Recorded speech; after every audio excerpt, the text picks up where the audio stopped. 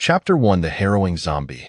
A ghastly pallid visage, with blood oozing from its 7 orifices, suddenly materialized before him. Its abyssales, steep hand unfathomable as he depths of hell, fixated intently opened. Despite Lung Yi's extensive ecambate experience, he was momentarily taken aback by this unexpected apparition, jolting upright from his. It was merely a dream.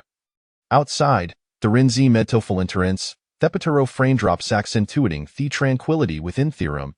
Lung uded not try say immediate lie instead. Here a ched for a cigarette in the bedside edible, lighten guinea a shependered the hunting dream.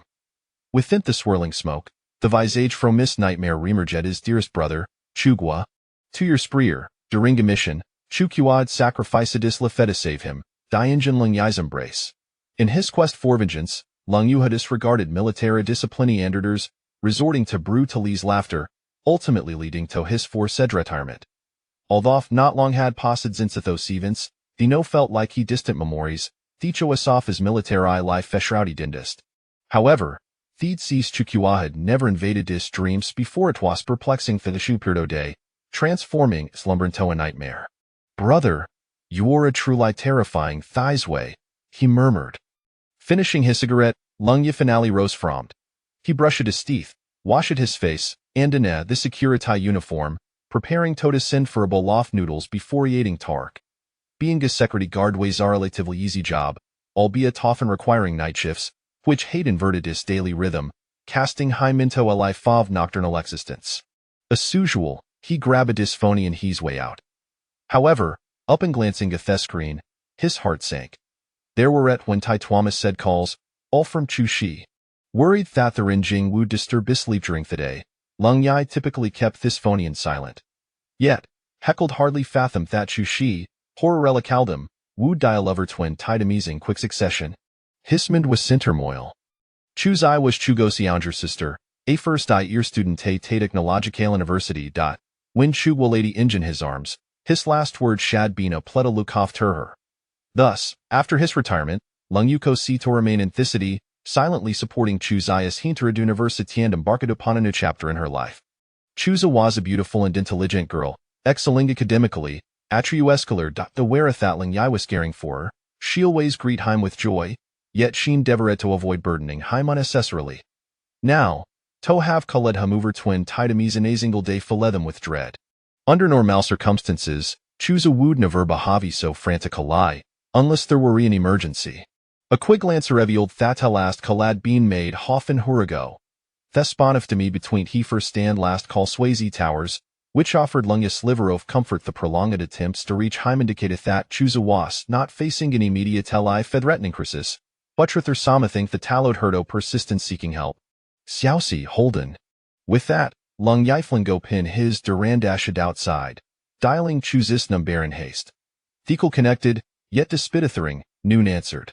His anxiety mounting, Hesh hovered his phone into his pocket and quickened his pace. The apartment the rented ways in an old residential building, situate on the 5th floor, with no elevator ahead tongue on his stairs, one flight at a time. In his frantic state, Lung Yu disregarded the norms of propriety, taking gas cut by leaping down his staircase as if engaged in parkour, bounding from one level to the next. Outside, there important torrents, soaking him to Theskin, and enlivened did he realize had brought Tanner and Jeer.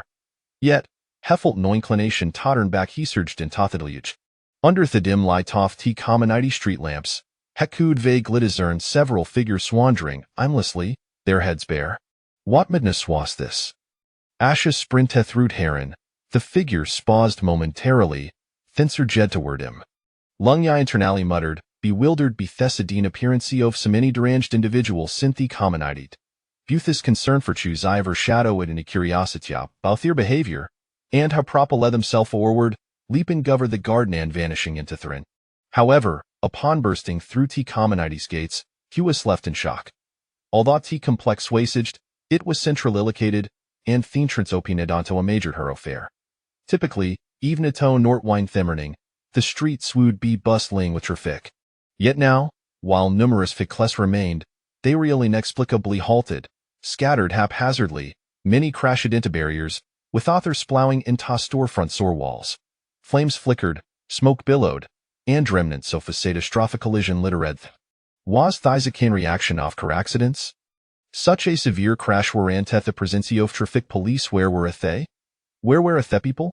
Lung stood momentarily dumbfounded. A killing solitude enveloping him amidst he cacophony of terrain. Asha surveyed Thekeos, a figure suddenly burst forth from the dark curtain of frame. Hey there. Before Lung cold inquire, the figure accelerated, lunging toward him. Was this an attack? A slight smir curved his lips a cheflex his wrist, gathering strength thin from sandfists. Buges stash prepared to strike. He was taken aback. As the figure drew near, illuminated by the street light, he discerned its ghastly face, covered in a axillary, with the est voidophacus. Dark red blood streamed from its smout hand chest, and remnants saw flesh clunk to its lips. Even under the torrential downpour, the Senkof blood was inescapable. A zombie? This was Lung's immediate impression. The creature before him bore a striking resemblance to the zombies from films, yet it was more real than anything he had ever witnessed, so vivid that he feared he had yet awakened from his nightmare. Chapter 2 The Hellish Silence of Death. Encountering a zombie ethereal world unbelievable? No, Lung after a brief moment of astonishment, except that Thegrim Realitian promptly devised an appropriate response. To your spreer, during his last mission, he had encountered such mutated monstrosities and had fought against them.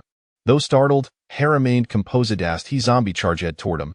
He did not retreat but advanced instead, seizing jits or mangus and jits momentum against it, while it trepinged with his foot. Caught off guard, the zombie stumbled uncontrollably and crashed to the ground, its grotesque fosses scraping along the pavement for half a meter, the skin torn and several teeth knocked out. For an ordinary human, such a fall would render them incapable of frizzing again. Yet, the zombie displayed no signs of pain trolla de virndat tempteterizionsmary. Lung recognized the creature's tenacity, its near immortal nature, and acted swiftly. As the zombie begantress, Heliopodon's back, driving his knee down with force, adding ease weight to the impact hand forcing the creature back to the ground. The zombie emitted a furious roar, pushing itself up with its arms, turning jit shed back hind in a attempt to bite Lung. Butin that flating moment of distraction, Lung swiftly grasped its sheed, gaining Geika ear view of its face. A significant portion of its flesh had dropped away, exposing bloody tissue beneath, its CS cloudy and unfocused. Despite the downpour, blood still coated its smout hand nostrils. Yet, the creature felt no pain. Only mitted allo grow lake and tatato falled beast, thrashing a but in frenzy, like her a bit og. What the hell is going in? Confirming it was indeed a zombie, Lung promptly snapped at its neck. As the rain poured down, Ackle coursed thruffum from his feet at the crown of fished. Thelastome heen countered a zombie, a sata biochemical facility, veritable Heloni arthwarany horrifying creature is conceivable. But now, zombies were brazenly attacking pedestrians synth the heart of the city. Could it Bethatimary and those Western nation shade engineered a virus dowsy against them? Thera and Felentrance, and the street lights offered little illumination due to downpour. In the murky shadows, more moving figures began to emerge through Heron. Perhaps earlier commotion had drawn heat and Shanaf Marie zombies, and soon multiple creatures surged to. A cold sweat broke out across his body. Asha finally grasped Waichuzuhad, called him Saminid Amis and what those are in soaked figuri synthi kamani tai trilliwara. Zombies, thywi will zombies. Chuzi Hayden countered zombie assorid being attacked bithum. With this thought, Lung Artre said with urgent sinomatter the reason for the zombie's appearance, it was paramount the thelicate choose immediately. After all, Chukua had shielded him from bullets, and his dying wish had been for Lung Yido take Kekari off Chushi. Yet, Duido slumber, Hain inadvertently mischooses desperate forlp, plunging Lung into a deep well of frit. Should anything befall Chushi, he would find it impossible to forgive himself for eternity. Caring for Chu's ways a solemn promise himidito, his life-saving brother. While Lung Yu was assessing his surroundings, the horde of zombie shadalria depeen pointed dislocation and commenced their swift advance. Countless trials and thebatal field dadens to lead in him by toff composure off virgin, the shiart, Hermain done flustered. Chu's jewel was situate in the suburban university town, approximately 15 kilometers from the city center. If theme Tyra city had succumbed to the zombie everas, it was highly probable that the streets were teeming with undead. Otherwise, it was inconceivable that Chusa would have called him from such a distance, and Akanov accident swould nothave gone unregulated by traffic authorities.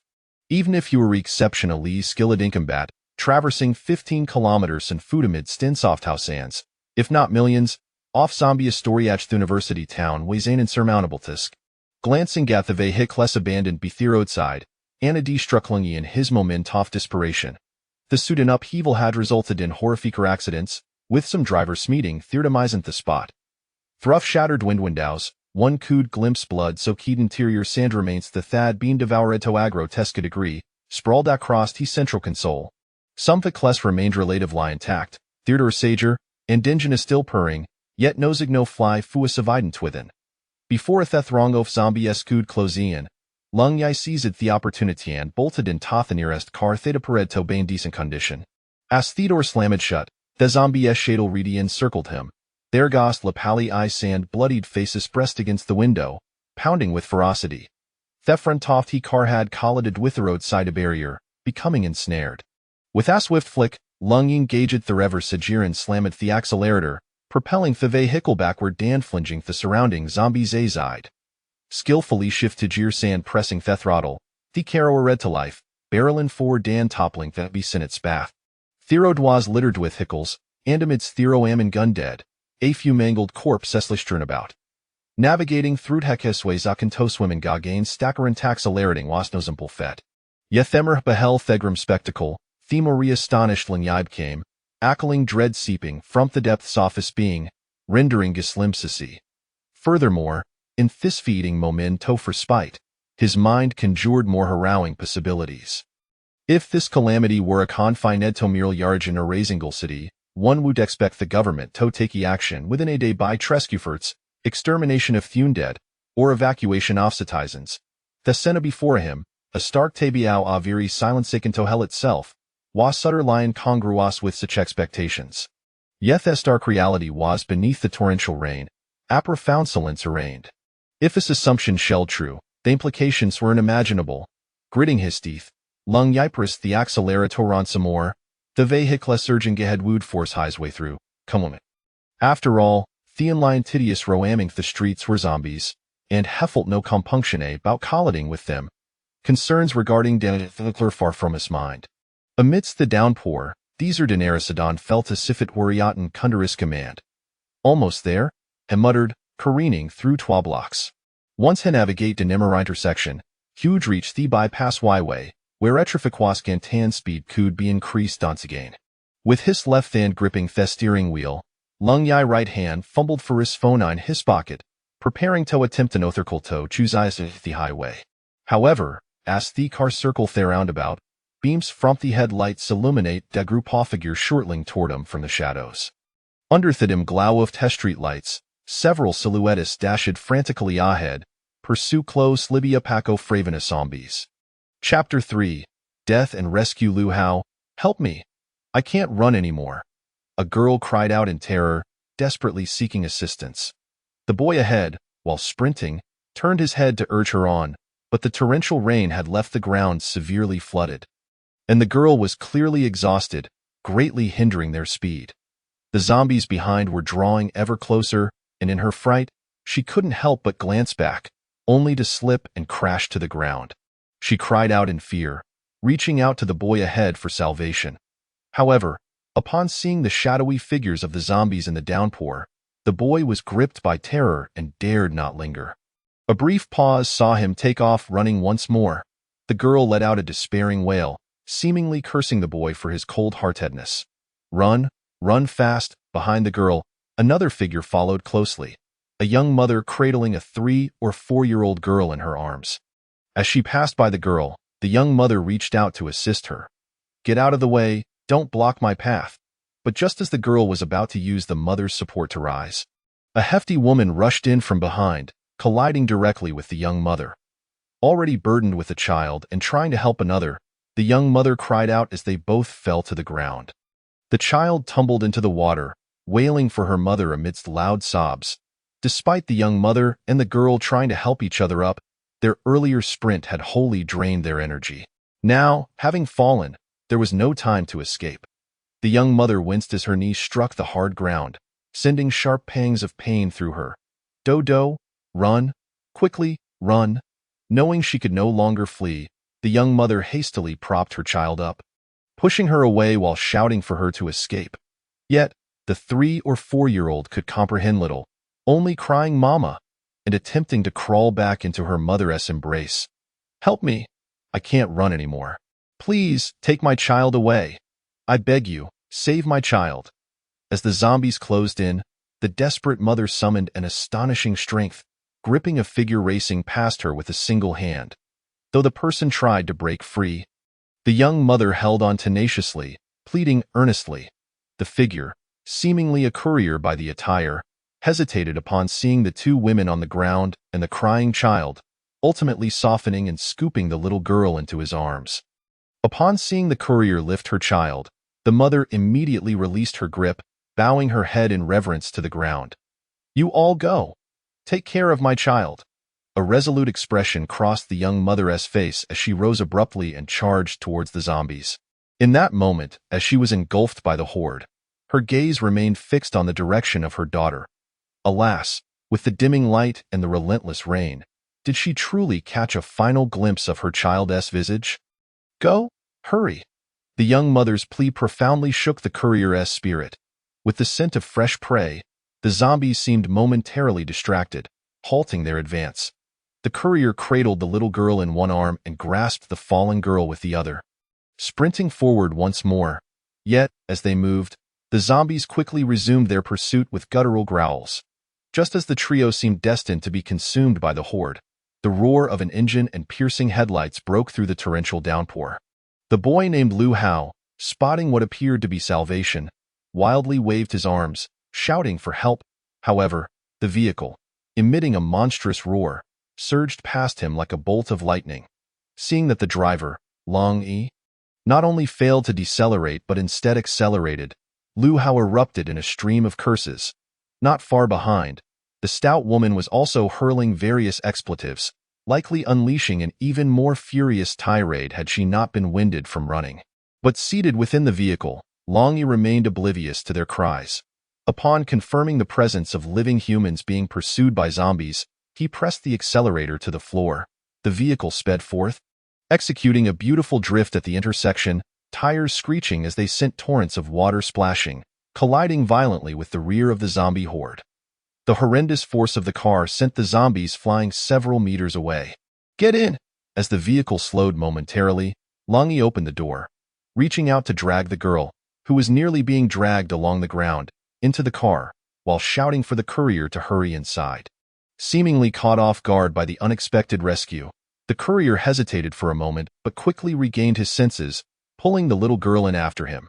Meanwhile, Lu Hao and the hefty woman, witnessing the vehicle halt and rescue those behind them, rushed towards the car like drowning souls grasping at a lifeline, frantically shouting, terrified that they would be abandoned.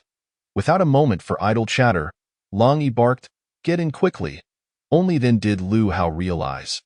Pulling open the door and diving inside, the stout woman, quick on her feet, had already managed to pull the door open and was climbing in just as Long Yi issued his command. After dragging the girl into the vehicle, Long Yi pushed her towards the passenger seat. Exhausted and overwhelmed by fear, the girl trembled uncontrollably. As Lu Hao squeezed into the car, he leaned over the front seat. Concern etched on his face as he spoke to the girl curled up in the passenger seat. Lu, are you all right? Are you hurt?" The terror of the zombies had truly shaken him. And now that they were temporarily safe, guilt washed over him as he sought to comfort her, reaching out to touch her. However, Lu violently swatted his arm away, her voice dripping with anger and resentment. "Lu Hao, you bastard! I was truly blind to have liked you. How could you abandon me like that?" Lu, it's my fault.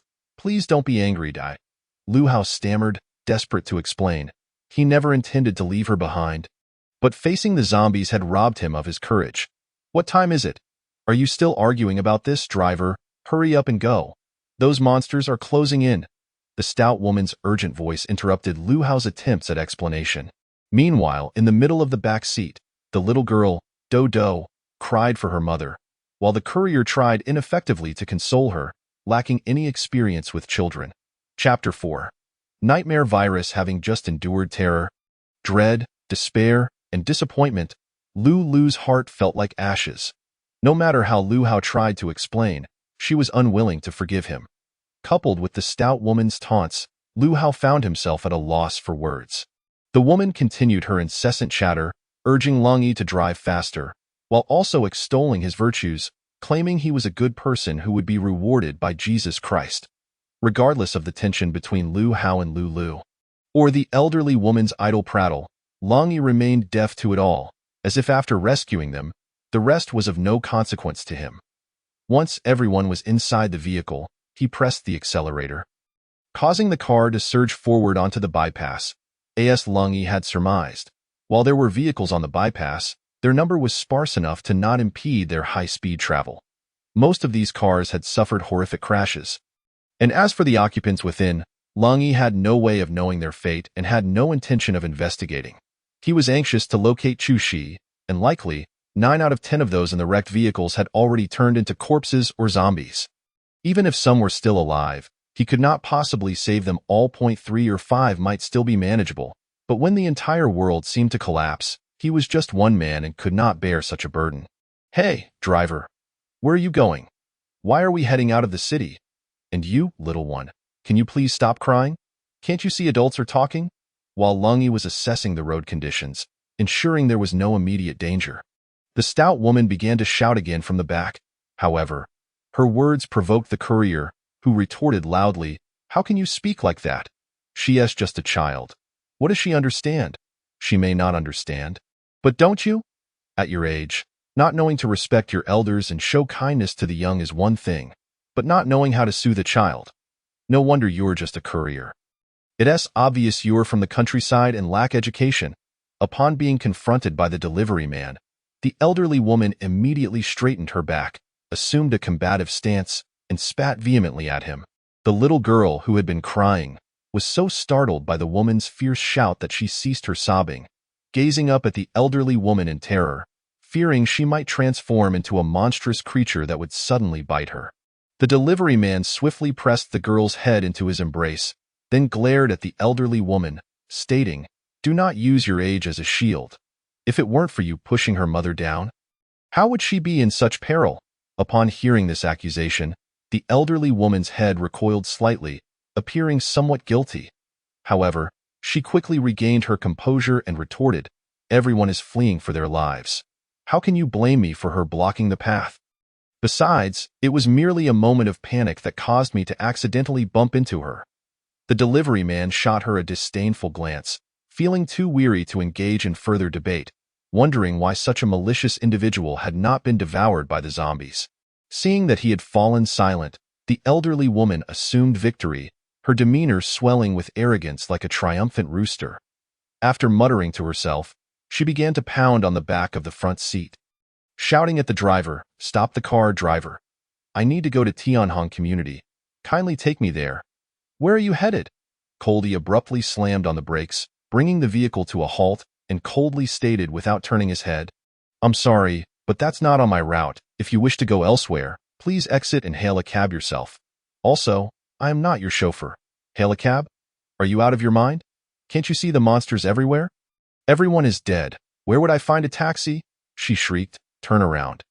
It's about money, isn't it? Just drop me off at my doorstep, and I'll pay you.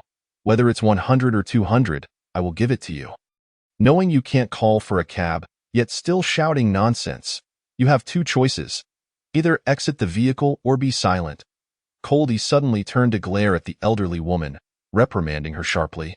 "I say, how can you young people be so rude? Don't you understand manners? I was just praising you moments ago. Are you not afraid of facing divine retribution?" As she continued to spew her vitriol, Coldy abruptly descended from the front seat and opened the rear door. The moment the elderly woman laid eyes on his fierce and cold countenance, she was taken aback, leaning closer to the door frame. Coldy fixed her with a chilling gaze and warned, "If I hear you utter another word, I will throw you out. I am quite curious whether your deity will come to your rescue." What a wretched security guard. No wonder your demeanor is so deplorable. I cannot be bothered to engage with you. The elderly woman instinctively wanted to retort, but under the weight of Cold Yi's gaze, she ultimately shrank back into her seat, mumbling quietly. Cold Yi, having previously served in the military, could not bring himself to abandon those he had saved, despite the elderly woman's despicable nature and the negative sentiments expressed by others regarding her character. He merely sought to intimidate her. Noticing her subdued demeanor, he resumed driving. Can someone explain to me what is happening? Why are there suddenly zombies everywhere? After awakening to a world turned upside down, coupled with his impatience and the commotion behind him, Coldy felt an overwhelming sense of frustration. With the vehicle now quiet, his inner turmoil began to settle somewhat, and as he noticed that Chushi's calls remained unanswered, he finally decided to inquire about the events that had transpired during his slumber. Thank you for saving my life, or else Lu and I would surely have been slaughtered by the zombies. Lu Hao, seated in the passenger seat, observed Cold Yi's youthful appearance and thus addressed him as brother instead of big brother.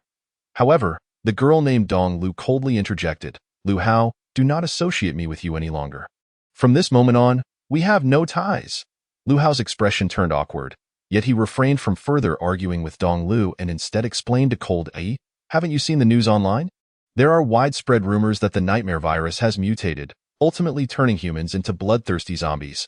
Nightmare virus? Wasn't that just a highly contagious strain of the common flu? Cold Yi found it hard to believe. The so-called nightmare virus was not a novel concept, but rather a colloquial term for a type of influenza virus, a name adopted by the general populace and subsequently perpetuated by society. Upon infection, both humans and animals exhibit symptoms akin to the flu, such as fever, headaches, muscle aches, joint pain, and extreme drowsiness. Particularly, the drowsiness is severe, leading to the moniker nightmare virus. If not for the presence of other severe underlying conditions, infection with the nightmare virus would not typically be fatal. If treated promptly, the chances of recovery are quite high. Thus, humanity did not succumb to panic. Rather, interactions among people became increasingly cautious. Coldy recalled that shortly after his discharge from the military, the nightmare virus began to spread. Having encountered such chaos right after leaving the service, finding work became challenging, and his impression of the nightmare virus remained vivid. He had hoped it would pass, yet it persisted, not only remaining unresolved but also continuously producing new strains, infecting an ever-growing population. Experts speculated that the virus's RO value could potentially exceed 5.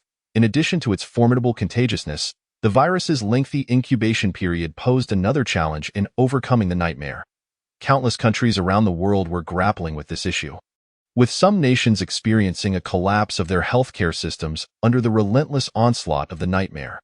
Certain Western capitalist countries were compelled to concentrate medical resources, favoring the wealthy and powerful, resulting in a dire scenario for the poor, exacerbating domestic tensions, and pushing them to the brink of fragmentation and civil war. In the most conservative estimates, over half of humanity may be at risk from the nightmare virus.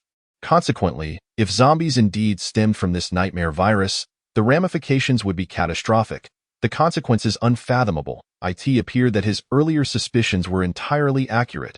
The occurrence of such a calamity, yet no sign of rescue, suggested that the disaster was widespread. In times like these, one should not harbor illusions of awaiting salvation. When calamity strikes, everyone is left to fend for themselves, and it becomes a matter of who possesses the strength to wrestle for survival amid the chaos. Reflecting on the nightmare virus, Coldy recalled another matter. Half a month prior, Dr. Luo Fei from the Institute of Genetics at the Academy of Social Sciences had called to inquire if he had experienced any unusual symptoms, or if he had ever been infected by the nightmare virus.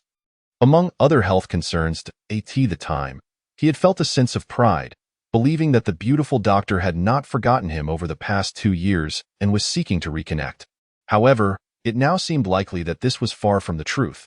Could it be that the authorities had already detected anomalies back then? Considering Dr. Luo's position, in addition to her work at the Institute of Genetics, she also served as an advisor and researcher at both the CDC and the United Nations CDC, making this speculation highly plausible. Damn the CDC and health organizations, what are they doing? They had previously claimed they were hastening vaccine research, assuring that a vaccine would be available soon. Yet, 2 years have passed, and not only has a vaccine failed to materialize, But the situation has evolved into something even more terrifying at this moment. The delivery man, cradling the child, spoke out in indignation, seemingly wanting to shift all his anger and fear onto the CDC. Despite Coldy's earlier reprimand still echoing, the elderly woman, initially intimidated, could not resist speaking up. "I tell you, this is all God's punishment. Everyone sins, which is why God has unleashed this retribution, like a great flood. Only those who believe in God can attain eternal life." The delivery man scoffed. "Who is God punishing? The ones who have turned into zombies, or you, who is being chased by them? If you believe in God, then why hasn't he come to save you when you are being pursued by zombies? Or is it that God is a foreigner, too busy rescuing others to help you?" In terms of unreasonable behavior, the elderly woman undoubtedly held the upper hand, but when it came to logical reasoning, she was at an extreme disadvantage. The delivery man's words left her bewildered, questioning whether it was the transformation into zombies that constituted punishment, or whether it was the victims of the zombies that were being punished. Was it all merely a test from God? "Brother, look at this video that was released this morning. It was then that the zombies began to swarm." Lu Hao disregarded the other two individuals and instead raised his phone. Pulling up a video to show Long Wide as Longy drove, he cast quick glances at the screen. The video was set in a shopping mall, where a gruesome scene unfolded from the very beginning. A middle-aged man had pinned a young woman to the ground, ferociously biting at her like a rabid dog. The woman was dressed scantily, leaving large areas of her skin exposed, which provided the man with ample opportunity to attack. Her arms, chest, and face were already torn and bloodied, with chunks of flesh ripped away, the stark red of her blood contrasting violently against the pristine white floor of the mall. Despite her grievous injuries, the woman did not succumb to death, emitting heart-wrenching cries. Even through the screen, one could feel the palpable terror and despair radiating from her. The phone's screen shook violently, revealing mall security pushing through the crowd, bravely rushing to intervene. After a great struggle, 5 or 6 of them finally subdued the frenzied man. However, as they pulled him away, he simultaneously bit through the woman's throat, heedlessly swallowing it whole. This horrifying scene sent the surrounding crowd into a frenzy, their screams echoing as the person filming trembled uncontrollably.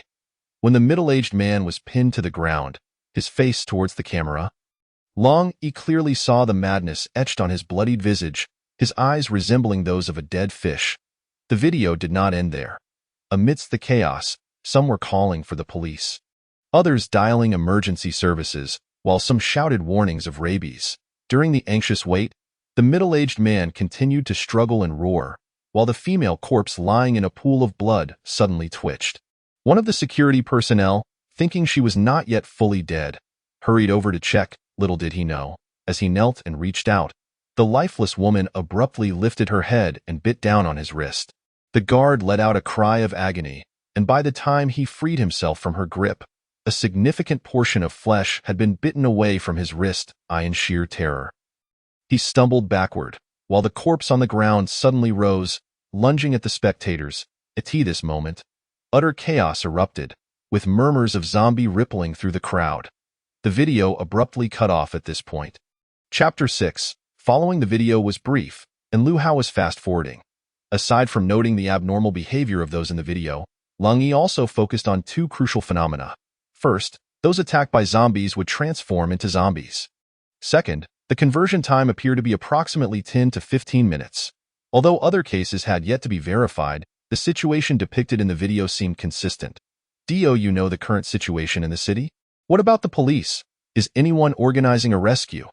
After the video concluded, Long Yi cast aside the images and held on to a faint glimmer of hope. Lu Hao sighed. Don't rely on them. The virus and the zombie onslaught will not spare you just because you possess power or wealth. Those officials and police might well have turned into zombies themselves. Once the zombie outbreak occurs, the entire city, no, the entire world, descends into chaos. No one and nowhere is exempt. This morning, the internet worldwide was flooded with news of zombies attacking humanity. It's even more chaotic abroad, with gunfire echoing everywhere. This virus is highly contagious. I fear that by the end of this day, there will be few survivors left. As it stands, I have hardly seen any living souls, only zombies lurking about. Lu Hao's words were profoundly bleak, casting a suffocating weight that even the most loquacious of individuals could not ignore, leaving them no longer thinking about returning home. Even if they reached their homes, the greeting might not be family, but rather zombies. Lungi fell silent, unable to fathom how the world could have transformed so drastically. If it were merely a strain of the flu virus, it would only result in death. Why then did it lead to the creation of zombies? He recalled the zombies he had just seen, which bore a striking resemblance to the bioweapon-infected individuals he encountered 2 years prior in Cambodia. Could it be that, as he suspected, this was not a flu at all, but rather a bioweapon unleashed by someone? Perhaps it was those Western nations, or the Imreal Corporation, if it were indeed them. Why had the entire world descended into chaos? Had they played with fire and burned themselves in the process? Anxiously, Longi retrieved his phone again and dialed Chu Xi's number. Unfortunately, there was still no answer on the other end, leaving him no choice but to hang up, relieved that he was only a few minutes away. Just as he was about to set his phone down, a thought struck him, and he dialed Luo Fei's number. He sought to clarify whether this damned zombie virus was indeed related to the bioweapon in Cambodia. If anyone were to understand what was happening, it would surely be Luo Fei. However, to his dismay, Luo Fei's phone also went unanswered. This left Longi's spirits plummeting to an all-time low. Given the current circumstances, if no one answered their phones, he dared not contemplate the implications. Seeing Long Yi repeatedly trying to reach someone without success, Lu Hao and the others were tactful enough not to inquire further. They had all experienced similar situations earlier that day. Those on the other end of the line were either dead at the hands of zombies or cowering in some hidden corner. The car roared as torrential rain lashed against the glass, the headlights piercing through the pitch-black night, slicing through the darkness. Suddenly, Lu Hao recalled that Long Yi had been driving all this time. But the question remained, where exactly were they headed? Just as he was about to speak up, Long Yi abruptly slammed on the brakes, bringing the vehicle to a halt in front of a large gate. Technological University? What are we doing here, brother? At that moment, every location felt unsafe. The wisest choice would be to gather some supplies and find a secure place to hide until the situation clarified. Lu Hao was unsure of Long Yi's intentions, but he was still rational enough, or perhaps driven by fear, to quickly suggest, "No, I need to go to the school to find someone. You all should find a safe place to hide." Long Yi glanced around, noting that although the school's entrance was illuminated, the light did not reach very far, and he saw no immediate signs of danger. With resolve, he flung open the car door and stepped into the downpour. Hey, brother, don't act impulsively. It's safer if we stick together. We can discuss things as a group, Lu Hao called out in a panic as he saw Long Yi unhesitatingly abandon the vehicle. With Long Yi gone, the car sat in the oppressive darkness of the rain-soaked night, and a sense of dread enveloped them, igniting a wave of panic. "Let me out," the delivery driver, Gao Fei, pushed against Lu Hao. "Where are you going?" "I'll drive." Lu Hao mistakenly assumed Gao Fei wanted to take his place behind the wheel, positioning himself firmly in the driver's seat. However, as Gao Fei exited the vehicle, he made no attempt to linger, instead cradling Do and rushing after Long Yi. Once Gao Fei left, Dong Lu in the passenger seat also opened her door, following suit. Lu, hey, where are you two going? Have you lost your minds? That's a school. There must be zombies inside. Lu Hao leaned out of the window, shouting after their retreating figures. Yet, the two paid him no heed, quickly disappearing into the torrential rain, drawing closer to the faint light of the university gates. Frustrated and alarmed, Lu Hao glanced at the steering wheel and then back at the older woman sitting behind him. She too was caught in a dilemma, her instincts telling her that remaining in the car felt safer. Should zombies appear, they could always drive away, but once inside the university campus, who knew how many zombies they might face? "Young man, why don't we stay in the car?" The elderly woman gazed at Lu Hao with an expression brimming with hope. Yet, Lu Hao paid her no heed. He slammed the steering wheel in frustration, angrily shoved the car door open, and rushed out. This elderly lady lacked any combat prowess, and at the critical moment, she even hindered herself. In her state of distress, she truly felt as if she had lost her mind. With no destination of her own, it seemed safer to stick with the others. If the situation turned dire, she could always return. One must admit, Lu Hao had indeed calculated wisely. Cold E, filled with concern for Chu Shi, felt compelled to brave the peril ahead, even if it meant walking into a den of dragons and tigers. As for the people in the vehicle, he could hardly tend to them. He hoped they would find their way to safety, as he traversed through the heavy downpour and reached the entrance of the university. He was thoroughly drenched. Cold E, disregarding his state, quickly pressed against the outer wall of the security office, cautiously surveying his surroundings. The school's automatic gate was shut, standing a little over a meter tall, insufficient to deter anyone. Nevertheless, Cold E did not waste his energy and slipped through a side door adjacent to the wall. Beside the side door was the security office. As Cold E passed by, he cautiously peered through the window. The office was divided into two sections, and it appeared that no one was in the outer room, which was stained with blood and in utter disarray, clearly having suffered an attack not long ago. Just as Cold E was observing, Gao Fei and Dong Lu had caught up from behind. Hearing a rustle behind him, Cold E instinctively turned, only to catch a glimpse of a figure lunging toward him from the corner of his eye. Chapter 7. The impressive security guard Cold E reacted swiftly. He dodged the zombie's lunge, his right hand pressing firmly against its head, using the creature's momentum to grind it against the wall. The rough surface acted like sandpaper, swiftly stripping away the flesh and blood from the zombie's face, leaving a significant smear on the wall. However, as he exerted all his strength, he had also managed to twist his body, and the zombie reached out to grab him. Half its face was a ghastly sight, utterly terrifying. Gao Fei and Dong Lulu, who had followed closely, witnessed this scene and were immediately struck with fear. Gao Fei instinctively pulled Dodo's head into his embrace, while Dong Lulu seized Gao Fei's arm, letting out a shriek. Cold E was aware that these zombies could transmit a virus, so he refrained from engaging with them directly.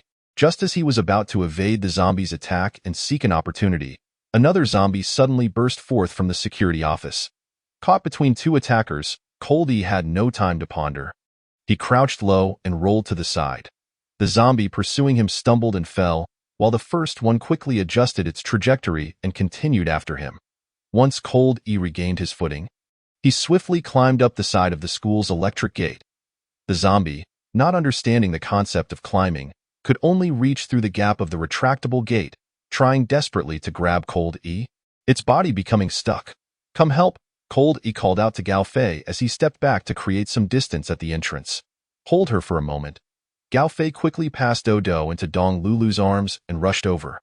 Following Cold E's instructions, he grasped the zombie's arms and pulled with all his might, trying to drag it back through the gate. In truth, he did not need to exert much force. The zombie was already attempting to squeeze through the gate. Making it easier to pull, however, the creature flailed its limbs with great strength, making it difficult to control. Just as Cold E was about to leap over and find a chance to deal with this zombie, he noticed another one had risen and was charging toward Dong Lulu and Dodo. Dong Lulu screamed in alarm and turned to flee. "Hold it!" Cold E admonished Gao Fei, instantly accelerating and delivering a powerful kick to the zombie pursuing Dong Lulu. The creature slammed into the wall of the security office and bounced back, tumbling toward Cold E. He seized its chin and neck, performing a swift 360-degree spin, akin to an alligator's death roll, twisting the zombie's head into a grotesque contortion. Fearing it might not be dead, Cold E followed through, pressing his knee heavily against its neck as it fell. Once he confirmed the creature lay still, Cold E turned and maneuvered around to the opposite side of the electric gate. The zombie trapped within saw Cold E appear behind it and struggled fiercely to escape. Yet, entering was easy, while exiting proved far more difficult, especially with Gao Fei still desperately pulling it back. Gao Fei was thoroughly astonished by Cold E's series of actions. While he could kick and fight, he had rarely seen someone move with such grace and ease. The sight of Cold E's fluid 360-degree spin was breathtaking, leaving Gao Fei in deep admiration, realizing Cold E was undoubtedly trained. This time, Cold E opted against any flashy maneuvers and simply advanced to snap the zombie's neck. After witnessing the corpse collapse to the ground, Gao Fei felt a tremor run through him, as the realization of fear washed over him. "Dude, you are truly incredible," Gao Fei exclaimed with admiration. For an ordinary person like himself, the mere thought of approaching a zombie was enough to send shivers down his spine. Yet, This security brother seemed even more fearsome than the zombies themselves, effortlessly dispatching 2 of them with a mere flick of his wrist. An astonishing display of prowess. Gao Fei marveled at Cold Yi's abilities, further solidifying his belief that leaving the vehicle had been the right choice. However, Cold Yi's demeanor towards Gao Fei was far less accommodating. After temporarily dealing with the zombies, he scolded him brusquely. "Why did you follow me?" "Well," Gao Fei stammered, feeling awkward as he pondered how to explain himself or request to stay with Cold Yi. Initially, he had followed Cold Yi simply because he trusted him to save others. Now, witnessing Cold Yi's combat skills and ruthless tactics only strengthened his resolve to stick by him. Lulu, are you all right? Are you hurt?" Just as Gao Fei was contemplating his words, Lu Hao and the elderly woman rushed in from the rain, their faces etched with concern for the panicked Dong Lulu. When the zombie had lunged at Dong Lulu, Lu Hao had been near the door. Seeing the creature's menacing approach, he nearly lost control of his bladder and hurriedly turned to flee. Unfortunately, this moment was witnessed by the retreating Dong Lulu, who felt utterly disillusioned with Lu Hao. Time and again, this man had let her down, leaving her heart in despair. "Brother, we didn't mean to follow you. We genuinely have nowhere else to go, and I'm carrying a child. Her mother was killed by a zombie. Of course, the child isn't mine. I mean," as Gao Fei attempted to explain, his words only became more tangled. Cold Yi glared at this gaggle of hangers-on. His mood darkening. After saving them, he found himself in an even greater predicament. It wasn't that he was unwilling to help these people, but he had his own mission. He needed to rescue Chu Shi. There were certainly zombies within the school, and he anticipated many more. This was precisely why he had chosen to enter alone. If he were to bring along so many people, not only would he fail to find Chu Shi, but he might also struggle to ensure his own survival. Dealing with 1 or 2 zombies was manageable, but if faced with a horde, he would be left with no viable options. And before him stood a group comprised of a self-serving elderly woman, a 3- or 4-year-old child, a girl, and a timid boy. Only Gao Fei, the delivery man, seemed somewhat competent. With such a motley crew, entering the school would be tantamount to courting death. Chapter 8. Entering the university, there were surely numerous zombies within the school, and whether they could emerge alive was uncertain. "You should not follow me." In the face of fear and danger, seeking a strong ally is an instinct inherent in all beings. Cold Yi understood the desperation of these individuals, but could not accept their presence. "Lulu, he is right. With so many students in the school, and it not being a holiday, there are bound to be a multitude of zombies. We should not go in. Let us drive back home. It will be safer there." Lu Hao chimed in, trying to persuade them. Dong Lulu was thoroughly exasperated by Lu Hao's incessant nagging. With a cold expression, she retorted, "Lu Hao, I've made myself very clear. Our relationship is over. Even if I were to be bitten by a zombie, it would be none of your concern. How about this? We wait in the security office, and if you can come back, we'll figure out how to leave together." Gao Fei suggested, disregarding the couple's argument, recognizing that entering the school with so many people was indeed reckless. "Do as you wish, but there's a high likelihood I may not return. You'd best prepare yourselves." As long as he was not pursued, Long Yi felt indifferent. With a wave of his hand, he dashed out of the school gate and plunged into the torrential rain. Gao Fei had initially intended to stick with Long Yi, thinking it would be beneficial to look out for one another in times of crisis. However, recalling Long Yi's earlier demeanor, he dismissed this notion.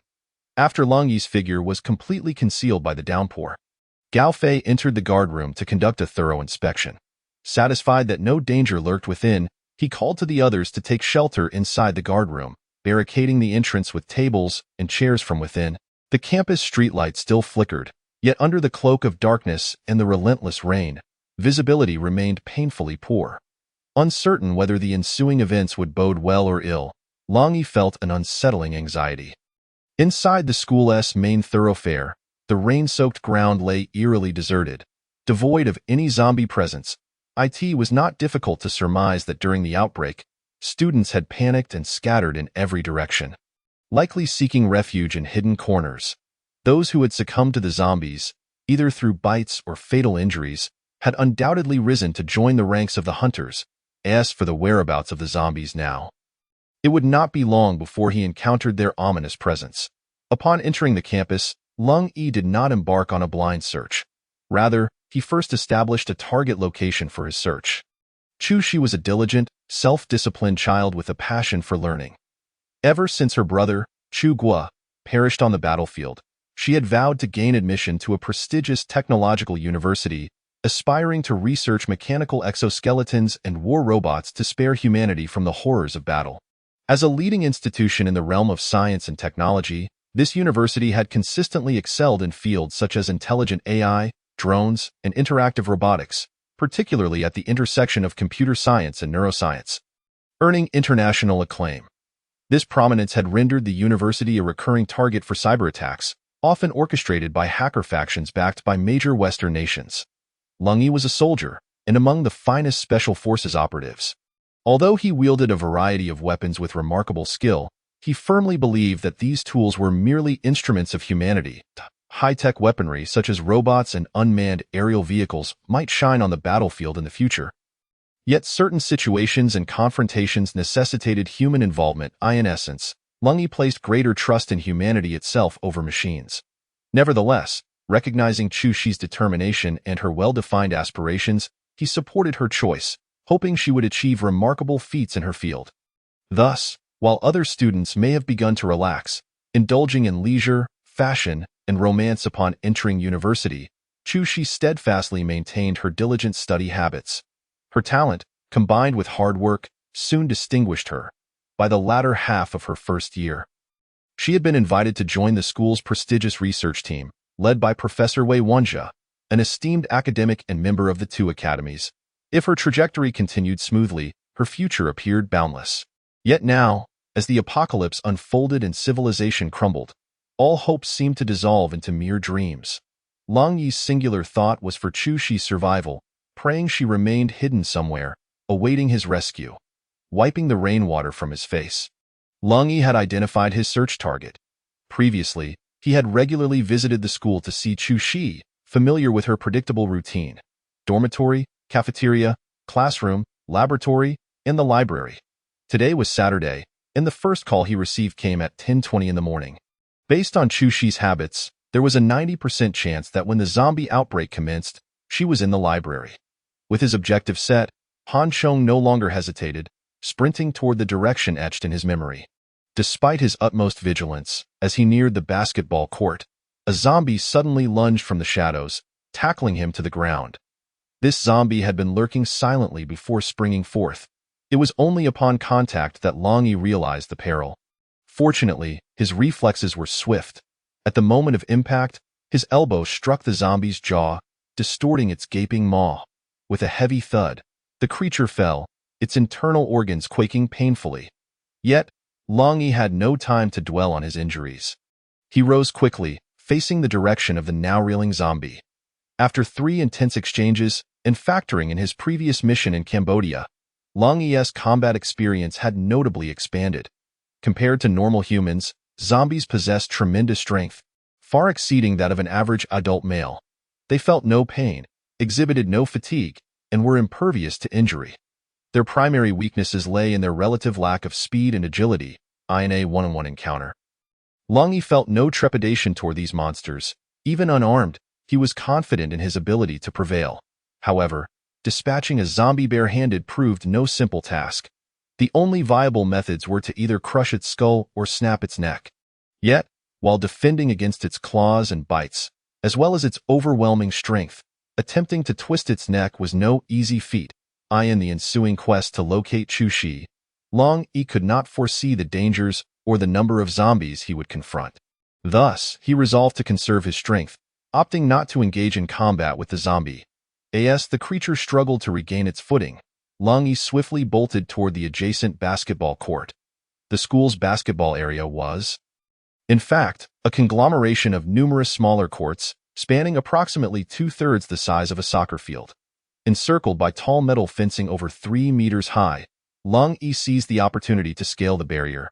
His decision proved to be astutely prudent. As he ascended the fence, more zombies emerged from the shadows, gathering below, their low growls echoing as they reached for him. The interior of the fence was no sanctuary either. as several zombies had also infiltrated that space. Surveying his surroundings, Lungi found himself cornered, unable to leap over the barrier to the other side. Fortunately, the basketball court's iron fence was remarkably sturdy. With no other options, he crawled along the fencing, pursued by a horde of zombies clamoring below. After traversing over 100 meters, he reached a corner of the northeast fence where a large pond lay beneath. The zombies trailing him stumbled, some sliding down the slope into the water. Observing the zombies floundering ineffectively in the pond, Lungi recognized his chance. He stood atop the fence and leaped into the pond's center. Seeing Lungi plunge into the water, several dim-witted zombies followed suit, plunging into the depths with loud splashes. Regardless of their efforts, they could only flounder helplessly, unable to gain any ground. The pond was also filled with thick reeds, further entangling their movements. Emerging from the water, Lungi surveyed the dark silhouettes of the zombies spinning in place, finally allowing himself a moment of relief.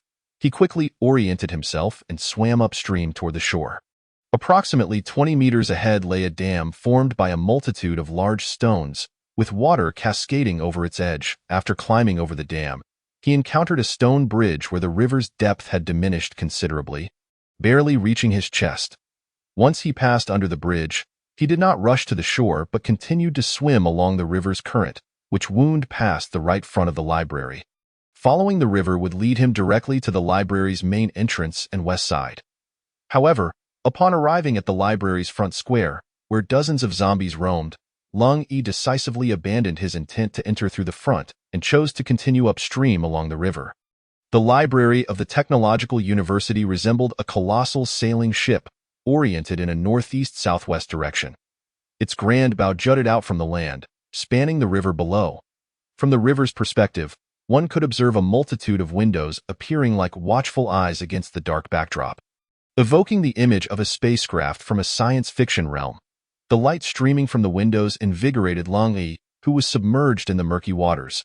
Hurrying to paddle closer to the library's western wall, he noted that the foundation of the library was significantly elevated compared to the outside, with the first-floor windows positioned over 2 meters high. Lungi attempted to jump but realized he still fell short by at least 20 centimeters from the windowsill. While this distance would be trivial on solid ground, attempting a running jump from the water was utterly futile. With no other option, he relied on the dim glow from the window to search for a foothold. Fortune smiled upon him as he discovered a collection of stones near the southeastern corner, remnants of landscaping from the dry season. Selecting a stone of suitable size, he maneuvered it into position. With this makeshift step, he leaped upward, grasping the windowsill effortlessly. As it was summer, the window was left ajar, merely screened with mesh to deter insects. Lungi exerted his arms, pulling himself up, and peered inside. The library appeared brightly lit, exuding an air of tranquility. Yet, as his gaze fell to the floor, the serene scene transformed into a nightmarish tableau. Blood, chunks of flesh, viscera, and various severed limbs littered the ground. With skeletal remains gnawed to the bone, the once pristine library had morphed into a vast hellscape, the pungent stench of blood wafting through the window, mingling with the foul odor of the river, inducing waves of nausea. Just as Lungi prepared to hoist himself fully onto the windowsill, a zombie staggered into view from behind a row of bookshelves, ravenously gnawing on a nearly skeletal corpse. This zombie appeared to be female, her visage grotesquely disfigured, revealing stark white bones, with an eyeball dangling alarmingly from her ear. A glance around revealed the library was filled with numerous bookshelves and desks. The first floor alone exceeding 3,000 square meters in area, likely harboring countless more zombies. Should he be trapped within, it would undoubtedly spell his doom. After assessing the situation, Lungi refrained from making a hasty entrance. Retreating to contemplate his next move, the library boasted 5 floors. Even if Chushi were indeed inside, Lungi could not ascertain which level she occupied. After a brief contemplation, he retrieved his phone. Hoping to call Chushi if she were in the library, her phone would ring, even if it had been lost or she had met with misfortune. However, upon extracting his phone, Lungi was met with dismay. After enduring the relentless rain and having soaked in the river, his phone had long since succumbed to water damage. Cursed be the unscrupulous merchants, were they not touting their phones as waterproof? Lungi, filled with rage, hurled the discarded phone into the water. It seemed that the only course of action now was to force his way through. Gently parting the gauze window, he found that the sound was minimal amidst the torrential rain outside. Taking a deep breath, he grasped the window ledge with both hands and swiftly dropped into the library. A faint noise caught the attention of the nearby zombies, but as they turned, Long Yi deftly concealed himself behind a bookshelf. However, as he turned his face, he was startled to find himself almost nose-to-nose with a female zombie. Chapter 10. A handy weapon. Not all disheveled figures are alluring. When a blood-soaked zombie, baring its teeth, stands before you, no matter how splendid the spring day, your heart will be devoid of joy. The lower lip of the zombie, along with the flesh of its jaw, had vanished, exposing its teeth and mandible, truly a grotesque sight. Its pale yellow dress was tattered, revealing a body smeared with blood. As Long Yi turned, the zombie opened its mouth, mere inches away from biting his face. In a panic, he retaliated, thrusting his palm upward forcefully against the zombie's chin. Tilting its head back, as it stumbled backward, Long Yi swiftly maneuvered to its back, seizing its head and twisting violently, resulting in a muffled crack of its cervical vertebrae. The zombie collapsed, losing its strength. Long Yi hurriedly supported the corpse, gently lowering it to the ground. Despite the close call, a cold sweat broke out on his brow. Just as he regained his composure, the sound of heavy footsteps echoed, prompting him to swiftly climb the bookshelf. The library's shelves stood back to back, each side boasting a depth of 40 centimeters, summing to a spacious 80 centimeters. The only downside was the inadequate height. To facilitate book retrieval, the shelves reached only about 2 meters. A slight lift of the head could reveal someone above. Lying flat on the shelf, Long Yi took a moment to steady himself before rolling over and crawling deeper into the library. Once inside, he was astounded to discover the sheer number of zombies, far exceeding his expectations. Damn it, it said that college students prefer to go shopping, play games, and date on weekends? Why are there so many people in the library? Are they all single? Long Yi mused, his movements becoming increasingly cautious. The library shelves were densely packed. Except for areas near the windows where tables and chairs were placed for reading, the rest were interconnected shelves, with gaps no more than 2 meters apart. For someone like Long Yi, a former elite soldier, this distance was trivial. As long as he seized the opportunity when the zombies weren't attentive, shifting locations was relatively safe. However, after patrolling the first floor, he found no signs of life, only zombies. The layout of the first floor was rather simple, consisting solely of bookshelves and tables, with only the restroom and the front desk for book borrowing registration as additional functional areas. Long Yi patiently lurked on the first floor for nearly 2 hours, meticulously examining every zombie and even the skeletal remains on the ground, confirming he did not see any familiar figure resembling Chushi before shifting his focus to the second floor. The library had 5 levels, and aside from 3 elevators near the entrance, there was an exquisitely decorated staircase at the far end. After careful observation, he opted for the staircase. The elevator area was infested with wandering zombies, and being trapped inside would be disastrous. Moreover, he needed to search each floor, and climbing the stairs was far more convenient than taking the elevator. However, this meant he would inevitably have to leap from the shelves and confront the zombies head-on. With an estimated 100 zombies lurking on the upper floors, even possessing a firearm would not suffice against such overwhelming numbers. Long Yi reconsidered his plan to confront them directly. Ensuring the area was clear of zombies, he reached beneath the shelf and pulled out a hefty book, launching it forcefully onto a nearby table. The substantial English-Chinese dictionary thudded onto the table, sliding forward due to inertia. Several cups placed on the table toppled to the ground, creating a cacophony of noise. This was akin to poking a hornet's nest. Upon hearing the commotion, the zombies in the first floor area immediately emerged from hiding, converging rapidly, faced with the mass of frenzied, roaring zombies. Long Yi felt a shiver run down his spine. Fortunately, this diversion proved effective. As the zombies surged to the opposite side, he swiftly leaped down from the shelf and dashed toward the inner staircase. However, fortune was not always on his side. The second-floor staircase had a 90-degree turn midway, branching off to the east and west. As Long Yi rushed forward, he spotted 2 zombies resembling students, eagerly devouring the entrails of a corpse on the ground. Blood flowing like a river down the stairs, an utterly chilling sight. Lang Yi contemplated making a dash past the feasting zombies, but they reacted more quickly than anticipated. Just as he was about to turn, both zombies lunged at him with low growls. He deftly sidestepped, causing the first zombie to miss, and with a push, it tumbled down the stairs. The second zombie followed closely behind, and with his back against the wall. Lang Yi had no room to evade. In a split second, he crowed after his shout. Lang Yi realized how foolish he had been. Upstairs and downstairs, the place was swarming with zombies. Not only did his cries fail to elicit a response from Chu Shi, but they also attracted even more of the undead. The heavy sound of footsteps, crashing, and the clattering of overturned tables and chairs transformed the library into a cacophony of chaos in an instant. With a change of expression, Lang Yi hastily resorted to his previous tactic, using both hands and feet to swiftly climb the bookshelves to the second floor. However, this time was different.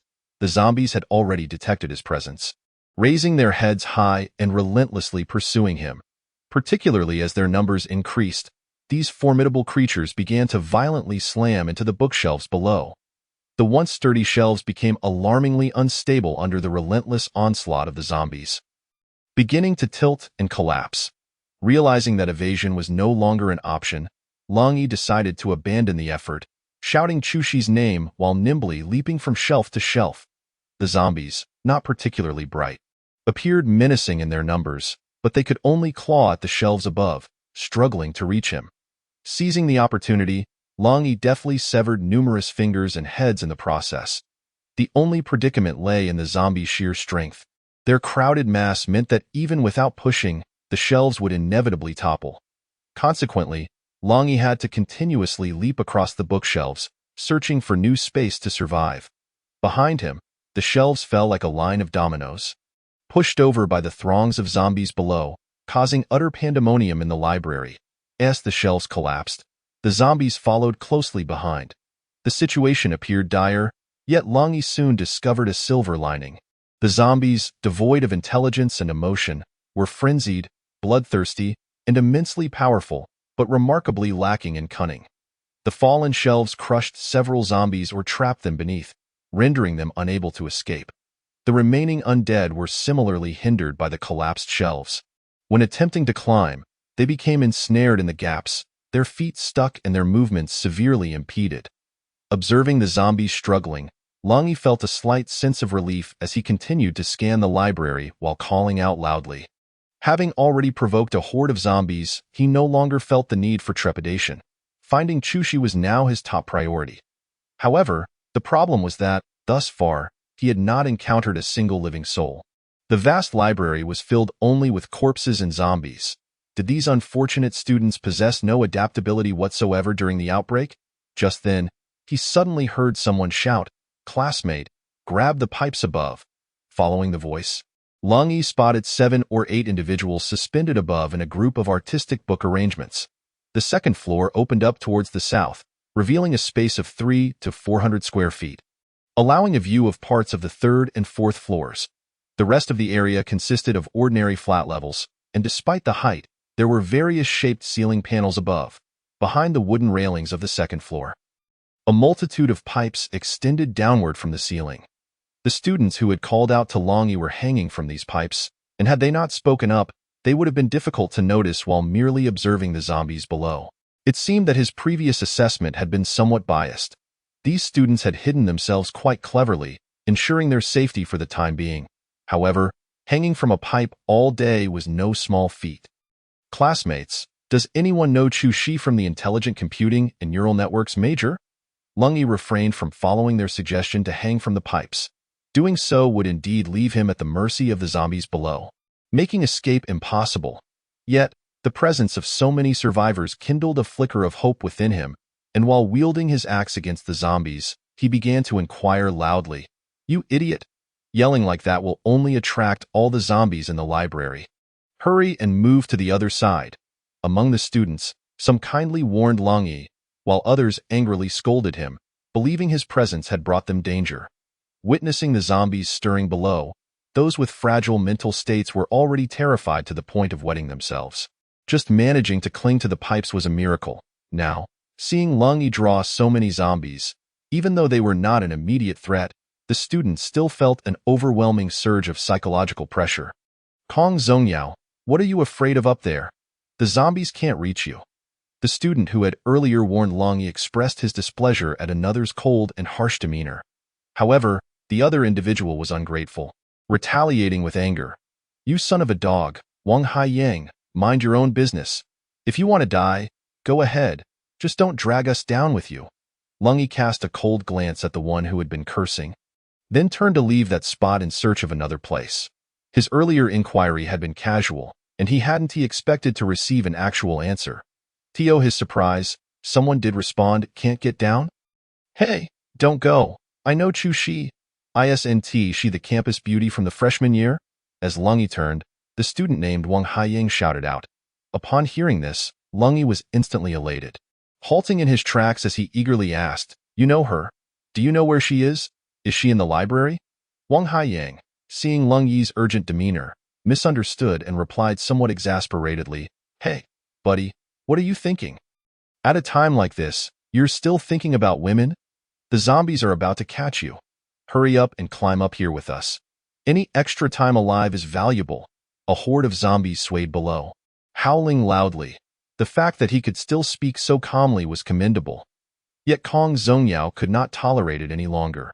Upon hearing the two still conversing, he barked once more, you son of a dog? Wang Haiyang, are you out of your mind? Can't you just shut your mouth? Do you want me to kick you down? Wang Haiyang lazily retorted, Kong Zongyao, you're the real idiot here.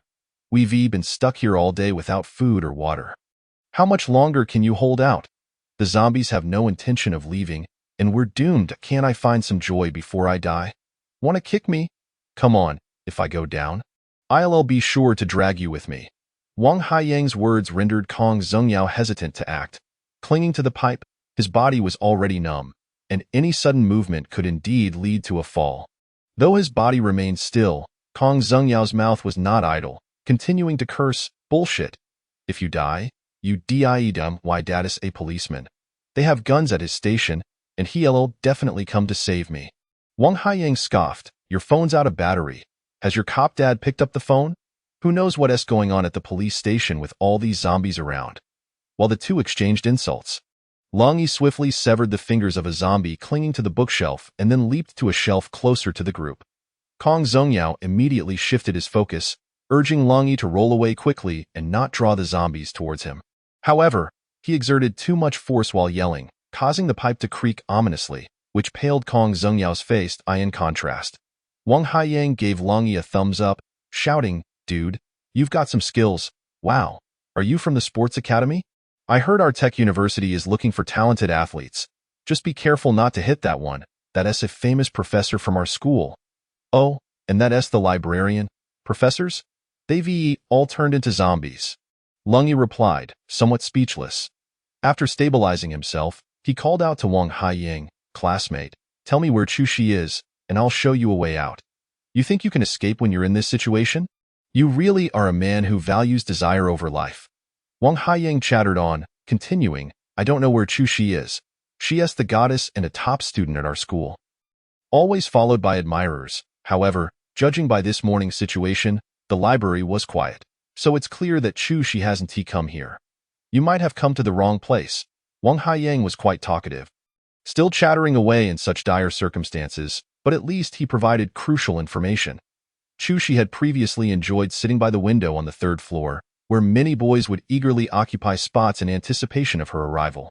Yet today, she was indeed absent from the library. Another student also spoke up in response, serving as corroboration for Wang Haiyang's judgment. Upon hearing their assertions, Lung Yi felt an immediate sense of relief. With so many zombies lurking in the library, if Chu Shi were indeed here, she would likely be facing insurmountable peril. However, since she was not present, he resolved to search elsewhere, and this revelation spared him the time he would have otherwise spent scouring the library. Yet, before departing, Lung Yi could not bear to abandon these students to their fate, allowing them to await death in this harrowing place. As a former soldier, the ethos of saving lives had become ingrained in his very being. a deeply held belief that continued to influence him even in civilian life. After a brief assessment of his surroundings, an idea began to form in his mind, prompting him to call out loudly, "I will draw the zombies away." You all jumped down from above and escaped through the window on the west side. The zombies banged against the bookshelves, the shelves teetering on the verge of collapse, and with little time to elaborate.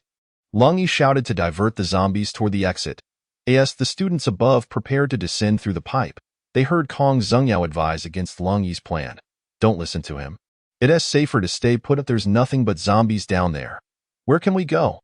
My dad will surely come to rescue us." His words caused the students, who had been wavering, to hesitate once more, particularly since a few zombies remained below, undistracted by Long A. The danger was still very real. During the daytime zombie outbreak, everyone had witnessed their classmates falling victim one by one, only to rise again as the undead. Fortunately, Wang Haiyang had been quick-witted, urging everyone to climb onto the bookshelves, and later discovering the pipes hidden behind decorative wooden barriers, allowing them to ascend to safety point. Two other students, like them, also managed to climb onto the pipes. However, they had been bitten by zombies before making their ascent, and before the horrified gaze of their peers, they gradually lost their sanity, ultimately transforming into zombies themselves. Driven by their insatiable thirst for blood, the zombies attempted to attack, only to tumble from the pipes. Thus, the fear of zombies had truly seeped into the very marrow of these students. Yet, as Wang Haiyang had pointed out, remaining hunched over in the pipes without food or drink was becoming increasingly unbearable. Even Kong Zhengyao, who had been the loudest in protest, was now pale-faced. Some individuals could not even manage to use the restroom all day, resorting to soiling their pants, and no one dared to mock them, for they all understood that the next unfortunate soul could very well be themselves. Although the struggle was arduous, the terrifying prospect of the zombies below kept them clinging to hope. Now, witnessing Long E divert the zombies, the group felt a surge of determination, contemplating seizing this chance to escape. Yet, upon hearing Kong Zhengyao's words, fear crept back in. Who knew if there would be a safe place to hide once they ventured outside? "You may choose to stay if you wish, but I have had enough. While I still possess some strength, I will make my escape. Better to risk it than to faint from hunger and fall prey to the zombies." When the others remained motionless, Wang Haiyang did not hesitate. He slid down from the pipe, preparing to leap onto the bookshelf. However, having crouched for too long, his limbs had gone numb, causing him to fall clumsily. Chapter 13. Shadows of Death. Wang Haiyang landed fortuitously, plummeting directly onto the bookshelf below. Had he fallen to the ground, the consequences would have been dire. The loud thud of his landing and the subsequent crash against the shelves immediately drew the attention of the remaining zombies. To make matters worse, the very bookshelf he landed on was already tilted due to the zombies' earlier assaults, and his movement caused it to lean precariously further. In a panic, Wang Haiyang scrambled to act. As the shelf began to topple toward another, he sprang upward, attempting to leap to an adjacent shelf. Yet, as his hands grasped the front of the shelf, his feet suddenly slipped. Turning to look back, Wang Haiyang's heart sank. The zombie he had once referred to as the renowned professor was crawling over the collapsing bookshelf, grasping at his shoe. At that moment, Wang Haiyang ceased to ponder whether it truly was the professor. Seeing the creature open its maw and pull at his foot, he instinctively kicked the zombie in the face. The force of his kick caused the zombie to release its grip. Grateful to Longi, who had previously severed a significant portion of the zombie's arm with an axe, Wang Haiyang seized the opportunity to escape its clutches. He quickly climbed to another shelf and, emulating Longi's earlier movements, began to leap between the various shelves. Only 5 or 6 zombies remained, and without the conscious intent to topple the shelves, Wang Haiyang felt a measure of safety. "Lead them eastward. We will descend." Seeing that Wang Haiyang was unharmed, the other students found their courage and began to slide down the pipe, requesting Wang Haiyang to help draw the zombies away. The library's layout was irregular, spanning approximately 2,000 to 3,000 square feet on the first floor, while the second floor was slightly larger. The arrangement of countless bookshelves, tables, chairs, and pillars rendered the interior a veritable maze. Though Longi had successfully lured the horde to one side, it would not be long before they circled back. Well aware of this, Wang Haiyang understood that time was of the essence. As the numbing sensation dissipated, he became increasingly agile. Hurry, hurry! Hearing Long Yi's urgent call echo through the library, Wang Haiyang recognized that the zombies would soon return, prompting him to hasten his retreat, in order to allow natural light to filter through. The bookshelves were aligned north-south, inadvertently facilitating their escape. The zombies, in their pursuit, had entered the gaps between the shelves. Had they not climbed, they would have to navigate around the shelves from either side, thus prolonging their journey. Wang Haiyang, acutely aware that time equated to survival, pushed himself to sprint back as swiftly as possible. Upon leaping from the final row of shelves, he entered a spacious area of approximately 200 square feet, furnished with trisectional round tables, computers for indexing books, and electronic journal readers. Wang Haiyang jumped down from the shelf, though his legs tingled from the impact. He nimbly bounded over the tables and chairs toward the window. However, upon pushing the window open and peering outside, he was momentarily taken aback. His stature was above average among his classmates, standing at 1.85 meters, and due to frequent exercise, he considered himself quite fit. Yet, the library's ceiling was notably high, and with the west side overlooking a river, the drop was at least 6 or 7 meters. Who would dare jump from such a height? This is quite daunting. 2 or 3 meters is manageable, but 6 or 7 meters, how could anyone survive that? Observing Wang Haiyang's safe descent without encountering any zombies, the students above, who were paralyzed with fear and exhaustion, finally succumbed to the urge to follow suit, one by one climbing down. Even Kong Zongyao, who had persistently urged others to endure, could not resist the impulse to join them. Yet, upon seeing the situation outside the window, the group hesitated, fear etched on their faces. Among the 10 or so students, 3 were girls, and the height only heightened their trepidation. What's there to fear? Below is a river. Jumping down, we surely won't perish. Is far better than being devoured by zombies here. If you want to jump, then I will. As he spoke, a boy pushed through the crowd and leaped into the abyss below. Alas, the others wished to intervene, but it was too late. With a resounding splash, he plunged into the river, followed immediately by a chilling scream, as his figure vanished into the dark, murky waters. "Loosen, loosen," voices called out, yet there was no sign of him or any response. "Everyone, run! The zombies are closing in." At that moment, someone suddenly screamed. The crowd turned to discover that zombies had emerged from behind the bookshelves, charging toward them. Panic ensued as everyone screamed in terror, scattering in all directions, some darting around tables, engaging in a macabre game of hide and seek with the undead. A group of fools, witnessing their terrified classmates fleeing, looked on in a mix of fear, anger, and disdain.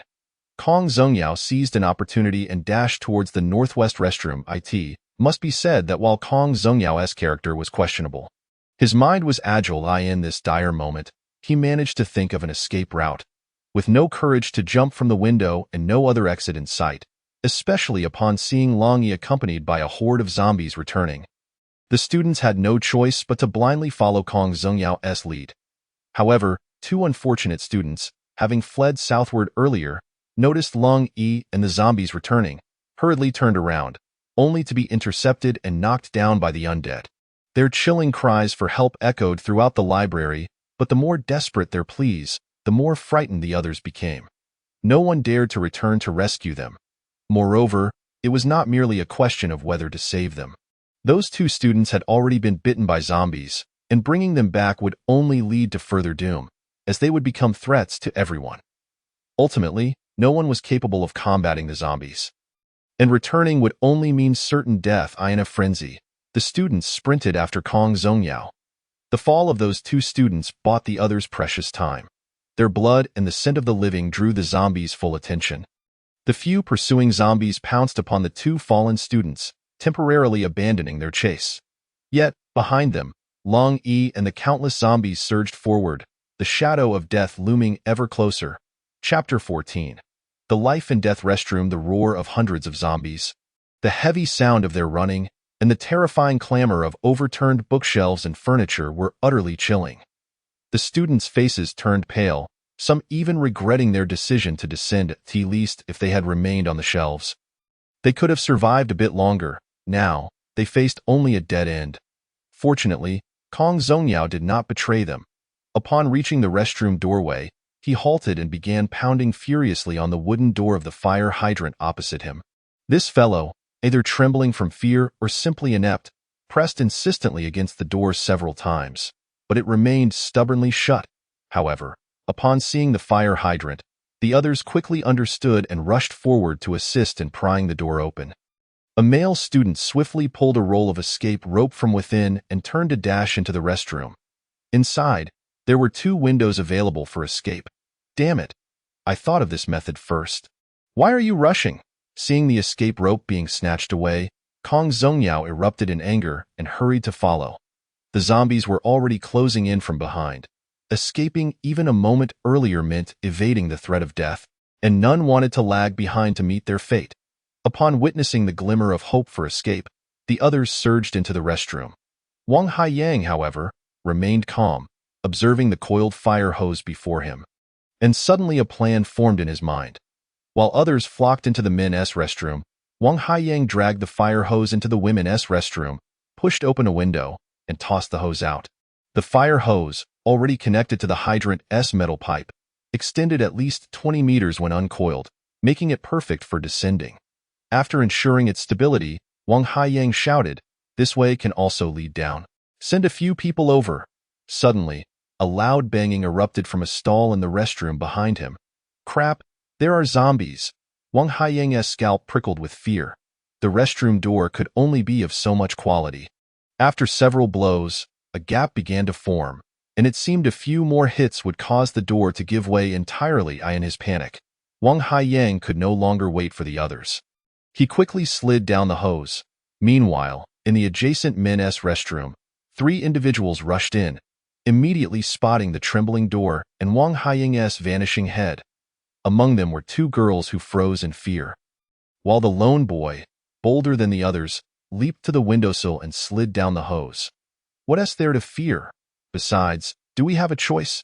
If we run, we'll be bitten to death by zombies.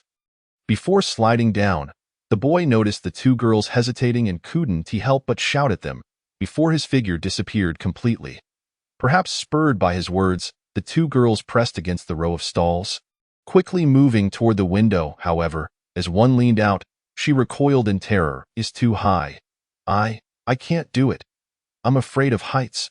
One girl finally succumbed to her fears, collapsing to the ground in tears. "Quick, we must go. If we don't leave, we'll all die. Close your eyes and climb down. Even if you fall, it's better than being bitten by a zombie." The other girl, equally terrified, sought to encourage her companion, attempting to pull her up, yet the frightened girl remained limp on the floor, utterly unable to rise. At that moment, the restroom stall door crashed to the ground, revealing the silhouette of a zombie. "Ah!" The 2 girls screamed in unison. Though the restroom door had fallen, it had not completely detached. The top hinges had snapped, but the bottom half still connected.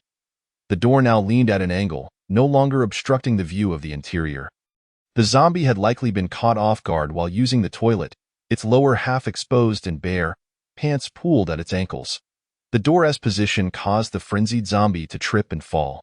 Yet, as it hit the ground, the zombie quickly regained its footing. Just as it took a step, it stumbled again. Despite its clumsiness, the restroom was small, and the female zombie was now alarmingly close, clawing and scratching. Mere moments away from reaching the 2 girls.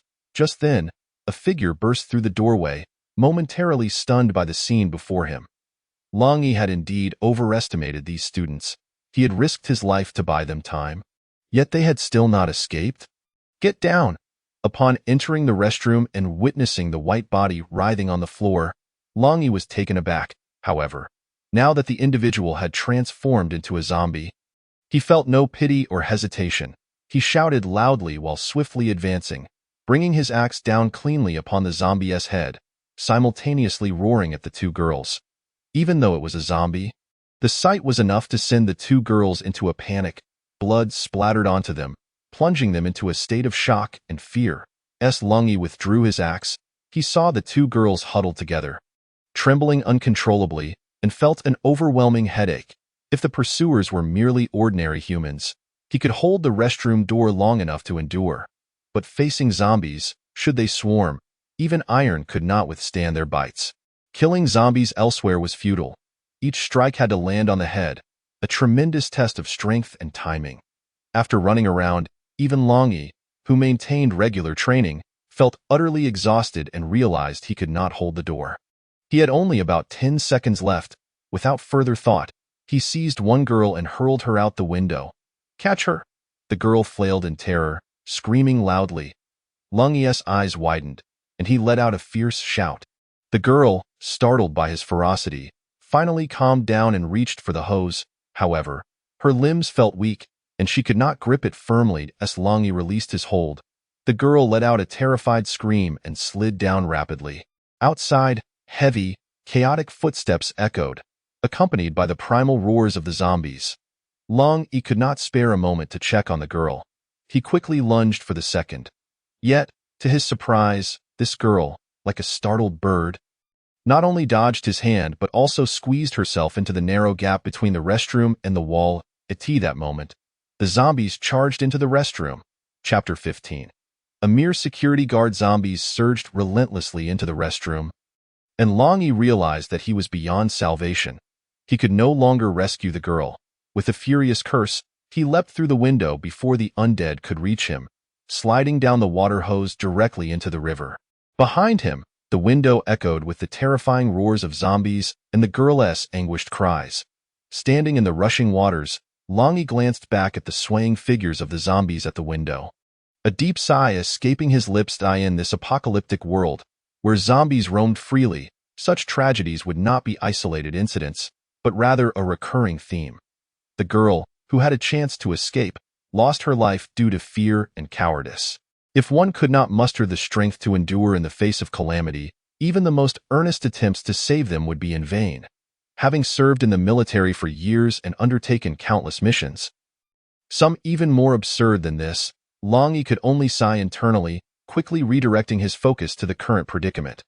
Outside, the rain poured down incessantly, the swollen river forcefully eroding its banks, although the current was not overwhelmingly swift.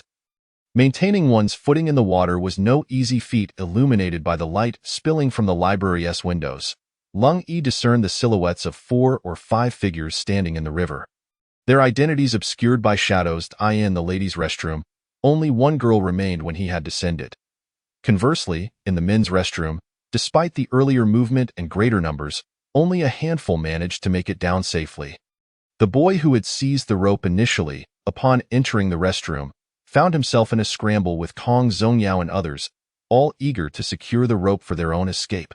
Yet, when they finally tangled the rope into a chaotic mess, they realized that even if one grasped it, it was futile without securing one end. One could not simply leap off while clutching a rope, as the few who had regained their senses reached a temporary consensus. They hastily tied one end of the rope to the metal leg beneath the restroom partition. However, the troubles were far from over. When they tossed the rope down, they discovered that the earlier scuffle had rendered it a knotted mess. "Stop tugging. Just straighten it out and jump. If we don't die from the fall, we'll be fine." Seeing others still attempting to untangle the rope, Kong Zongyao, impatient, seized the rope and began his descent. Yet, the journey was fraught with difficulties, and it took considerable effort before he finally leapt into the river. Witnessing Kong Zongyao's successful descent, the others could no longer contain their eagerness, jostling one another in a frantic bid to escape. However, with the window being so small and the rope singular, the more they struggled, the more time they wasted. At this moment, Wang Haiyang was shouting from another room. Yet these individuals remained oblivious to the water hose and were unwilling to believe in what they could not see, fixated solely on the one glimmer of hope before them. Ultimately, as Longy leapt from the window and the zombies began to invade the restroom, 2 boys were still shoving each other, their heads protruding out of the window. As a result, both became stuck, unable to extricate themselves. What followed were terrified screams and heart-wrenching wails. "Help me! I don't want to die!" One of the boys clawed upon witnessing Longy's departure. Wang Haiyang was reluctant to concede defeat. Although he had been rescued, He was utterly at a loss as to where to go next. The school, usually bustling with life, now hinted at the ominous presence of zombies lurking in every corner, rendering any destination perilous. Yet, Long Yi chose not to engage further, plunging headlong into the torrential downpour, his figure swiftly vanishing into the shadows. Foolish man. With zombies everywhere, what could he possibly achieve alone? Wang Haiyang. At this critical juncture, could he truly place his hopes on a mere security guard? Long Yi's arrogance, completely disregarding the gravity of the situation, incited the ire of Kong Zongyao, who, unable to contain himself, began to mock him once more as he observed Long Yi's exit. Furthermore, Kong Zongyao addressed the group, asserting, given the prevalence of zombies, I propose we seek refuge in a secure location. I firmly believe the government will come to our aid. Even if they do not, my father will undoubtedly return. The city bureau was less than 40 kilometers from the university town. If we find a safe spot and wait patiently, salvation is certain. Upon hearing Kong Zongyao's familiar rhetoric, Wang Haiyang merely scoffed, too weary to engage in further debate. There was no hope for the rescue he spoke of. The entire world was engulfed in disaster. What made him think the police station remained unscathed? Previously, everyone had attempted to make calls, whether to family or emergency services, only to be met with silence or busy signals. Clearly, in this apocalyptic reality, everyone struggled for survival, and many may have already perished.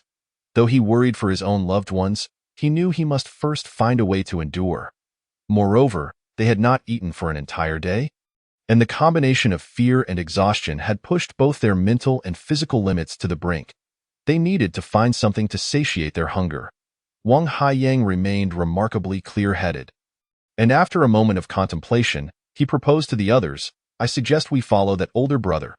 He is undoubtedly heading to the dormitory management station to find Chuxi.in that direction. There is a convenience store. Surely there will be food, and we can grab something to fill our stomachs. Upon hearing Wang Haiyang's suggestion, the already famished group nodded in agreement, especially after their recent ordeal. They felt an inexplicable sense of security in following Long Yi. Wang Haiyang, do you insist on opposing me? Seeing everyone heed Wang Haiyang's plan, Kong Zongyao's expression darkened, his dissatisfaction evident as he could not resist shoving Wang Haiyang. However, the others were not fools. Having gained admission to a prestigious university, they were all, in essence, elite individuals. How could they place their trust in Kong Zongyao's hollow assertions? Deep down, they were far more inclined to support Wang Haiyang's proposal.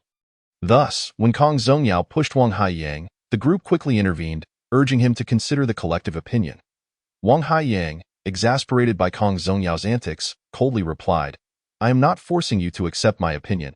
If you have alternative ideas, you are free to make your own decisions. The road is wide. Let us part ways. With that, Wang Haiyang dismissed any further discussion and turned to pursue the direction in which Long Yi had departed. The others, witnessing Wang Haiyang's departure, hesitated. Truth be told, running blindly through the pitch-black storm was hardly a prudent choice. Yet remaining stationary seemed equally unwise. Among the four, the only female member, upon seeing Wang Haiyang leave, quickly followed suit. Her movement prompted the other two to join her hastily. In the blink of an eye, Kong Zongyao found himself alone, glancing around at the darkened surroundings, feeling a mix of fear and resentment. Finally, gritting his teeth, he decided to follow the group's direction as well. The campus was fraught with the potential for zombie encounters, and with the darkness enveloping them, Long Yi maintained a heightened sense of vigilance even as he sprinted. Fortunately, luck was on his side for the moment. He reached the base of the dormitory management station without encountering any real trouble. However, as he passed the school cafeteria, he caught sight of numerous zombies swaying beneath the dim lights at the entrance. He managed to slip by, taking advantage of the rain as cover, escaping unscathed. Upon nearing the entrance of the dormitory management station, Long Yi halted abruptly, refraining from recklessly entering. Instead, he concealed himself behind a nearby bush. Inside the management station, the lights were off, save for the illuminated sensor light at the entrance. Through the haze, he could discern that the glass door of the management station was shattered, shards littering the ground. Several corpses lay sprawled out, blood pooling around them. Furthermore, 4 or 5 zombies were hunched over, feasting on the remains. Armed with an axe, Long Yi felt confident in confronting a handful of zombies.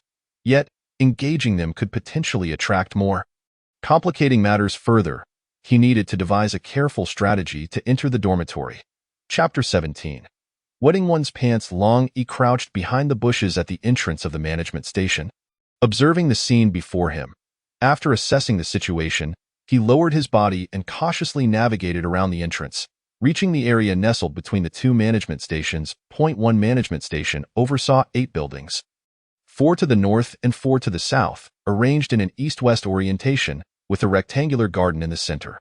Between the 4 buildings arranged east-west, there was a gap of approximately 7 to 8 meters. Secured by a 2-meter-high iron fence, which students often used to drape their bedding to dry in the sun. The fence posed no threat to Long Yi. He easily scaled it. She must be in Building 5. Room 403, he mused, recalling that he had accompanied her on her first day at university, though he had not entered the dormitory itself. After crossing the fence, Long Yi did not recklessly charge into the dormitory building. Instead, he carefully pressed against the wall to observe the interior. Indeed, there were zombies within the management station, and their numbers were substantial, obscured by the darkness and the garden. The zombies, caught in the downpour, showed no inclination to seek shelter, resembling famished beasts patrolling their territory, lurching about in the garden. Though these zombies had once been girls, their transformation rendered any distinction meaningless. Provoking them would undoubtedly lead to dire consequences. Long Yi contemplated the situation and decided it wise to avoid a direct confrontation.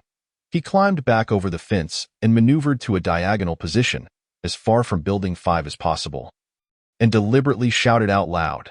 True to his expectations, the zombies inside the management station responded with low growls, converging toward his location. However, upon reaching the vicinity, they were halted by the barrier of the management station, and soon the recess between the buildings was filled with 20 to 30 zombies. In the pitch-black storm, these bloodthirsty creatures extended their arms through the gaps in the fence, frantically waving and attempting to grasp Long Yi, relentlessly battering against the barrier. Damn those unscrupulous contractors and their shoddy work! Long Yi cursed as the iron fence bent under the assault of the horde, realizing it would not be long before the zombies breached the barrier entirely. Cursing under his breath, he swiftly turned and fled. After making a circuitous route back to his original position, he once again scaled the fence to re-enter the management station. To his relief, the area beneath Building 5 was devoid of zombies. In stark contrast, the diagonal position from where he had shouted was now overcrowded with a throng of zombies, still violently battering against the fence. Gripping his axe tightly, Long Yi seized the opportunity to slip into the dormitory corridor. The first floor was manageable, but upon reaching the second floor, he encountered trouble.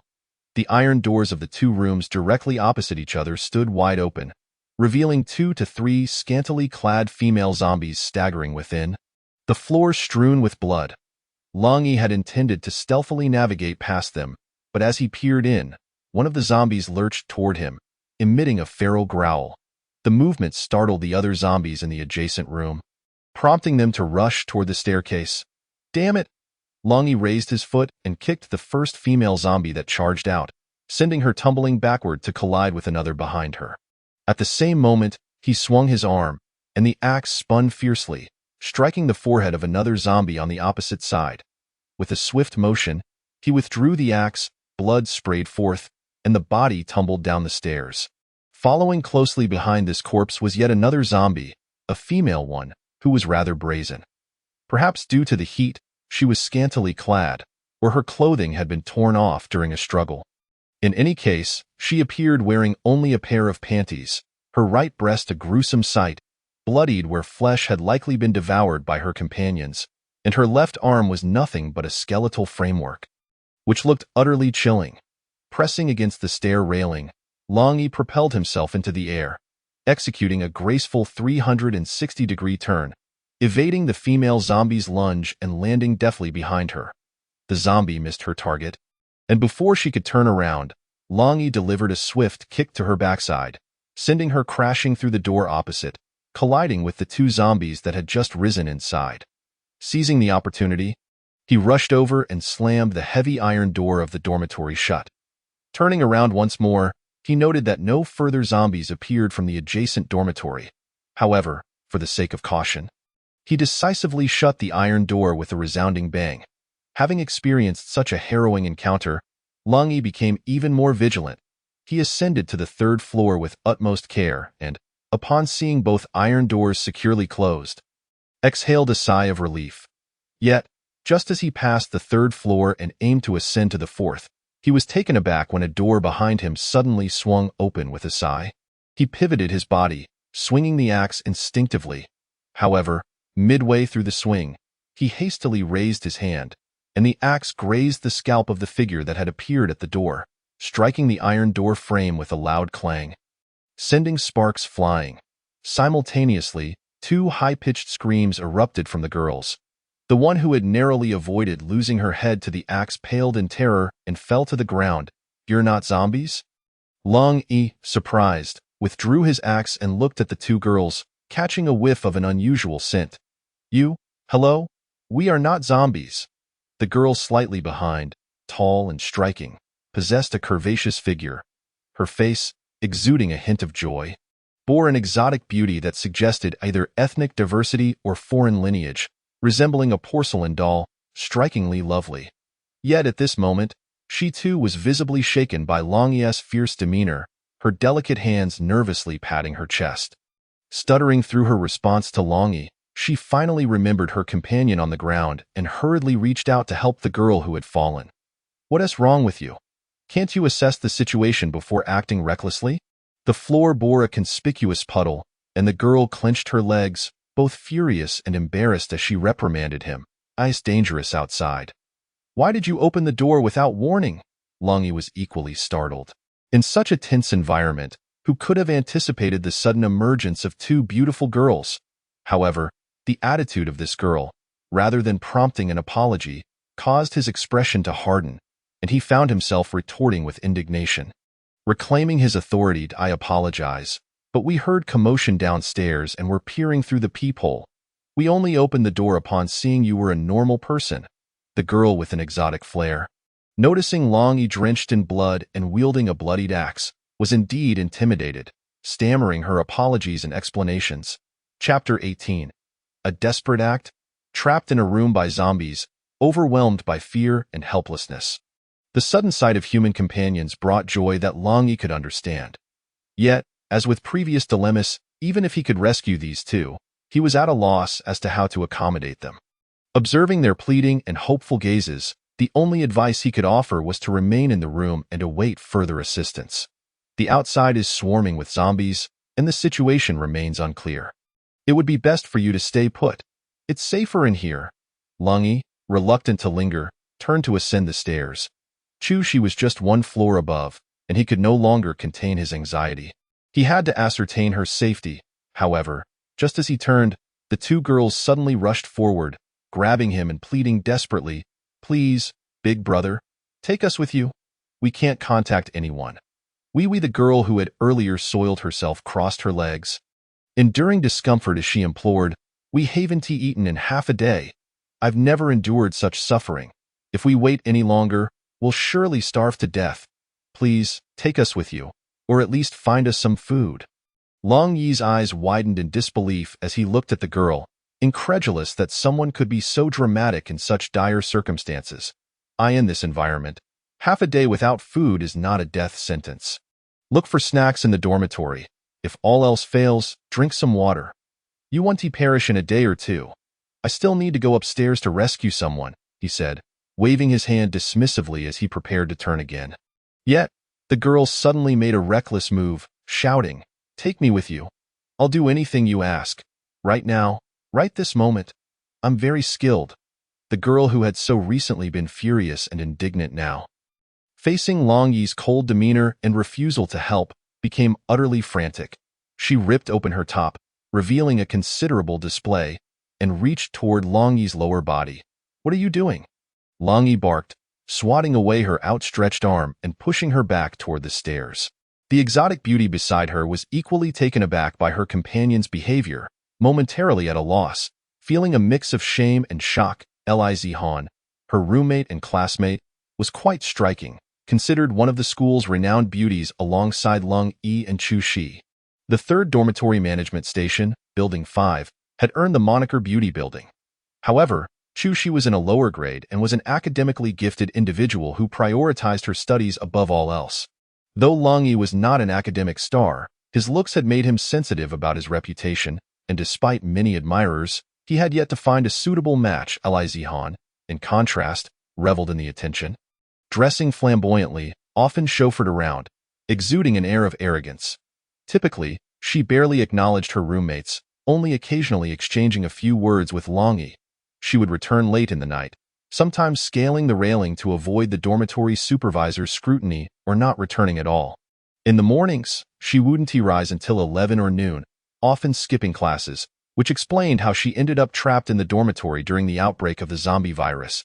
It was said she was planning to move out soon, having received a villa from a wealthy benefactor, yet now she found herself unable to leave. During the daytime outbreak, while chaos reigned below and screams echoed in the stairwell, she had tried calling her admirers one by one.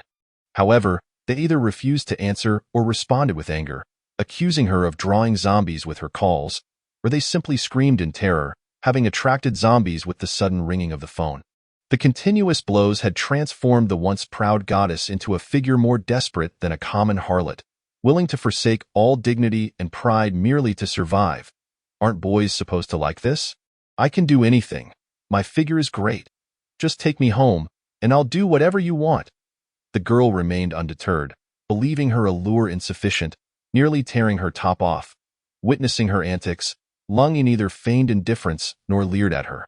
He simply gazed into her eyes, filled with pity. It was often said that college students were the flowers of the nation and its future, the successors, yet in just a matter of a day.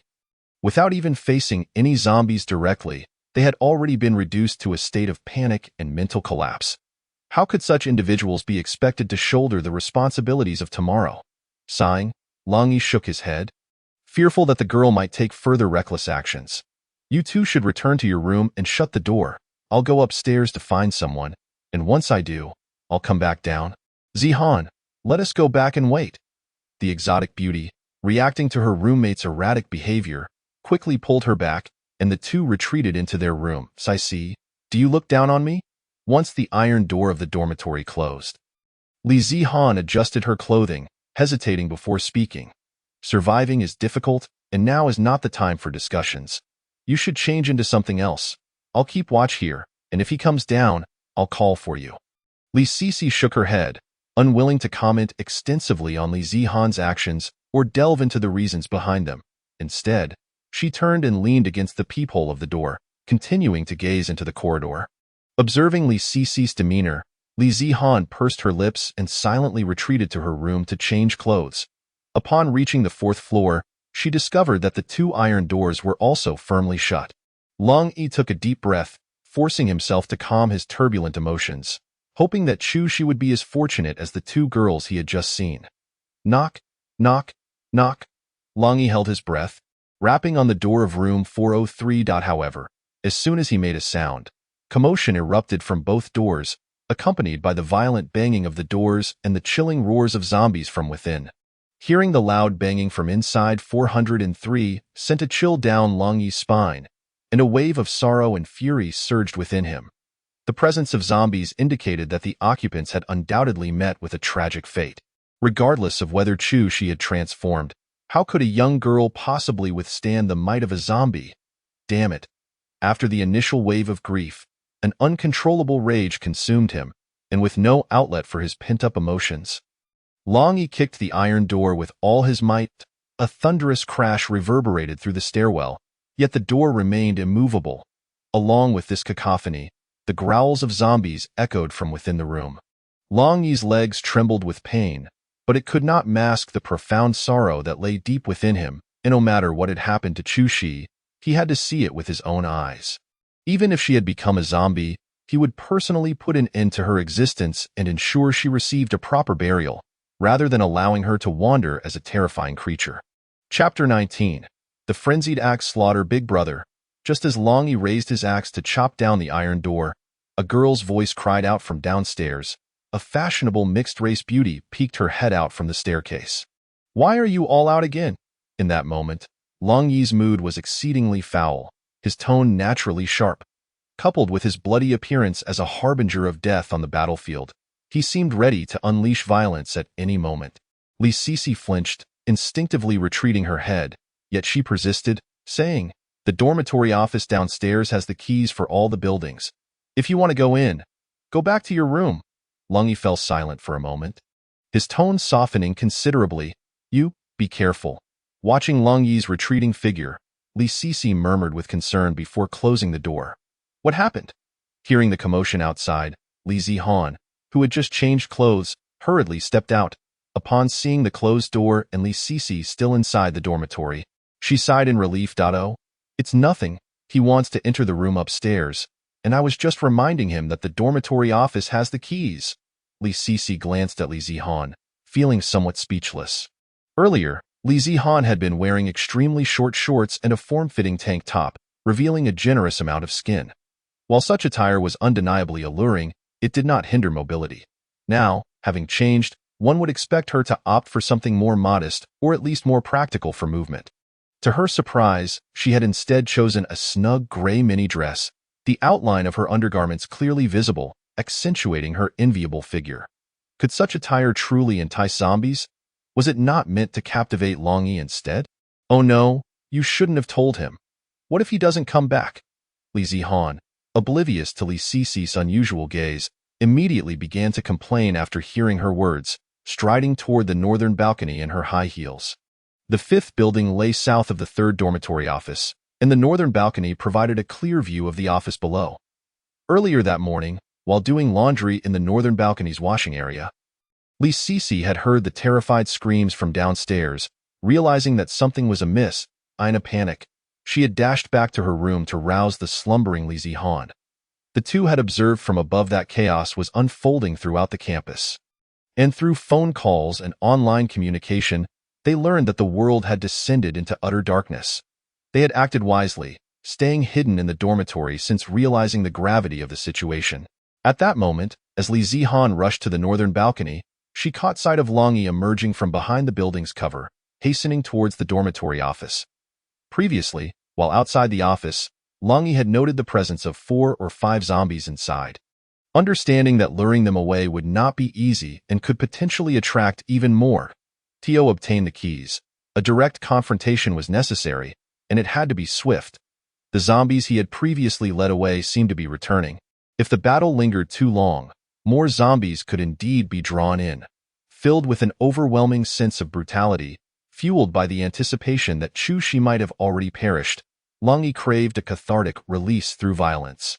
Upon entering the dormitory office, without a moment's hesitation, he swung his axe, cleaving into the skull of an approaching zombie while simultaneously kicking another to the ground. Extracting the axe, he executed a horizontal slash, embedding it deep into another zombie's temple, leaving it stuck. With no time to retrieve the axe, he swiftly turned and slammed the back of another charging zombie's head against the wall. With a resounding crash, the zombie, bloodied but still alive, staggered back, readying for another attack when Long Yi swiftly severed its neck with his axe in the blink of an eye. He had dispatched 3 zombies, exhaling a breath of relief. The zombie he had previously kicked had now risen with a growl, launching itself at him once more. This particular zombie had likely been the dormitory supervisor, a woman of ample stature clad in a uniform now stained with blood. While she may have been amiable in life, at this moment, she appeared as a fierce and terrifying entity, her robust figure charging forward with alarming vigor. Yet, the intelligence of a zombie was its Achilles heel. Long Yi swiftly sidestepped, tripping the hefty zombie supervisor, causing her to crash face first into the wall. After dispatching her with a swift blow of his axe, he darted into a small room adjacent to the lobby. The cramped space contained 2 corpses, both presumably dormitory staff, but these unfortunate souls had been gruesomely devoured, leaving only their bleached bones, marred with remnants of flesh. The floor was awash in congealed blood. And stepping into the room, the sticky, viscous sensation beneath his feet sent chills down his spine. Fortunately, the keys to the dormitory were conveniently hanging on the wall behind the door. After retrieving them, He turned to leave, only to be startled by a cold sweat. The earlier commotion and the roars of the zombies had evidently attracted the attention of the undead outside, and the throng that had previously crowded the northwest corner was now drawn toward him. As he exited the small room, 3 zombies were already close at hand. Had he delayed even a moment longer, he would have found himself cornered. If there had been only a few, Lung Yi would have had no qualms about engaging in battle. But with 2 or 3 dozen zombies now swarming, he felt no inclination to fight. Without a second thought, he turned and sprinted towards the exit of the dormitory office, the horde of zombies trailing closely behind him. The torrential rain had abated to a mere drizzle. Though the sky remained dark, visibility had improved slightly, especially under the glow of the streetlights, which allowed him to discern his surroundings. As he dashed away, the horde of zombies continued their relentless pursuit. "Hey, brother down there, keep it up. Find a room to hide." A faint beam from a flashlight flickered to life amidst the darkness, accompanied by frantic shouts and the cacophony of noise echoing from the neighboring building. Lung Yi looked up to discover it was a boys' dormitory. Some survivors had spotted him and were attempting to rally their spirits by deliberately making noise, hoping to attract the zombies. Lung Yi remained silent, merely waving his hand in gratitude for their goodwill. In truth, as he had been maneuvering around moments earlier, a plan had already begun to form in his mind. The dormitory's management station and the playground were both enclosed by fences. Since the zombies were slower than him, he could easily create some distance and utilize these barriers to escape their clutches. However, the playground was infested with numerous zombies, and the distance made it considerably more perilous. After weighing his options, Lung Yi leaped down a slope and scaled the fence of the 5th dormitory management station. Upon seeing the zombies behind him thwarted by the fence, he stealthily navigated past another barrier. Effortlessly returning to the 3rd management station, Chapter 20. Surviving with a significant number of zombies drawn away, it was now a stroke of fortune. At least he could enter and exit the 3rd management station without the dread of being besieged by hordes of the undead. As he ascended to the 3rd floor, the 2 girls peered out from their room, their expressions betraying a desire to speak yet hesitating. However, the impatient Lung Yi did not engage them, instead making his way directly to the 4th floor. Observing that Lung Yi had seemingly disregarded her presence, Li Zihan stomped her foot in frustration. Standing once more at the door of room 403, Lung Yi located the corresponding key, steadied his breath, and with his left hand grasped the key and his right hand brandishing an axe, he prepared to unlock the door. Yet, as the key entered the lock, he hesitated, the visage of Chu Shi flashing before him. He found it unfathomable to think of facing her should she truly become a zombie. Would he wield the axe against her? The hand that held the axe trembled uncontrollably. It rose and fell. Rose and fell again, until finally, he exhaled deeply and sheathed the axe back at his side. If Chu Shi had indeed met with an unfortunate fate, he could not bear to destroy her body with the axe. Failing to protect her in life, he at least wished to afford her a dignified death. Turning the key, Lung Yi forked Chu Shi screamed in terror, believing that the 2 girls were bullying her roommate, and hurriedly reprimanded them, intending to intervene.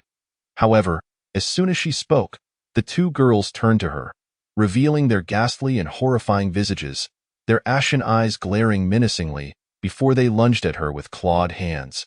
Terrified, Chu Shi fled back into the washroom, urgently locking the door behind her and bracing it with her back. The 2 zombies violently battered against the door for a solid hour before they finally relented. Turning their attention to devouring the slain girl instead, that moment, Chu Shi was utterly petrified, and it took her a while to remember to call for help. The first number she dialed was Lung Yi's, but there was no answer. Next, she attempted to reach the school security office, only to encounter the same silence. Fortunately, she managed to connect with the emergency hotline, but the response was hurried and terse, advising her to find a safe place to hide and not to venture outside, before abruptly ending the call. Soon after, she heard more screams of terror, cries for help, and agonizing wails emanating from the adjacent dormitory building and outside the windows.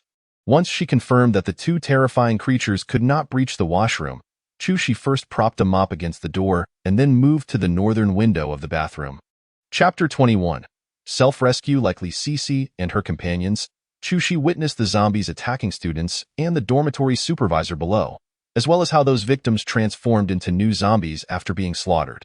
By the end of the day, the entire dormitory seemed to exist in a hellish nightmare.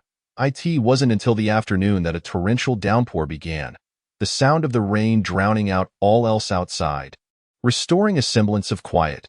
The events occurring both indoors and outdoors made Chushi acutely aware that something grave had transpired. For reasons unknown, zombies had besieged the school. Undoubtedly, the two in the living room were the mutated zombies. After confirming the catastrophe, Chushi hid in the washroom, incessantly dialing numbers to reach out to people. Lung Yi, the emergency hotline, her classmates, and so forth. In the morning, she managed to contact a few, but by the afternoon, all lines were dead. Particularly in her class's WeChat group, there had initially been posts sharing various gruesome videos of zombie attacks, urging everyone to stay vigilant and await rescue. However, by the afternoon, whether due to the members being victimized or other reasons, the chat fell silent, echoing the stillness of the room. Nevertheless, during this time, she gleaned some information from the WeChat group and online sources, realizing that the entire world had descended into chaos. For reasons unknown, countless individuals worldwide had suddenly mutated into frenzied zombies, launching attacks on humanity. The assault was not limited to the technological university.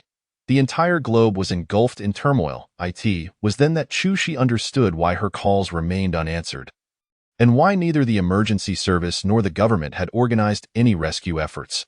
With this realization, her concern for Lung Yi grew. She wondered how he was faring and whether he had sustained any injuries. Knowing that Lung Yi worked as a security guard, operating during the night, she wanted to warn him to find a place to hide and to avoid those monsters at all costs. However, Lung Yi's phone was on silent, and he remained blissfully unaware, lost in deep slumber. In the afternoon, the skies opened up, unleashing a downpour that darkened the day. Hunger and fear drained Chushi of her strength, leaving her fatigued and weak.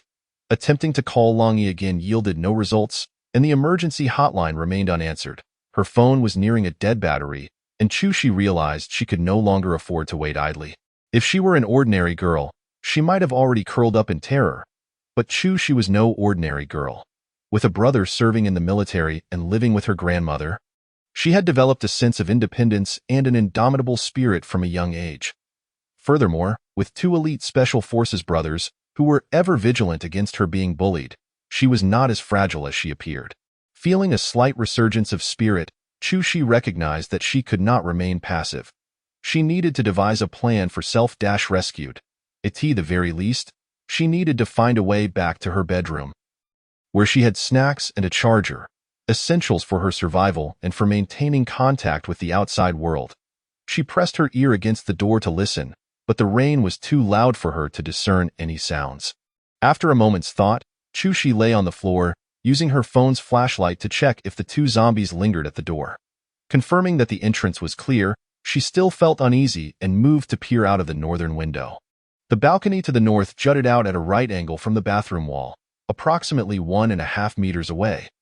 Below the balcony was a wall, and above it was a glass window, slightly ajar but not fully open. Chushi turned back, scouring the washroom before focusing on the mop. She forcefully removed the cotton end of the mop, extending her head and torso out to jab at the window with the mop handle.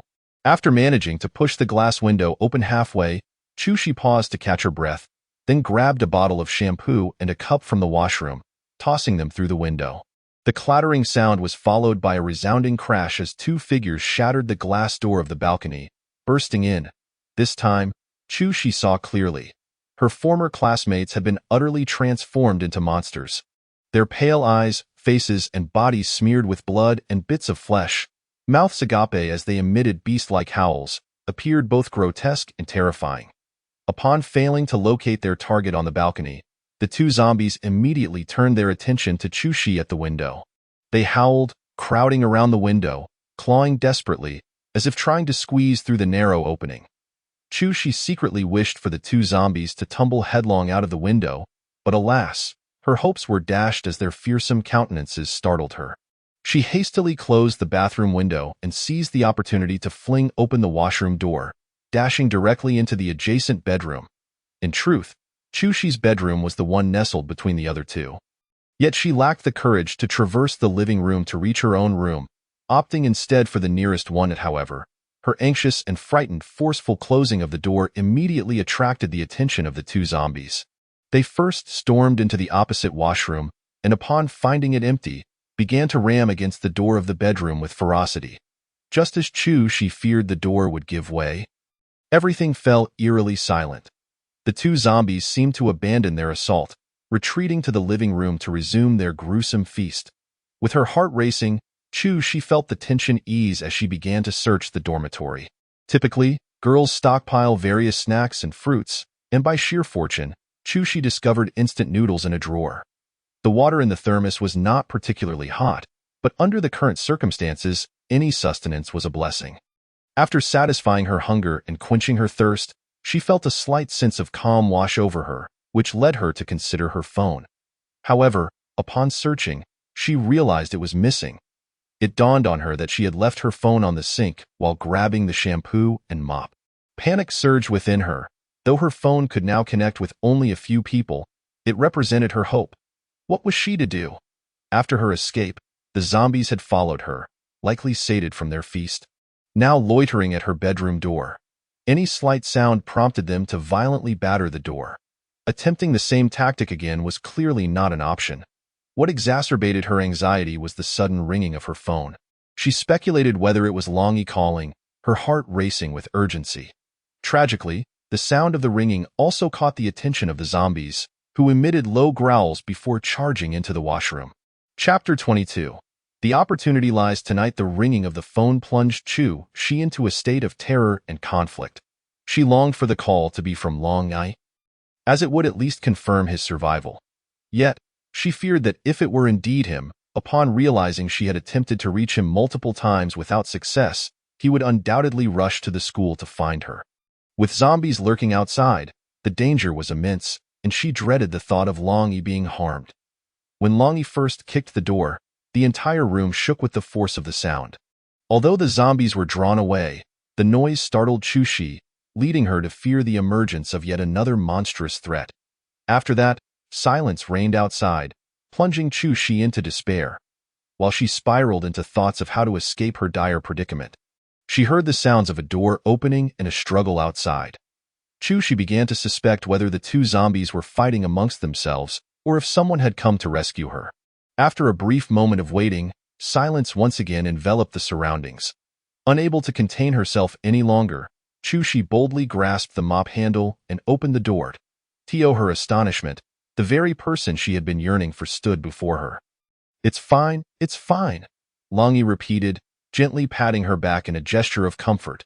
Chu-Shi succinctly introduced her situation, but Longy could only imagine the sheer terror and helplessness a girl must feel in such dire circumstances, leaving him with a sense of dread.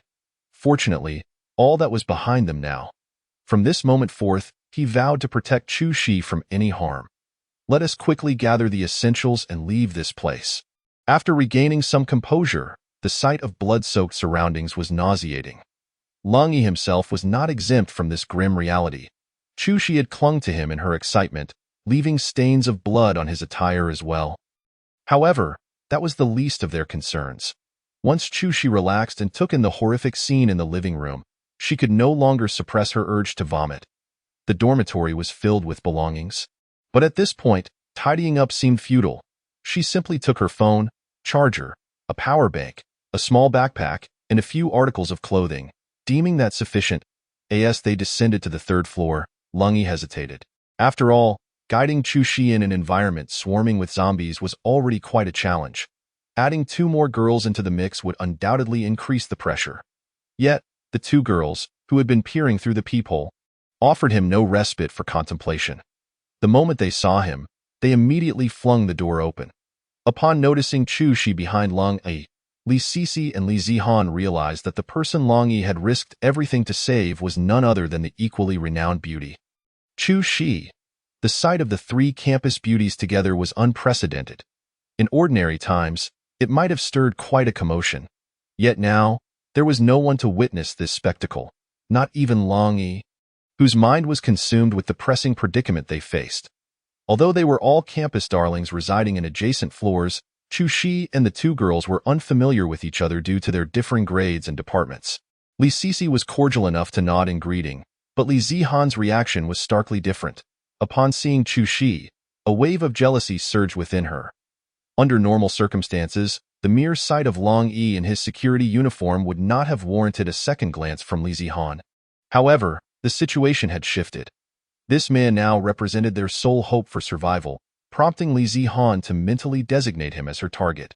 She had initially planned to captivate Long Yi with her charm, hoping to entice him to protect her, but now, an unexpected rival had emerged in the form of Chu Shi, standing between her and her aspirations. Recognized as campus beauties, all three possessed extraordinary looks. Li Sisi boasted fair skin, exquisite features, and a tall, alluring figure, exuding an exotic beauty that was both unique and hard to replicate. However, Li Zihan did not view her as a threat. Based on her knowledge of Li Sisi, she understood that her family was quite affluent. Her mother was reportedly the Asia-Pacific president of a multinational corporation and intended to relocate abroad. Thus, ordinary men would hardly catch Li Sisi's eye. Let alone someone like Long Y.as long as Li Zihan acted first, she was confident that Li Sisi would not contest her claim, and of course, even if a competition ensued, Li Zihan felt unperturbed. She believed that once she secured Long Yi's attention, there would be ample opportunities to make him obedient to her whims. In contrast, Chu Shi projected an innocent, girl-next-door vibe. While she might not strike one as breathtaking at first glance, her charm grew with familiarity, making her both beautiful and comforting. Li Zihan, with her keen perception, recognized that Chu Shi was inexperienced and would not stand a chance against her cunning. Reflecting on her own advantages, Li Zihan had a clear understanding of her seductive prowess. She had always adopted a sultry yet aloof demeanor, and when pursuing a crush, she would reveal her alluring and teasing side, never having faced failure with any man. Regardless of the type, once a man fell under her spell, he would inevitably be led by her. Therefore, she felt assured of her charms and skills. However, the pressing issue was the lack of time and opportunity. Moreover, based on Long Yi's earlier behavior, he seemed to hold Chu Shi in high regard. With Chu Shi present, it was evident that she could no longer openly entice Long Yi as she had planned. "Are we leaving now? Where should we go?" As Li Zihan plotted her strategy, Li Sisi genuinely pondered their immediate concerns and voiced her most pressing question. At her inquiry, Long Yi found himself momentarily stunned. Indeed, in their current predicament, where should they go? The streets were teeming with zombies, making any destination seem perilous. Most importantly, with three vulnerable girls in his charge, it would be exceedingly difficult to safeguard them should danger arise. "Let us take a moment to rest in your dormitory. I need to think this through. It's getting rather late." Realizing that he lacked a solid plan, Long Yi decided to rest temporarily. He had been tirelessly searching for Chu Shi, and both his endurance and spirit had been severely tested. He certainly needed a moment to recuperate. As he relaxed, the aches and pains from his injuries became increasingly unbearable. Fortunately, this dormitory had yet to attract any zombies, rendering it relatively peaceful. For Chu Shi, as long as she could be with Long Yi, it mattered little where they were. She had no objections. Li Sisi understood the dangers lurking outside and recognized the necessity for careful planning. Thus, when she learned that Long Yi wished to take a brief respite, she graciously stepped aside, inviting him and Chu Shi into the room. Only Li Zihan, upon hearing that Long Yi would be staying in the room temporarily, felt her mind racing with possibilities. She realized that tonight might present her with an opportunity. If she played her cards right, tomorrow might unveil a completely different scenario. Chapter 23. The End of Human Society. Upon entering the dormitory, Li Sisi expected Long Yi to gather everyone for a discussion about their plans for the following day. Li Zihan assumed he would take a shower and retire to be ED'd. In reality, however, Long Yi did not conform to their expectations. Instead, he plopped down on a chair in the living room and utilized Chu Shi's phone to make a call. Having successfully rescued Chu Shi, his primary concern now was to understand the nature of the virus and how to better guard against it. With zombies lurking everywhere, it was only a matter of time before they might be infected. Gaining more insights into the virus could potentially mean preserving lives in the future. Among his acquaintances, Only Luo Fei was an expert in genetic programming and virology. When the viral samples had been brought back from Cambodia, they had been entrusted to Luo Fei for analysis. As he dialed her number, memories flooded back, evoking a wave of nostalgia. Though Long Yi had not interacted with Luo Fei extensively, he was aware of the significant costs incurred by both the state and her in bringing her back from the United States. Consequently, after successfully securing her return, the government assigned her a high-ranking position and established a laboratory specifically for her. 2 years prior, after returning from the mission in Cambodia, Long Yi had delivered the bioweapon virus to Luo Fei's lab for research. It was during this time that he first met her. The moment he laid eyes on Luo Fei, he was captivated by her beauty and grace. Had it not been for the tragic events surrounding the Chu state's downfall, the subsequent investigations and his forced retirement, he might have pursued her at that time. After his discharge, he had felt disheartened and lacked the motivation to seek her out. Fate had slipped through his fingers. If not for Luo Fei reaching out to him recently, he might never have considered contacting her again. Now, as he dialed her number, her visage surfaced vividly in his mind, revealing just how indelible her impression was on him. Heaven help us, may she not have encountered any danger or succumbed to the zombie virus. For both personal reasons and practical necessities, Long Yi fervently wished for Luo Fei's safety. After several rings, no one answered. Just as Long Yi contemplated giving up, a familiar voice broke through the silence on the other end. Who was this? Luo Fei's voice remained crisp and efficient, suggesting she was preoccupied with something. Long Yi surmised she might be holding her phone to her ear with her shoulder. It's Long Yi. Long Yi? Long Yi. Initially responding casually, Luo Fei quickly realized who it was, her voice rising in excitement, causing something to topple over in the background. You're alive. Oh no. Are you all right? My goodness, hearing your voice is such a relief. Previously, I failed to answer your call, but when I returned the call, your phone was already switched off. The excited voice of Luo Fei continued to resonate, in the rare instances they had interacted. Long Yi's impression of Luo Fei was that of a cool, serious intellectual woman, seemingly consumed by academia and research, with little regard for anything else. He even wondered if she had ever truly looked at him, or if, when she did, she merely regarded him as a unique biological specimen. Yet now, to hear her speak so much and express concern for him was unexpectedly delightful and slightly astonishing. You encountered zombies, and your phone got drenched? Are you all right? Perhaps influenced by Luo Fei's emotional tone, Long Yi felt a wave of relief wash over him, and the corners of his mouth lifted slightly as he conveyed his own concern. You faced zombies. Luo Fei's voice rose slightly in pitch, but she soon exhaled, saying, as an elite among special forces, the finest soldier, you should find it difficult to be overwhelmed unless confronted by a massive horde of zombies. Alas, the global situation is dire. The virus has erupted suddenly, and zombies are attacking all forms of life indiscriminately. The virus spreads rapidly through blood and bites, and humanity's society is undone. Luo Fei's voice grew somber, laden with an unmistakable weariness and despair. Humanity's society is undone. Though he had previously heard from Lu Hao about the worldwide outbreak of zombies, such news had seemed like mere internet chatter, difficult to authenticate. However, to hear such words from Luo Fei, a professional with governmental ties, made the reality of the situation all the more grave. A jolt of realization surged through Long Yi. All his whimsical thoughts vanished in an instant. He hurriedly inquired, is the situation truly that dire? It is likely even worse than you imagine. It is indeed the end of the world. Humanity is far more fragile than we ever conceived. From the information currently available, governments, military forces, and other governmental organizations worldwide have largely collapsed. The indiscriminate assaults by zombies have utterly dismantled humanity's governance systems.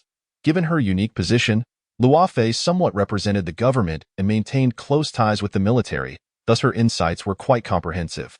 Long Yi recognized the severity of the situation and instinctively straightened his back.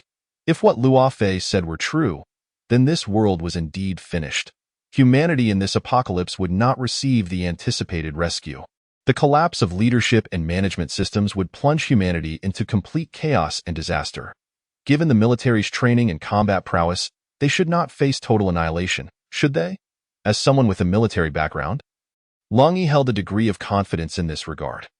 The military's response was indeed swift, yet their understanding of the threat posed by zombies and the virus was insufficient, leading to significant losses and casualties. Former comrades transforming into zombies tested not only military skills but, more crucially, the human spirit. Luofei pinpointed the crux of the issue with piercing clarity, causing an unsettling tightness in Long Yi's chest. Making it difficult to breathe, he recalled the video Lu Hao had previously shared, showcasing the highly infectious nature of the zombie virus. If predictions were inadequate, it could indeed result in tremendous trouble. Moreover, even within the military, not all soldiers were armed at all times. Firearms distribution was traditionally governed by strict protocols. Moreover, even if a soldier had a weapon, it would require immense courage to shoot a comrade who had suddenly risen from the dead. Furthermore, even if shots were fired, without a headshot, the zombies would remain undeterred. When considering these various factors, in a densely populated military camp, a slight misstep could unleash an unimaginable catastrophe. In truth, this issue could be understood with a modicum of contemplation. Yet, Long Yi clung to a flicker of hope, wishing that the nation's most formidable forces could escape unscathed, thus offering the survivors in this apocalypse a chance for salvation, provided they could hold out for help. But now, with illusions shattered, his heart turned to ice. Chapter 24. The biochemical base. You are an expert in virology. What exactly transpired during this viral outbreak and the rampant zombies? Why were there no prior warnings? Is there no method of resolution? Can an antiviral vaccine be developed? The prospect of humanity's civilization crumbling and the apocalypse enveloping the globe weighed heavily on Long Yi's heart. After exhaling a deep breath to steady his mind, he continued to press for answers regarding the root cause of this calamity. How could there be no premonition? This matter likely pertains to you. Long Yi's inquiry prompted Luofei to reveal a shocking revelation. Pertains to me? Long Yi was momentarily stunned by this revelation. In the 2 years since his retirement, he had merely lived as a diligent security guard, maintaining an inverted sleep schedule. Days were spent sleeping, while nights were consumed by computer screens, napping, and exercising. He had done nothing untoward. Do you recall the mission you undertook in Cambodia 2 years ago? Luofei seemed aware of his disbelief and began explaining without waiting for him to inquire further. Her words sent a shiver down Long Yi's spine, and memories of that mission resurfaced, illuminating why Luofei would make such a statement. The Cambodia mission was his final task before retiring, and it was precisely that mission that forced the once prominent elite, codenamed Lone Wolf, to hang up his uniform. 2 years ago, credible reports indicated that a biopharmaceutical company in a Western country, Amaral, was clandestinely developing biochemical weapons deep within a Cambodian jungle, conducting inhumane experiments primarily on human subjects. More importantly, the targeted genetic sequence was that of the Asian race. The fact that Western nations have been consciously collecting and studying genetic samples from Asian populations is no longer a secret. The warfare and confrontations at the national level, spanning politics, economics, ideological struggles, and cultural influence, have now extended into genetic warfare, which is not difficult to comprehend. Currently, countries are intensifying research in this area, not merely to target others, but also to safeguard against potential conspiracies and invasions from foreign powers. However, such matters are profoundly impactful, touching on the development of races and human civilization. Thus, they remain largely unspoken and unexamined. Even within the academic community, research concerning genetics is fraught with controversy. Some genetic sciences, despite humanity's mastery of relevant techniques, remain prohibited due to ethical dilemmas, hereditary implications, and societal management issues. For instance, when humanity first grasped cloning technology and attempted to breach the divine boundaries, ethical concerns led to clear prohibitions from various nations. Entering the 21st century, humanity has acquired the ability to program genes, allowing for the alteration and replacement of genetic segments at will. The technology to modify human genes has achieved considerable success. However, while the prospects of such advancements appear promising, the inherent risks are glaringly apparent. DNA, carrying the genetic code, is often referred to as the divine domain, and for good reason. Altering even a minuscule segment of human DNA to extend lifespan or eliminate the inheritance of terminal illnesses may enhance quality of life. Yet, these genetic modifications can be passed down through generations, leading to unpredictable risks for future progeny. as the intricacies of human composition far exceed our understanding. Before the divine, humanity is akin to a mere fertilized egg, not even a toddler. Thus, gene programming has historically been conducted within constrained boundaries, cautiously explored, at least. This is the facade presented to the world. The experiments conducted by Amaral, however, represent a blatant violation of international norms and universal order, especially as they target a specific ethnic group, crossing boundaries far beyond mere human taboos. Should matters spiral out of control, it could ignite a global conflict. At that time, Lung Yi was assigned the mission to obliterate the biochemical base at all costs, while also retrieving the virus and research data. Regardless of the Westerners' intentions, the nation must seize the initiative, clearly understanding what the adversary was up to and the extent of their progress. The struggle for the viral samples involved not only the members of the Wolfang team but also special forces and mercenaries from other countries. The informant, seeking to maximize profit, sold the information to multiple buyers. Among these buyers, in pursuit of their own interests, they further muddied the waters. This ultimately led to various factions clashing in the tropical rainforests of Cambodia for an entire month, resulting in heavy casualties. It was during this conflict that Chu Guo made the ultimate sacrifice to save himself, with the remnants of power too numerous to ascertain the source of the sudden attack. Lung Yi, in a fit of rage, transformed into a harbinger of death, disregarding his superior's orders, and unleashed a bloodbath in the rainforest. He spared no one involved in the struggle, regardless of their nationality. Even after breaching the base, he executed several Imreal researchers who had knelt and begged for mercy. Lung Yi's extreme actions had profound repercussions both at the time and subsequently. The Wolfang team paid a heavy price. With only Lung Yi and Yang Ku surviving in the aftermath, multiple nations issued diplomatic notes through unofficial channels, demanding explanations for the actions of the Wolfang team. Thus, upon returning home, Lung Yi faced severe military scrutiny, ultimately serving 6 months in prison before being compelled to retire under the protection of his superiors, marking the end of his military career. The reasons for Lung Yi's retirement and all that transpired in Cambodia were classified. Even someone as uniquely positioned as Luo Fei could not access this information. Her concerns regarding Lung Yi only pertained to the latter part of that mission. The final battle erupted within the Imreal biochemical base, where special forces from various countries and international mercenaries surged into the facility, clashing fiercely with Imreal's armed forces. Gunfire and explosions devastated the base's infrastructure, igniting fires and ultimately reducing the biochemical facility to ruins. A vast array of samples, viruses, and experimental subjects stored within the laboratory were consequently exposed. It was at this juncture that Lung Yi encountered zombies for the first time. Chapter 25. Mars virus zombies. Mutated organisms, terrifying monsters, every conceivable scenario depicted in films played out in reality before Lung Yi. Ultimately, everything culminated in the self-destruction of the biochemical base, dissipating into smoke and marking the official end of a nightmare.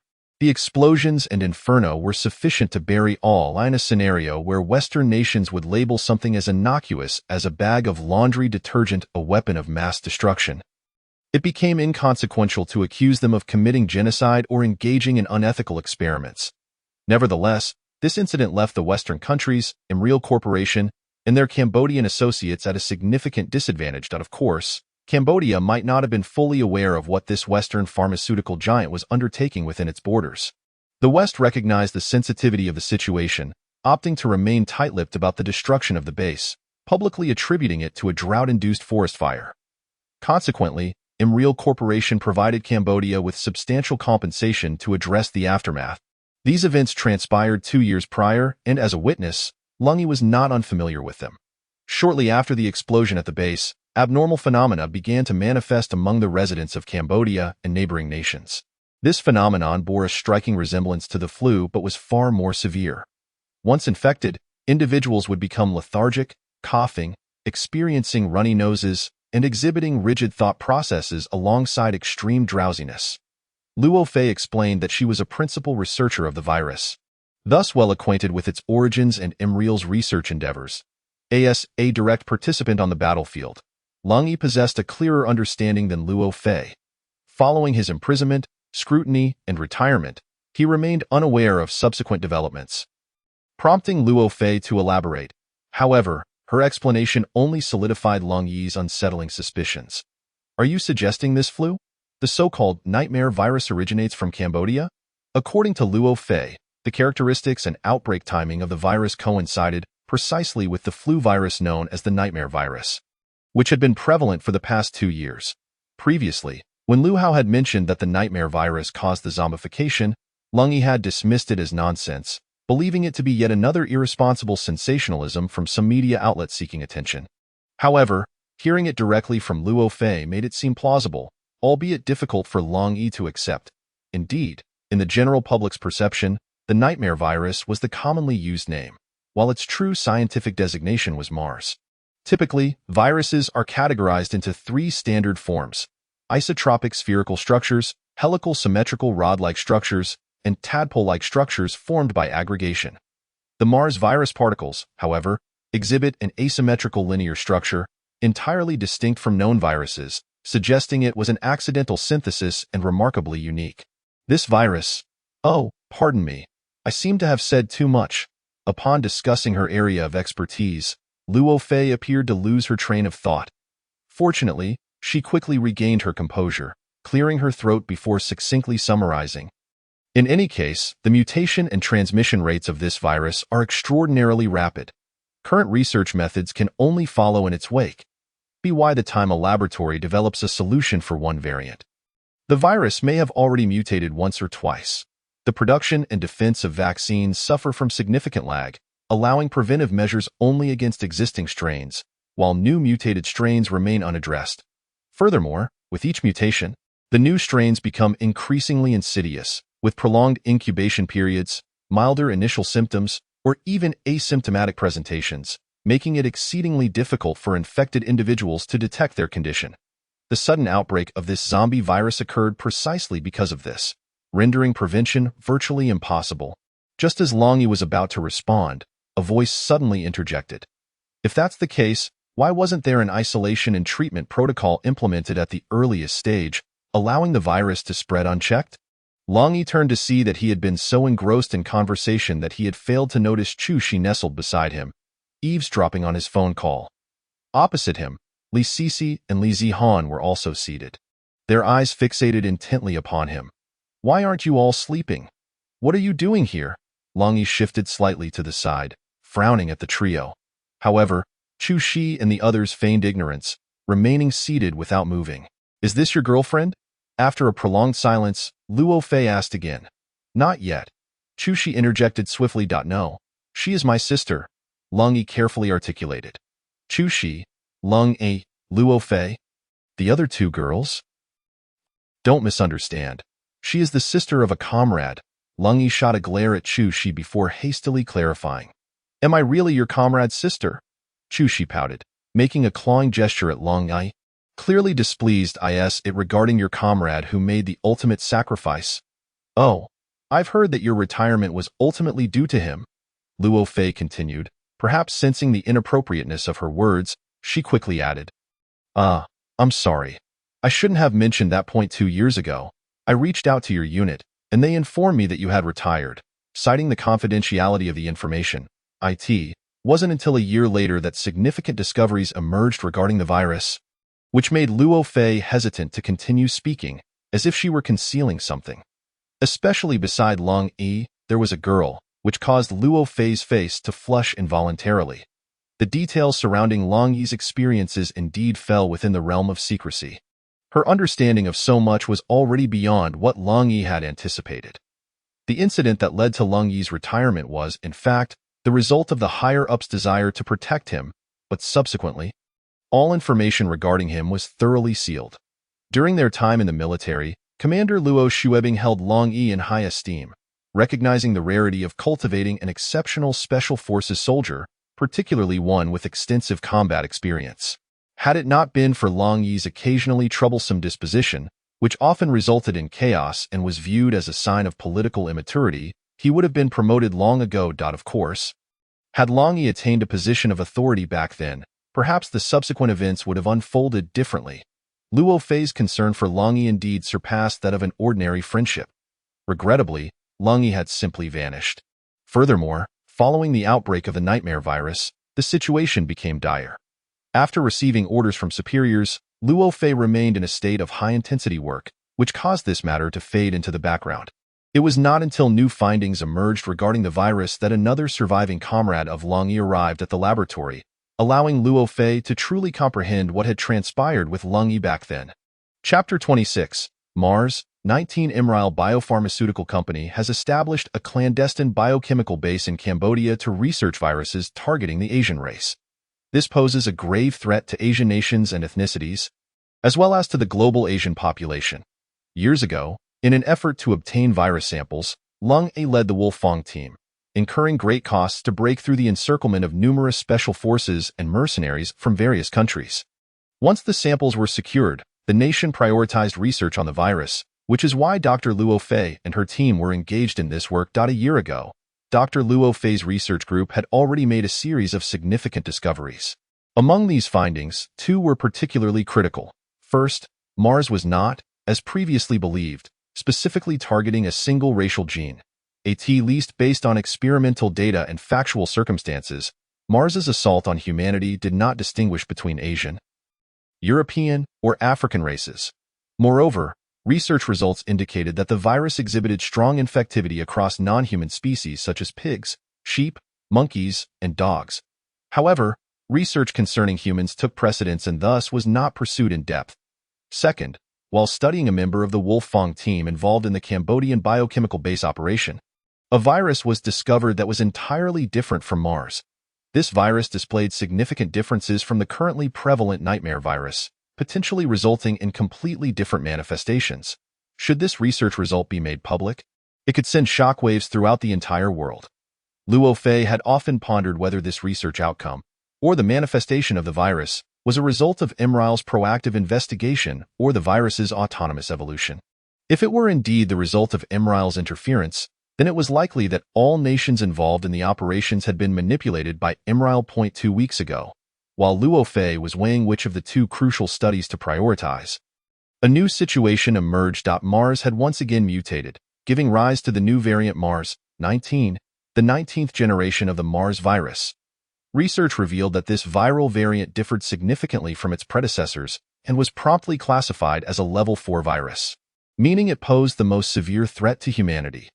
Once a host is infected with the Mars 19 virus, not only will it alter the human genetic sequence, but it will also directly impact the dopamine D2 receptors.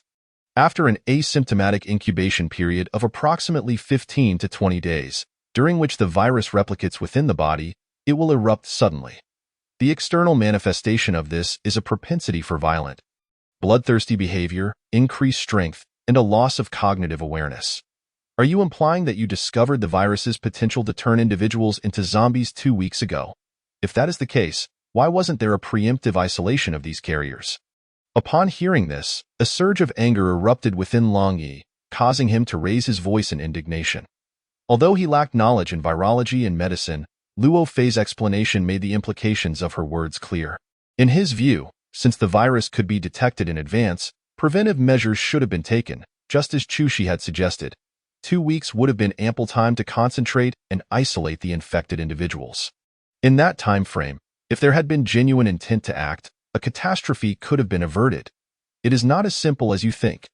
Luo Fei had anticipated Long Yi's reaction and sighed. Providing a brief explanation of the actual circumstances. Mars 19 was not discovered in the laboratory. The first case was identified through routine screenings of incoming customs personnel.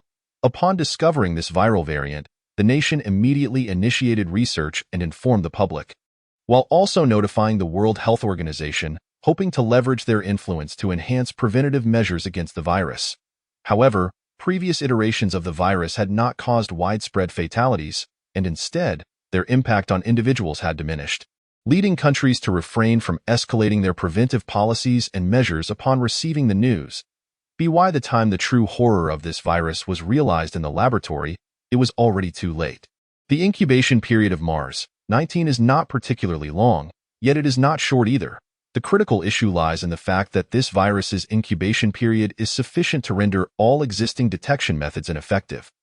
Once the virus erupts and symptoms begin to manifest, within 30 minutes, the infected will experience severe hemorrhaging from the mouth, nose, and anus, At that point, it would be far too late. The infected individual will quickly lose their rationality, transforming into a true zombie, attacking all surrounding life forms. Most alarmingly, the Mars 19 variant exhibits incredibly high transmissibility, capable of spreading through blood, saliva, sweat, and various secretions, with those previously infected by the Mars virus being the most susceptible. Preliminary estimates suggest that when the virus truly erupts, potentially hundreds of millions of people on Earth may already be infected. With such a vast population, screening becomes impossible. How do you propose we isolate under such circumstances? Moreover, prior to the virus's full outbreak, no one could predict what symptoms might arise if mass isolation were to be implemented. Disregarding whether the conditions were even available, have you considered what kind of impact this would create? Luo phased to remaining closely by Lung Yi's side. Chu Shi, who had become much more low-key and quiet after being glared at by him, could not help but exclaim upon hearing this. Luo Fei was equally taken aback, surprised that Chu Shi had been eavesdropping all along. Despite her instinctive wariness towards Chu Shi's presence, Luo Fei took the matter regarding Lung Yi's safety and the laboratory's research seriously. Providing a detailed explanation to him in the early stages of the virus outbreak, it bore a striking resemblance to influenza and initially erupted in a limited area in Cambodia. Both Imreal and the local government concealed information to suppress news about the biochemical base. It was only when the virus began to infect exponentially and swiftly spread across the globe that nations began to panic. The World Health Organization, along with medical and virology experts from various countries, immediately commenced research and tracing efforts regarding this virus. It was during this time that we compared it to the nightmare virus and discovered that the so-called nightmare virus was, in fact, a variant of the virus you brought back. However, Imreal's and Cambodia's deliberate concealment led to this catastrophe and hindered our timely understanding and control of the virus. By the time we uncovered the truth, the situation had already spiraled beyond control. Meanwhile, those despicable Western experts and research institutions were still preoccupied with ideological issues, brazenly lying to the world and defending Imreal by claiming that the virus originated from a species of vampire bat in the Cambodian tropical rainforest. They asserted that the hot weather in Cambodia had triggered fires that frightened the vampire bats, leading them to attack nearby humans, ultimately resulting in this disaster. When I last called you, it was out of concern for your close contact with the virus, fearing that the Mars virus might be lurking within you. Given your unique identity and circumstances, communication with you has been significantly restricted. I have submitted an application to my superiors, requesting your transfer to the laboratory to assist in the investigation and research. But before the application could be processed, the virus had already erupted. Luo Fei elucidated the sequence of events, a flood of information relentlessly crashing against Lung Yi's heart. However, compared to her final statement, everything else paled in significance. Lung Yi lifted his gaze to see Chu Shi's astonished face, filled with concern, as well as two other girls, equally shocked, who had slightly recoiled, wary of being infected by him. Had he contracted the virus? This was indeed uncertain. At least based on his own sensations, he felt no issues whatsoever. After returning from the mission, he had quickly been confined, during which he experienced a mild cold, but recovered swiftly. In the 2 years since, he had encountered no abnormalities, nor had he fallen ill or felt any discomfort. Over these 2 years, his health had been remarkably good, without any sense of irregularity. The incubation period for the virus should not exceed 2 years, right? Concerning his own life, Lung Yi reflected momentarily and then spoke candidly. The duration of the incubation period is difficult to determine. The variability in the incubation period of viruses is immense. For instance, the incubation period for the hepatitis B virus is approximately 3 months, while that of rabies and HIV can extend to several years. However, you need not worry. In all likelihood, unless in exceptional circumstances, the incubation period for all variants of the Mars virus will not surpass 1 month. If it exceeds a year, the genetic mutations caused by this virus are highly likely to be positive mutations. Nonetheless, this requires further verification. Regardless, I sincerely hope you can come. Luo Fei endeavored to comfort Lung Yi, yet her words sounded anything but reassuring. There is one more matter I need to clarify. Chu Shi grasped Lung Yi's arm, her small hand icy cold. However, Lung Yi, being a soldier, possessed a considerably stronger psychological fortitude. He gently patted Chu Shi and inquired again. Are the existing testing methods capable of detecting all latent variants? If detected, are there effective treatment options available? Lung Yi firmly grasped the phone and asked steadily. Mars, 19, although lacking testing reagents, can yield clear results in the laboratory. However, no corresponding medications have yet been developed for treatment. If you are not infected with Mars, 19, the situation remains indeterminate. Of course, your prolonged period without issues might also indicate that you have not contracted any virus. You could still be in good health. However, Luo Fei hesitated slightly at this point. But what? This was Chu Shi pressing for clarification, more concerned for Lung Yi than he was for himself. Among the 5 members of the Wolf-Tooth team who carried out the mission in Cambodia, 3 perished, leaving only him and Yang Ku a year ago. Upon confirming that the Nightmare virus and the Mars virus were different variants of the same virus, we immediately transferred Yang Ku to the Research Institute for observation and study. Lung Yi immediately grew anxious and hurriedly asked, "How is Yang Ku?" Rest assured, Yang Ku does have issues, but this matter, well, how should I put it, is not as concerning as you might think. However, I cannot conveniently disclose the specifics to you here. What I can tell you is that, from a certain perspective, Yang Ku's situation has been classified as a state secret. Luo Fei's words were ambiguous, yet they conveyed extremely critical information. Despite this, Lung Yi felt an overwhelming sense of worry. Among the Wolf-Tooth team, while he shared the closest bond with Chu Guo, he also held deep camaraderie with the other members, a true brotherhood forged in life and death. During his confinement, Lung Yi had seriously contemplated that had he not acted impulsively out of a desire for vengeance against Chu Guo, perhaps the other 2 brothers would not have perished. Although Lung Yi understood that the 2 brothers would not blame him, he had been plagued by guilt ever since. Even after retiring, he had lacked the courage to contact Yang Ku, yet that did not mean he did not care for Yang Ku. Chapter 28, Decision. Brother, we must go to the Research Institute. After Luo Fei hung up the phone, Chu Shi looked at Lung Yi with a serious expression, resolutely stating. The conversation between Luo Fei and Lung Yi held a wealth of information, much of which could be deemed astonishingly worldly. Under normal circumstances, Chu Shi might have delved deeper into these matters, pursuing every detail. However, at this moment, her sole concern was Lung Yi's safety. After losing her brother and grandmother, Lung Yi had become her only family. She could not bear the thought of losing him. Especially after experiencing such despair, seeing Lung Yi before her once more intensified her feelings and reliance upon him. She could hardly fathom the prospect of losing him again. Although she harbored a dislike for Lung Yi's interactions with the inexplicably appearing Luo Fei, Chu Shi had little time to dwell on such matters now. Cold brother, this place is at least 500 kilometers away from B City. Not to mention the hordes of zombies outside, the high-speed trains and planes are surely no longer operational. Crossing such a vast distance is not an easy feat. Li Sisi, who had been quietly listening, immediately reminded, as she spoke. Li Zihan beside her was discreetly tugging at her clothes, signaling her to refrain from further commentary. Though they had not fully grasped the entirety of the conversation between Lung Yi and Luo Fei, they had gleaned considerable information from Chu Shi's exclamations and Lung Yi's words. Initially, Li Zihan had been contemplating winning Lung Yi's affections, yet now she was terrified of him, wishing he would depart immediately. She was exceedingly worried that Lung Yi might be carrying the virus and could potentially infect them, or that it might suddenly erupt at any moment. Yet Li Sisi seemed utterly oblivious, even attempting to dissuade him, which left Li Zihan feeling frantic, mentally cursing Li Sisi, almost reaching out to cover her mouth. "Drive? Take the highway," Chu Shi declared with unwavering resolve. Li Sisi paused momentarily before nodding in agreement. That is indeed a viable option. During the past 2 years of the pandemic, many places have been under lockdown, and there are indeed fewer people on the highways. Driving on the highway was also an idea that Lung Yi had contemplated. When he had first arrived here, he noticed that although there were zombies and abandoned vehicles on the highway, their numbers were exceedingly sparse. As long as he did not stop, the situation would be relatively manageable. Conversely, cities harbored far more zombies, posing a greater danger.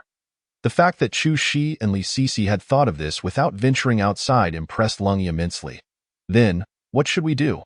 Although fearful that Lung Yi might be carrying the virus, Li Zihan could not help but inquire about their next steps. For the time being, remaining in the room is likely safer. I suggest you all avoid going out and wait for rescue. Lung Yi, oblivious to Li Zihan's thoughts, pondered for a moment before suggesting, "Of course, I cannot ascertain the reliability of this suggestion." From the circumstances described by Luo Fei, it was evident that the world had descended into chaos. Each individual was preoccupied with their own survival, making it difficult to envision anyone capable of orchestrating an effective rescue. Yet, was there any hope for rescue? They had exhausted all means of calling for help, only to encounter busy signals or silence. Although Li Zihan was known for her reckless behavior, her admission to a technological university indicated a degree of intelligence. Certainly, had it not been for the virus, she might have been more persistent in her pursuit, clinging to Lung Yi's side. Licc, on the other hand, exhibited a more rational demeanor, and after a brief contemplation, turned to Lung Yi and boldly declared, "Brother Long, we have neither food nor water here. Remaining in this place leads only to a dead end. Might we accompany you?" No, I refuse to leave. I would rather stay in the dormitory." "Cici, are you out of your mind?" Li Zihan hastily shook her head, attempting to dissuade Li Cici, her unfinished words conveying a clear message. Chu Shi shot an irritated glare at Li Zihan. Should she utter that specific phrase, Chu Shi would not hesitate to sever ties with her. Brother Yi is perfectly fine. He is certainly not a carrier of the virus, however. Long Yi remained unfazed. Given the current circumstances where the virus wreaked havoc and zombies roamed freely, the mere suggestion of him being a carrier could indeed incite panic among others. In this world, it was unrealistic to expect everyone to unconditionally trust and support him, as Chu Shi did. Yet, Li Cici's attitude took Lung Yi by surprise, prompting him to regard her with greater interest. "Following me does not guarantee safety. In fact, if not for the circumstances, I would not venture outside so easily. You have seen for yourselves, the zombies are swarming in packs. Should they launch an attack, I would be unable to protect you." As for remaining behind, Lung Yi was uncertain which location could be deemed safe. In truth, staying in place was the best option he could conceive. At the very least, here, they would not have to worry about being ambushed by zombies. However, leaving behind two girls without food posed a significant challenge for their survival. Though Lung Yi was not a bleeding heart, the ideals of patriotism and compassion ingrained in him through years of national education remained deeply rooted. In these trying times, he no longer represented the military or the state, yet he resolved to lend a helping hand where he could. Moreover, having not eaten during the day and with nightfall approaching, he too was in need of sustenance. Even if he could endure the night without food, he would still need to seek provisions the following day. After a moment of contemplation, Lung Yi suddenly rose and announced, "Hand over your suitcases. I shall venture down to see if I can procure some food." The campus boasted a large student supermarket, which surely contained a wealth of supplies. If fortune smiled upon him, a single box of provisions would suffice for the two of them for a while. "I shall accompany you." Chu Shi quickly stood as well. "It's too dangerous below. Why would you go?" Lung Yi shook his head in refusal. "I can assist you. Did you not teach me before, brother and I? I am quite capable."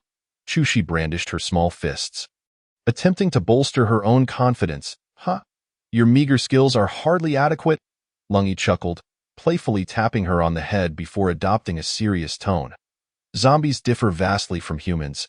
You might manage to handle an ordinary person, but zombies are another matter entirely.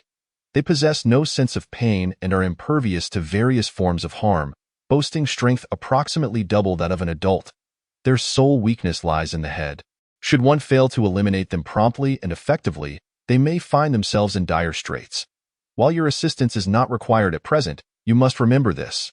Concerned for Chu Shi's safety at school, both Chu Guo and Lung Yi had consciously trained her for self-defense. Yet, her practical skills fell woefully short for combat against zombies. In the face of the zombies' tremendous strength, Chu Shi would stand little chance. Furthermore, the zombies' indifference to injury rendered deceptive tactics ineffective. An inexperienced Chu Shi would likely meet her end in a confrontation. Chapter 29. The corruption of humanity with hundreds of kilometers yet to traverse. The uncertainty of what lay ahead was daunting. Thus, Lung Yi seized this opportunity to remind Chu Shi of the zombies' characteristics, hoping that a greater understanding would serve her well should they encounter peril in the future. Upon stepping outside again, Lung Yi discovered that the rain had finally ceased, yet the accumulation of water on the ground was severe, with streams flowing everywhere. without the cover of the torrential downpour. His visibility improved significantly, but the zombies would also find it easier to spot him. Clutching 2 empty boxes in his left hand and wielding an axe in his right, with a large backpack slung over his shoulders, he cautiously emerged from the stairwell. Fortunately, he encountered no zombies along the way. It seemed they had all congregated elsewhere. Not daring to linger, he swiftly carried the boxes through the dormitory entrance and made his way toward the student supermarket. Typically, the campus supermarket thrived due to its advantageous location, bustling with patrons. However, to Long Yi's astonishment, the entrance was dimly lit and devoid of any zombies. Instead, 2 groups of people stood before him. It appeared that the other survivors at the school, unable to endure hunger any longer, had also come to the supermarket in search of food. Evidently, in times of crisis, humanity learns to adapt and survive. The sight of fellow survivors striving to endure amidst the apocalyptic calamity filled Long Yi with joy. Relying on others for rescue would never compare to the ability to save oneself. It was only through the scattered survivors that humanity's civilization might endure. Encountering survivors was infinitely preferable to confronting zombies. Facing off against a horde of them would indeed pose a significant challenge. Yet, it soon became clear that he had underestimated the situation. Encountering humans proved far more troublesome than dealing with zombies. While the moral high ground of humanity could be lofty, its low point could plummet just as swiftly, and the descent into depravity was far quicker than one might imagine. "Brother, it's you. I was just worried about your safety. I'm so relieved to see you unharmed." As he approached, Long Yi was greeted by a familiar voice, filled with warmth, as his eyes adjusted to the light. He recognized one group as the survivors he had rescued from the library, including Wang Haiyang. The other group consisted of 6 or 7 robust young men, all taller and more muscular than Long Yi, armed with various makeshift weapons, bench legs, mop handles, steel pipes removed from dormitory beds, and iron rods fashioned into spears. They clearly were not on friendly terms. A quick glance revealed a tense standoff, with Wang Haiyang's group effectively cornered by the other faction outside the supermarket. Upon noticing Long Yi's approach, everyone except Kong Zongyao, who wore a sulky expression, greeted him with enthusiasm. "What's going on?" Long Yi inquired, genuinely pleased to see those he had saved thriving. "What else? We painstakingly lured the zombies away, only for these thugs from the sports academy to block the entrance, claiming the supermarket as their own. If this were any other time, I would have called my father to have them arrested." Kong Zongyao, not only dismissive of Long Yi but also contemptuous of the others, vented his frustrations. "If you're so capable, why not call your dad now, little brat?" retorted a gangly youth from the opposing group, delivering a swift kick in response. Though Kong Zongyao had decent athleticism from playing basketball, he was no match for these sports students. The attack came without warning. A kick struck him squarely in the stomach, causing him to cry out in pain as he collapsed into a puddle. Having a powerful father doesn't always save you, as you might find out now. Unfortunately, Kong Zongyao had not anticipated this lesson, and the sudden pain drained the color from his face. After regaining his breath, Kong Zongyao erupted in fury, scrambling to retaliate. The other youth, emboldened by his weapon, awaited the confrontation, eager to deliver further punishment.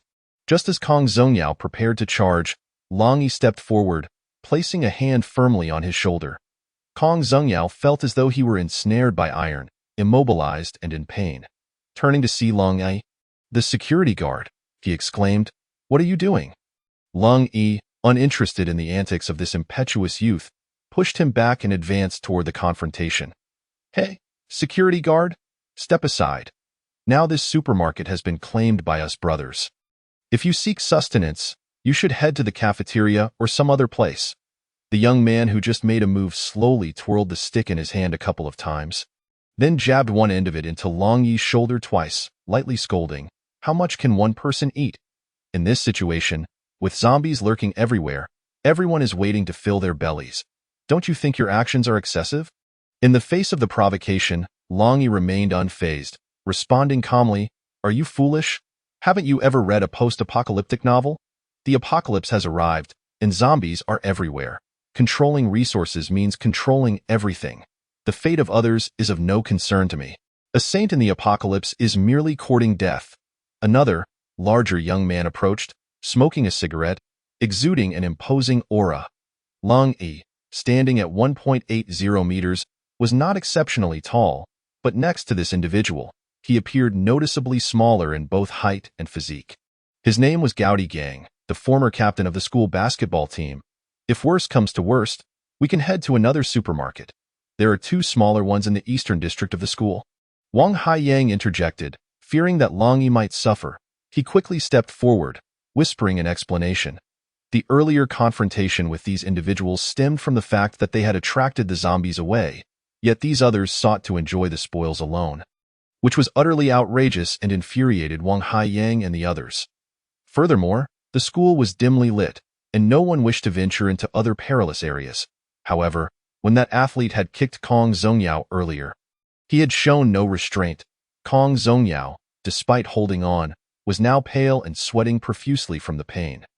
Given the current environment, the opposing party was clearly unwilling to relinquish the supermarket.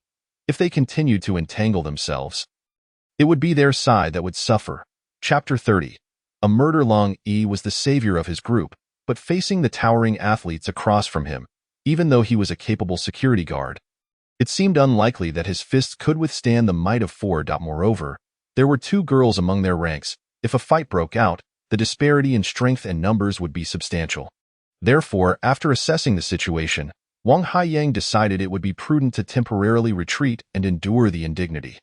Yet, the dilemma arose. While Wang Haiyang sought to defuse the situation, the other side was evidently unwilling.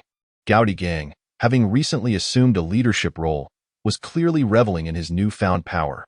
He flicked the cigarette, but toward Wang Haiyang and barked, "You lot can scram. We'll take care of this girl." Wang Haiyang twisted his body to evade the cigarette, but anger instantly surging within him. "Leave the girl? What are you planning? It's all too clear. I can't believe these scoundrels are so despicable. Hoarding food is one thing, but trying to steal women is beyond contempt. Are you even human? Don't you fear divine retribution?" Wang Haiyang shouted, fully resonating with Kong Zongyao's sentiments. These thugs deserve to be apprehended and executed. The girl, upon hearing the brutish remarks, was filled with dread, anxiously glancing at Wang Haiyang, terrified that he might hand her over to these beasts. If she fell into their hands, her fate would indeed be one of torment. "The heavens have collapsed, and you speak of divine retribution? Haven't you heard me? Get lost." Gao Gang's face twisted into a savage grin as he raised his hand to strike Wang Haiyang, who stood his ground. Daring to glare back, suddenly, Gao Gang felt a tight grip on his wrist, halting his strike mid-motion. The security guard who had previously thwarted Luo Dong was now positioned before him, clutching his arm. Gao Gang was taken aback. He was well aware of his own strength. Under normal circumstances, he could easily have made the provincial basketball team, perhaps even the national team, given his physicality and power. This guard, appearing unimposing, had managed to single-handedly restrain his arm, showcasing an extraordinary force. Regardless, Gao Gang retained confidence in his capabilities. Whether on the court or in a brawl, he had always triumphed over others, never having lost a one-on-one fight. "Damn it, are you courting death?"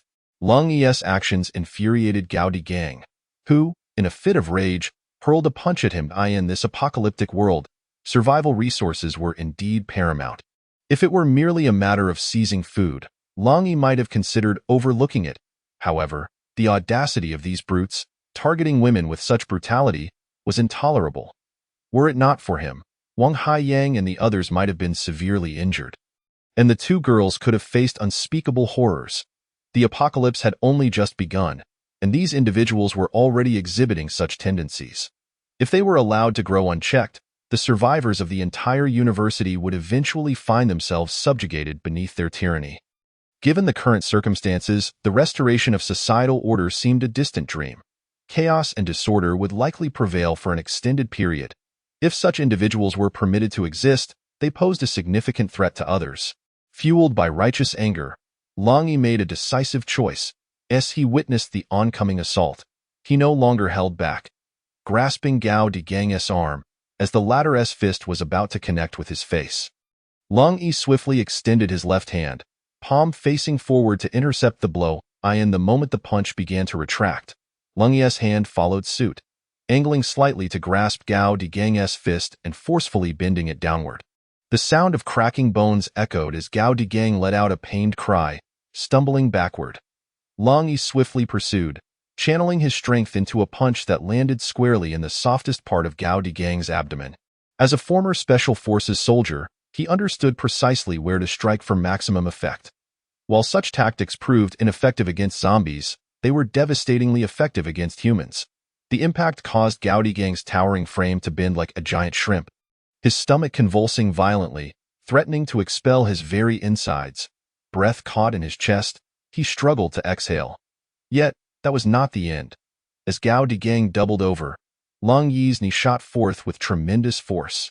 The powerful collision sent Gao Digang's body arching backward, his form soaring into the air in a graceful arc with a thunderous crash. He landed heavily on the supermarket's entrance, his head striking the ground first with a resounding thud. Upon impact, Gao Digang twitched a few times before a deluge of blood gushed from the back of his head. From the onset of the confrontation to its swift conclusion, merely 3 seconds had elapsed.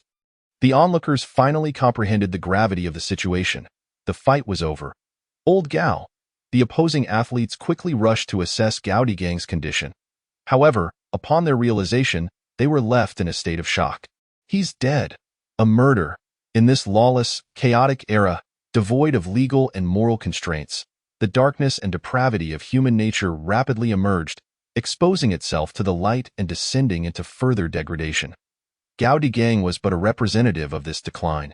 Yet not all would succumb so overtly. Those harboring dark thoughts still held reservations about the law and morality, shackled by invisible forces. Only those who completely shed these restraints, plunging deeper into darkness, would truly be replaced by their inner beasts. These athletes, harboring malice, had merely unlocked the cage containing their wickedness, reveling in their newfound freedom, while simultaneously emboldening one another in their malevolence. However, when it came to actual murder, they were, at least for now, too fearful to act. Upon witnessing Lung Ye kill Gao Digang with a single blow, not just the athletes, but even Wang Haiyang and the others gazed at Lung Ye in wide-eyed terror. This is murder. Murder? It has been quite some time since I last took a life. Cold Ye's expression was devoid of emotion, yet within his heart, he began to nostalgically reminisce about those glorious days of yore. The Wolfang squad had always been invincible, whether competing within the military or executing perilous missions, boasting an impressive record of accomplishments. However, now, with the untimely demise of his 3 brothers, Chu Guo, Han Bin, and El Chongshan, on the battlefield, and with his own retirement, he had thought that he would never kill again in this lifetime. Little did he anticipate that so soon, his hands would once more be stained with blood. Chapter 31. A swift annihilation in 30 seconds. In his military days, Cold Ye was known by the codename Lone Wolf. Conversely, the enemy and mercenaries from other nations, active in Central Asia, Eastern Europe, and Africa, dubbed him the Butcher. This moniker arose from his ruthless efficiency when confronting targets during international missions. He never left survivors among those he could slay and sought vengeance against those who dared to oppress his homeland. No matter the distance, ruthless, cunning, and fiercely vengeful, these were the characteristics that defined Cold Ye in the eyes of the world. Particularly during the battle in the tropical rainforests of Cambodia, he was driven into a frenzy. Had it not been for the ensuing zombie attack while he was attempting to seize a virus, he likely would have annihilated every foreign participant without hesitation. Cold Ye's retirement, in a sense, marked the end of a nightmare for Special Forces personnel from other countries and the mercenaries of the world. He had once overheard his superior mention that certain nations communicated through unofficial channels to condemn the Special Forces Lone Wolf as a madman and a butcher, devoid of any sense of rules or humanitarian spirit, even going as far as to execute surrendering captives. There were even rumors that foreign assassin organizations had been bribed, regardless of the cost. To eliminate Cold Ye to some extent, these absurdities led to Cold Ye facing numerous disciplinary actions within the military, causing him to be demoted just as he was on the verge of promotion. Thus, despite his impressive military achievements, he retired as merely the squad leader of the Wolfang squad, a position he had been temporarily assigned due to his vast combat experience. although this temporary assignment had become a norm. As a result, Chu Guo and the squad members often joked that he should either commit fully or step aside, rather than lingering in the captain's position without contributing, depriving others of opportunities. However, for Cold E, the question of promotion held little significance. In fact, he preferred the life of a soldier, executing missions. Despite repeated admonitions, he remained unrepentant, often indulging his own instincts. Thus, for Cold E, the relentless and merciless harbinger of death who consistently violated military discipline. Killing a scoundrel bore no weight on his conscience. He could extend mercy to save lives, yet he could just as easily wield his lethal hand to take them, in the face of an apocalypse. While it may represent a release for the wicked, for Cold E, it too signified a liberation. Freed from the shackles of law and discipline, his methods and actions would only grow more ferocious. "How dare you lay a hand on me? I shall end your life." After a brief moment of shock and psychological stimulation, the remaining few athletes felt their primal instincts and darkness awaken, as they rushed toward Cold E, brandishing their weapons. Run. With the odds stacked against them and armed opposition, coupled with their unstable mental state, a confrontation would surely result in either death or injury. Wang Haiyang, sensing the impending danger, quickly called out to Cold E and the others, urging them to turn and flee. Yet, after just a few steps, he sensed something amiss. The individuals slightly behind him remained motionless, their mouths agape in astonishment, staring at something behind them. Simultaneously, a cacophony of anguished cries echoed from behind. Wang Haiyang came to a sudden halt, swiftly turning to look back, only to witness Cold E delivering a powerful kick to the calf of a young man wielding a steel rod. The sickening sound of breaking bones resonated, sending chills down his spine. This was not a fight. It was outright slaughter. The athletes now understood the terror of Cold E. What kind of security guard was this? Since when did the technological university have such formidable security personnel? Where were the lecherous middle-aged men, merely ogling at young girls' skirts? Faced with Cold Ye's overwhelming strength and their own profound fear, the remaining three had no courage to continue fighting. One fell to his knees, while the other two fled in opposite directions. Cold E leapt forward, swiftly kicking one of them aside, and upon landing, he seized the fallen rod, delivering a crushing blow to the back of the fleeing one's head. The entire sequence was executed with pristine precision. The battle concluded in less than 30 seconds. Wang Haiyang had already sensed Cold Ye's prowess, but witnessing such extraordinary skill left him utterly astounded. As for Kong Zongyao, who had previously looked down upon Cold E, he clutched his stomach in disbelief. His eyes wide, rendered speechless as he realized how foolish it had been to challenge Cold Y. Do your best to get your companions to safety. After dispatching the threat, Cold E calmly patted the shoulder of the athlete who knelt before him, then proceeded into the supermarket with 2 suitcases in tow. The athlete, seeing Cold E reach out to him, initially thought he was about to be killed, and in his panic, he lost control of his bodily functions, collapsing to the ground. However, upon witnessing the demon spare his life and enter the supermarket, he abandoned his companions, screaming wildly as he dashed into the distant shadows. Why was this security guard so formidable? Had security personnel reached such heights of capability? Kong Zongyao, surveying the injured sprawled across the ground, finally regained his senses and murmured, struggling to articulate, "Isn't this a classic trope from apocalyptic novels, where someone is reborn or awakens extraordinary powers? Do you think Cold E is some kind of reincarnated being?" Another male student, seemingly a fan of apocalypse fiction, became animated with vivid imaginings. "Stop rambling. Hurry into the supermarket and grab some food. We can't afford to be caught off guard by zombies returning." Wang Haiyang, gazing at Cold Ye's retreating figure, felt an increasing urgency in his heart. With such a master among them, survival during the apocalypse felt assured. If he could stay by Cold Ye's side, their safety would multiply exponentially. "Cold bro, I'm here to help you." Wang Haiyang hurriedly followed Cold E into the supermarket, eager to assist as he saw him loading supplies into his suitcase. Observing the others entering the store, Kong Zongyao, however, did not join them. Instead, he picked up the steel rod from the ground, his face contorted with hatred and malice as he approached the 2 moaning individuals on the ground.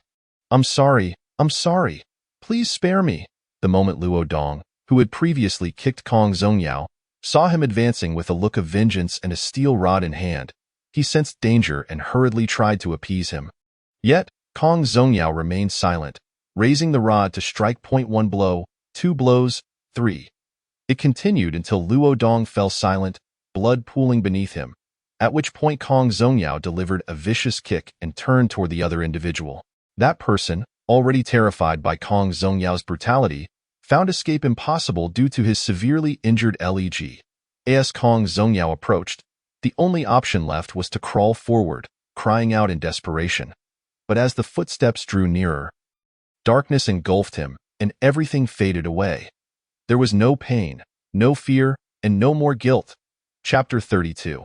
A brief respite. The student supermarket was the largest within the technological university, stocked with a wide array of supplies.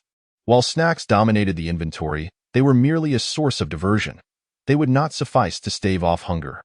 Cold E focused on procuring practical items such as instant noodles, sausages, and chocolates, which were substantial, filling, and energy-dense. Although the 2 suitcases filled with supplies did not seem like much, with careful rationing, they could sustain him for a considerable duration. He could only temporarily assist Li Sisi and her companion. He could not care for them indefinitely. It was unreasonable to empty the supermarket and confine them to their dormitory for life. As for what to do once these supplies were depleted. Truthfully, Coldy had no idea and could not afford to think that far ahead. After a couple of laps around the supermarket, he casually gathered 2 sets of replacement clothing and placed them into his backpack. Completing his mission, the supermarket would undoubtedly become a prime target for survivors, and it was wise for everyone to prepare and find a secure location to hide. Once his suitcases were filled, Coldy advised Wang Haiyang and the others, "You all should also prepare some supplies and find a safe place to take shelter. Cold bro, can we join you? We checked our dorm, and it's swarming with zombies." Wang Haiyang urged, not hesitating to voice his desire for survival. Hearing Wang Haiyang's words, the others eagerly turned their hopeful gazes toward Cold E. They had all witnessed his impressive combat prowess. To not align themselves with such a formidable figure would be sheer folly. My goodness, he single-handedly took on 5 or 6 burly athletes and defeated them all in under half a minute. Each one left with broken limbs. I am soon to depart from the University of Science and Technology, and I shall not linger.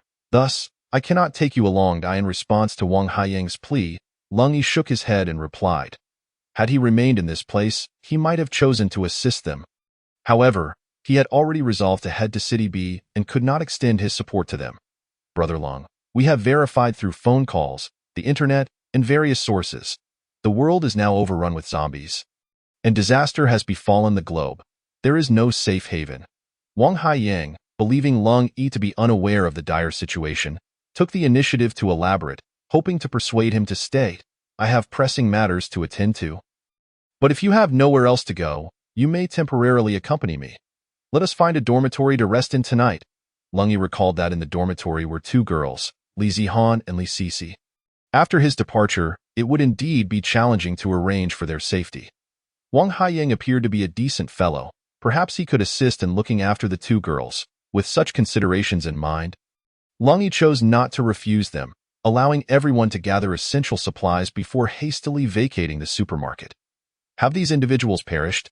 Upon reaching the entrance, Wang Haiyang was utterly astonished to see several bodies lying in pools of blood. Let us go. They are dead, and that is that, Lung Yi remarked coldly, casting a brief glance at Kong Zongyao, who Gao his character may not be commendable, yet his words resonate with undeniable truth. Securing supplies for the apocalypse should take precedence. The sentiment of self-sacrificing altruism is a path to demise. The adage to know a person's face but not their heart rings true. Human intentions are often inscrutable. A mere glance from Lung Yi could reveal the unspoken thoughts of these individuals. They are but ordinary students, untouched by the trials of society, their thoughts unrefined and their emotions plainly etched upon their faces.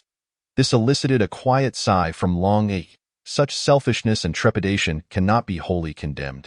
In the face of adversity and peril, the instinct to protect oneself is a reaction most humans would exhibit. Yet, Lung Yi yearned for a different mindset among them. Should everyone adopt such an attitude? Hope for this nation and its people would be extinguished in times of crisis. A spirit of resilience and fighting spirit is paramount. One might say a faith is required. Much like during his military service, where he faced perilous missions with a high likelihood of death, he pressed onward undeterred, for in his heart, the sacred duty of defending his homeland was a cause worthy of sacrifice. So, what faith do these young individuals hold? In a world rife with chaos, diverse characters abound, compelling us to discern and remain vigilant, rather than simply dismiss and evade. Should they shy away from the outside world, they would forever remain ensnared in this place. Contemplating this, Long Yi addressed the students. Even without the involvement of others, the provisions at hand will only sustain you for a limited time. What will you do when that time elapses? Ultimately, you will need to venture into the outside world to seek additional sustenance. Do you truly believe that relying solely on your small group will yield enough food to overcome the zombies? Silence enveloped the gathering. These students from the Institute of Technology, despite their differing personalities, were all astute. None were foolish enough to gain admission to such a prestigious institution. Long Yi's words were within their grasp. They merely succumbed to fear when confronted with the terrifying unknown, instinctively choosing to retreat. Brother Long, what do you propose we do? Wang Haiyang, bearing a sense of responsibility, particularly after realizing Long Yi's intent to depart, urgently sought a means to survive. God helps those who help themselves. The redemption of others is also an act of self-redemption. Though this statement may sound contradictory, its essence is straightforward. You are all students of a technological university, intellectually capable. What you lack is experience in battling zombies, the courage to confront them, and the skills required for combat. The zombies' weakness lies in their heads. While they possess great strength, their agility is somewhat lacking. Compounded by their relatively low intelligence, as long as you respond appropriately, they are not invincible. With the courage to face zombies, complemented by suitable weapons and environments, vanquishing them is not merely a fanciful notion. Long Yi imparted all he could to these students. Their ultimate survival in this apocalyptic world would rest upon their own shoulders. Brother Long's axe is quite impressive. We should search for all available firefighting equipment to see how many axes we can procure. Escape ropes are also invaluable. Should we find ourselves trapped in a building, they could facilitate our escape. The boy who fantasized about Long Yi possessing a system or superpowers, named Zhong Yuxiu, regarded Long Yi with idolization, envisioning him as the protagonist from an apocalyptic novel. Having witnessed Long Yi's prowess, his admiration was profound.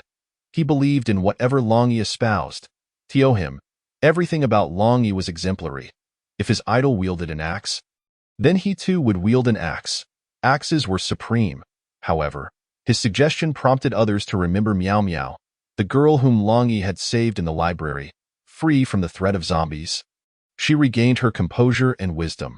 Observing the discussion, she interjected, "Actually, the school cafeteria is stocked with various knives. While they may not match an axe, they certainly surpass wooden clubs. The cafeteria is out of the question." "It is undoubtedly swarming with zombies," protested Meng Fan, a relatively selfish and timid boy, shaking his head vigorously against the idea of going to the cafeteria. "I say we should utilize whatever we can find. It's better than going in empty-handed. Moreover, I recommend wearing thicker clothing to withstand some of the zombies' bites. Otherwise, being scratched or bitten is no trivial matter." Upon hearing the discourse, Wang Haiyang added his own input. At that moment, Li Zihan shot him a glare, feeling targeted since she was the only one still clad in shorts and a short-sleeved top, dressed rather flamboyantly. "Since you all have your ideas, let us strategize properly. We need to prepare for departure," Long Yi declared as he stood, brushing off his pants, ready to contemplate leaving the school to seek Luo Fei and City Beat. The previously animated discussion among the group faltered at Long Yi's words, as if their central pillar of support had been withdrawn, plunging them back into a state of disarray. "Brother Long, could you possibly stay and guide us a little longer? None of us have truly faced zombies. Your presence would significantly enhance our growth. Furthermore, even if you intend to leave, we should be adequately prepared. Otherwise, taking Chu Shi with you will not be an easy task." At that moment, the stylish beauty, Li Sisi, also rose to her feet, pleading with Long Yi. If they were to leave the school for City B, Long Yi had already formulated his own plans. It was impossible to simply drag Chu Shi downstairs. The best course of action would be to venture outside first, procure a vehicle, and return for Chu Shi. However, this process was fraught with risks, and the exact approach would require careful consideration. Nonetheless, Li Cici's consistent displays of sharp thinking impressed Long Ai. Observing the expectant gazes of Wang Haiyang, Miao Miao, and the others, he recalled the guards he had left behind, like Gao Fei, and felt a twinge of compassion. He resolved to offer assistance for the time being. This way, he could leave without a lingering sense of unease. Very well, I shall assist you once more, but I can only remain for one additional day. Leng Yi ultimately agreed. Yea, upon hearing Leng Yi's affirmation, Wang Haiyang and the others erupted in joyous cheers. Only Kong Zongyao, standing at the back, scoffed silently, harboring a secret smirk. Having decided to stay and aid their growth, Leng Yi wasted no time in organizing their efforts. Given the girls' limited strength and courage, they would temporarily refrain from combat. Fortunately, they possessed keys, allowing them to first clear the corpses and blood from their dormitory, since they would be living there moving forward. The hot weather could hasten decay, leading to potential health hazards. The other boys could join him in eliminating the remaining zombies within their unit, neutralizing the immediate threats while also gathering useful supplies. The group had no objections to Leng Yi's plan. After all, this matter was crucial to their future survival. I'll accompany you, brother. Silent until now, Chu Shi finally expressed her thoughts. Leng Yi hesitated for a moment before acquiescing to her request. It would not suffice to merely protect Chu Shi by keeping her sheltered like a delicate flower. Enduring trials and tribulations would foster her growth and fortitude, which is the truest form of protection for her. If Chu Shi possessed skills akin to Yang Ku's, perhaps she would not need his protection at all. With this realization, Leng Yi naturally found no reason to refuse her plea. After confirming the operational arrangements, he led the group to the 5th floor of the current unit, commencing a systematic sweep. The keys obtained from the dormitory supervisor proved invaluable as they unlocked each dormitory door. With a cold expression, Leng Yi wielded an axe, leading the charge. Although he was guiding these young men in the hunt for zombies, his primary aim was to cultivate their courage. Initially, he did not allow them to engage in actual combat. After clearing the 5 stories, they had dispatched 7 zombies and rescued a girl in the process. Under the bright daylight, those following Leng Yi, such as Wang Haiyang, witnessed the gruesome scene with faces pale and tinged with green, struggling to suppress their terror and nausea. The fire axe struck the zombies' foreheads. While it did not explode like a watermelon, the spectacle remained far from aesthetically pleasing. Blood and brain matter flowed freely before them. It required immense bravery even in the depths of her heart. Chu Shi felt a tremor, yet she managed to regain a semblance of composure. The stick in her hand lunged forth with the ferocity of a venomous dragon surging from the sea. Ruthlessly thrusting towards the zombie's face, by a stroke of unfortunate luck, the stick pierced directly into the gaping maw of the undead creature. Unperturbed by pain, the zombie clamped down on the stick with its teeth, relentlessly pushing forward, which forced Chu Shi against the wall behind her. Chapter 36. I have something to say. Utilizing the stick to hold the zombie at bay, Kong Zongyao, who had been observing calmly from the side, finally seized the opportunity. Grasping a fire extinguisher, he brought it down with a violent force upon the zombie's head, sending it crashing to the ground. As the zombie fell, it emitted a low growl. Preparing to rise again, Kong Zongyao, fueled by a surge of rage, allowed his darker impulses to emerge, gripping the fire extinguisher with both hands and mercilessly smashing the undead's skull. I will crush you. I will crush you to death. Blood splattered everywhere as he continued his relentless assault, the fire extinguisher becoming dented under his fervor. It appeared that Kong Zongyao had succumbed to a frenzied state. Swinging the extinguisher without pause, enough. This zombie can no longer move. Wang Haiyang suppressed his nausea and stepped forward to intervene. At that moment, Kong Zongyao jolted, reflexively swinging the extinguisher towards Wang Haiyang, only to have it seized by Leng Yi, who swiftly subdued Kong Zongyao by pinning him to the ground, his icy gaze piercing into Kong Zongyao's eyes. Calm down, with a voice as cold as ice and an unyielding stare. Leng Yi's presence brought Kong Zongyao back from his frenzied state. Releasing his grip, Leng Yi stepped back, allowing Kong Zongyao to sit up. silently observing the bloodied zombie and the crimson-stained fire extinguisher before rising and distancing himself. Afterward, Lung Yi chose not to rush the tense group of students back into combat, instead allowing them to return to their dormitories to regain their composure. As for Lung Yi, he resolved to utilize the remaining half-day to prepare for their departure the following day. The daylight provided a clearer view of the surroundings. Standing on the dormitory balcony, he could see shadows moving sporadically across the campus, unmistakably the figures of zombies. From the adjacent dormitory, some survivors had fashioned a large SOS sign from sheets and hung it outside their window, hoping for salvation. Yet not all movements belonged to survivors. The commotion from above occasionally startled the zombies within, causing them to scramble to the balcony and emit low growls towards any signs of life.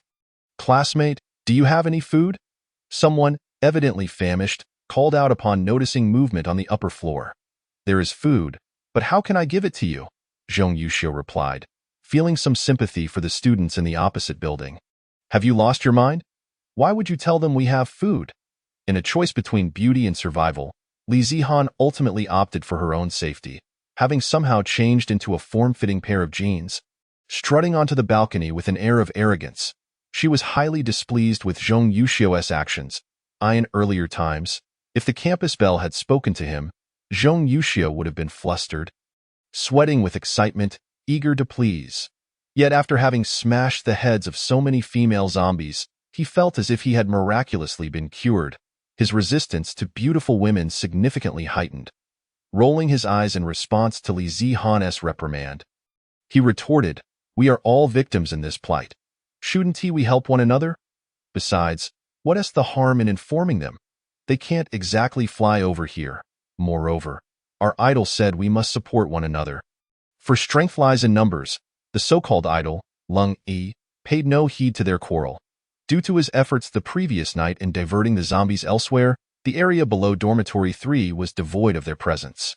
However, the neighboring dormitory was a different story. Zombies roamed about like headless flies, aimlessly wandering. Reflecting on his successful entry into the school the night before, which had largely been a stroke of luck, he realized that darkness and torrential rain had provided ample cover. Now, in order to safely escort Chushi out of the school, he needed to devise a more secure and effective plan. First and foremost, he needed a vehicle. If that proved impossible, he could always attempt to force his way out in a bus. After surveying the surroundings and the situation within the school, Lung Yi concluded that he must venture out to assess the circumstances further. "Do you know where there are any cars on campus?" Searching outside certainly seemed less efficient than looking within the school itself. In such a vast institution, it was inevitable that someone had a vehicle. It was just that Lung Yi had never purchased one and had never paid attention during his previous visits. The tall building diagonally opposite the library was the administrative building, where the school's leadership conducted their affairs. Below it lay an underground parking lot filled with vehicles. Seemingly anticipating Lung Yi's inquiry, Li Sisi had prepared an answer. "Indeed. I'll go check if I can procure a car." Lung Yi glanced at Li Sisi, struck by how rare it was to encounter a girl who was both strikingly beautiful and possessed of such clarity of mind. With a direction now established, he wasted no time. After allowing the others to rest briefly in their room, he stood up, ready to descend and investigate the situation while seeking a vehicle. "Brother Long, I want to go too. Brother Long, let me join you." Chu Shi and Wang Haiying both stood up simultaneously. Very well. Initially intending to decline, Lung Yi found himself agreeing instead. Since they needed to train, this presented an opportunity, and for him, it was indeed a venture into the unknown. Of course, the primary aim was to assess the situation. Avoiding direct confrontations with zombies, if they encountered any, they would attempt to circumvent them. If that failed, they would retreat. After some contemplation, Lung Yi nodded in assent. However, before setting off, he ensured that both companions were adequately prepared, advising them to don thick, tear-resistant clothing. This would provide a layer of protection. Even if they were attacked by zombies, their clothing would prevent easy penetration, affording them a measure of defense. With preparations complete, the trio finally departed the dormitory. Once they had left, Kong Zongyao, who had been lying in the living room in a daze, suddenly sat up, cleared his throat, and declared, "Everyone, come here. I have something to discuss." "What is it? What do you have to say?" Why are you calling us, Kong Zhengyao? Are you going to say that your police chief father is coming to rescue you again? Zhong Yuxiu approached, half jokingly, half sarcastically. Unlike his usual self, Kong Zhengyao did not boast or refute, merely casting a cold glance at Zhong Yuxiu before urging the others to gather. After Long Yi, Wang Haiyang, and Chu Shi had departed, only 9 individuals remained in the dormitory: Kong Zhengyao, Zhong Yuxiu, Meng Fan, Miao Miao, Li Sisi, Li Zihan, and 3 others, girls they had rescued while clearing out zombies earlier that day. Compared to those who had experienced the previous trials alongside Kong Zhengyao, the newly rescued trio appeared significantly more timid. Chapter 37. Threats and Leaks. I disagree. Li Sisi voiced her dissent against Kong Zhengyao's proposal with unwavering clarity. Kong Zhengyao had called everyone together to discuss matters. His viewpoint was that, with their numbers increasing, the food prepared the previous night would scarcely last a few days. Thus, he suggested they seize the opportunity to raid the supermarket and stockpile supplies as much as possible. The resources in the supermarket were limited, and while taking more for themselves would mean depriving others, no one was foolish enough to starve while thinking of others in such dire times. Hence, this aspect of his proposition met with no objections. However, Kong Zhengyao's subsequent suggestion ignited fierce opposition from Li Sisi. Descending is undoubtedly perilous. Kong Zhengyao argued that since they were all sharing the same fate, everyone needed to contribute. The risks of transporting supplies downstairs were significant, especially with multiple trips, which would only amplify the danger.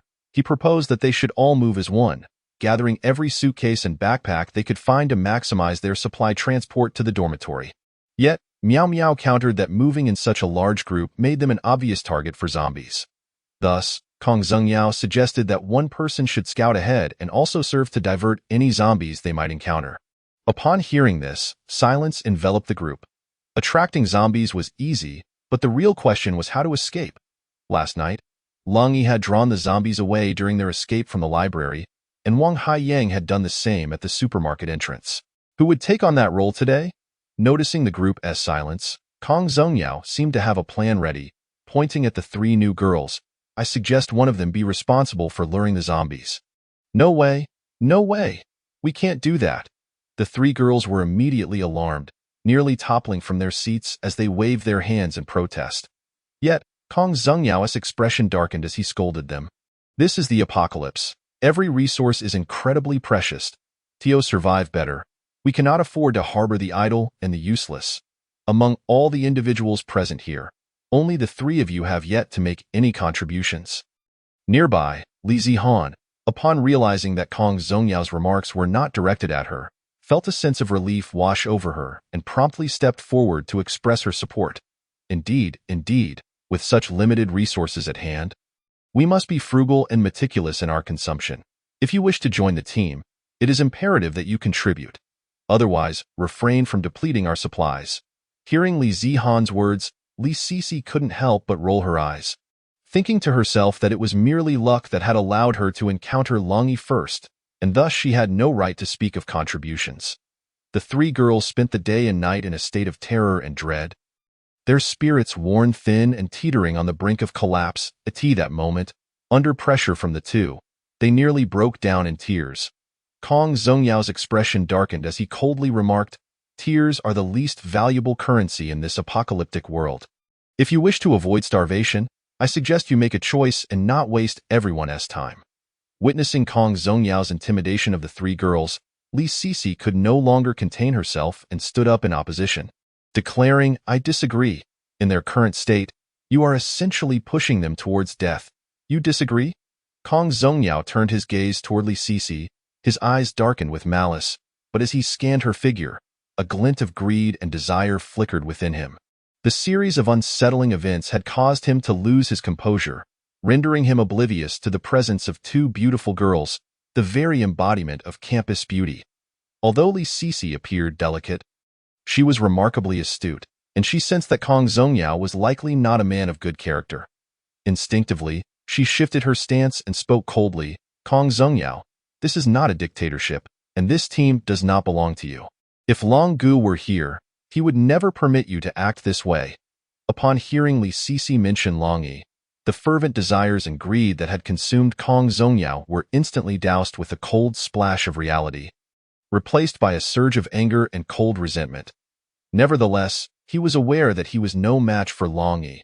As long as Long Yi remained, he would find no opportunity to rise. However, this did not imply that he would back down entirely. The largest supermarket in the school's West District was Shuezi Supermarket, and at that moment, other survivors had yet to react or were too fearful to step outside. For him and his cohorts, it was the perfect window of opportunity. If they did not seize this chance to snatch supplies, it would be too late once others caught on. Why then? Searching for resources elsewhere would be a monumental challenge. Long Yi could afford to disregard future concerns, as he could simply leave the next day. But Kong Zongyao was not in the same position. He was determined to survive. Moreover, he had grander schemes in mind. In this apocalypse, controlling resources equated to controlling people, and Kong Zongyao would not permit anyone to undermine his plans. As for Long Yi, he could go to hell. After all, he would be leaving tomorrow, and it would be best if he never returned. With that thought, Kong Zongyao coldly threatened, "Do not mention Long Yi to me. Can he protect you forever? He is leaving tomorrow. Take a good look at the situation." The threat from Kong Zongyao sent a chill through Li Cici's heart.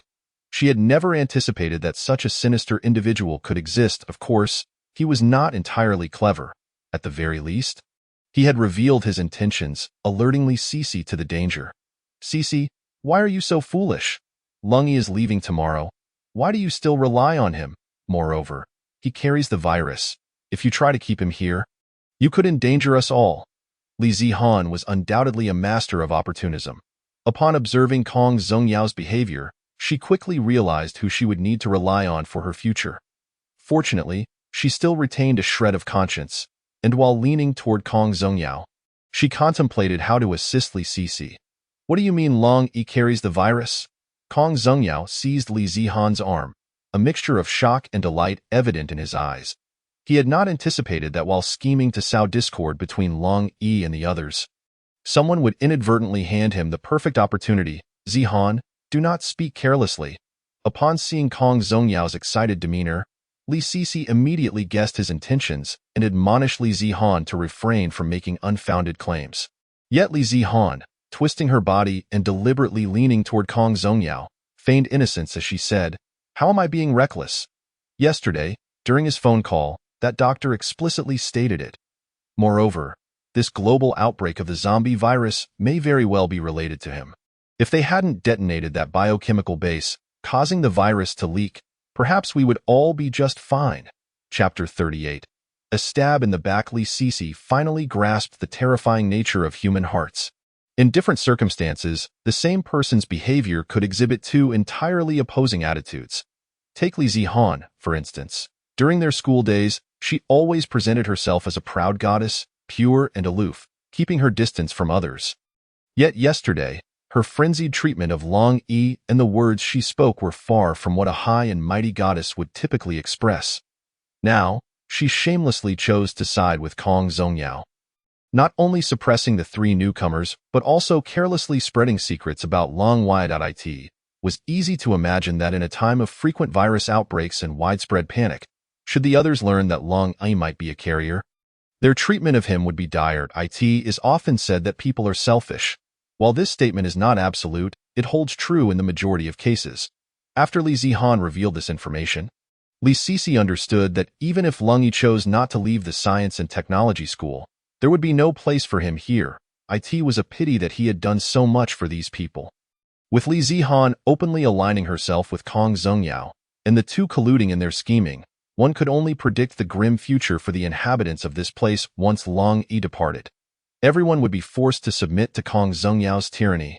Li Cici felt a chill in her heart and had already begun to contemplate her escape route.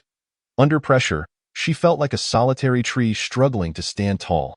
Among others, Meng Fan was timid and afraid of trouble, particularly fearful of potential retaliation after the fact. He not only dared not confront Kong Zongyao, but instead sought to ingratiate himself with him. Zhong Yuxiu, filled with indignation, wished to ally with Li Cici. Yet her apprehension grew upon hearing that Long Yi had contracted a virus, leaving her hesitant and indecisive. The remaining few girls were equally timid, lacking any voice in the matter. They were acutely aware that if Kong Zongyao continued his reckless behavior unchecked, it could ultimately endanger them, yet they felt powerless to resist. At all times, survival depended solely on one's own abilities to maintain dignity. In a world on the brink of collapse, this truth became starkly evident, often to a brutal degree. The dormitory area of the University of Science and Technology was primarily located in the western and northern parts of the campus, with the cafeteria, hospital, bathhouse, activity center, and pond garden situated in between. Further east and southeast lay the library, laboratories, specialized buildings, teaching halls, and administrative offices. The sports hall and playground could be found in the southern and southwestern parts of the campus. Tio reached the administrative building. There were 3 routes running north and south, effectively traversing the east-west expanse of the school. The southernmost road, positioned between the playground and cafeteria, served as the main thoroughfare and witnessed the heaviest foot traffic. The central route, located between the hospital, bathhouse, and the aforementioned cafeteria, garden, and pond, experienced somewhat less traffic, though it was still significant. The northernmost road, while the least frequented, was narrow, with one side flanked by a wall, leaving no hiding place in the event of an encounter with zombies. Unbeknownst to Long Yi, he had been betrayed as he stepped outside. After a brief discussion with Chu Shi and Wang Haiyang, they resolved to take the central route, not through the main path, but by stealthily navigating through the garden nestled between the 2 roads. As they left the dormitory and passed the student supermarket, Long Yi maintained a calm demeanor, whereas Wang Haiyang could not help but glance toward the supermarket entrance. The ground was smeared with blood, a haunting reminder that even the rain from the previous day had failed to wash it away. The bodies of the deceased lay at the entrance, with no one to retrieve them, sending a chill down Wang Haiyang's spine as he contemplated the desolation of existence in this apocalyptic world. Fortunately, the journey from the dormitory to the student supermarket was relatively safe, with no immediate dangers encountered. However, as they approached the cafeteria, their luck took a turn for the worse. A cluster of zombies loitered behind the cafeteria, near the self-service bank, drawn to the automatic doors that seemed to serve as a tantalizing toy. Observing that the zombies were fixated on the automatic doors, Long Yi signaled to his companions, and they swiftly crossed the open space, slipping into the southern flowerbed of the central route. The garden offered a relatively secure refuge, allowing the 3 to endure the scorching sun and the muddy aftermath of recent rains as they cautiously ventured eastward. Through the gaps in the foliage, they could clearly see that the southern playground and main thoroughfare were likely teeming with nearly 100 zombies. While the central route also housed some zombies, their numbers were not overwhelming, yet no one dared to provoke them. Beyond the garden lay a rectangular pond, and without the cover of flowers, the trio refrained from walking along the path, instead opting to stealthily traverse the sloped bank adjacent to the pond. Fortunately, the zombies seemed disinterested in admiring the pond or fishing, allowing the group to proceed unimpeded toward the east. After traversing over 200 meters to the east, the slope vanished, replaced by artificial hills, flowering shrubs, a fountain, and a vine-covered corridor. These areas, typically devoid of human presence, likely saw all inhabitants flee during the outbreak, leaving the zombies disinterested in lingering there, thus facilitating their passage. After navigating through the artificial hills and flowers, the library came into clear view. A north-south road separated Long Yi and the others from the eastern lawn and the small river beside the library, from which they had climbed the riverbank just the day before. This north-south road appeared free of zombies. However, upon intersecting with the main thoroughfare to the south and crossing a bridge toward the library entrance, they encountered an alarming number of zombies, at least 70 or 80 in sight. If they chose to continue eastward, they would find themselves at the intersection of the campus river and the playground, where Long Yi had attracted a horde of zombies the night prior, and even now, a significant number remained gathered there, with additional zombies wandering near the teaching buildings. Witnessing this situation, even Long Yi could not suppress a gasp. The sheer volume of zombies, combined with the open terrain, made stealthy navigation impossible. Even if the zombies possessed limited intelligence, their daytime visibility would undoubtedly allow them to spot the trio with ease. As for a head-on confrontation, that was utterly out of the question. Such an approach would only hasten their demise. Chapter 39. The plan: this place is likely impassable. Perhaps we should circumvent behind the library. The overwhelming presence of zombies sent a shiver down Wang Haiyang's spine. He lacked the courage to confront so many and thus suggested in a hushed tone to Long Yi and Chu Shi. Following Wang Haiyang's gaze, Long Yi observed that the north-south road and the river west of the library extended parallel to one another. In the northwest corner of the library, the north-south road transformed into a T-junction, branching off east and west, while the river flowed through a bridge toward the mountainous region. Though obscured by flora and buildings, Long Yi recalled from previous campus strolls with Chu Shi that behind the library lay a tennis court nestled in a valley, leading further up to a small hill with an elevation of about 40 to 50 meters. During their aimless wanderings, Chu Shi had once remarked, laughingly, that the school's administration must have lost their minds to place a tennis court in such a dreary location, questioning whether it was intended for wandering souls from the hills. The eerie ambience deterred foot traffic, and absent physical education classes, the court was virtually deserted. However, in the current context, this absence of visitors proved advantageous, as it implied a lack of zombies. Nonetheless, to ensure their safety, the trio remained vigilant and cautious.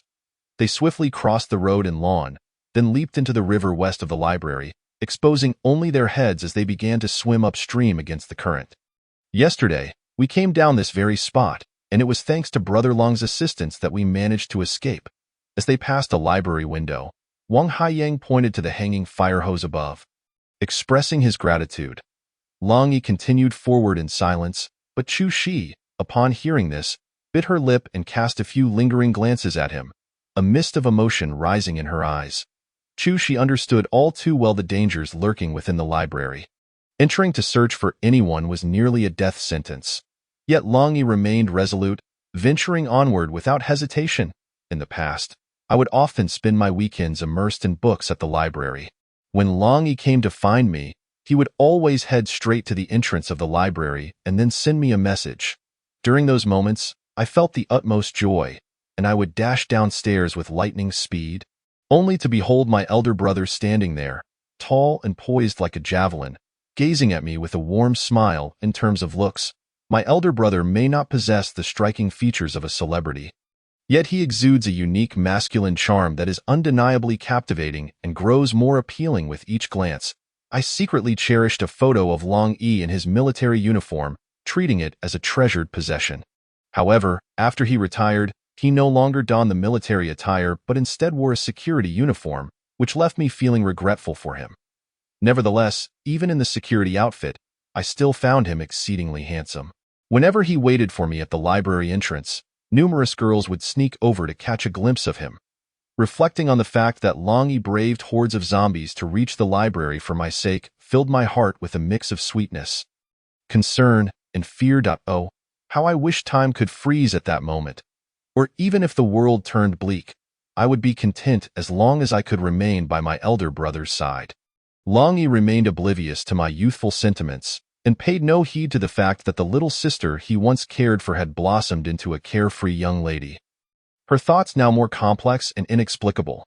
His entire focus was on ensuring our safety. Years of military experience had instilled in him the wisdom of remaining vigilant at all times. A momentary lapse could lead to catastrophic consequences. Approximately 5 or 6 meters after passing the library, there stood a stone bridge. After confirming there was no danger, the three of us climbed up the bank. As anticipated, there were no zombies on the road behind the library. After traversing the path between the library and the tennis court, we proceeded eastward for over 100 meters to a sloping grassy area.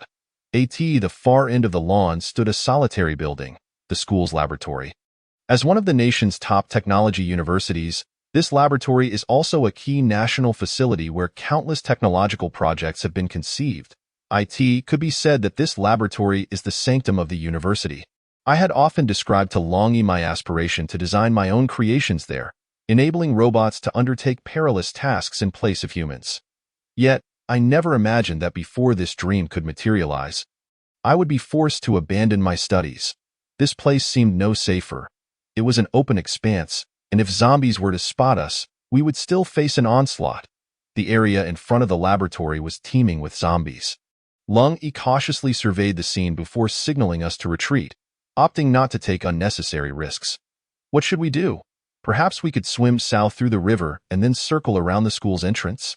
Wang Haiyang racked his brain for a better suggestion regarding the school's layout. The river near the entrance ran parallel to the main road. Although there were numerous zombies, if we were careful, perhaps using a straw or reeds to breathe underwater without alarming the zombies, this plan might be feasible. Chu Shi nodded in agreement, acknowledging Wang Haiyang's suggestion. While this plan carried its own dangers, it was undoubtedly safer than attempting to traverse through the horde of zombies before us. The river did not guarantee complete safety. Many zombies had fallen in the previous day and were now unaccounted for. Lang Yi shook his head, signaling for us to retreat. We swiftly made our way back, not to the river, but toward the tennis court down the slope. The expansive tennis court was enclosed by tall fences, and remnants of puddles and stains remained from the heavy rain the previous night. This area was rarely frequented, and the court was typically left unlocked.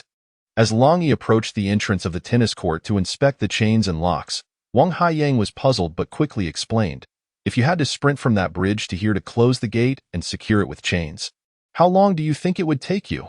Lang Yi tugged at the rusty chain and asked Wang Haiyang. "What do you mean?" Wang Haiyang paused momentarily before responding earnestly, "If I were running on the court, I could cover 50 meters in 6.4 seconds. If starting from under the bridge, with the surface and weeds to contend with, I estimate it would take at least 10 seconds to reach here. Locking the gate and securing the chains would probably take an additional 15 seconds. Let's put it to the test," Lang Yi declared, opening the gate and instructing Wang Haiyang to hide beneath the bridge. Chapter 40. Luring the Zombies' Elder Brother. Are you planning to lure the zombies here? That seems far too dangerous. If they corner you. Chu Shi, astute as ever, had deduced Lang Yi's intentions from his series of actions, and her heart tightened with concern. Lang Yi smiled gently, exuding confidence as he replied, "Don't worry. I've dealt with zombies before. While they are indeed powerful, they are somewhat slower than ordinary humans. If we remain cautious, we should be fine." Seeing that Chu Shi was still uneasy, Lang Yi brandished his axe and added, "Even if a couple of zombies block my path, I will take them down. Do you not have faith in me?" Yet, Chu Shi remained apprehensive. At that moment, Wang Haiyang, who had approached the bridge, was already signaling to Lang Yi. After receiving confirmation from Lang Yi, Wang Haiyang crouched down and sprinted toward us at full speed. Although Lang Yi did not use a timer, he meticulously counted the seconds Wang Haiyang took from his start to the moment he secured the gate and wrapped the chains around it. It took a total of 17 seconds. This duration exceeded Lang Yi's initial estimation, causing him to harbor some concerns about the upcoming plan. 17 seconds was ample time for the zombies to react. Moreover, he could not guarantee that all the zombies would behave as he anticipated, presenting a significant risk. If even a couple slipped through, Wang Haiyang's safety would be compromised. Yet, with so many zombies congregated between the library, school entrance, laboratory, and the spaces between the teaching and administrative buildings, finding a safe route without a better alternative was challenging. If we did not pass through, we would miss our chance to secure a vehicle, complicating our escape with Chu Shi even further. Lang Yi couldn't help but reminisce about his days in the military. Had he been equipped there, even facing a multitude of zombies would not pose a problem, and he would have had numerous options. Now, accompanied by 2 novices and armed only with an axe, he had to resort to more cunning strategies. "I will run across the open space between the library and the laboratory, then circle around the library and enter the tennis court. If luck is on my side, the zombies ahead will follow me into the court." Lang Yi contemplated the details while explaining his plan to the others. Wang Haiyang's eyes widened as he finally grasped Lang Yi's intentions and quickly urged, "Elder brother, attracting zombies in broad daylight is far too perilous. There are simply too many of them. If it comes to that, we should take a wider detour or wait for another opportunity." However, Lang Yi shook his head, asserting, "No, the zombies will not simply perish on their own. Waiting is futile. Besides, you will have to live here for the foreseeable future, and clearing some of the zombies from the school will benefit you." Wang Haiyang was willing to follow Lang Yi, partly to learn from him and sharpen his survival skills in this apocalyptic world.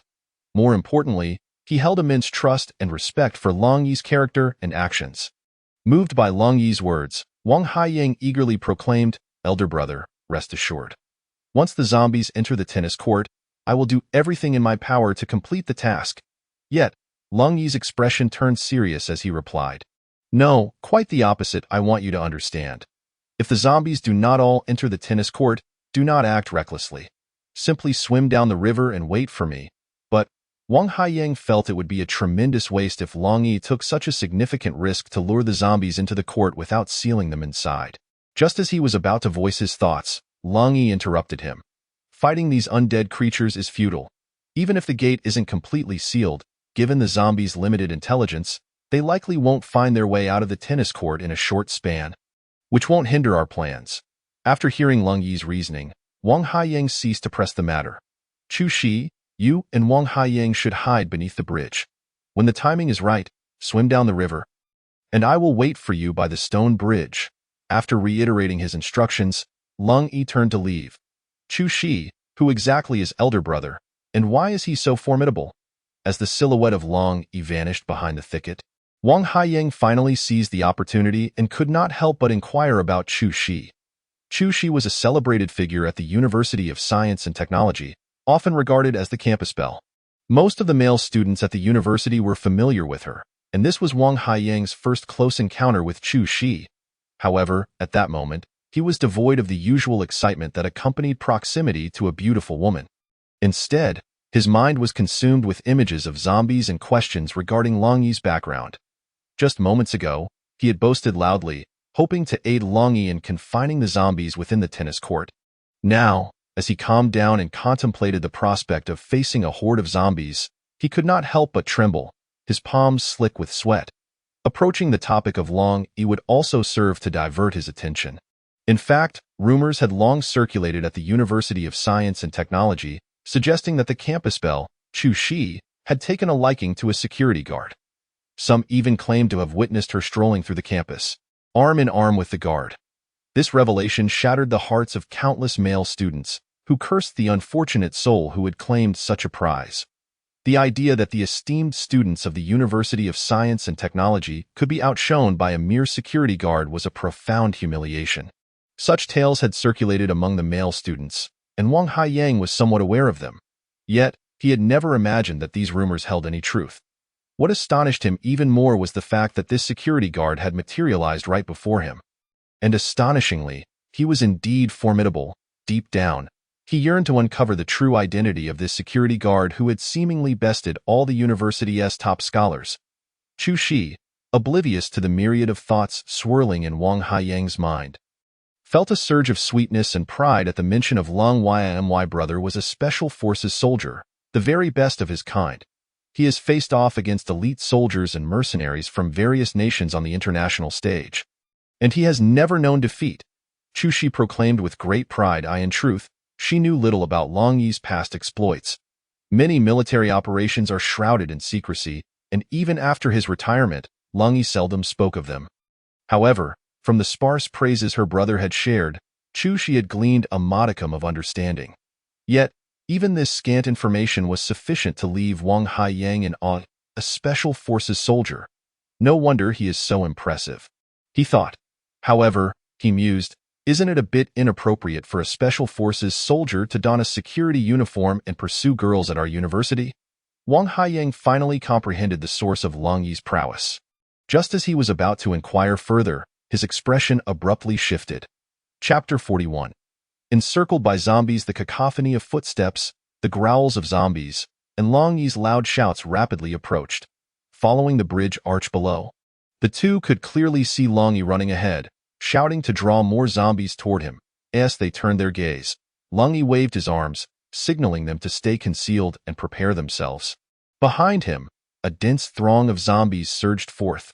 Among these zombies were many grotesquely disfigured, some dragging their intestines along the ground, only to be trampled by others, resulting in a chaotic scene. As the two watched in horror, Long Yi led the horde of zombies swiftly across the stone bridge above, rounding a corner before charging into the tennis court with a deafening rush. Upon entering the court, in an effort to attract and delay as many zombies as possible, Long Yi did not hasten his escape but instead began to zigzag around the court. The zombies, lacking intelligence and perhaps not possessing the keen eyesight one might expect, continuously collided with the netting of the tennis court. Though this horde of zombies was immensely powerful, the netting could not contain them. yet it effectively served to buy time. After the netting was toppled, a considerable number of zombies became ensnared, struggling helplessly as they clustered together. Unable to escape for the time being, recognizing this situation, Longy was inspired and promptly used his axe to sever the ropes of the net, then actively maneuvered the net over the heads of the zombies. In no time, the expansive tennis court was filled with a chaotic mass of writhing zombies. Once he deemed the situation sufficiently contained, Longy took off toward the northeast corner of another tennis court. The zombies that had not been ensnared in the net followed him, howling as they relentlessly pursued him, quickly cornering him. Observing the frenzied horde closing in, Longy exhibited no signs of panic. Instead, he widened the distance slightly before leaping and swiftly scaling the fence of the tennis court. The mob of zombies surged forward, crashing against the fence with tremendous force. The impact nearly caused Longy to lose his grip, instilling fear in him as he clutched the netting tightly. In contrast to the metal barriers of the basketball court, the fencing of the tennis court was evidently less stable and sturdy. The fence shook violently, and fearing that the zombies might topple it, Longy steadied himself before quickly climbing to the top and leaping down. Upon seeing Longy land on the opposite side, the zombies became even more frenzied, causing the entire court's fence to tremble. It won't collapse, will it? He thought anxiously. It was crucial to prevent the horde from repeatedly charging the same point of pressure. So Longy hastily began running around the outside of the court. He first dashed south for several dozen meters, then retraced his steps north for the same distance, leading the zombies in a chaotic loop until they were thoroughly disoriented before making his swift exit from the court, racing toward the library. Meanwhile, beneath the bridge arch, Wang Haiyang's palms were slick with sweat. Once all the zombies had crossed the bridge, he could easily avoid them by following the current downstream. Yet, he felt an urge to take action, convinced he could not squander the opportunity Longy had created. Thus, as the horde surged toward the tennis court, Wang Haiyang fixated on the rear, cursing silently, the tail end of the pack. Two zombies appeared to have suffered leg injuries, moving significantly slower than their counterparts. Yet, these two were determined not to give up, dragging themselves along with remarkable tenacity to keep pace with the main group. Damn it, even zombies are so persistent? Why are these two trying so hard? Wang Haiyang muttered under his breath as he observed their struggle. They seemed to be teachers. Their legs must have been broken, likely from jumping out of a window when the zombie outbreak occurred. Chushi nervously speculated, judging by the zombies' attire and appearance. However, once transformed into zombies, whether they had been teachers or students seemed to lose much of its significance. You should head downstream. Those two zombies are slowed. I will see if I can secure the main gate. Wang Haiyang, no longer wishing to wait for the two zombies, made his decision and bolted forward without waiting for Chushi's response. The two zombies limped along the path, while Wang Haiyang sprinted along the riverbank, swiftly navigating through the thickets. However, the vegetation and the slippery ground slowed his progress more than he had anticipated. Fortunately, Longyi's diversion was effective, especially with his antics inside the tennis court that had drawn most of the zombies away. Emerging from the bridge arch, Wang Haiyang was startled to find that the zombies outside were not limited to just the two limping ones. There were 4 or 5 others dragging their intestines along as well. Though these creatures were not particularly slow, they continually stumbled over their own entrails, falling repeatedly and lagging behind, just as they reached the bridge. However, having already committed to his course, there was no turning back for Wang Haiyang. Gritting his teeth, he charged toward the entrance of the tennis court, yanking the door shut with a sudden force. Unfortunately, his actions caught the attention of the zombies, who quickly turned and began to surge toward him. Having traversed a considerable distance from the far side of the court to this point, he focused intently on the approaching zombies. The chains rattled as he fumbled to secure the door, but amidst the clamor, he could still hear the thunderous beating of his own heart, as if it might leap from his chest at any moment. Yet, the more anxious he became, the more prone to error he was. As he threaded the iron chain through the latch, he inadvertently lost his grip, and the chain clattered to the ground. A cold sweat broke out across Wang Haiyang's brow as uncertainty flooded his mind. Should he run or continue binding the door? Upon witnessing the encroaching zombies from both inside and outside, Wang Haiyang gritted his teeth and resolutely seized the chain once more. As he wound the chain around the doorway, The zombies within began to violently batter against the main gate and the fence. With a resounding crash, the impact startled Wang Haiyang, almost causing him to tumble to the ground. Trembling yet determined, he managed to complete his task. After hastily knotting the chain, he swiftly fled towards the west. The two limping zombies, now alarmingly close, immediately changed direction and pursued him. Meanwhile, the other zombies dragging their intestines also turned their attention towards him, charging forward with singular intent. Drawing upon his meager experience, Wang Haiyang wasted no time and plunged into the river. The water near the hillside was not particularly deep, though it was muddy. Realizing that moving through the muck was exceedingly difficult, he opted to lie flat in the shallow water and glide forward. Chapter 42. Entering the garage. Overall, Lung Yi's strategy to lure the zombies into a trap was executed with remarkable finesse. The vast majority of the zombies had been confined within the tennis court. As long as no one intentionally provoked them or caused a collective assault on the fence, it was believed that the zombies would merely wander in circles within their enclosure. Unfortunately, the conditions were not ideal. Had there been better preparation, Lung Yi would have had the opportunity to incinerate all the zombies trapped behind the barrier. After successfully completing his mission, Wang Haiyang hurriedly jumped into the river. The zombies behind him, spotting a living human, erupted into frenzied, ravenous howls, plunging into the water in pursuit. The mud cascading down from the mountain accumulated in the river, causing him to sink up to his calves with each step. Understanding the necessity to stay low and glide through the shallow water, Wang Haiyang noted that the zombies lacked the intellect to do the same, struggling futilely in the muck and making little progress. The two limping zombies, in particular, found themselves virtually immobilized, ensnared in the mire. Once he had evaded the relentless pursuit, Wang Haiyang let out a deep sigh of relief and quickly signaled to Chu Shi, who was still watching from under the bridge. The two swiftly made their way south, one from the river and the other from the bank. On the bridge southwest of the library, Lung Yi had arrived in advance. However, he was not idle. He was engaged in combat with the remaining zombies. Although his earlier distraction had successfully diverted the majority, a few had remained behind, either oblivious to the commotion or stubbornly anchored in place. Upon Lung Yi's return, these sluggish zombies became obstacles, closing in around him. Due to their limited numbers and the varying distances from his position, Lung Yi chose not to evade but rather to wield his axe. Utilizing his speed and timing to systematically eliminate 6 or 7 zombies one by one, Lung Gu, Wei locked the zombies in the tennis court. Wang Haiyang exclaimed, exhilarated by the thrill of their audacious endeavor. His adrenaline surging far beyond the excitement he felt during his college entrance examination results. Lung Yi, seasoned by countless harrowing experiences amid gunfire and explosions, remained unfazed by such trivial matters. With a slight nod of encouragement, he confirmed that both were uninjured, then proceeded to cleanse his hands and acts of blood in the river before beckoning them towards the administrative building. Lung Gu, what is that? As they neared the administrative building, Chu Shi suddenly pointed upwards, urging Lung Yi and Wang Haiyang to look. Upon raising his gaze, Lung Yi spotted a red flag flapping desperately from a window of the administrative building. The individuals within appeared rather astute, refraining from shouting and thus avoiding attracting the attention of the zombies. There's someone in distress.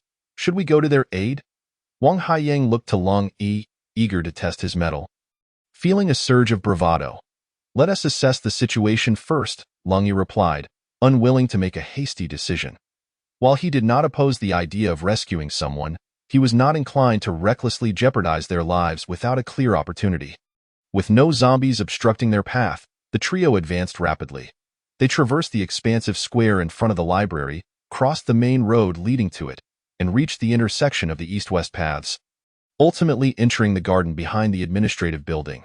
However, upon navigating through the flower beds to the front of the building, they encountered a new predicament. Before the administrative building, a cluster of zombies had congregated, seemingly engaged in a macabre assembly. Following the western wall of the building, they could glimpse the school gate 200 meters away in the southwest, where the security room was located, housing Gao Fei and others. Earlier, they had been left behind in search of Chu Shi. Now, after a day and night had passed, it was uncertain what had become of them, with the cover of a downpour the previous night enabling a swift escape. The daylight now posed a challenge with the zombies obstructing their passage. The prospects of reaching them appeared bleak. Let us hope they remain safe or have managed to vacate the area for a more secure location. Long Yi sighed, refocusing his attention on the immediate challenge. From a distance, the administrative building resembled a solitary structure, towering over 20 stories high, the tallest on campus. Upon closer inspection, he discovered that the building took on an L shape, with the main body oriented northward and a 5 to 6-story annex extending eastward. The ground floor of this annex bore semblance to a shopping mall, featuring glass display windows through which several figures could be seen moving about. Long Yi recalled that this was the very location where She had first registered for her university courses and paid her tuition. In total, there were approximately 40 to 50 zombies surrounding the building. Among them, 4 or 5 wore white lab coats, their garments stained with blood. Coupled with the ambulance parked in front of the administrative building, it was easy to surmise that during the outbreak, someone must have called for medical assistance, only to be overwhelmed by the zombies, leading to their transformation. There are too many zombies. Let us circumvent them from the east. The underground entrance to the parking lot lies to the southeast of the annex. If we find it unoccupied, we can descend there, Wang Haiyang suggested, pulling his head in and wiping the mud from his hands against the wall. The trio cautiously retreated, stealthily maneuvering around the corner of the administrative building until they reached the rear of the eastern annex. From this vantage point, they could clearly see the entrance to the underground parking lot, as Wang Haiyang had indicated. Although they were close to the zombies, there were, in fact, none present. Furthermore, the entrance sloped downward, flanked by high walls and railings, with dense greenery lining the outer edges. Provided they remained cautious and avoided making excessive noise, they could easily slip into the underground garage. Wait here. I will descend to take a look. After observing for a time and noting the absence of zombies in the vicinity, Long Yi resolved to take action. However, he intended for Chu Shi and Wang Haiyang to remain behind until he could ascertain the situation below. Long Gu, I am a student council officer. I am quite familiar with this building, Wang Haiyang hurriedly declared, thumping his chest. Long Gu, the situation inside is uncertain. If anything happens, I won't be able to return alone. Chu Shi implored, her eyes wide as she gazed at Long Yi, reluctant to remain alone above. I will go down first. If all is well, you can follow. After a moment's hesitation, Long Yi decided to adapt to the actual conditions. Should the lower level be teeming with zombies, there would be no need for anyone to descend. But if it turned out to be clear, there would be no issue in having them join him. Once he confirmed that no zombies lurked on the opposite side, Long Yi adeptly vaulted over the railing, gripping the wall with both hands as he attempted to keep his body straight before releasing his grasp and gently landing on the ground. As autumn approached, a distinct chill permeated the underground garage. In the dim light, numerous vehicles came into view. After navigating the garage and finding it devoid of zombies, Long Yi finally breathed a sigh of relief and returned to the entrance to escort Chu Shi and Wang Haiyang down. Chapter 43. Zombie King Goods. What do you see? Once inside the underground garage, the trio examined nearly every vehicle, only to discover that they were all securely locked. While Long Yi pondered how to procure the keys, Wang Haiyang suddenly erupted with joy.at first. Long Yi assumed he had found the keys, but upon turning to look, he discovered Wang Haiyang standing beside a fire hydrant, which surprisingly housed a fire axe within.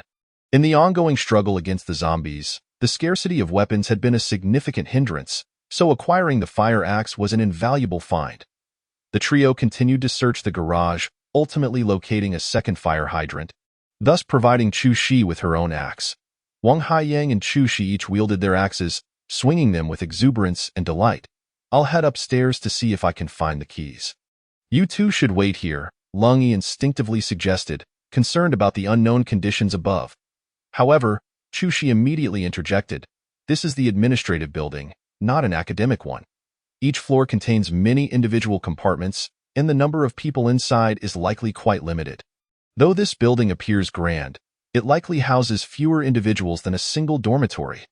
Moreover, as it is summer now, everyone must be holed up in their rooms with the air conditioning on, transformed into mere zombies, unable to venture out. Indeed, Long Gu, we now possess weapons. If we join forces, we can certainly assist one another. Wang Haiyang nodded vigorously from the side. In light of this, let us proceed with caution. Following Long Yi's initial plan to take the stairs, after listening to Chu Shi's reasoning, he found some merit in her argument. If the number of people on each floor is not excessive, then even if there are zombies in the corridor, they should be manageable. Thus, it is entirely feasible to opt for the elevator, which would save us considerable energy and time. Step back a little. The elevator is still operational. However, as it descends, Long Yi raised his axe and urged the two to stand back. Despite their eagerness to follow, upon witnessing Long Yi's caution, both Chu Shi and Wang Haiyang could not help but feel a surge of tension, as the numbers on the panel ceased their frantic movement. The elevator came crashing down. With a resounding ding, the doors opened, flooding the area with light and the low growls of zombies. It is difficult to fathom the scene within the elevator. Had one not seen it firsthand, one could hardly imagine how it could be so crowded, or rather, filled with zombies, as the doors swung open. The zombies inside surged forth like human meat cans, accompanied by a nauseating stench of blood and decay. The first few zombies, caught off guard by the sudden opening of the doors, were knocked to the ground without a hint of evasive instinct. Although they had anticipated some zombies within the elevator, the sheer number was utterly astounding. In shock, Long Yi shouted, "Run! Scatter!" Perhaps during the outbreak of the zombie wave, terrified humans sought to escape via the elevator, only to unwittingly allow a zombie inside. Or perhaps someone had turned into a zombie within, leading to a tragic outcome for all. Regardless, a horde of over a dozen zombies poured out of the elevator, enough to send shivers down anyone's spine. With Long Yi's fierce command, the three immediately took off in the opposite direction. The zombies that burst forth from the elevator stumbled and howled, colliding with their fellow creatures as they charged toward the trio. Faced with a solitary zombie, Chu Shi and Long Yi, having honed their skills, might have dared to engage in combat. Yet now, confronted by such a throng, they dared not even glance back. Idiots, don't rush out. Run around the cars in the garage. Seeing the panic-stricken duo instinctively heading for the exit, Long Yi barked a warning. There are still dozens of zombies outside. Rushing out recklessly would be tantamount to courting death. It would be far wiser to navigate through the underground garage and find an opportunity to eliminate these zombies. Please help me stall for time. Long Yi understood that relying on Chu Shi and Wang Haiyang to dispatch the zombies was unrealistic. Ultimately, it would fall to him. Observing that the two were managing to retreat with some efficiency and that the zombies were beginning to disperse due to the vehicles in their way, Long Yi pressed a button on the car hood and leaped onto a vehicle. A nearby zombie lunged at him, its upper body crashing onto the hood, causing the car to shake violently. The shrill sound of the car's alarm echoed through the garage. As the zombie reached out to grasp Long Yi, his axe struck its temple with precision. When more zombies began to approach, Long Yi had already withdrawn his axe and jumped onto another vehicle in their pursuit of him. The zombies were forced to squeeze between the two cars, aligning themselves in a single file. Standing atop the car, Long Yi exploited his advantageous position, swinging his axe with deadly accuracy, cleaving the heads of the zombies below.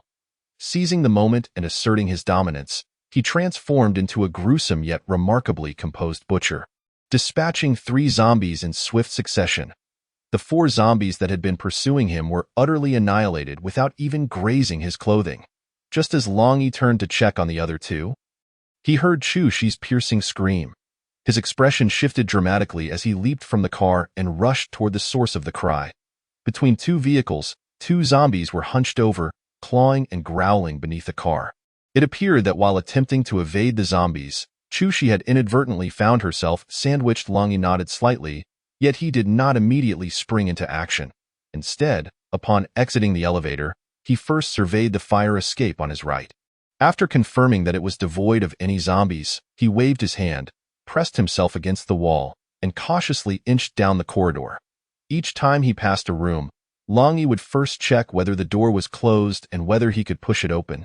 In the face of danger, exercising caution was indeed of utmost importance. As he approached a relatively spacious office, he noticed that the door was ajar, revealing at least 7 or 8 zombies huddled in a corner. Observing that the zombies were oblivious to his presence, he attempted to gently close the door, only to be met with the creaking sound that drew their attention. In an instant, the the 7 or 8 zombies turned their gaze toward him and charged forth with a howl. At that moment, Long E could no longer afford to hesitate. He yanked the door shut with a resounding thud. The zombies trapped inside, however, were relentless, battering against the door with a cacophony that echoed through the corridor. The noise erupted like a boiling pot, reverberating with a series of thuds. It dawned on them that the area was swarming with zombies. Chushi immediately tensed, anxiously glancing over her shoulder. Wang Haiyang was equally on edge. His earlier bravado about confronting zombies one-on-one had swiftly diminished. Accompanied by 2 novices, Long Yi refrained from recklessly charging forward. Being surrounded by zombies would spell doom. He quickly gestured for the 2 to retreat and observe the situation first.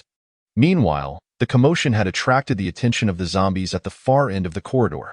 As the 3 retreated, 1 zombie came barreling toward them, followed by 3 more emerging from the rooms.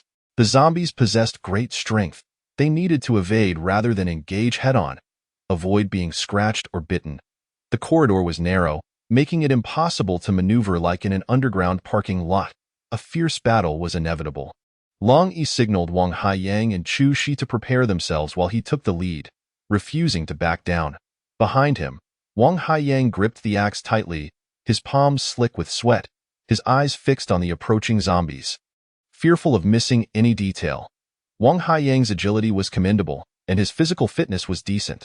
What he lacked were combat skills and experience. Although the past 2 days had been brief, the intense experiences coupled with Long Yi's guidance had accelerated his growth significantly. As the zombies charged, Wang Haiyang quickly contemplated how best to confront them. However, while his thoughts were optimistic, the reality of execution proved otherwise.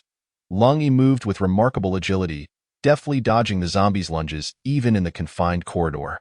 After evading the first zombie, he did not look back but charged toward the trio following closely behind. This left Wang Haiyang facing the first zombie directly. As he saw the zombie's menacing approach, his adrenaline surged, and all previously considered techniques and strategies vanished from his mind. The only thought that remained was to grip the axe tightly and swing it down at the zombie. Holding the axe gave him a significant advantage in distance. However, in his panic and with the zombie's bulk bearing down, his aim faltered considerably. The axe missed the zombie's head but grazed its scalp, severing its right ear instead. Undeterred by its injury, the zombie collided with Wang Haiyang, who had intended to avoid a direct confrontation. Chapter 45. Saving lives. Regrettably, Wang Haiyang's first attempt to confront a zombie ended in failure. Zombies felt no pain and were indifferent to injuries, driven solely by an insatiable hunger for fresh flesh. Ignoring its own wounds, the zombie knocked Wang Haiyang down and lunged for his face with an open maw. At that moment, Wang Haiyang found his hands pinned beneath the zombie, rendering him unable to escape. As the zombie's bloody jaws drew near, he shut his eyes, resigned to his fate. Yet, just then, Chu Shi let out a sharp cry and delivered a kick to the zombie's face, causing its head to snap back. Though Chu Shi lacked the strength to send the zombie flying, she successfully thwarted its attempt to bite Wang Haiyang. After being kicked, the zombie remained undeterred and attempted to lower its head again to bite Wang Haiyang. Having kicked once, Chu Shi found her courage bolstered. As the zombie lowered its head again, she unleashed another kick. "I'll kick you to death." After 4 or 5 successive kicks, the zombie's face was drenched in blood. At this point, Wang Haiyang finally regained his composure. Freeing his arm from beneath the zombie and seizing the axe, he plunged the sharp tip of the fire axe directly into the zombie's eye. Driving it deep into its brain, a medley of grotesque, foul-smelling liquids streamed from the ruptured eye, splattering Wang Haiyang in the process. Fortunately, the zombie convulsed a few times before falling still. Wang Haiyang hastily pushed the zombie off him, lying on the ground to catch his breath, while casting a glance down the corridor where Long Yi's battle was nearing its conclusion. After dodging the first zombie, Long Yi's axe struck true, cleaving through the forehead of another. Before this zombie could collapse, Long Yi used its body as cover and swiftly maneuvered to the side, delivering a powerful elbow strike to the ear of yet another zombie, sending it staggering against the adjacent wall. Due to Long Yi's shift in position, the trajectory of the third zombie's charge was disrupted, and by the time it realigned, Long Yi had already thrown his axe, striking it down with a decisive blow. The zombie stumbled 2 paces, clawing at the air in a futile attempt to reach Long Yi before collapsing to the ground, not rushing to retrieve his axe. Long Yi turned to face the last zombie, which was a portly man with thinning hair. After colliding with the wall, the zombie staggered and turned its head, first glancing in Wang Haiyang's direction and then fixing its gaze on Long Yi. Confirming its target, the zombie lunged once more. Confronting the lone zombie posed no challenge for Long Yi. After evading its frontal assault, he effortlessly twisted its head a full 180 degrees, bringing the confrontation to a swift conclusion. "Are you all right?" Long Yi asked as he extracted his axe. "Oh, we're fine. I killed a zombie," Wang Haiyang exclaimed, scrambling to his feet and, suppressing his disgust, pulled the axe from the zombie's eye socket. She wiped the blood from her shoes against the corpse before maneuvering around it to follow Long Yi deeper into the corridor. Still shaken, Wang Haiyang felt a wave of embarrassment wash over him as he looked at the lifeless body on the floor. His earlier performance seemed rather humiliating, yet soon, the exhilaration of having slain a zombie surged within him, overshadowing his earlier mortification, even though Chu had played a significant role in the victory. Noticing that the other two had moved on, Wang Haiyang hastily withdrew the axe and hurried to catch up. Upon reaching the midpoint of the corridor, Long Yi began knocking on doors, inquiring whether anyone was inside. Earlier, while downstairs, he could only make out general locations without pinpointing exact rooms. Now, his only option to rescue people was to resort to the most rudimentary method of inquiry. Zombies would be unable to respond, but humans could. Room 2117 bore a sign for the Intelligent Science Academy. Just as Long Yi was about to knock and ask if anyone was there, the door suddenly opened a crack from the inside. Upon seeing the faces of Long Yi and his companions, the door swung wide open to reveal a man in his 50s.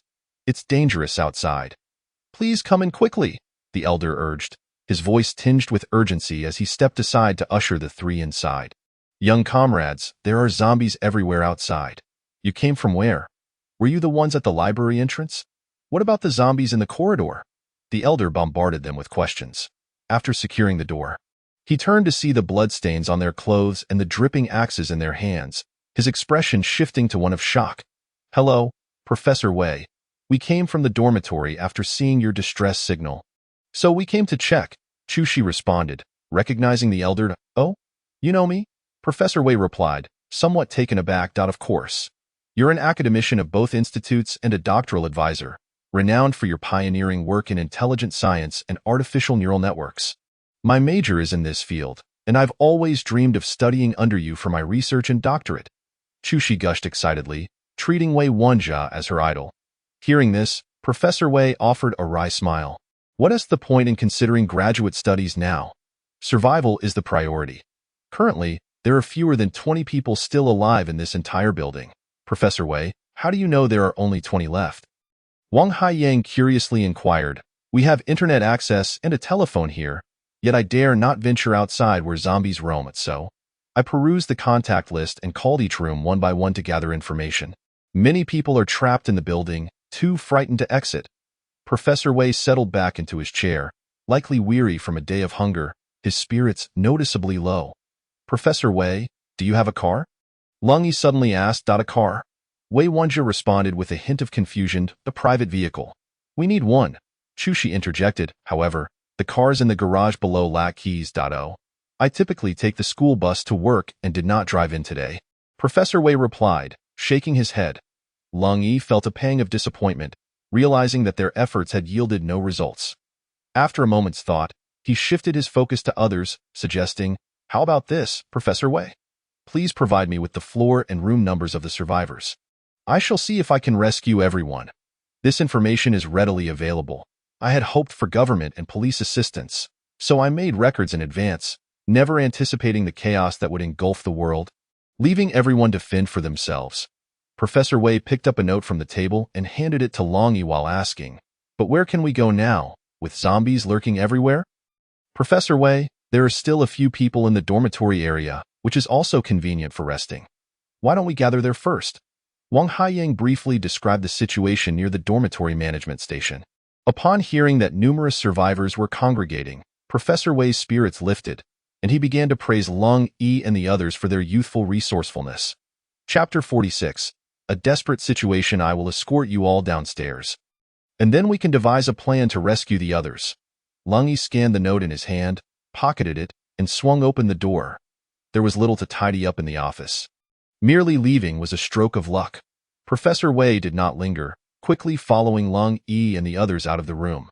The sight of the blood-soaked corridor and the mangled corpses sent a shiver down the spine of even this seasoned professor, who, despite his usual composure, felt a surge of dread. Fortunately, their descent went smoothly, and they encountered no zombies until reaching the basement.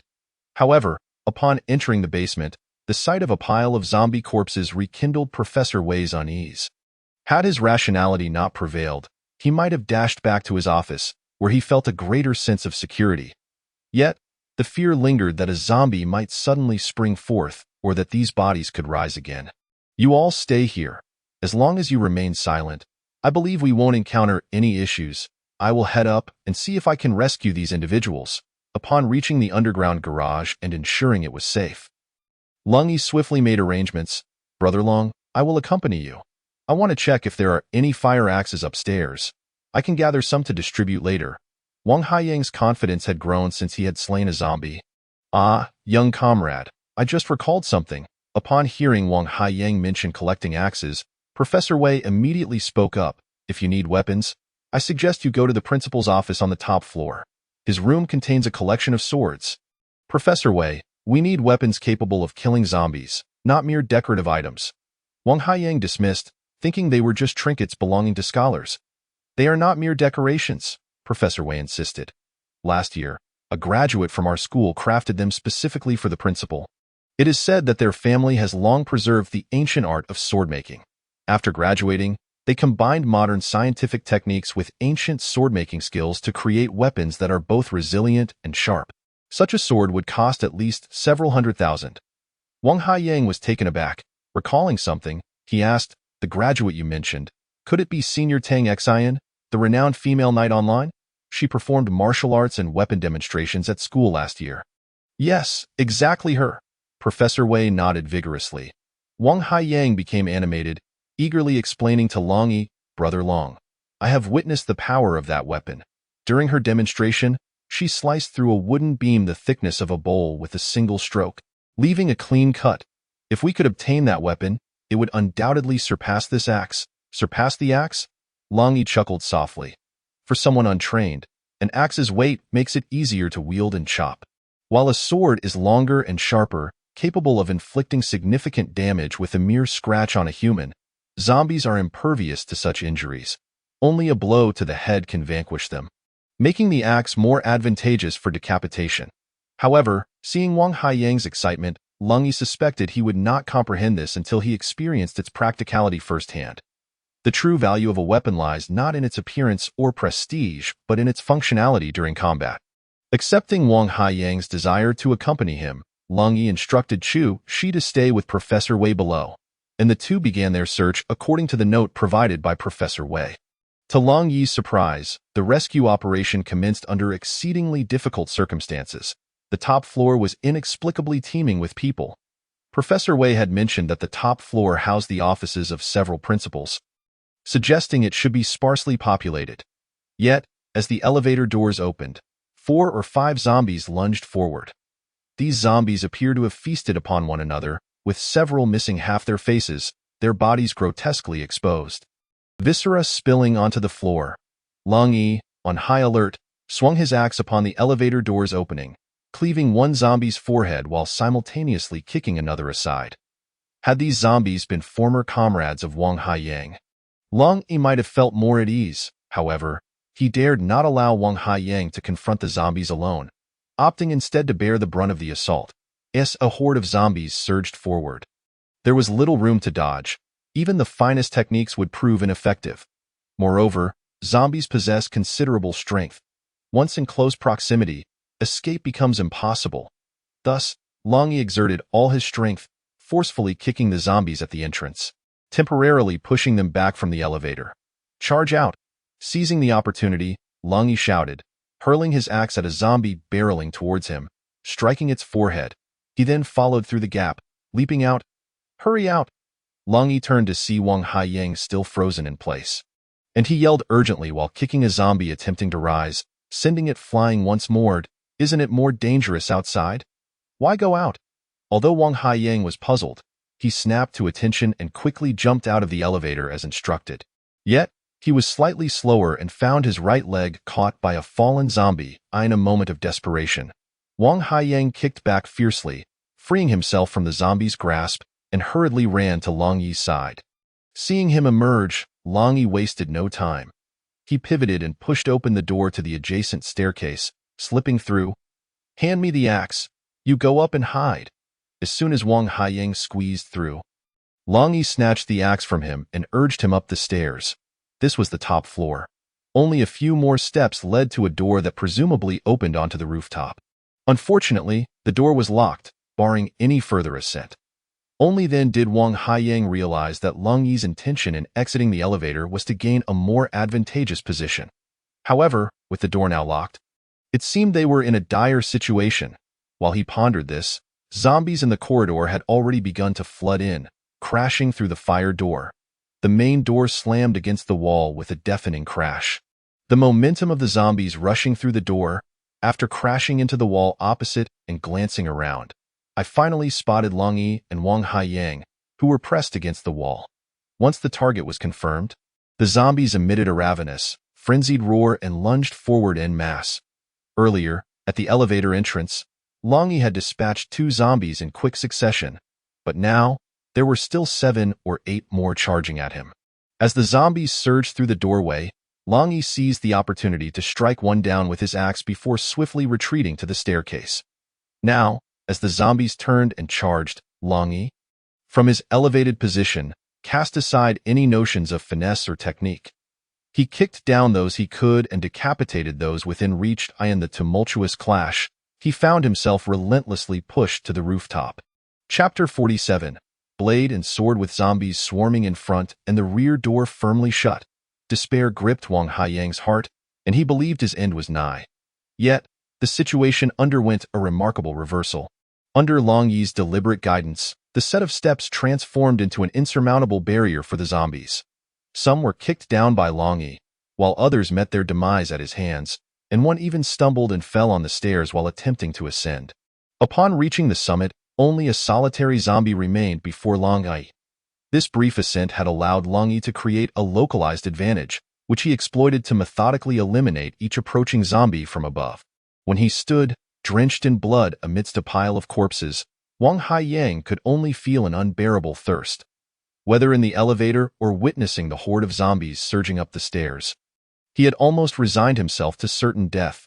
Now, however, all the zombies lay defeated, and he remained standing, enveloped in a surreal sense of disbelief.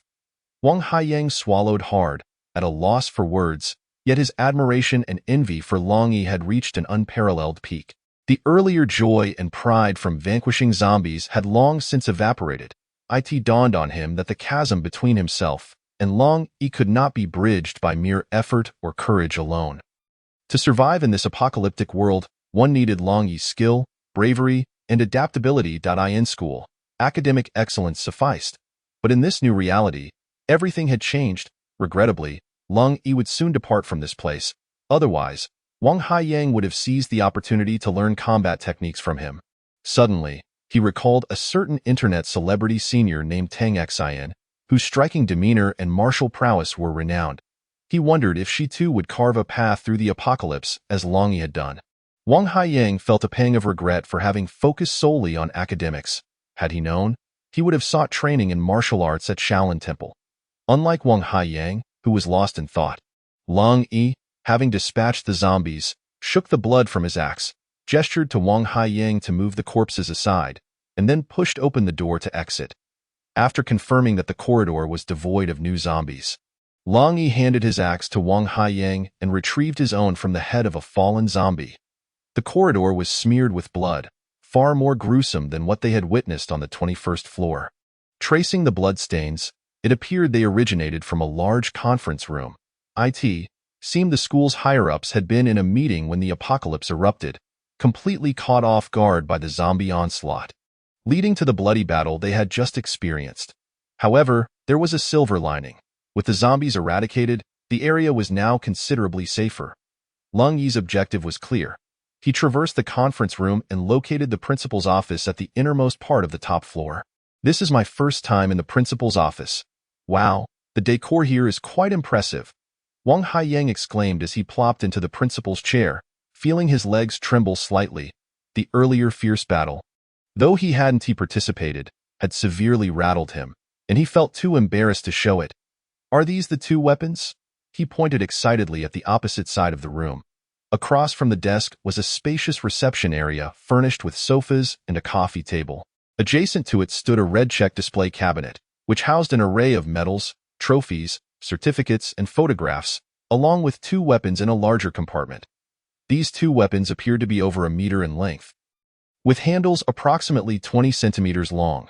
The black, intricately designed sheaths harmonized perfectly with the grips, resembling exquisite obsidian. In modern society, cold weapons are typically collected or used for decoration by enthusiasts, emphasizing aesthetic appeal over practicality. Despite Professor Wei and Wang Haiyang's earlier descriptions, Lung Yi had not harbored high expectations for these weapons. Given the limited resources and scarcity of arms, any weapon would suffice. However, upon grasping one of the weapons, he realized his previous assumptions had been utterly misguided. These weapons were crafted to exceptionally high standards. Even without extensive knowledge of cold weapons, Lung Yi could discern their superior quality. He casually picked up the first sword. Drawing the blade, which emanated a chilling aura. It was a single-handed sword, light and frigid, with the characters Tang Jia engraved along one side of the blade. This sword looks impressive. I wonder if... Wang Haiyang leaned closer, admiring the weapon, but before he could finish his thought, Lung Yi had fully drawn the sword and swiftly slashed it across the coffee table. The sturdy wooden surface held firm, yet the blade penetrated deep into the wood. Although I didn't exert much force, this sword is indeed exceptional, Lung Yi remarked as he sheathed the sword and handed it to Wang Haiyang. Wang Haiyang eagerly accepted the sword, drawing it out to inspect, exclaiming, "Long Gu, this is a treasure sword worth tens of thousands. Regardless of its beauty or value, what's vital is its practicality. If your precious sword shatters upon striking a zombie, you'll be left waiting to be devoured." Lung Yi replied, then picked up the second weapon. The second weapon was an exceedingly rare Miao knife, with a long blade measuring approximately 1.4 meters. The knife's spine was thick and straight, the tip slanted and slightly broad, and the entire blade exhibited a dark hue, also inscribed with the characters Tang Jia Mo Dao. Visually, this black knife was indeed striking. Lung Yi adhered to his usual method. One must test a weapon's efficacy. The blade sliced through the air, striking the coffee table with a resounding impact. This time, Lung Yi applied more force, and given the weight of the knife, it cleaved through the table's corner with ease. "With these two weapons, we can conquer anything," Wang Haiyang exclaimed, his excitement palpable. "Try chopping with the sword," Lung Yi suggested, noticing Wang Haiyang's enthusiasm. Compelled by Lung Yi's encouragement, Wang Haiyang drew the sword and mimicked Lung Yi's earlier action. Striking down onto the table, the combination of his strength and the sword's sharpness embedded the blade deeply into the wood, leaving him thoroughly satisfied.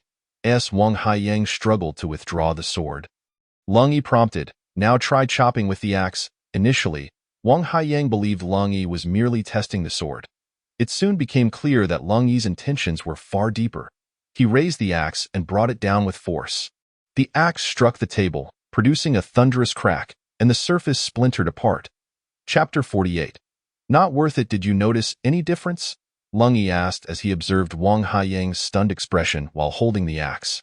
The axe is heavier, with a shorter handle, placing the center of gravity in the head, making it more suitable for chopping and control. The sword lacks the axe's striking power and is less manageable due to its length. Wang Haiyang, a student from a top-tier technological university, quickly grasped Lung Yi's underlying message. It was evident that Lung Yi was illustrating that in true combat, the axe proved far more practical, without specialized training. This sword will only be a burden to you. At best, a tool to chop watermelons. Seeing that Wang Haiyang understood his point, Lung Yi refrained from elaborating further, slinging the black knife across his back and carrying the axe as he exited.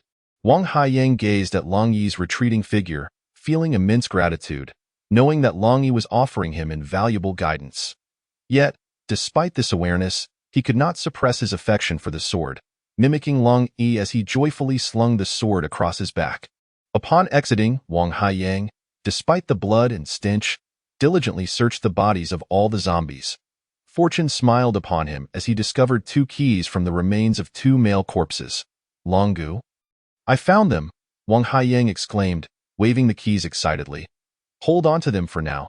If there are many survivors, 2 vehicles might not suffice. Within the campus, countless zombies still roamed, and the task of relocating a group of individuals proved to be no easy feat. Although driving might not be the optimal solution, it undeniably stood as the best choice under the current circumstances, in his mind. Lung Yi had already meticulously drafted a plan for the transfer of personnel. As he descended the stairs, he opted for the staircase instead of the elevator, methodically searching for survivors according to the list provided by Professor Wei Wenjia. The search and rescue operation was exceedingly arduous. While they did not encounter a swarm of 10 or so zombies as on the top floor, skirmishes erupted on nearly every level. After scouring nearly 30 floors, it was past 9 in the evening, and both Long Yi and Wang Haiyang were utterly exhausted, teetering on the brink of collapse.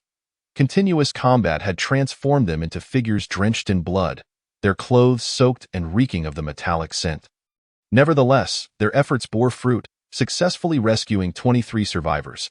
However, after 2 days and nights, hunger and psychological torment had rendered the survivors' conditions far from ideal. Gu, are you all right?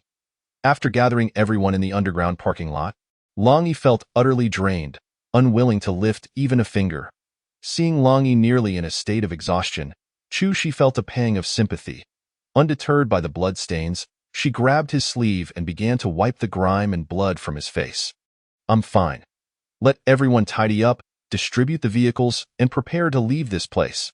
Despite his background as a former Special Forces soldier, having endured rigorous training and battles, the relentless combat and high-intensity clashes of the day had left Long Yi feeling profoundly fatigued and sore. Yet, the mission remained unaccomplished, and he knew he must grit his teeth and persevere. Comrade, why not take a moment to rest? We can discuss our next course of action. Professor Wei Wenjia, noticing the exhaustion etched on Long Yi and Wang Haiyang's faces, approached with concern. During the time spent waiting downstairs with Chu Shi, Professor Wei had gathered a comprehensive understanding of the dire situation on campus, rife with zombies and with survivors few and far between, trapped in various locations. The areas with the highest concentration of zombies included the library entrance, the playground, and the dining hall, as well as the major dormitory stations. Given the current circumstances, with so many individuals traumatized and having gone without food for 2 days, traversing the school without attracting the attention of zombies seemed nearly impossible. To call the situation dangerous would be an understatement. Should they be discovered by zombies, the outcome could very well be catastrophic, leading to the demise of all. While driving offered speed and some measure of protection, the noise it generated would undoubtedly attract a horde of zombies, potentially trapping them inside the vehicle, Professor Wei explained. Clearly having considered various scenarios, since it's so perilous outside, why don't we stay here? We're already within the school, so what's the need to head to the dormitory station? One survivor expressed anxiously, filled with trepidation about venturing out. Indeed, we can just remain in our rooms. It makes no difference where we are, another echoed. Perhaps we could let the students come here instead. Their numbers are fewer, and their youth affords them greater physical capability, making relocation more manageable. Yet another chimed in. With the voices of these two, a cacophony of chatter erupted among the others, all expressing the desire for their group to remain while encouraging the students to relocate to their location. Some even suggested that since Lung Yi was so formidable, he should eliminate all the zombies within the building, thereby rendering it completely safe for the school's survivors to congregate there. Upon hearing such remarks, Wang Haiyang felt a surge of indignation. The more he listened, the angrier he became, and he could no longer contain himself, responding sharply, "Dear teachers, is your life more valuable than the lives of the students? Long Gu and I toiled tirelessly to rescue you, exposing ourselves to life-threatening dangers, and now, utterly exhausted, we hear no words of gratitude from you. Yet you have the audacity to present such shameless demands? How can you speak like that, student? We are your teachers, after all. We have expressed our gratitude, and we are merely stating the practical situation, some of the teachers retorted. Wang Haiyang's rebuke left several teachers feeling embarrassed. Yet one bespectacled male teacher, emboldened, chastised Wang Haiyang for his audacity. His words seemed to instill newfound confidence in others, plunging the atmosphere back into heated argument. As accusations flew towards Wang Haiyang, he felt an overwhelming sense of anger and regret. Questioning why he had even bothered to save these individuals, it felt utterly unworthy. The youthful fire within him flared, and had he not been so fatigued, he might have been tempted to wield an axe against these ingrates. How could humanity be so selfish and shameless to such an extent? Enough! Let there be silence. Professor Wei Wenjia, sensing the teacher's inappropriate behavior, raised his voice. Professor Wei was a figure of considerable respect within the school. Although not part of the upper echelons, his academic prowess and research abilities had earned him the admiration of the entire institution. Upon hearing his authoritative reprimand, the teachers gradually quieted, their voices fading as they awaited his clarification. Chapter 49. The choice to stay or go. Professor Wei had interacted with Lung Yi and the other two early on, and had discerned that Lung Yi was not merely a student, but the true backbone of their trio. During his conversation with Chu Shi downstairs, he had come to realize that Lung Yi was, in fact, a retired soldier. This revelation filled Professor Wei with respect, even without the title of a veteran. Lung Yi's demeanor, stoic, mature, sharp-minded, and possessing formidable combat skills, along with his willingness to aid so many, warranted the utmost respect from all. Meanwhile, the teachers, having lived in times of peace for far too long, were preoccupied with promotions, salary increases, and enhancing their reputation. Over time, this preoccupation had cultivated a self-serving mindset. Now, under the duress of a harsh survival scenario, their ingrained flaws had erupted to the surface. Professor Wei sighed inwardly but refrained from harsh judgment. Once the crowd had settled, he sincerely inquired of Lung Yi regarding the next steps and plans. Having observed the unfolding drama with a discerning eye, Lung Yi remained aloof. Even Chu Shi had been on the verge of interjecting her anger but had been restrained by Lung Yi. After years of experience, Lung Yi had encountered far worse situations, risking his life to save someone's spouse only to be reprimanded for not rescuing their child. Even when he had given everything, others often failed to express gratitude or took his efforts for granted, lamenting that he hadn't done enough. Thus, in light of the current circumstances, Lung Yi had long since adjusted his expectations and developed a robust capacity for endurance. He no longer harbored hopes for gratitude in return for his efforts. As long as others did not harbor resentment or misdirect their anger towards him, it would suffice. His motivations for saving others stemmed from his own conscience and sense of duty. Previously, as a soldier, he adhered to discipline and prioritized the honor of the nation and the military above all else, enduring any grievances for the greater good. However, now that he was no longer a soldier, he would continue to save others but would no longer tolerate or indulge selfish individuals. Thus, when Professor Wei inquired further, Lung Yi spoke in a languid tone, imbued with an icy resolve. Those unwilling to leave may choose to stay. For those in agreement to depart, let us freely assign vehicles, ideally selecting someone daring and skilled at driving. Stay? Lung Yi's stance left the clamorous individuals momentarily taken aback. The very reason they had felt emboldened to voice their opinions was due to Lung Yi's formidable presence, capable of vanquishing zombies and ensuring their safety. Yet, if he were to depart, who would dare remain behind? Hey, what's with your attitude, classmate? Which department are you from? How are your teachers instructing you? One person exclaimed. Exactly. Your words are utterly irresponsible. It's perilous outside. We should unite and act together, not separate, another added. Frustrated at their inability to sway Lung Yi, yet unable to contain their indignation, some began to criticize him. This time, Chu Shi could no longer hold back, chastising them. Aren't you all our teachers? With educators like you, it's truly disheartening. Whether to stay or go is your own decision. Lung Yi gently tugged at Chu Shi, urging her not to waste her breath arguing with them. He then turned to Wang Haiyang and Professor Wei, stating, I will drive in front to draw the zombies away. You should take the other vehicles. Once I have lured them off, you can proceed. Go. I'll go with you, Chu Shi quickly insisted. Lung Yi shook his head. No, I have a plan, and bringing you along would be inconvenient. Additionally, I have tasks for you and Wang Haiyang. Lungo, what do you need us to do? Wang Haiyang pounded his chest. It's the security booth by the school gate. There should still be survivors. You should drive around there and see if you can pick them up. Lung Yi thought of Gao Fei and the others. This was a splendid opportunity to rescue them, provided they were still there. If that were the case, it would be considerably safer. However, Professor Wei Wenjia, a good man, expressed some concern about Long Yi's intention to attract the zombies. Rest assured, perhaps I can assist you in resolving a significant trouble. Lung Yi suddenly broke into a grin, a surge of fierce determination and audacious thoughts swelling within him.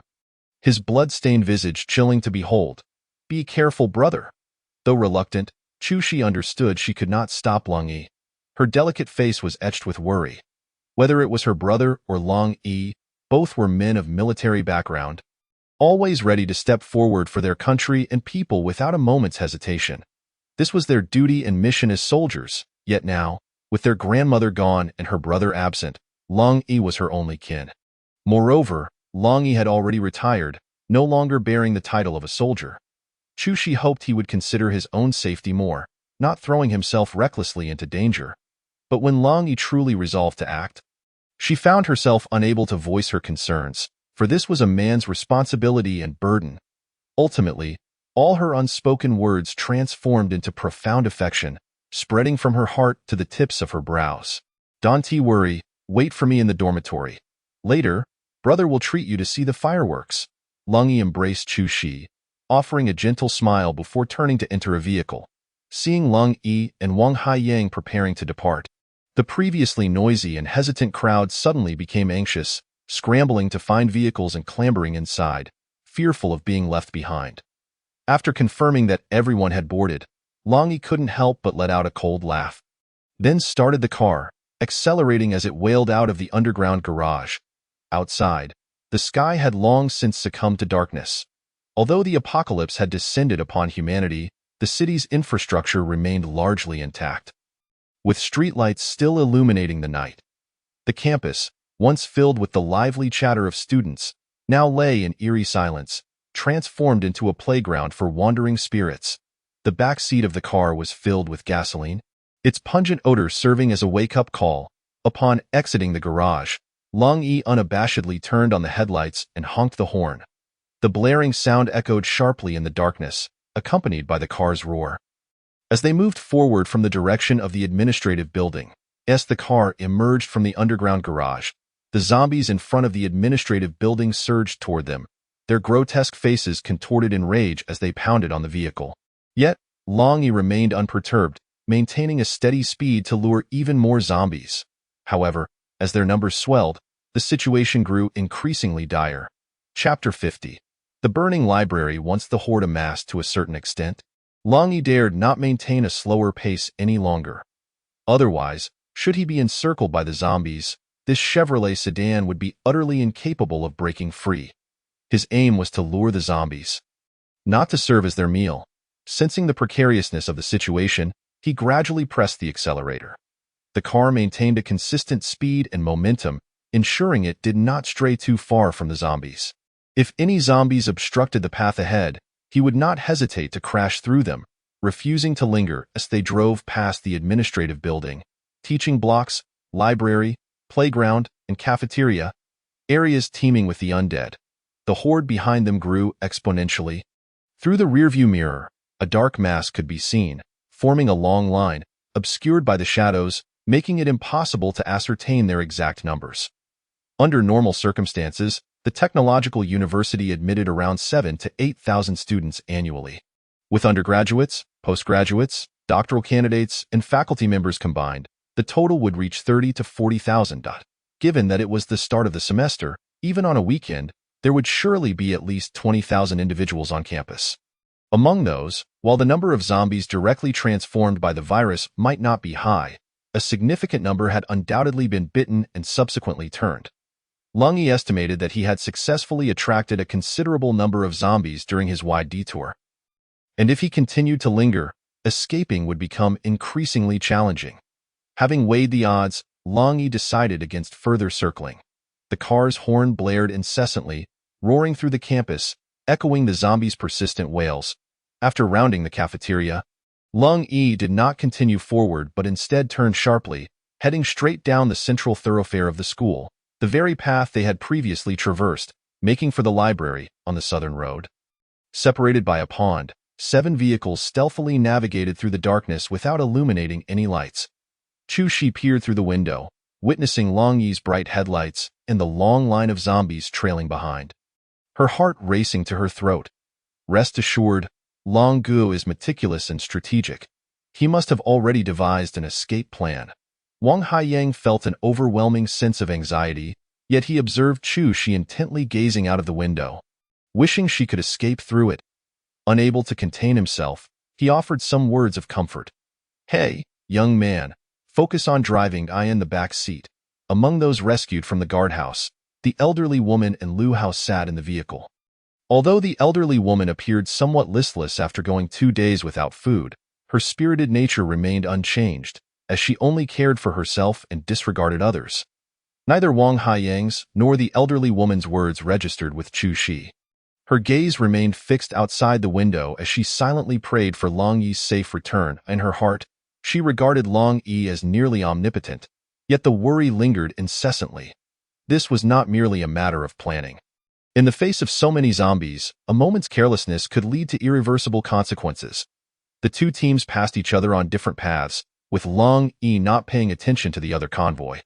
Focusing all his attention on what lay ahead, as the vehicle rounded the bridge west of the library and paused briefly, Long Yi furiously honked the horn, the sound echoing through the night sky.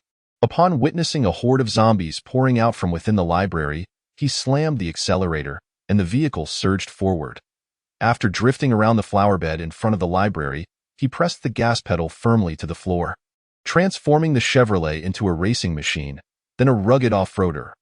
The car emitted a furious roar as it sped up the fan-shaped steps and slope leading to the library entrance. Midway, as zombies rushed down, they were all sent flying by the vehicle, tumbling off its roof. A fierce and frenzied expression crossed Long Yi's face. He raised his arm to shield himself as the car crashed violently into the library's already shattered glass door. With a thunderous crash, the glass of the library's entrance shattered, while the windshield, having endured multiple impacts from zombies, could no longer withstand the force and shattered simultaneously. The vehicle's speed diminished slightly, yet, due to inertia, it crashed straight into the library's smooth hall, pushing zombies, tables, chairs, and bodies along its path. Ignoring the pain and injuries from the impact and the cuts from the shattered glass, Long Yi kept his foot firmly pressed on the accelerator, dragging the car directly to the staircase leading to the second floor. Meanwhile, Long Yi had already retrieved a lighter he had prepared in advance, ignited it, and tossed it onto the back seat. The gasoline-soaked seats ignited instantly as flames erupted. Long Yi pushed open the car door and rolled out upon landing. He did not dare to pause for even a moment. His body immediately propelled itself towards the nearby window. The zombies on the first floor, previously drawn by Long Yi, had left a portion to wander upstairs. The roar of the car had attracted some, causing them to rush out of the entrance. Although some remained, they were not numerous and were scattered among the shelves and corridors. After dashing toward a partition, Long Yi was not particularly fortunate, as he was confronted by 2 zombies lunging at him. Behind him, an endless wave of zombies surged forward, following the car into the library. A moment's carelessness could lead to being encircled. Long Yi remained intensely focused, and as he charged toward the 2 zombies, his left foot pushed off a shelf, propelling his body into the air. His right knee struck the face of the forward zombie, knocking it to the ground, and just before landing, his right hand's axe cleaved into the second zombie's forehead. However, upon landing, the axe became lodged firmly in the zombie's skull, making it impossible to extract momentarily. Long Yi decisively released his grip, disregarding the fallen zombie, and hurriedly maneuvered his way back to the window he had entered earlier. Leaping out over the sill, a swarm of zombies followed closely behind. Long Yi intended to turn around and close the window, but time did not permit, leaving him with no choice but to abandon the effort and leap into the river. Swimming to the opposite bank, from the inside, the windowsill, which reached chest-high, appeared low, but the zombies were unaware of how to climb over. They merely stretched their arms, trying to grasp Long Yi through the window. Consequently, A throng of zombies crowded behind the window, unable to escape. Upon reaching the opposite bank and glancing back, Long Yi saw the library ablaze, illuminated brightly. Under the glow of the flames, countless heads were visible. Trapped between the library's shelves, unable to advance or retreat. Amid the searing heat, the zombies roared like wild beasts, instilling a sense of dread. Yet for Long Yi at that moment, watching the flames spread rapidly and the zombies struggle within them brought him a degree of relief. Luring the zombies, setting the library ablaze, and exterminating them was Long Yi's plan. Chapter 51. The heart's coldness as his tension eased, fatigue and pain set in. Long Yi even harbored concerns about whether he could return to the dormitory. But recalling Chu Shi, who was anxiously waiting for him, he gritted his teeth and persevered, inching his way back to the dormitory. Thanks to Long Yi's intentional distraction, the zombies that had been wandering around the school were drawn away, allowing Wang Haiyang's convoy to proceed smoothly. After an uneventful journey to the third dormitory management station, everyone immediately disembarked, following Wang Haiyang and Chu Shi into the dormitory corridor. Chu Shi paid little attention to how the others were arranged and instead rushed to the balcony to gaze eastward. Initially, she noticed nothing amiss. However, soon after, a flicker of light appeared in the direction of the library. Gradually, the light grew brighter, illuminating much of the night sky, as if a colossal inverted bowl of flame had pushed aside the heavy darkness. "Big brother, you must come back." Chu Shi watched the firelight, her thoughts silent. The library ablaze, with flames reaching skyward, not only startled those at the third dormitory management station, but also caught the attention of survivors throughout the entire school, as well as those in the surrounding university town and commercial areas. Yet, no one knew what had transpired and dared not leave their shelters to confront the calamity outside. Inside the dormitory, Li Sisi squeezed through the crowd to approach Wang Haiyang, inquiring, "Where's Long Gu? Why did only you all return?" The chaotic throng filled the dormitory, and having gone 2 days without food, the moment they spotted provisions inside, they descended into a frenzy, fighting over the supplies. Kong Zongyao watched in a mix of anger and frustration as the hard-earned food was snatched away by the crowd. Yet, the sheer number of people, mostly teachers, restrained him as he clung to the remnants of his respect for authority, preventing him from taking rash action. More importantly, he was concerned about why Long Yi was not present. Observing Li Sisi draw near to Wang Haiyang, whispering to one another, a shadow of disdain crept into Kong Zongyao's eyes, and a cold smile emerged. What had caused Kong Zongyao to transform in this manner? After hearing Li Sisi recount the earlier events in the dormitory, Wang Haiyang was taken aback. Although Kong Zongyao had always been boastful and somewhat selfish, he had never been so malicious. Regardless of the reasons behind his transformation, such a person should never be allowed to wield authority. Once Long Gu returns, we need to discuss matters, especially now that our numbers have increased. We must establish a leadership group. Kong Zongyao's behavior today had indeed startled Li Sisi, who had been contemplating this issue throughout the day.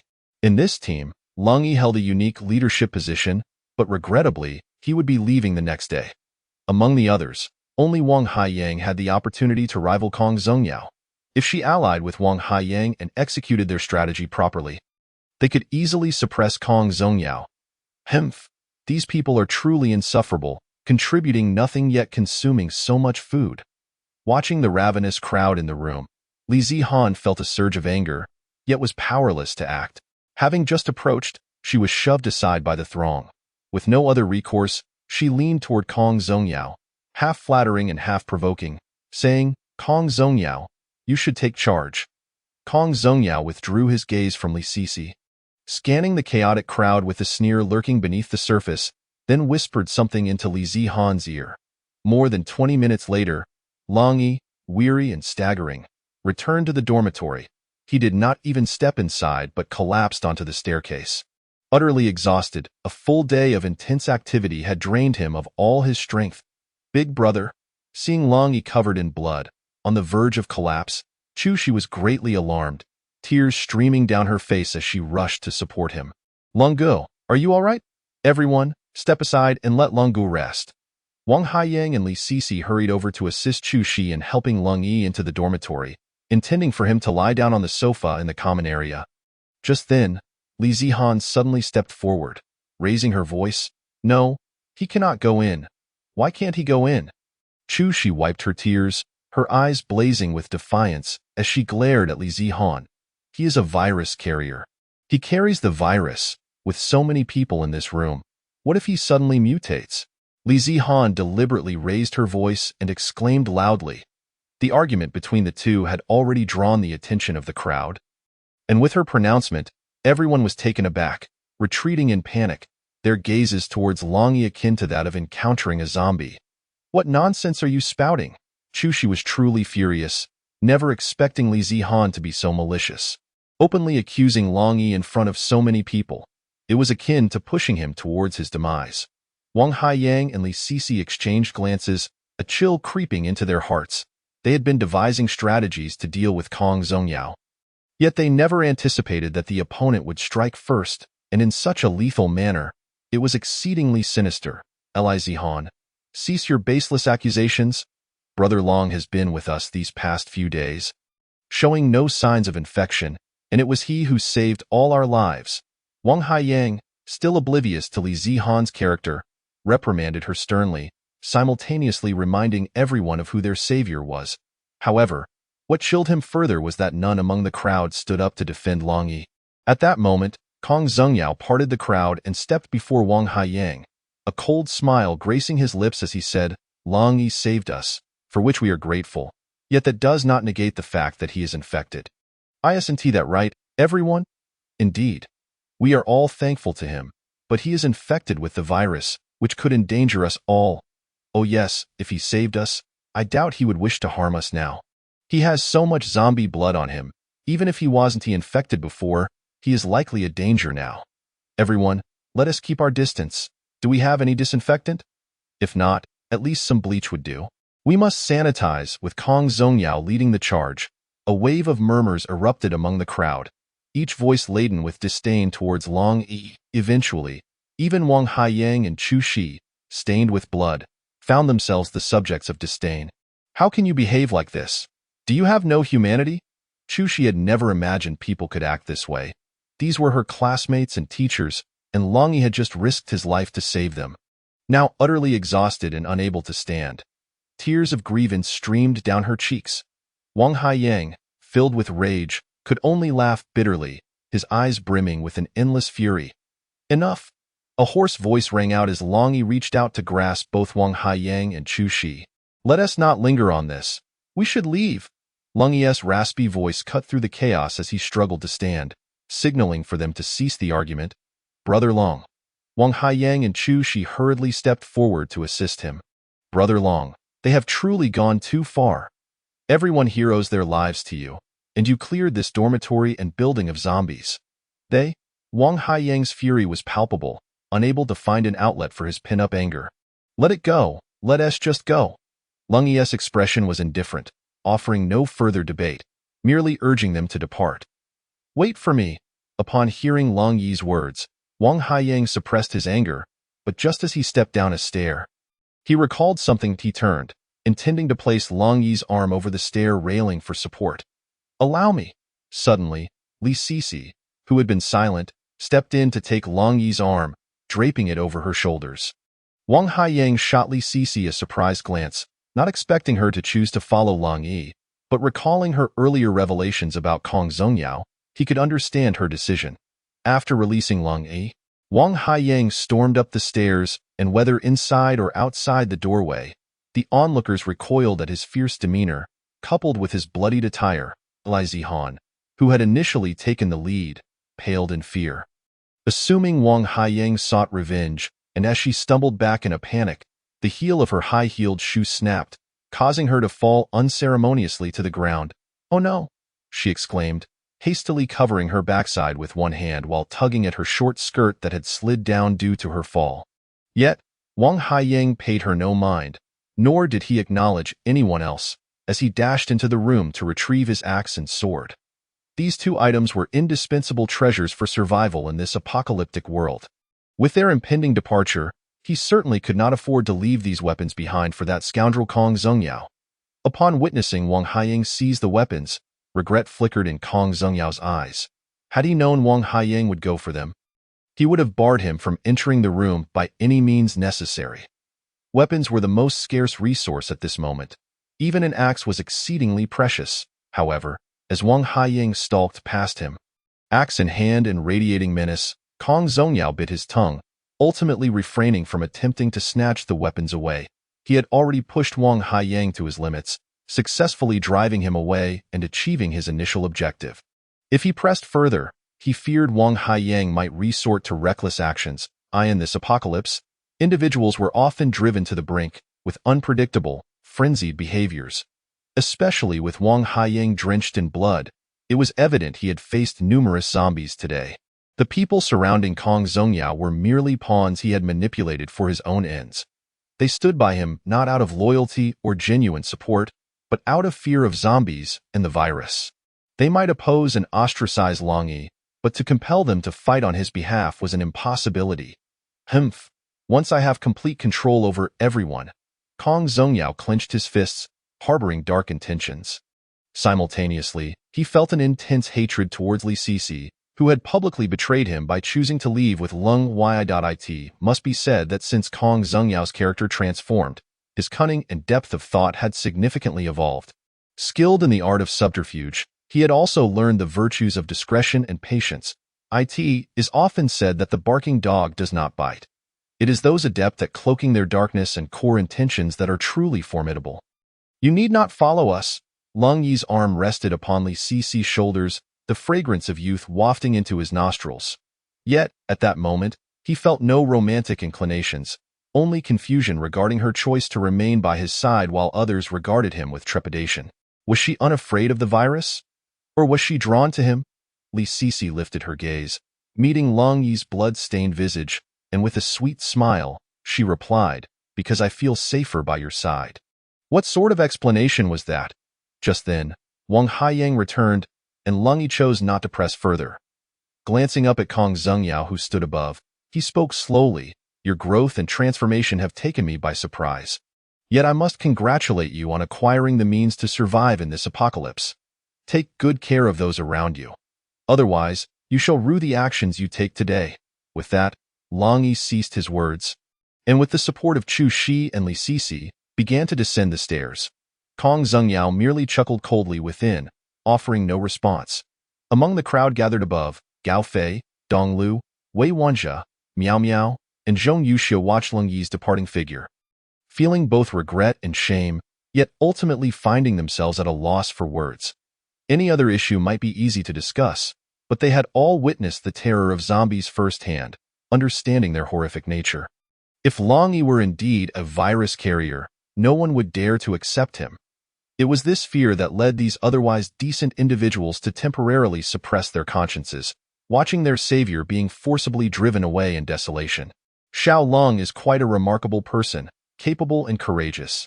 Indeed, Professor Wei Wanjia murmured, yet ultimately could not continue. At that moment, this group of over 30 had silently reached a consensus.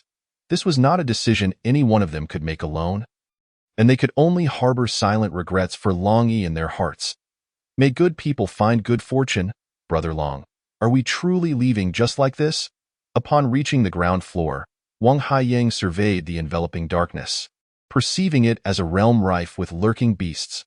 Yet deep within, he felt that no darkness could rival the darkness of the human heart, leaving him with a profound sense of bitterness. Long Yi, however, laughed hollowly, though his expression betrayed no mirth. His eyes filled with an icy, sharp, murderous intent. Brother, I can't shake the feeling that something is amiss. Why was everything fine in the morning, yet by the afternoon? Li Zihan suddenly. Chu Shi expressed her dissatisfaction and suspicion. It's simple. All of this was prearranged between Li Zihan and Kong Zongyao. I intended to warn everyone about Kong Zongyao in advance. Yet I never anticipated he would strike first, leaving me no opportunity, Li Sisi explained, recounting the events that transpired in the dormitory that afternoon. Damn it, that despicable scoundrel. Wang Haiyang, who had initially harbored doubts about Li Sisi's words, now realized how naive he had been. The target of their schemes was not me, but you? Long Yi let out a cold snort, having already grasped the situation thoroughly through Li Sisi's introduction. Targeting me? I have done nothing wrong, aside from previously mocking him. It seems I have not offended him in any significant way. Wang Haiyang remained somewhat puzzled, failing to comprehend the unfolding events. Chapter 53. Departure. It's quite simple. Because Kong Zhengyao desires control over the team, Li Sisi elucidated. Just him? Wang Haiyang scoffed dismissively. Even if he craved power, there was no need to target me. Do you still not understand? Long Gu is clearly intent on leaving. But you are different. Once Long Gu departs, you will be the most qualified to compete with him within the team, Li Sisi explained. Wang Haiyang's mouth fell agape, incredulously exclaiming, but I have no desire to compete at all. The struggle for power is not merely a matter of personal desire. Moreover, Long Gu evidently shares a closer relationship with you. Should he entrust you with the care of everyone before his departure? It would effectively establish your leadership. Kong Zhengyao is cunning. On the surface, it appears he has driven away Long Gu, yet in reality, he has eliminated you as a threat, achieving two objectives with one action. Wang Haiyang opened his mouth to speak, yet this time, no words emerged. Long Yi, on the other hand, cast a glance at Li Sisi, feeling astonished by the young woman's performance. Her intelligence transcended mere cleverness, exuding an aura of almost supernatural insight. Chushi, too, was intelligent, but her acumen was more conventional, pertaining to learning and responding to certain matters. In contrast, she remained somewhat naive regarding schemes and the complexities of human relationships. Yet, Li Sisi seemed to possess an ability to pierce through all facades. It is often said that heroes emerge in chaotic times, and this saying holds true. A woman like Li Sisi, given the right opportunity, might soar to unimaginable heights. While Kong Zhengyao currently appears to hold the upper hand, in Long Yi's eyes, the true formidable force is undoubtedly Li Sisi. However, she remains quite vulnerable at present, both in terms of personal prowess and available resources. Moreover, a critical factor may be her lack of awareness regarding this potential, failing to consciously harness her capabilities.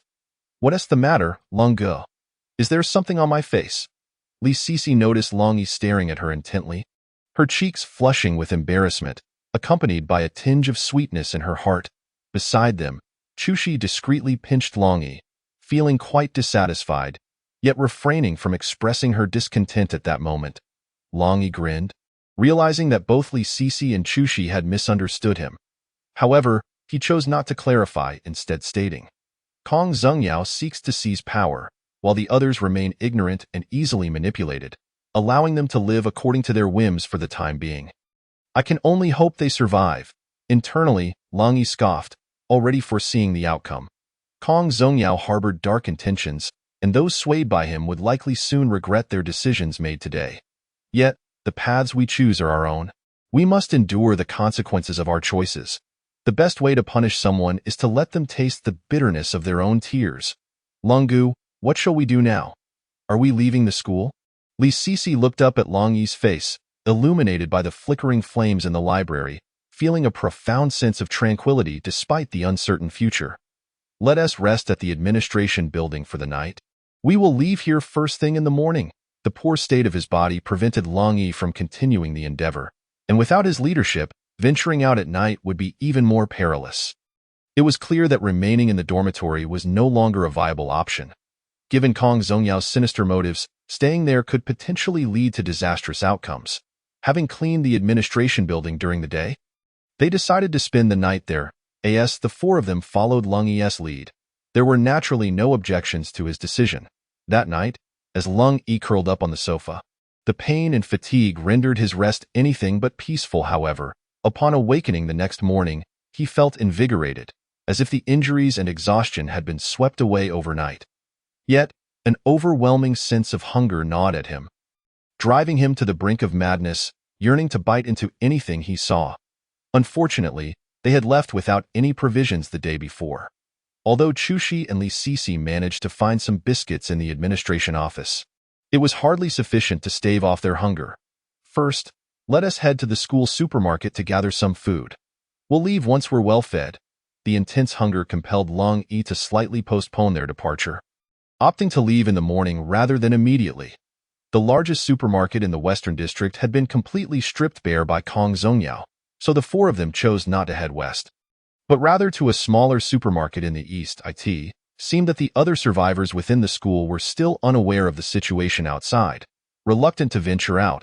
Thus, the supermarket remained relatively well-stocked with provisions. After satisfying their hunger and acquiring additional food and water for storage, they finally departed. After a night of burning, smoke still billowed from the direction of the library, the air thick with the scent of fire and the unmistakable stench of charred corpses.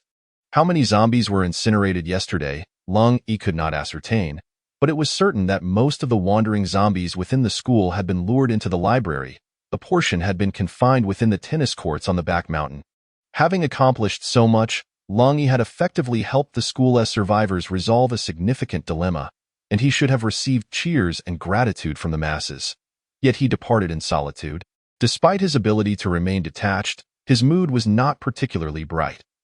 The four of them had little in the way of belongings to gather, so after collecting some food from the supermarket, they wasted no time and directly drove away from the school. Wang Haiyang's chosen vehicle was quite commendable, a large SUV that was spacious and comfortable for 4 individuals. However, the thought of driving over 500 kilometers weighed heavily on their hearts. This was no leisurely road trip, and the dangers that lay ahead were bound to be numerous. Lung Yi took the wheel, and as they exited the gates onto the deserted road, they pressed onward. Even if they encountered pursuing zombies, the vehicle would easily leave them behind. Trusting Lung Yi, Wang Haiyang and Li Sisi refrained from inquiring about their destination. Yet, when they noticed that Han Chong did not take the nearest detour around the city to access the highway, but instead drove toward the urban area, even Chushi was taken aback. Longu, this direction is incorrect. Chushi shook her phone's navigation system, attempting to alert Lung Yi to his misdirection. We must prepare thoroughly before truly setting off. Lung Yi replied, his mind sharply focused, remaining vigilant to the sounds around them. In just 2 days, compounded by the torrential rain, the roads had already begun to show signs of devastation. Lung Yi instructed everyone to lower their heads, reducing the vehicle's speed to a crawl, minimizing the noise it produced, allowing them to glide through the city now overrun by zombies like phantoms. Chapter 54, Gathering Equipment Food. The service area on the highway should have plenty of supplies. Not venturing directly onto the highway, but rather risking an entry into the city. Thinking Lung Yi was merely preparing to gather provisions, Wang Haiyang quickly suggested. Licc, however, smiled knowingly and attempted to guess. With so many zombies in the city, such a dangerous endeavor cannot be merely for food, especially since the school's supermarket was already well stocked. Having a vehicle and food is sufficient. What else is needed? Wang Haiyang still failed to grasp the larger implications. It must be something of greater importance. Weapons, perhaps from the police station? Guns? An epiphany struck Li Sisi, and she blurted out, "Guns?" Wang Haiyang was initially taken aback, then his face lit up with excitement. Of course! How could I not have thought of that? Kong Zongyao has always boasted that his father is a police officer with access to firearms. If we could acquire some guns, it would indeed be immensely beneficial. It is not as simple as you think. Firearms can be quite effective, but without proper training, it would be difficult for you to hit a zombie in the head, and the noise would only attract more zombies. Lung Yi glanced at Li Sisi through the rearview mirror, finding a lasting impression in the mixed-race girl. To understand the subtleties of her insights was truly remarkable. To derive the correct conclusions from the faintest clues is not a feat achievable by mere cleverness. However, by stating such, he inadvertently acknowledged that the purpose of this venture was indeed for weaponry. As a former Special Forces soldier, firearms were akin to an extension of his own body. Despite possessing commendable martial arts skills, the presence of a gun significantly enhances combat effectiveness and conserves physical strength in actual confrontations. Beyond firearms, tactical gear such as SWAT uniforms and bomb disposal suits were also among the objectives of Lung Yi's journey. Currently, the greatest threat stemmed from the bites and scratches of zombies. A single bite could lead to viral infection, resulting in transformation into a zombie within a mere 10 minutes. The rapid onset of the virus was almost unimaginable. Even with medical intervention, there was scarcely time for treatment. Thus, exterminating zombies was one aspect, while enhancing everyone's defenses to prevent being bitten or scratched was another critical focus. Presently, Chu Shi and Wang Haiyang were clad in heavy clothing. which, aside from being uncomfortable in the heat, provided mediocre protection. In contrast, police uniforms and specialized attire were distinctly superior. During his time as a Special Forces operative, the military-issued uniforms were of the highest quality, equipped with fire-resistant, stab-proof, and waterproof functionalities. While the police department might lack such resources, it certainly did not mean there were no valuable items available. Lung Yi had previously collaborated with local law enforcement during missions and was aware that, in addition to bulletproof vests, they possessed stab-proof and bomb disposal suits. Police stab-resistant vests, typically made from ultra-high-strength, ultra-high-density polyethylene and aramid fibers, effectively thwarted stabs and cuts from knives and daggers. However, these vests mainly cover the torso, offering limited protection. Conversely, bomb disposal suits, also known as blast armor, provided full body coverage, including helmets, arm guards, forearms, legs, and chest, all designed with specialized protection. Functionally, they boasted resistance to extreme temperatures, punctures, impact, energy absorption, and flame retardancy, all while weighing approximately 6.5 kilograms, making them suitable for both men and women. For the current group, such attire represented the pinnacle of protective gear. Nevertheless, the primary objective remained firearms, as their lethality in direct combat was unparalleled. Wang Haiyang and Li Sisi were unfamiliar with firearms, yet Lung Yi was an adept marksman, and Chu Shi's shooting skills were commendable as well. Possessing guns would significantly enhance their chances of survival. Reflecting on past training sessions with Chu Guo, where they merely practiced shooting for leisure, Lung Yi was struck by the realization that those experiences had unexpectedly transformed into vital life-saving skills in this apocalyptic scenario. Departing the city during a torrential downpour at night, his anxious mind had left little room for observation. Now, upon returning to the city and comprehending its dire state, he felt an overwhelming sense of disorientation. In just 2 days, the urban landscape had descended into extreme decay, not merely from structural damage, but from an indescribable desolation and silence that pervaded the city. Gone were the bustling streets filled with vehicles and lively chatter. Cars, electric scooters, and bicycles lay haphazardly abandoned across the roads. The remains of the unfortunate, stripped of flesh, left only stark white bones scattered throughout the streets. A glance upwards revealed shattered windows in numerous buildings. While some railings and power lines were ensnared with long-deceased bodies, it was not difficult to conjecture that during the outbreak of the zombie apocalypse, many had chosen to leap from buildings in a desperate attempt to escape. With the grim outcome being all too apparent, zombies wandered the streets, either solitary or in small clusters. The slightest noise, they would swarm collectively towards the source. Upon entering the city, Lung Yi maintained a heightened state of alertness. As vehicles glided through the now ghostly urban landscape, the group was fortunate. Despite encountering several waves of zombies along the way, they had largely escaped without incident. The only truly perilous moment occurred when a wandering zombie collided with their vehicle, sending a jolt of fear through the Ford. Should this zombie engage them, it could easily attract the attention of nearby undead, jeopardizing their chances of reaching the police station. Fortunately, the zombie merely continued its aimless wandering, oblivious to the 4 living souls concealed within the slowly moving car. Exercising caution, Lung Yi halted the vehicle until the zombie had moved on, then cautiously resumed their journey. Each subsequent encounter with zombies prompted him to stop the car and wait until the undead had drifted away before proceeding cautiously. What should have been a mere 20-minute drive ultimately consumed over 3 hours. Nevertheless, this expenditure of time was well worth it. Navigating a city rife with zombies without inciting a massive horde was a stroke of fortune for the group.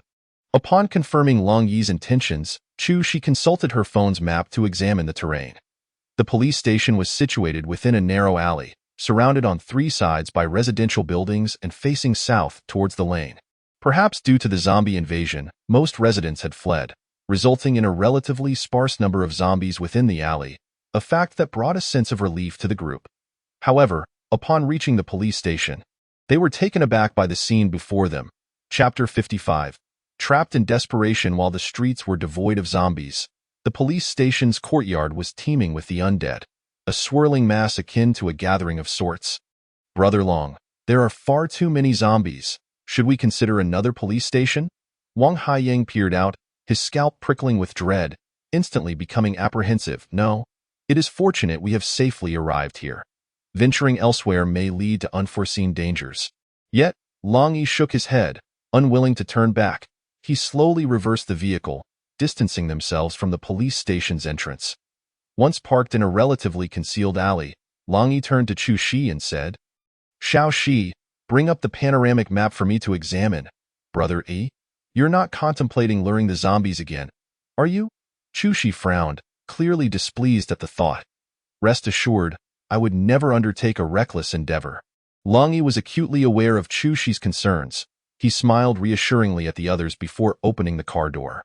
With a machete strapped to his back and an axe firmly gripped in his right hand, he adjusted his gear and surveyed his surroundings. Only then did he stealthily make his way towards the police station, weaving through the flower beds and along the walls. However, upon reaching the entrance of the police station, Long Yi boldly sauntered out and stood proudly about 20 to 30 meters from the entrance. Zombies, perhaps, are mere remnants of thoughtless, soulless beings. When not provoked, these undead wander aimlessly within a confined space. Yet, even the slightest sound can incite their frenzied aggression. Their vision, akin to that obscured by a veil of white wax, appeared severely impaired. Long Yi surmised that while they could see, their perception was likely far from clear. Observing the swaying heads of the undead, he took a deep breath and suddenly shouted aloud.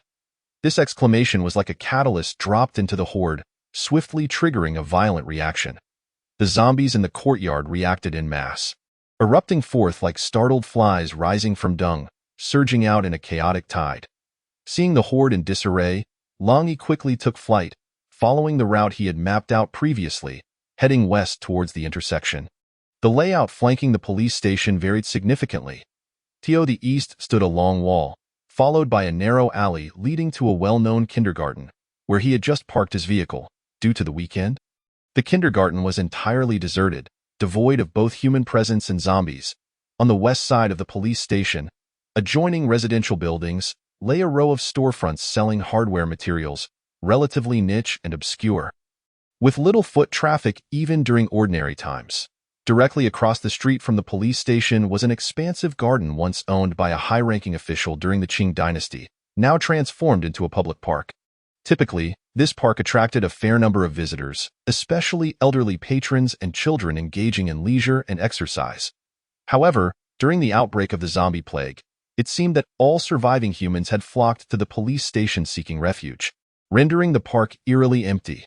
The police station had thus become a veritable hellscape, where many had perished, either succumbing to death or transforming into mindless zombies. Although the scene at the police station was grim, it inadvertently provided Long Yi with some advantages. Prior to reaching the western intersection, he encountered only 2 zombies. Skillfully evading their grasp, he dashed towards the intersection, promptly turning left and darting southward through the middle of the road. However, upon entering this thoroughfare, his luck began to wane. This road, an old street, was flanked by towering trees and aged buildings. Once a bustling commercial area, it had now succumbed to disaster. The throngs of undead indicated that the number of zombies on this street far exceeded expectations.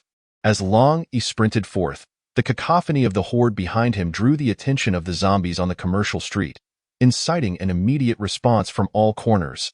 The overwhelming sight of zombies sent Long Yi's adrenaline soaring, prompting him to leap and navigate between roadside barriers and stationary vehicles. Although he wielded an axe, there was no time to engage. The sheer volume of zombies rendered any pause potentially fatal. Yet, even in this dire situation, the number of zombies was astonishingly high, and the chaos spiraled beyond Long Yi's anticipation. In less than 300 meters, hundreds of zombies congested the street, with more emerging from hidden nooks and crannies. Swelling the ranks of the undead, there was no longer any space to evade. As he leaped over a line of parked cars, the gravity of the situation weighed heavily on him. According to his original plan, he needed to run another 200 meters, slip through a narrow alley, and directly pivot into the park opposite the police station. From there, he could plunge into the pond, using its cover to elude the relentless pursuit of the undead. However, given the current state of affairs, even a delay of 10 to 20 seconds could result in being surrounded and torn to shreds by the zombies. Some of the undead, perhaps exhibiting a flicker of cunning or serendipitously discovering a method, had even managed to clamber atop the vehicles. Yet their movements were clumsy. A mere misstep would send them tumbling down, unable to keep pace with Long Yi's agility. Cornered and facing the specter of death, Long Yi grew increasingly composed. He swiftly scanned his surroundings, searching for any stairwells or narrow spaces that could provide a defensive position or an entrance into the adjacent buildings. Remaining in the street would only lead to a dead end. To his dismay, the storefronts lining the street were too valuable in terms of space. Few would waste precious area on stairwells. If he were to enter a shop, the outcome could be even more dire. Should the zombies swarm in, there would be no escape. Was he destined to perish here? Naturally, Long Yi was unwilling to accept such a fate. After dispatching a zombie that had climbed onto a vehicle, he leaped over its head and scrambled onto a nearby box truck. The height of this vehicle afforded him a temporary reprieve from the threat posed by the undead. Elevated, he could survey the scene below. Yet, witnessing the throng of zombies crowding the street, even Long Yi felt a chill of trepidation. Chapter 56. The Escape. What to do? Gazing at the relentless tide of zombies surrounding the truck, jostling and battering against it, a sense of dread washed over Long Yi. The vehicle swayed again, causing him to stumble and grasp for something to steady himself. Once he regained his footing, he looked at what he had clutched and felt an immediate surge of excitement. The sycamore trees lining this old street had stood for at least a century, their branches lush and robust. The truck had crashed prior to coming to a halt, smashing through the roadside barriers and wedged against the curb. Above him, within arm's reach, were the lofty branches of the sycamore. A spark of inspiration ignited within Long Yi. He quickly embraced the branch and began to climb the tree, swiftly discovering a potential escape route. Being part of the old city, the buildings here were relatively low, typically no more than 3 stories high. Renovations were underway, with construction barriers erected around the buildings, encasing them within a labyrinth of steel pipes. Although the sycamore branches had been trimmed for safety, those reaching toward the barriers were just a step away. With urgency, Long Yi traversed the branches.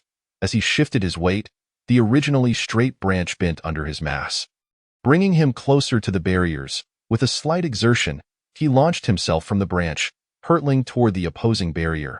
With a rip, the barrier tore apart, and Long Yi plummeted down. The zombies below, alerted by the commotion, roared and reached out, desperate to grasp him. To his astonishment, the seemingly sturdy barrier proved surprisingly fragile. In his panic, he clawed at the air, hoping to seize something to anchor himself. Fortunately, just as he was about to plunge into the horde, his hands latched onto a construction support. These supports, constructed from numerous steel pipes, were both robust and stable. With this newfound anchor, Long Yi finally had something to push against. He exerted his arms, hoisting himself up just before the zombies could seize his feet, narrowly escaping their grasp. Once he stood atop the steel structure, he gazed down at the mass of zombies below, a chill creeping down his spine. So many zombies, no matter how formidable he might be. What could he do against such overwhelming odds? If he were truly ensnared by the undead, it would spell certain doom. Had it not been for the construction framework, he too would surely have met his end today. Hey, brother! Over here! Look here! As the horde grew, their roars echoing amidst the stench of decay, Long Yi was struck by the sight before him. 3 days had passed since the outbreak, and the corpses had begun to undergo a grotesque transformation, their flesh visibly rotting. Unable to endure the stench any longer, he was just about to ascend the steel structure further in search of a way out when he suddenly heard a voice from the building across the way. Climbing a bit higher to distance himself from the zombies and the foul odor, he turned his gaze in the direction of the sound. There, from a window on the opposite building, a middle-aged man leaned out, waving frantically. When their eyes met, the man shouted, "Brother, is there any way you can help? We've run out of food at home." Perhaps it was the sound of his shouting that alerted him, as he faintly heard someone else crying out for help, their voice obscured by trees and barricades, rendering their figure invisible and their location untraceable. "Do you see my current state? Do I appear capable of assisting you?" Coldy replied tersely. If it were the elderly, the infirm, or the disabled, that would be one thing. But you, a robust man. Do you intend to do nothing but wait for death at home? Despite his harsh words, Cold E offered some guidance. The zombies' weakness lies in their heads. Surely you have a knife or an axe at home.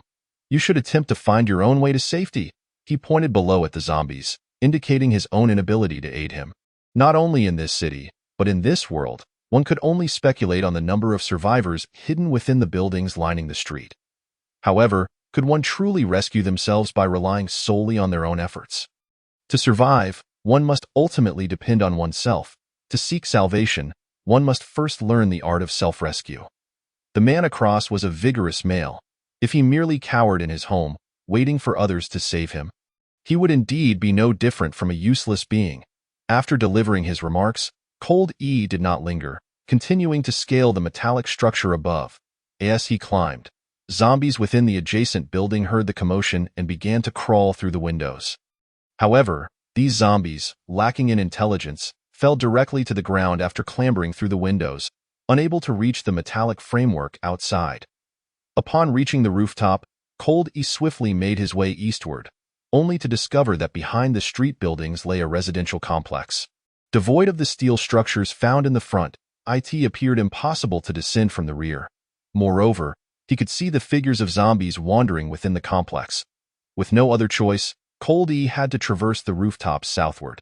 The buildings along the street were predominantly interconnected, which facilitated his movement atop them. After advancing over 100 meters, he encountered a significant gap, a distance of at least 7 or 8 meters between the two buildings. With the opposite structure being relatively new and 5 stories high, making it utterly insurmountable. Though progress seemed halted, Cold E noticed a potential escape route. The gap between the two buildings was, in fact, a passageway leading from the old residential complex to the street. The complex had constructed a security booth against the rear wall of the storefronts. The booth was small and not particularly tall. Yet for Cold E, it represented a glimmer of hope for escape. After observing his surroundings, he returned to the street-facing side and felt reassured upon seeing the zombies still wandering and roaring in their previous position, oblivious to his presence. Once atop the security booth, Cold E turned, grasped the eaves with both hands, and lowered his body along the wall. Once he was vertical, he released his grip and landed atop the security booth. After slightly moving his numbed feet to regain sensation, Cold E confirmed there were no approaching zombies before leaping down from the booth and swiftly rushing along the pathway into the complex. He dared not approach the street. That large horde of zombies was not something he wished to provoke. Once surrounded by zombies, fortune would not always favor him. Behind this residential complex lay a park, and if he could successfully navigate through the complex, he could return to the police station. From his current vantage point, the complex appeared eerily quiet, seemingly devoid of any human presence, as long as there were no large groups of zombies. Cold E felt undaunted, merely wishing to traverse quickly. However, just as he quickened his pace, a zombie suddenly lunged at him from the corner of a bicycle shed, knocking him to the ground with great force. This unexpected assault from the zombie took Cold E completely by surprise. Colliding with him directly, he fell to the ground, the impact jarring his insides. Yet at this moment, he could not afford to focus on his internal pain. All his mental energy and attention were directed towards the zombie. The foul-smelling creature, having toppled Cold E, immediately lunged to bite him. Cold E, with his right hand extended and fingers bent, swiftly jabbed towards the zombie's throat. While this strike would have undoubtedly severed, however, although I have successfully lured away the horde of zombies from the police station, it remains uncertain whether any remnants linger. I will scout ahead. Drive slowly and follow closely behind me. Upon hearing Long Yi's instructions, Chu Shi returned to the vehicle, while Wang Haiyang drove closely in his wake. As they approached the police station, a loud clang echoed from the main entrance, followed by 2 zombies bursting forth from behind the door. With a knife in hand and on high alert, Long Yi remained composed, evading and striking with precision. Soon, the 2 zombies lay vanquished at his feet.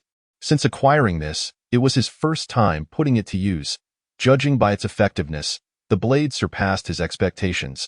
With a mere flick of his wrist, it severed a zombie's arm and cleaved through half of its skull. Yet, the scene was undeniably gruesome. The 2 girls who had exited the vehicle had garnered some experience and mental fortitude. Upon witnessing the bloody and grotesque tableau before them, they refrained from shrieking in horror. After dispatching the two zombies, Lung Yi did not rush upstairs but instead turned to secure the main door, instructing Wang Haiyang to turn his vehicle around and block the entrance, preventing any zombies from entering. Xiao Shi, you know how to drive. Take the driver's seat and keep the engine running, ready for our descent. Haiyang will accompany me, while Li Sisi, you stay in the car with Xiao Shi.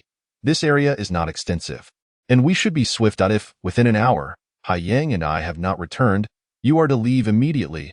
After Wang Haiyang completed the turn, Lung Yi chose not to bring everyone along, instead leaving Chu Shi and Li Sisi behind. Chapter 58. A mountain of corpses. Prior to action, the prudent allocation of tasks is a habit cultivated within the military. Lung Yi's approach not only facilitated a swift retreat, but also considered the relatively lower combat capabilities of Chu Shi and Li Sisi. Particularly the latter, Li Sisi understood that her presence would only hinder progress, thus she accepted the arrangement quietly. However, Chu Shi was less amenable, casting a resentful glance at Lung Yi. With so many zombies below, and likely numerous more within the building, should circumstances turn dire, we must be prepared to flee at any moment. Thus, your role is equally vital. After much persuasion to calm her, Lung Yi finally brandished and stepped into the police station's main building. Wang Haiyang, pleased that Lung Yi had not excluded himself from the operation, seized an axe from the back seat and eagerly followed, as for the sword. He heeded Lung Yi's advice and left it in the vehicle. The police station, being a municipal facility, occupied a considerable expanse. The main building appeared newly renovated, its deep black facade exuding an air of authority. Before Lung Yi and Wang Haiyang could reach the lobby, two more zombies lunged at them from the side. After swiftly dispatching one, Lung Yi allowed Wang Haiyang the opportunity to deal with the other, consciously providing him with a chance to hone his skills. Wang Haiyang, no longer the novice he once was, displayed increased confidence. Though it required some effort, he successfully eliminated the zombie. Upon entering the lobby, the two found themselves immediately overwhelmed, retreating into the courtyard. Utilizing the vehicles parked outside, they maneuvered around several times before eradicating the wave of zombies that had surged forth. Chu Shi and Li Sisi, peering through the car windows, watched the battle unfold with mounting tension. Only after the zombies were vanquished did they exhale in relief. Observing as the two re-entered the lobby, as the service window lay in the opposite direction, the lobby was surprisingly spacious. Yet, unfamiliar with the interior, they hesitated to use the elevator, opting instead to survey the first floor for a layout of the building before ascending. Generally, the armory of a police station is designed for easy access. Although the floor distribution and directional maps did not explicitly indicate the armory's location, Lung Yi surmised it would not be situated too high. Thus, they chose the more prudent option of the fire escape. The first floor proved relatively safe, devoid of any zombies. However, upon reaching the second floor landing, they were astonished to find an alarming number of zombies, at least a dozen, congested at the staircase. As Lung Yi peeked around the corner, he quickly withdrew, signaling Wang Haiyang to retreat. Upon returning to the first floor, Lung Yi gently shut the door at the staircase and secured it with a bolt lock. "What are you doing, Lung Ge?" Wang Haiyang inquired, perplexed by Lung Yi's actions. "Shortly, I will lure the zombies down, and we shall defend this position, devising a means to eliminate them all. Stay alert." After preparing Wang Haiyang, Lung Yi bellowed loudly towards the staircase. Upon hearing the noise, the zombies crammed on the second and third floors immediately surged down the stairs. Due to the congestion and their limited mobility, numerous zombies tumbled down the staircase, tripping over one another. In a chaotic tumble, the first to reach the door was the one who fell hardest, sliding down to the entrance on the first floor. Yet, as it poked its head out, Wang Haiyang swiftly brought his axe down upon it. "First blood secured," Wang Haiyang exclaimed, withdrawing his axe with exhilaration. However, his enthusiasm waned as the relentless tide of zombies surged forth, crowding the entrance. The stench of the ravenous horde filled the air as they clamored to push through. Despite having gained some experience, Wang Haiyang felt a twinge of anxiety, his palms slick with sweat as he swung his axe with wild abandon. At this moment, the narrow passageway created by the door proved advantageous. Regardless of their numbers, the zombies could only advance in a disorganized mass, with only one or two able to pass through at a time. Nevertheless, even with this advantage, the initial pressure on the two men was considerable. The speed of the zombies' approach outpaced their ability to strike. However, as the bodies of the fallen zombies accumulated on the floor, their presence created obstacles for the advancing horde, thereby alleviating some of the pressure. Long Yi and Wang Haiyang, positioned on either side, swung their weapons tirelessly. Wang Haiyang, still lacking in coordination, instinctively swung his axe at any zombie that appeared. Fortunately, his earlier training and mental preparation had instilled in him a willingness to fight. As long as he struck the zombies' heads, his wild swings were not entirely misguided.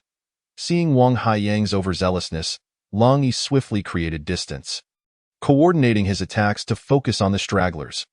After about 10 minutes, the entrance was piled high with corpses, and after a frenzied bout of action, Wang Haiyang, feeling fatigued, collapsed to the ground, panting heavily.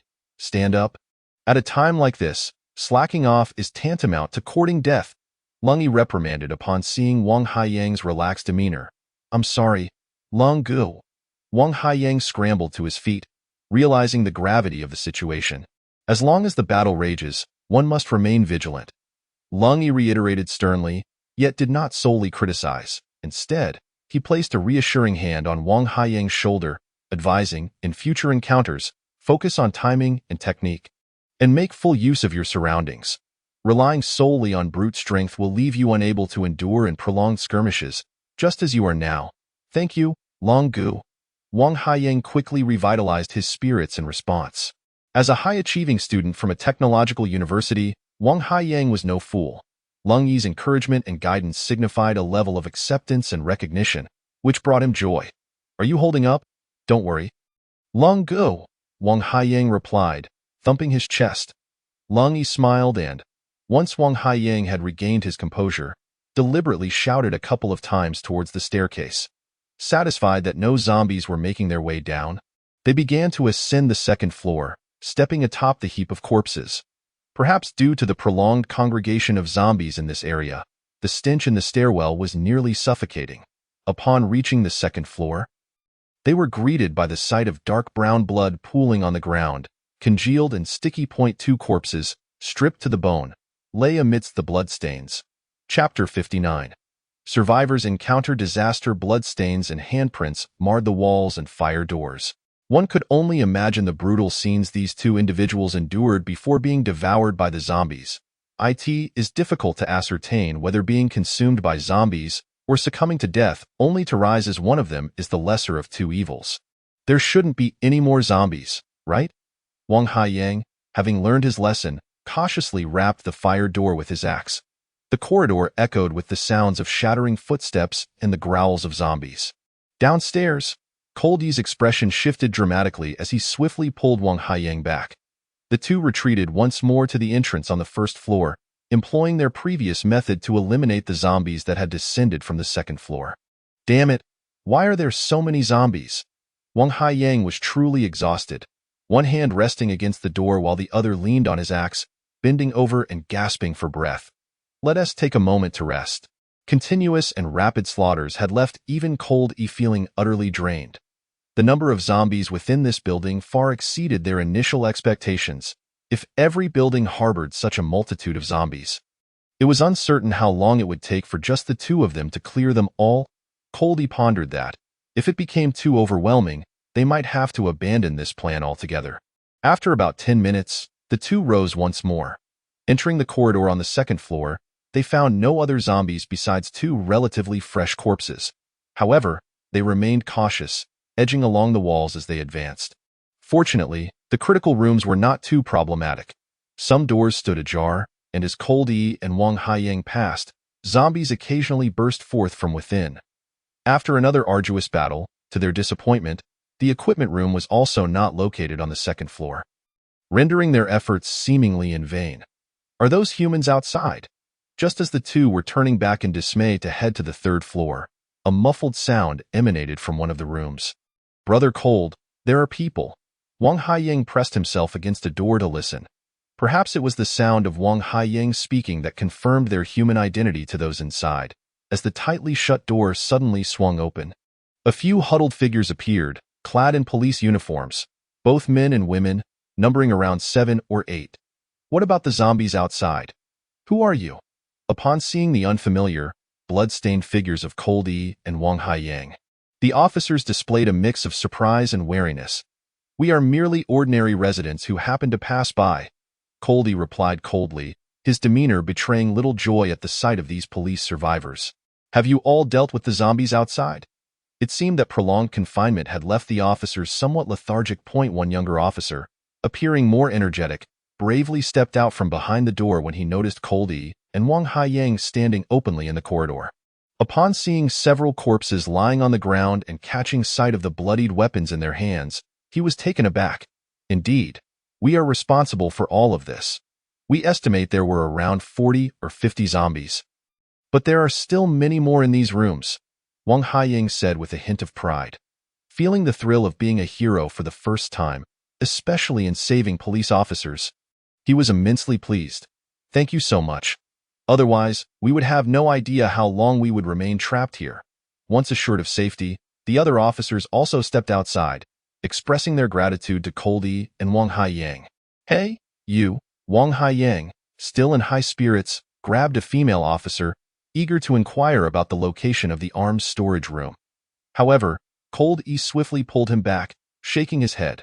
Wang Haiyang, taken aback, chose not to press further upon seeing Cold E's indifferent expression. Everyone, don't linger. Let us find weapons for self-defense. It's not safe yet. The sounds of zombies battering against the doors echoed around them, reminding everyone that this was not the time for idle chatter. Upstairs is the equipment storage. There are guns inside.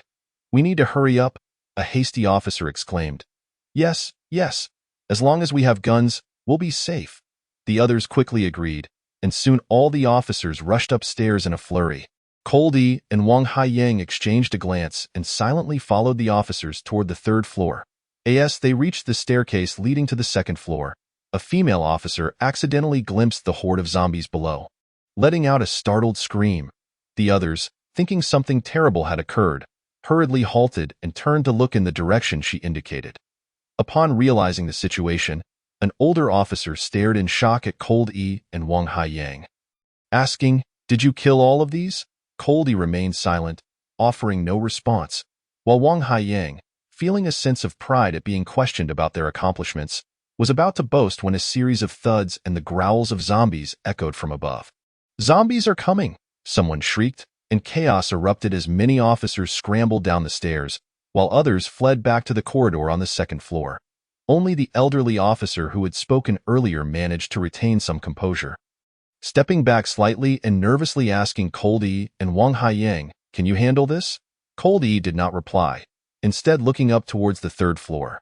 The zombies above had begun to charge down, and judging by their attire, they appeared to be mutated officers who had perished in the line of duty. Cold E took a slight step back while Wang Haiyang, being relatively quick-witted, promptly kicked the corpses at the stairway entrance. Partially closing the door, the zombies collided violently against the door, producing a loud crash. Caught off guard, Wang Haiyang was knocked to the ground by the door's rebound. Cold E swiftly reacted, severing one of the zombies' arms. As the creature leaned toward them, blood splattering, Cold E quickly delivered another blow, ensuring the zombie was dealt with entirely. Seizing the opportunity, Wang Haiyang scrambled to secure the bolt at the bottom of the door. At that moment, more zombies surged from below. Two tumbled down the stairs, while others rushed toward Cold E and Wang Haiyang. Those who had fled downstairs emitted terrified screams that receded into the distance, seemingly escaping the first-floor lobby. Meanwhile, Cold E and his companion focused solely on confronting the immediate threat before them. After they cleared the zombies that had charged down, they turned to search for the isolated officers below, only to discover that two had already fallen victim. The zombies were feasting upon their bodies, and those officers, still clinging to life, gazed at Cold E and Wang Haiyang with wide eyes, filled with pain, despair, and terror. Chapter 60. Arms storage. Although they were police officers, the combat capabilities of these personnel were quite lacking. The two officers had failed to escape the first-floor lobby even when facing just two zombies. By the time Cold E arrived to dispatch the zombies, he felt a profound sense of regret upon seeing the two officers still clinging to life on the ground. Despite his past experiences leading to a certain disdain for police officers, Witnessing the sacrifice of innocence evoked a sigh from Cold E. "What are you doing?" A middle-aged officer quickly interposed himself as Cold E raised his knife toward the two officers still alive on the ground. "Once bitten by a zombie, they will turn within 10 minutes. If we don't deal with them now, they'll attack us next." Wang Haiyang's eyes reflected the same reluctance, but he persisted in explaining. "But they are still human right now. How can we just kill them?"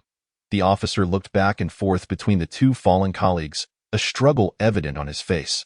The two victims, clearly unwilling to accept their fate, desperately attempted to speak, but only blood bubbled forth from their mouths. The intense desire to survive and their fear of death were harrowing to behold. They are already beyond saving. This is the best mercy for them. Allowing them to pass as humans, Wang Haiyang, unable to bear the sight of their pleading eyes, hardened his heart and urged. The middle-aged officer finally relented, gritting his teeth as he turned away, refusing to look at his colleagues any longer. Cold E wasted no time. With a swift motion, he severed the heads of the two officers. Lu Chong, what are their names? Having hidden together for so long, only to meet their end at dawn. Lu Chong felt a deep sorrow and refrained from looking at his fallen comrades, instead directing his gratitude toward Cold E and Wang Haiyang. As an exemplary police officer, Lu Chong possessed the discernment to recognize authority. Despite Cold E's stern demeanor and sparse words, it was evident he was the leader. "Cold E, I'm Wang Haiyang, a student from the University of Science and Technology. I say, police uncle, we can't just stand here foolishly. Let us hurry upstairs and take a look." Wang Haiyang, unaware of Cold E's reason for not inquiring about the arms storage location, wisely chose not to ask. "Let us go together." Lu Chong nodded, refraining from further questioning Cold E and his companion. Upon reaching the second floor, the fleeing officers regrouped. Learning of their two colleagues' demise, they were filled with sorrow and anxiety. Yet as they looked at Cold E and Wang Haiyang, their expressions were marked by astonishment and admiration. The third floor may still be dangerous. Everyone shouldn't all go up. Upon noticing the colleagues approaching, Lu Chong waved his hand, urging everyone to retreat to their rooms for safety. He then turned to Long Yi and Wang Haiyang, saying, "Gentlemen, the third floor houses the armory. If we can gain access there, we might enhance our ability to protect ourselves. However, we shall need to ascend together to investigate." Without waiting for Lu Chong to finish, Long Yi brandished his knife and strode up the stairs. "What's wrong with Cold Brother? He usually appears quite amiable." Wang Haiyang pondered, bewildered by Long Yi's unusual demeanor since encountering the police. Nevertheless, he scratched his head and hurriedly followed, axe in hand. "Lu, these two seem rather peculiar," a young police officer remarked, observing the silhouettes of Long Yi and Wang Haiyang as they vanished around the stairwell. He leaned closer to Lu Chong and lowered his voice, intending to alert him. Yet, Lu Chong shook his head, responding, "What time is it to be harboring suspicions? Even if they were murderers, they are still human beings. Now, you should find somewhere to hide with that." Lu Chong hastily ascended the stairs to the third floor. The young officer hesitated, initially considering retreat, but ultimately gritted his teeth and followed suit. Clearly, not all the zombies had descended from the third floor, as upon entering, they were immediately beset by the undead. Long Yi was swift and astute, thrusting his straight into the eye socket of the first zombie. He then pivoted, his shoulder crashing into another zombie, sending it staggering. However, this second zombie was of considerable stature, and its formidable strength caused Long Yi to be knocked aside as well at that moment. Wang Haiyang finally grasped the situation and coordinated his efforts.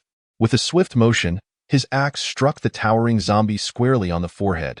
By then, Long Yi had retrieved his from the first zombie's eye socket and, leveraging the momentum from the collision, executed a roll into the corridor of the third floor. The zombies, unprepared for Long Yi's maneuver, found themselves flanked. As one turned to counterattack, it met its demise before it could take another step. Wang Haiyang, lacking Long Yi's agility, felled one zombie with a swing of his axe, but found himself out of position when a second zombie charged in haste. He attempted to retreat, but collided with the railing at the staircase's corner.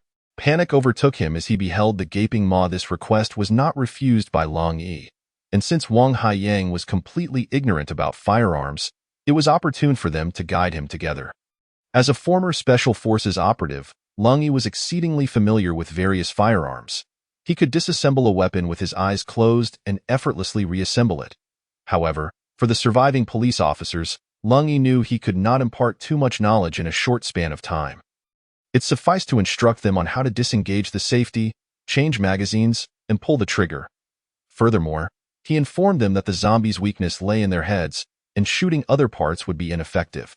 Once he confirmed that these individuals understood how to operate the firearms, Lung Yi signaled to Wang Haiyang to hasten and carry the supplies away.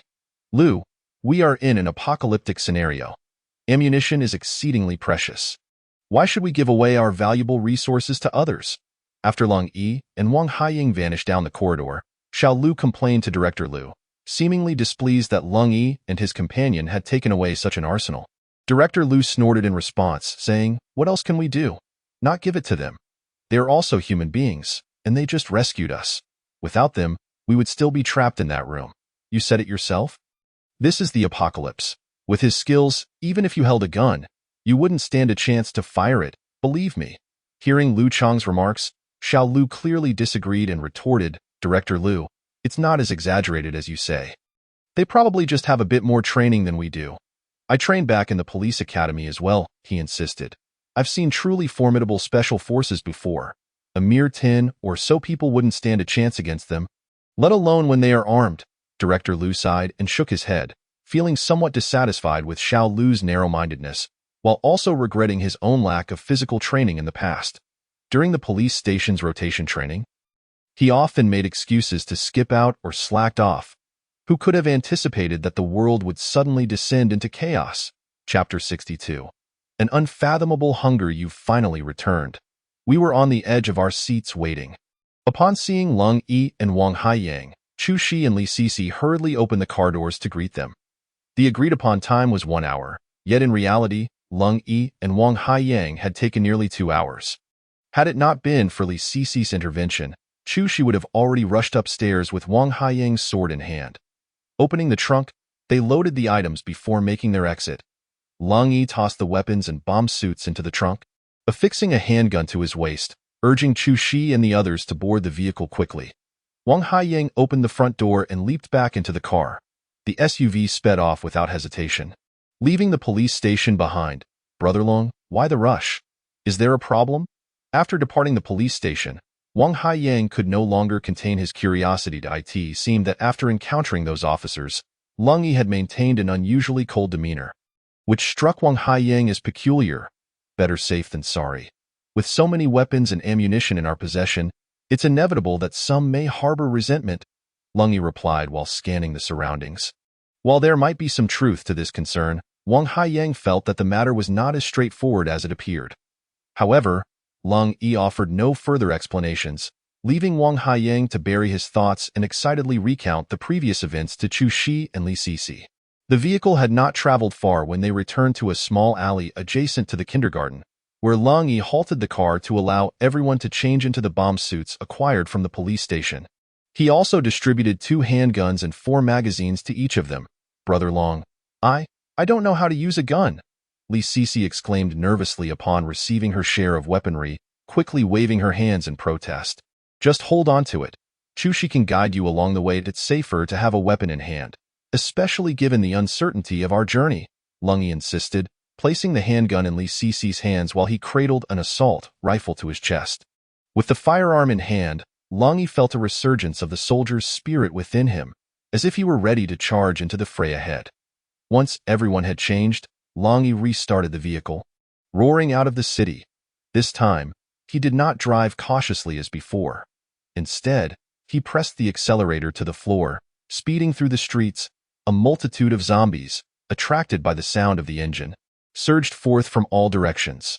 Yet, under Lung Yi's reckless driving and exceptional skills, they were swiftly left behind, with some unfortunate enough to be struck and sent flying by the vehicle in the back seat. Li Sisi, being of a more timid disposition, turned pale as the car sped along, particularly as zombies collided with them, splattering blood across the windshield. Nevertheless, she understood the gravity of the moment. Though she bit her lip tightly, she refrained from screaming. The car continued its furious pace until they reached the highway, where the zombies were left far behind. at which point Long Yi finally eased off the throttle, as anticipated. Due to the pandemic's restrictions, the movement of people had been severely curtailed. Although there were vehicles on the highway, they were scattered haphazardly, with some having experienced grave accidents. A few zombies wandered the roads. But their numbers were minimal, posing no significant threat. The sky was clear, and the sun shone brightly. Yet, the desolate surroundings left everyone feeling far from at ease. Passing through several cities, they observed thick smoke rising from certain areas, uncertain whether it was due to fire or someone in distress. However, none of them felt inclined to investigate. In the vast ocean of zombies, individual strength was limited. Even armed with firearms, Long Yi could not guarantee a successful escape through the throngs of the undead.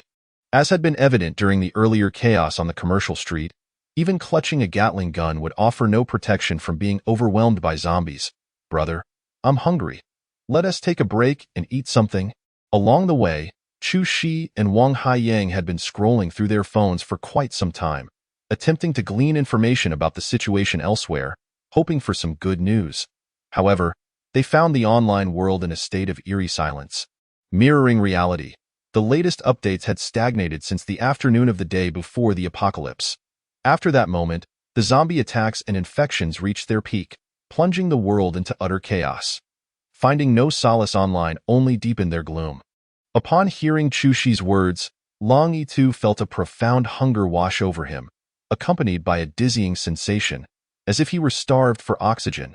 He could not comprehend why, but after any significant exertion, the hunger within him surged intensely, as if every cell in his body was clamoring for sustenance. In the past, he would have prepared ample food to replenish his energy after workouts, but now, having set out early in the morning and endured nearly a full day, he realized that if it weren't for the long summer days, darkness would have already fallen. After an afternoon filled with strenuous activity and high-intensity combat, Long Yi felt he could hardly bear it any longer. "We also need to refuel. There's a service area ahead. Let us check it out." After glancing at the fuel gauge and road signs, he resolved to find a place to rest temporarily. "Finally, we can have a proper break." Upon hearing Long Yi's words, Wang Haiyang, who had been holding in his breath throughout the journey, exhaled with relief. Yet Long Yi cautioned, "Don't let your guard down. The service area could also harbor zombies." Wang Haiyang, however, brushed off the concern, brandishing his handgun with a smug grin. "Even if there are zombies, they won't be many. Besides, we have this weapon." Chu Shi rolled her eyes, retorting, "You haven't even fired a shot yet. I'd say you might as well wield an axe. Shooting is simple enough. I've seen pigs run without having eaten pork." Wang Haiyang boasted, "Just wait until I show you my prowess as dual-gun Wang Haiyang." He pretended to blow the muzzle of his gun, striking a pose of self-satisfaction. However, Long Yi interjected, "Xiaoxi is right. Shooting is not as easy as you imagine. Once we reach the service area, you all should practice a bit." Hearing the words of Long Yi, Wang Haiyang immediately wilted, no longer daring to brandish his gun in a show of bravado, and swallowed back any further boasts he might have made. As they turned off the highway into the service area, Long Yi slowed the vehicle. Upon observing the relatively sparse number of cars in the parking lot, he felt a wave of relief wash over him. The control measures imposed due to the pandemic, coupled with the outbreak occurring outside of any holiday, meant that the number of vehicles here was likely far fewer than it would have been otherwise. Chapter 63. Setting a trap. As the car rolled into the parking lot, Long Yi chose to stop at a location somewhat distant from the other vehicles. After signaling for everyone to remain cautious, he grasped his assault rifle, double-checked the magazine, and exited the vehicle. However, he did not immediately approach the service area building. Instead, he deliberately made noise to probe the surroundings. While no zombies appeared, as he neared one of the cars, it suddenly jolted and emitted a shrill sound, accompanied by the furious roars of a zombie from within. In an instant, the glass shattered, and a bloodied hand, reeking of decay, reached out from the car. Followed by a grotesque head, as the head emerged through the broken window. A large chunk of rotting flesh was scraped off by the glass. Yet, the zombie seemed oblivious, its entire focus fixated on Long Yi, intent on tearing apart the living being before it, with a resounding bang. Before the zombie could fully extricate itself from the vehicle, Long Yi swiftly redirected his aim and delivered a precise shot to its head. causing blood and brain matter to splatter everywhere. The sharp report of the gunfire seemed to awaken the slumbering horde, and soon, a cacophony of crashes, anguished roars, and car alarms erupted from the surrounding vehicles. Long Yi swiftly maneuvered past each car, his rifle firing continuously, shattering the windows and dispatching the heads of the zombies within, turning them to pulp. At that moment, he heard the distinct sound of gunfire from beside him. Turning his head, he saw Chu Shi and Wang Haiyang emerging from their vehicle, both raising handguns and firing away. However, their targets were not the zombies in the cars but rather the direction of the service area building. Around a dozen zombies surged from the structure, rushing toward the group. Although Chu Shi demonstrated commendable marksmanship, having practiced shooting with a fixed stance, it was still a far cry from hitting the moving zombies, let alone aiming for their heads. Any shots that did connect merely inflicted minor wounds, barely hindering the zombies' advance. After a brief pause, the zombies would resume their frenzied charge. As for Wang Haiyang, his shooting was so erratic that it was more unpredictable than the stock market. He missed the zombies entirely, instead striking the surrounding vehicles. Stay calm, steady your aim before shooting. Haiyang, drop the gun and use the axe to assist in defense. Long Yi's gunfire continued unabated as he rapidly eliminated the zombies attempting to escape their confines while assessing the situation and directing the others to prepare their defenses. A fleeting glance revealed to Long Yi that relying solely on firearms would not suffice. Once the zombies closed in, it was unlikely these two would be able to fend them all off. Chu Shi emptied a magazine, but the results were meager at best. Only one shot, aimed at a zombie's head, struck its knee, rendering it limping and slowing its pursuit. The rest had little effect. Shooting appeared deceptively simple, yet hitting a target proved to be a considerable challenge. Aware of his poor marksmanship, Wang Haiyang promptly abandoned his pistol upon hearing Long Yi's command, opting instead for his axe in preparation for close combat. Long Yi swiftly navigated the parking lot, drawing nearer to Chu Shi and Wang Haiyang while maintaining a rhythmic barrage of gunfire. Taking down half the approaching zombies before they could draw close, as the remaining 5 or 6 zombies neared, he relinquished his assault rifle, drawing forth a machete and a handgun, brandishing one in each hand to divert some of the zombies' attention. The foolish zombies, oblivious to evasion, faced a significantly enhanced threat from Long Yi, whose combat prowess had more than doubled with both weaponry in hand. Like a demon from the depths of hell, he skillfully retreated while battling, causing the zombies to fall one after another. By the time the zombies truly reached the vicinity of Chu Shi and Wang Haiyang, only 2 remained. Having engaged in numerous battles with zombies, Wang Haiyang's courage and combat experience had markedly improved. Now, he faced the undead without fear, seizing the opportunity to swiftly dispatch one with his axe. The sound of gunfire rang in his ears, and with 2 quick shots, the last remaining zombie collapsed to the ground. Chu Shi, with her hands raised in triumph, bore an expression of exhilaration, clearly reveling in the success of her recent shots. After confirming that everyone was unharmed, Long Yi proceeded to inspect each vehicle in the parking lot, ensuring all zombies were eradicated before approaching the service area building.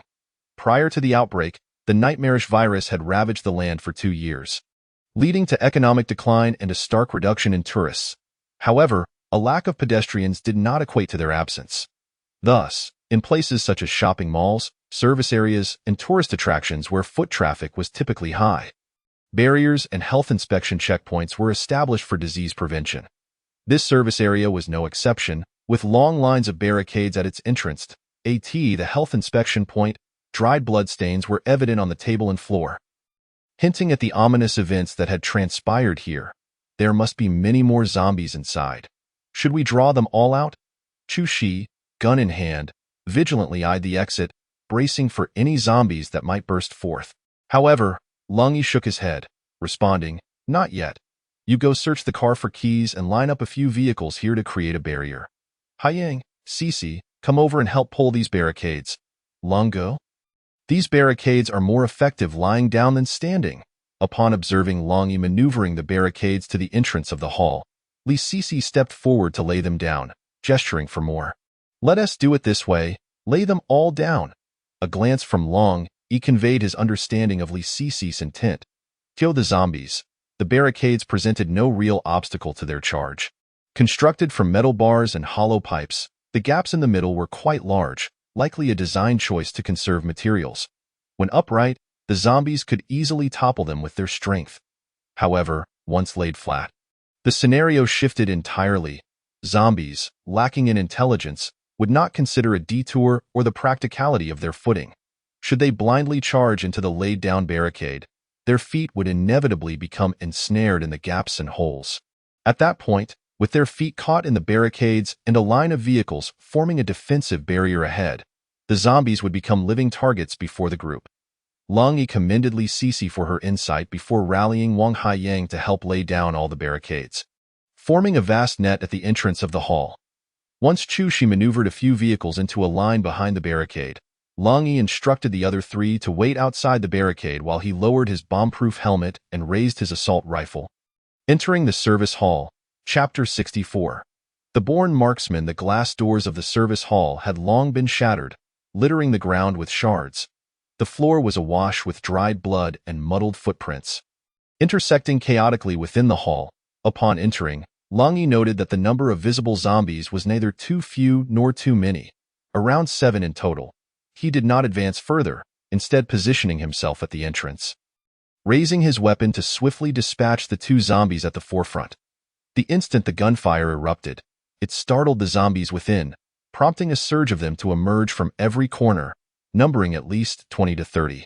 Long Yi continued to fire in rapid succession. Though he hit several, they did not fall. The zombies howled and surged forward, closing in within 10 meters before he turned and sprinted outside. Prepare yourselves. With a thunderous shout, Long Yi leaped over the vehicle that obstructed his path. Upon landing, he swiftly turned around, aiming his weapon at the entrance, while simultaneously issuing the command to fire in an instant. Gunfire erupted, bullets raining down upon the zombies that surged forth. The frontmost attackers were met with splashes of blood, their bodies swaying precariously, yet they pressed on undeterred. Observing the flurry of gunfire from her companions, Li Sisi also attempted to raise her handgun. However, after firing a single shot, she was completely unprepared for the recoil, causing the pistol to fly from her grasp and strike her protective helmet. Had she not been wearing the helmet, the impact would surely have resulted in a grievous injury. As for the bullet, its trajectory remained a mystery. Startled and disoriented, Li Sisi found herself momentarily unable to process the chaos around her.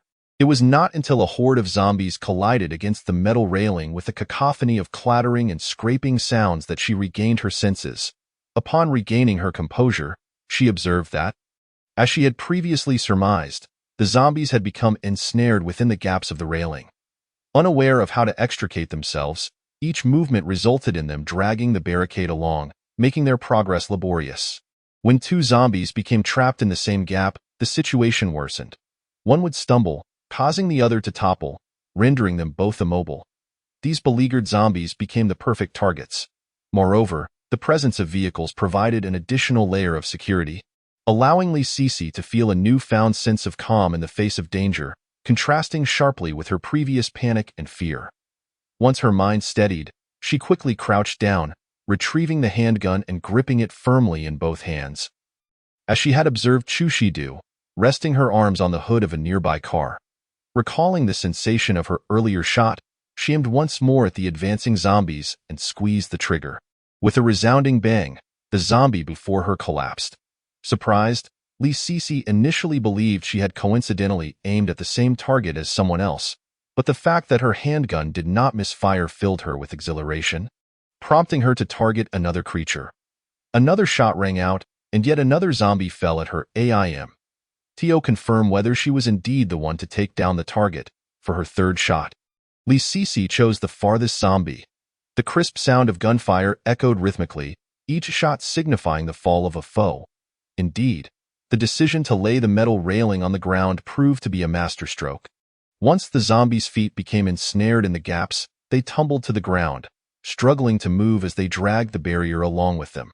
Some zombies, in their attempts to free themselves, tore their flesh in the process, only to find themselves ensnared once more, in a rapid succession of events. Before they could even traverse the obstacle, 20 to 30 zombies fell victim to the gunfire. Are you certain this is your first time handling a firearm? After the skirmish concluded, Long Yi approached Li Sisi, his gaze intense and scrutinizing. "Cold, brother, cold," Li Sisi stammered, astonished by her own accuracy and brimming with excitement. She removed her helmet. Her flushed, sweat-drenched face radiated beauty. Yet, Long Yi's focus was not on her looks, but rather her uncanny shooting prowess, which he had already noted during the battle among the four present. He prided himself on his sharpshooting skills, able to dispatch foes swiftly and accurately. Next to him, Chu Shi had the second-best marksmanship, a testament to her prior training. Yet, her skill was limited to stationary targets. Hitting the constantly moving heads of zombies was an entirely different challenge. As for Wang Haiyang, his attempts were mere shots in the dark, and even hitting a zombie from a mere 10 meters away would be an extraordinary feat for him. After Li Sisi's initial misfire caused her to drop her handgun, Long Yi had nearly given up on her. However, as the battle progressed, he quickly realized something was amiss. The cadence of Li Sisi's gunfire was remarkably consistent, with each shot resulting in the collapse of an enemy. Although her rate of fire was not rapid, her efficiency and precision were unparalleled. At least a third of the zombies fell to her aim. Thus, once the conflict ceased, Long Yi could not contain his astonishment and approached her without hesitation. Li Sisi, tall and exquisite, bore an air of mystery about her lineage, perhaps hinting at a mix of ethnicities or foreign descent, resembling a porcelain doll. Typically poised and composed, she was taken aback by Long Yi's sudden insistence on questioning her. Her fair skin now tinged with a rosy hue due to her excitement. With utmost certainty, she affirmed that it was indeed her first time handling a gun and shooting. "How many bullets remain in the magazine?" Long Yi, still skeptical, probed further.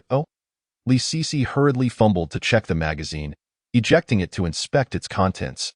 Observing her clumsy attempts to reload and her grip on the firearm, Long Yi surmised that she was indeed speaking the truth. For someone who had never touched a gun before to achieve such precise shooting was nothing short of extraordinary. Even as he faced the apocalypse with an unflappable demeanor, Long Yi was genuinely taken aback. If she were to join the military, Li Sisi would undoubtedly be a coveted asset for elite special forces, a talent that would be fiercely contested. Yet, perhaps it was precisely because of the apocalypse that her skills could be fully realized. "Your shooting talent is remarkable. You are a natural marksman. If you are willing, I would be happy to guide and assist you in honing your abilities." With a sharp mind and innate shooting prowess, Long Yi, typically stoic, found himself inexplicably inclined to nurture and mentor Li Sisi in this apocalyptic era. While he remained uncertain of his own future, in that moment, a clear intention crystallized within him. "I am willing." Li Sisi initially paused, then eagerly nodded like a chick pecking at grains, overwhelmed with excitement. Chapter 65. The training plan. Li Sisi insisted on following Long Yi, valuing not only his capabilities but also trusting his character immensely. As a perceptive young woman, she understood all too well the grim fate that a fragile girl could face in a world where law and morality had crumbled.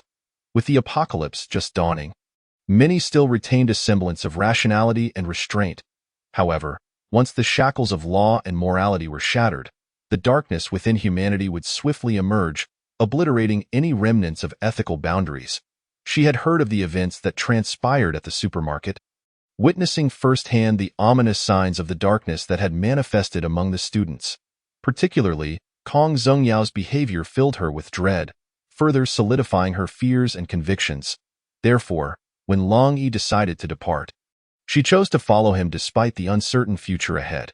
Yet, once she left with Long Yi, Li Sisi quickly realized that among the four of them, she was the weakest.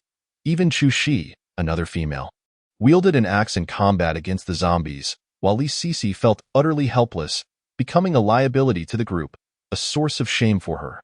Kong Zhongyao had claimed that in the apocalypse, there were no free lunches. Those who were useless had no place in a team. Thus, she had seized every opportunity to showcase her intelligence, striving to prove her worth to avoid being scorned or abandoned by her companions. However, the situation had changed dramatically. Li Sisi suddenly discovered her own value and found her purpose. Long Yi's words signified his recognition of her abilities and his intention to keep her by his side. An affirmation that brought her immense joy. As night fell, they decided against traveling further, reasoning that the service area likely offered ample food. Let us rest here for the night, they concluded. After the incident involving Li Sisi, Lung Yi found himself less anxious about continuing their journey. Previously, he had been solely focused on leaving and hastily seeking out Luo Fei, inadvertently overlooking the enhancement of the combat capabilities of the three companions beside him. In truth, this matter was of utmost significance. While the situation on the highway was manageable, searching for Luo Fei would necessitate entering the city, where they might confront a perilous combat environment. If he could bolster the fighting prowess of the other three, even by a small margin, it would significantly heighten their chances of survival. Furthermore, Lung Yi realized that his own condition was far from ideal. An intense hunger had transcended the constraints of his body, gripping his mind and leaving him in a state of extreme fatigue and dizziness. Upon hearing Lung Yi's arrangements, Wang Haiyang led the two girls to clear away the zombies, then rearranged the metal railings to barricade the entrance of the building. However, this time, the barricade was not meant to obstruct the zombies inside, but to guard against any unforeseen dangers approaching from the outside. With the metal fences in place, any attempt to climb over or remove them would inevitably create noise. Meanwhile, Lung Yi took a deep breath, wielding a machete in one hand and a handgun in the other, as he surveyed the service area for any remaining threats, conducting a final sweep. Fortunately, there were not many zombies left inside, and with his firearm in hand, Lung Yi did not expend much effort. Unfortunately, in a service area teeming with dozens of zombies, not a single survivor could be found. Once the service area was cleared, the group finally felt at ease enough to enjoy their dinner. Driven by extreme hunger, Lung Yi wasted no time waiting for others to prepare food, eagerly shoving bread, ham sausages, and dehydrated fruits into his mouth. Wow, Lung Ge, you can really eat. Shouldn't we take this opportunity to gather and organize the food here and take it with us tomorrow? Wang Haiyang exclaimed in shock, glancing around the empty service area as he made the suggestion. Otherwise, at the rate Lung Yi was consuming, the supplies in their vehicle would scarcely suffice for a single meal for him alone. It would be prudent to prepare some long-lasting and easily storable food. As the current environment was deteriorating and engaging in any form of production was becoming increasingly impossible, survival supplies might soon become humanity's final straw. After consuming some food, Lung Yi's overwhelming hunger finally dissipated, restoring him to his previous state. However, memories of a past mission in a certain part of Africa surfaced in his mind, where the locals, suffering from a lack of food, lived in conditions worse than those of pigs or dogs. For a mere morsel, they would sell their bodies, their dignity, and even their children. Humanity had yet to escape the threat of zombies, and once they regained their footing, it was certain that people would soon find themselves worrying about food and resources. All right then, let us take as much as we can. After all, this service area is deserted. Leaving it here would be a waste. Chu Shi declared with a grand gesture. In truth, most of the food in the service area was of the ready-to-eat variety, with very few items suitable for long-term storage. Moreover, summer had not yet passed, and in just a couple of days, much of the food had begun to rot and mold. Ultimately, after scouring the area, they found little more than instant noodles, ham sausages, and some packaged snacks. From now on, I will conduct targeted training for the three of you, and I hope you can persevere, whether in combat or retreat. Physical fitness is crucial. Although this is not something that can be achieved overnight, beginning now is certainly better than never. After organizing the supplies, the long night lay ahead, and with nothing else to do, Lung Yi gathered Chu Shi and the others to commence focus training. Although Lung Yi had not been in the military for long, he quickly distinguished himself and joined the special forces, becoming a formidable soldier, largely due to his early martial arts training and exceptional physical conditioning. The rigorous training he underwent in the army felt like second nature to him, and he acquired numerous skills along the way. This was why he excelled as a soldier. His dedication to training was one factor, but he also regarded this arduous process as a hobby. This led Chugua and Yang Ku to often perceive Lung Yi as a masochist or a weirdo. With his experience as a special forces soldier, training the three novices, Chu Shi, Wang Haiyang, and Li Sisi, was well within his capabilities. Yet the current environment did not permit him to train them as he would actual soldiers. Otherwise, he was confident he could mold them into formidable fighters. Particularly with Li Sisi, if she were given a sniper rifle, she could become a central figure dominating the battlefield. At present, however, it was essential to remain grounded and enhance each person's abilities according to their unique circumstances. Of course, regardless of the specific training, foundational physical conditioning was mandatory for everyone.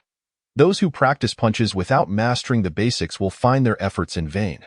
The fundamentals are the essence of rigorous training. Among the three, Long Yi placed the greatest emphasis on Li Sisi as a natural sharpshooter. A slight nudge to enhance her physical fitness and reflexes could lead to a remarkable increase in her combat effectiveness. Nonetheless, Li Sisi had a glaring flaw. Her knowledge of various firearms was alarmingly limited. For a competent shooter, familiarity with the characteristics and performance of different weapons and ammunition was indispensable. Otherwise, relying solely on innate talent would confine her to stationary shooting. Effectively dealing with mindless zombies at close range. In reality, true gunfights involve numerous factors to consider: timing, reaction speed, environmental influences, concealment during combat, evasive maneuvers while sniping, and the opponent's reactions and predictions. However, these requirements were relatively advanced and not immediately applicable. Long Yi did not rush the process. He began with the basics: physical conditioning, firearms knowledge, and so on. These were also crucial for Wang Haiyang and Chu Shi. Additionally, he handed the sniper rifle he had retrieved from the police station to Li Sisi, instructing her to hold it constantly in her arms. While the domestic M99 sniper rifle was relatively lightweight, with an effective range of 1,500 meters and weighing 11.8 kg, it still posed a considerable burden for a girl to carry for extended periods. However, the greater the burden, the more essential it was for Li Sisi to become familiar with it in advance. In comparison to Li Sisi, Wang Haiyang, being a male, had previously engaged in sports like basketball and soccer. So while his physical fitness could not match that of a soldier, it was certainly above average. His current focus was on enhancing his strength and explosive power. Long Yi did not impart too many techniques. As zombies lacked intelligence and strategy, success hinged more on quick reflexes and effectively utilizing the environment and tools. Once a strong physical foundation was established, integrating combat skills into training would become much easier. As for Chu Shi, her situation was different from the other two. Due to Long Yi and Chu's lengthy military service, they had worried about Chu Shi being bullied at home. Thus, whenever they had free time, they would provide her with guidance and training in shooting and martial arts. While she had indeed practiced both, Chu Shi was still a girl who had never envisioned facing the current circumstances. Out of love and concern, Long Yi had not imposed a high training intensity on her. In other words, Chu Shi possessed a foundational skill set, but due to insufficient training, her movements in real combat were somewhat superficial. Now, however, the situation was dire. They were up against zombies, merciless, powerful creatures driven solely by instinct. Relying on superficial techniques would not ensure survival. Thus, Long Yi steeled himself and began to impose stricter requirements on Chu Shi, focusing on enhancing her practical combat abilities. Yet, the process of training and improvement could not be rushed. It required a gradual approach. Especially in a perilous environment, they could not afford to overtrain. Any signs of excessive fatigue or muscle injury would lead to even greater trouble. Long Yi skillfully gauged the intensity of the training, and once it was near completion, he allowed the three to cease their efforts. They found two clean, independent offices on the second floor to serve as their resting place for the night. After lying down, Long Yi did not rush to sleep. Instead, he used Wang Haiyang's phone to call Luo Fei again. "How are things on your end? Can you make it here? If it proves too difficult, find a place to take cover for now. The military is currently managing the situation. Once it stabilizes, I will arrange for a helicopter to reach you." To Long Yi's surprise, the moment the call rang, Luo Fei answered almost immediately, as if she had been waiting by the phone. Hearing her voice brought a sense of warmth to Long Yi's heart, and he replied, "No need to worry. I set out today. I was just making some preparations, which took a bit of time. If all goes well, I should arrive tomorrow." "Oh, that's great. Just be cautious when entering the city. The military is out searching for survivors, and there are gunshots and explosions everywhere. Contact me in advance, and I will arrange for someone to pick you up." Upon hearing Long Yi's response, Luo Fei was filled with joy, her speech quickening considerably. "Are you doing well?" she inquired. Long Yi listened quietly to her. Only after a while did he return her greeting, but he quickly felt that this might be a bit ambiguous and added hastily, "I mean, you aren't facing any threats from zombies, are you? After all, safe places are quite scarce these days." Our laboratory is rather special, and we have troops specifically guarding it, so remaining here is quite secure. The chaos outside is indeed overwhelming, and rescuing survivors is no easy task.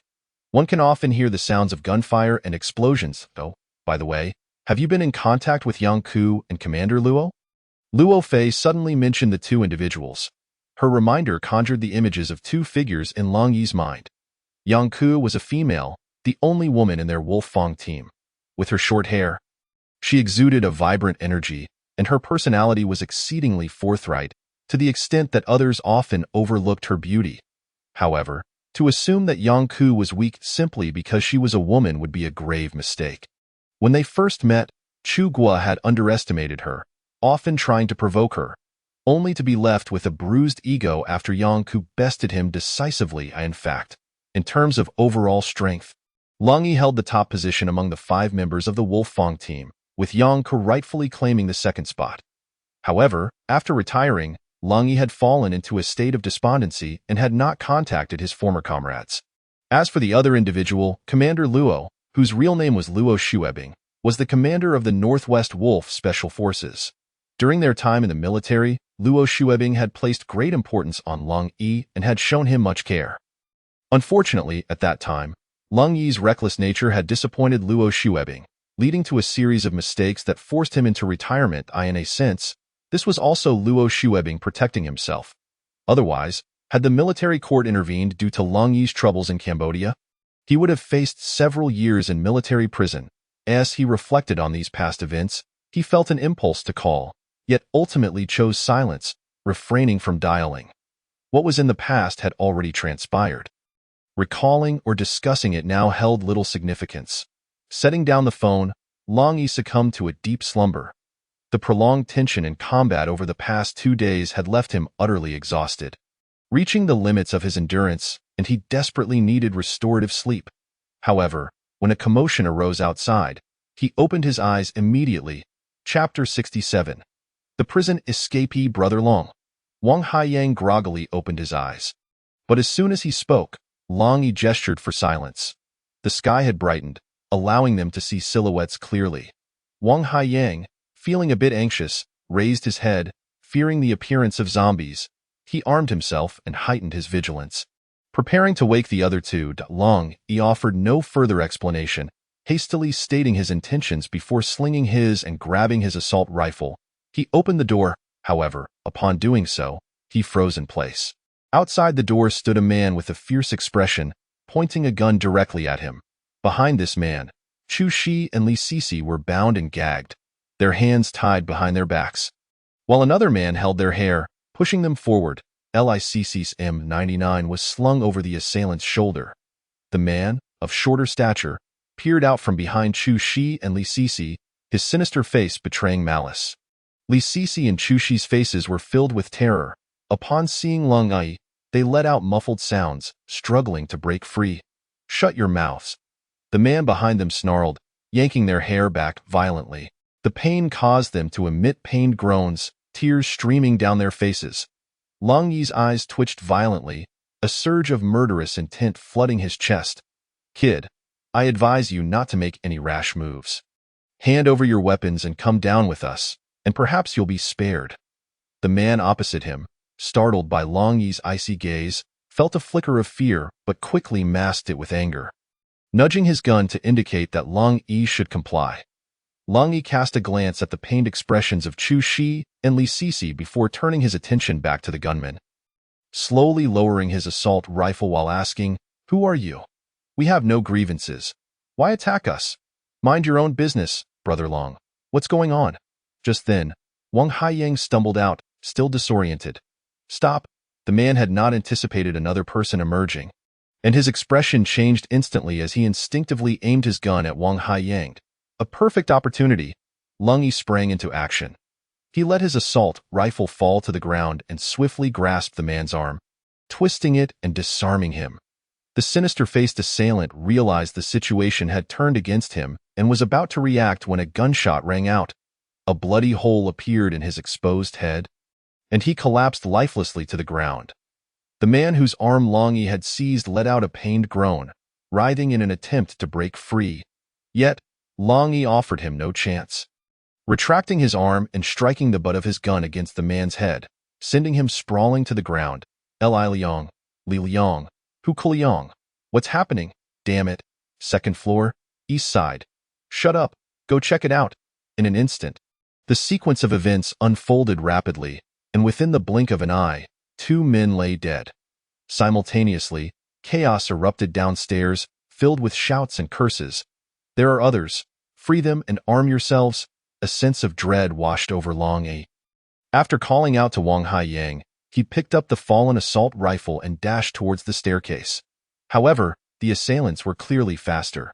Just as he neared the staircase, footsteps and shouts reached the second-floor landing.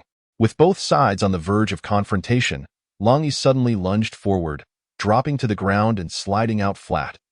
The assailants charging up the stairs were caught off guard by his unexpected maneuver. And by the time they attempted to redirect their guns, it was too late. Long Yi fired 2 shots, instantly taking down the first 2 attackers, their bodies tumbling down the staircase. The remaining assailants, hearing the gunfire but seeing no enemy, were thrown into disarray as their comrades fell, causing them to fire wildly in panic while retreating hastily. After dispatching the 2 men, Long Yi did not immediately rise but instead aimed his gun at the staircase, lying flat on the ground and slowly inching forward. Once he reached the wall opposite the staircase, he cautiously stood up and peered down at the scene below.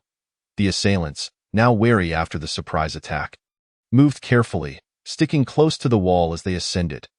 Yet, observing their movements, Long Yi determined they were nothing more than a disorganized rabble. Reassured, he aimed at the group below and fired off several rounds, taking down 3 more assailants on the staircase. The remaining individuals, hearing the gunfire and unable to discern Long Yi's position, fired aimlessly while retreating in terror. Uncertain of the enemy's numbers and origins, Long Yi refrained from rushing down, remaining at the wall corner to guard the sole entrance. After a while, with no enemy advances and silence falling below, just as Long Yi contemplated whether to check things out, cries arose from downstairs. Brothers above, please do not fire. We mean no offense. Long Yi remained silent. The voice continued, I am Chen Xiangyu, a guard from the in-city Tiger Bridge men's prison.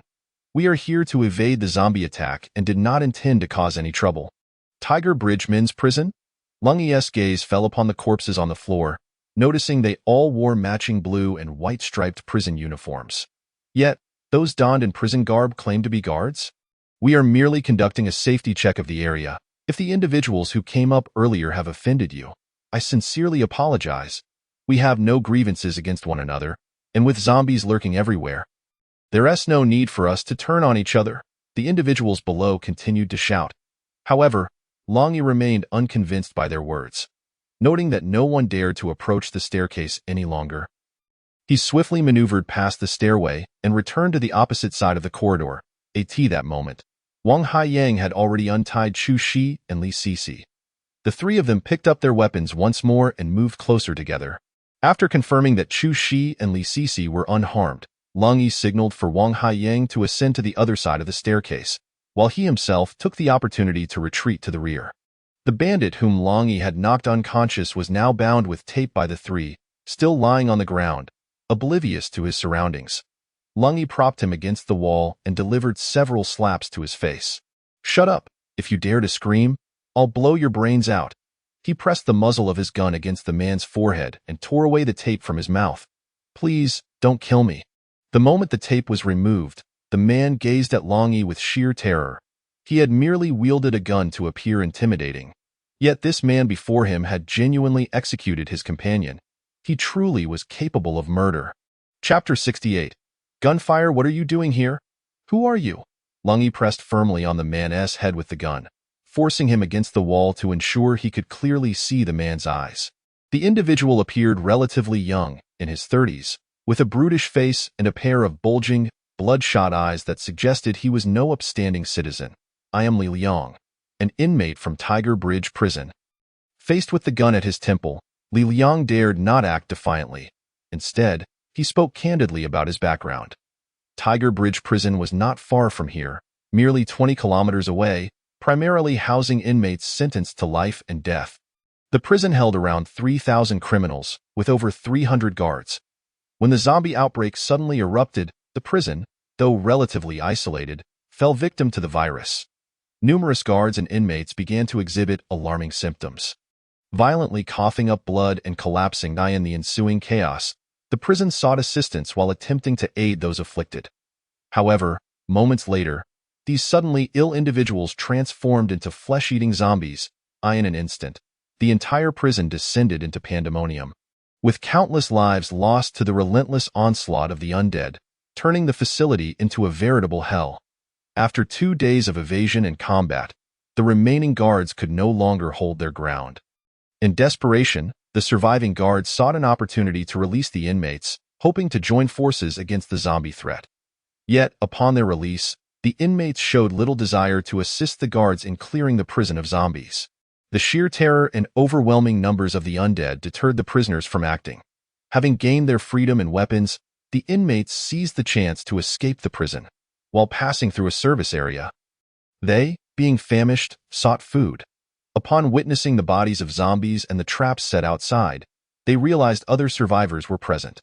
Uncertain of who might be inside, they proceeded with caution, splitting up to assess the situation. Li Liang and Hu Kuliang were relatively fortunate, as they were the first to encounter Lung Yi and his group. "How many of you are there?" Based on the earlier shouting, Lung Yi deduced that Li Liang was not lying, and he inquired further about the situation below. "There are over 20 of us, led by someone named Kai Chongchuan, who was previously a gang leader. Are they all inmates? There are 2 or 3 guards among us. Remaining in the prison would mean certain death, so they escaped with us." In Lung Yi's grasp, Li Liang was surprisingly forthright, answering every question posed to him. However, after his explanation, he did not forget to express hope, saying, "Brother, I know you're formidable, but there are many of us, all armed. If you let me go, I'll assure them you mean no harm. There's no fundamental conflict between us. The one who died was just an ordinary inmate. We had little bond. So there's no need for you to worry about revenge. You're so powerful, you'll surely be more welcomed by everyone."